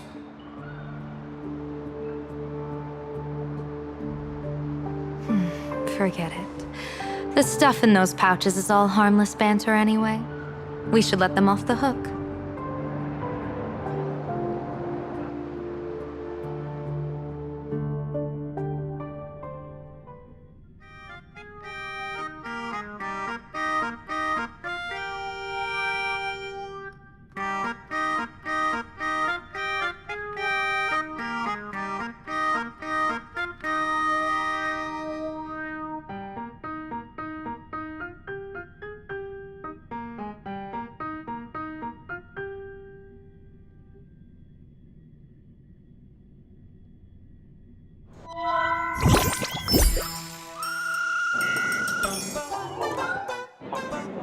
Hello, everyone!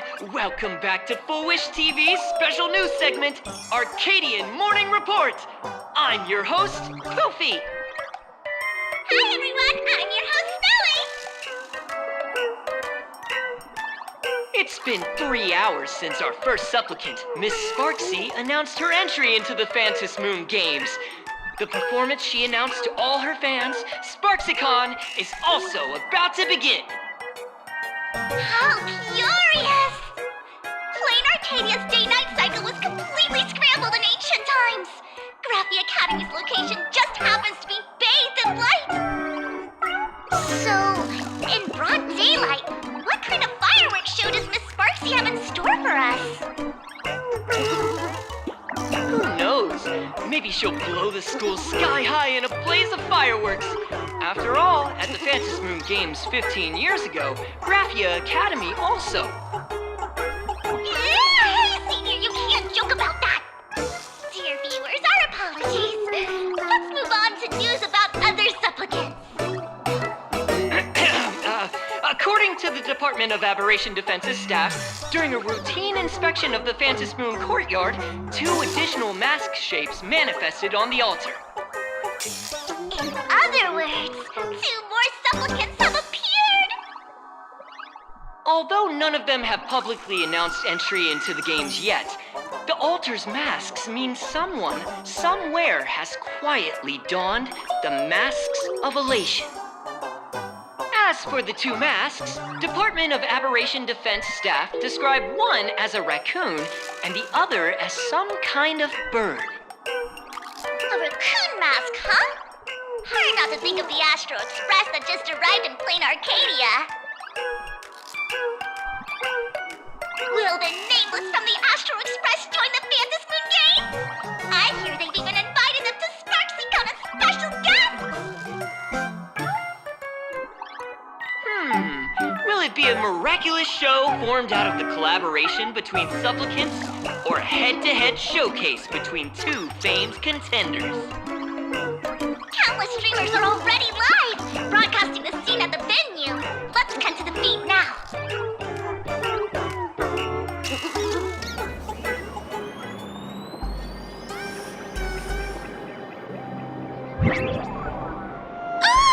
Look, it's the nameless from the Astral Express!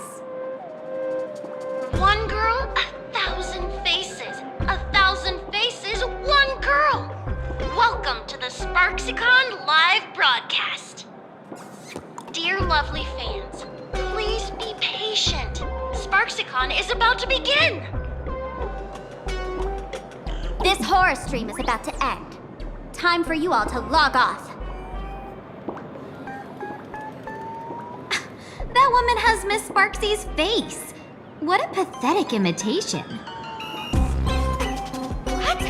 My face is the original. Miss Sparksy's face alone is the greatest masterpiece in the world!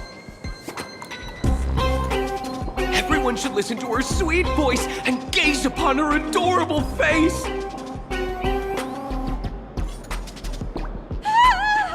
We shall become Miss Sparksy! We offer everything to Miss Sparksy. Sparksicle! Sparksicle! Sparksicle! Sparksicle! Sparksicle! My eyes! I've seen something cursed. The mimetic virus spread among people is way worse than we imagined. There are walking Sparksy shrooms growing on the ground. I bet we'll all end up with Sparksy, or rather Sparkle faces before we can get very far. Are we really using that? If we don't take down that imposter before the virus hits, we'll all be monkeys in the jungle. Become a fake of a fake or a carefree monkey. Your call. On second thought, being assimilated by an imposter doesn't sound that bad. Enough talk. Eyes on the banana. Ow! Ma'am, a little warning before you stab someone with a banana, please? Come on, banana. Remember the plan we made at the tavern? Yes, we dig out the imaginated painting Sparksy hid, then use waves to give Graphia Academy a good banana wash over. But what if that imposter figures it out? Just try to keep her busy and buy us some time.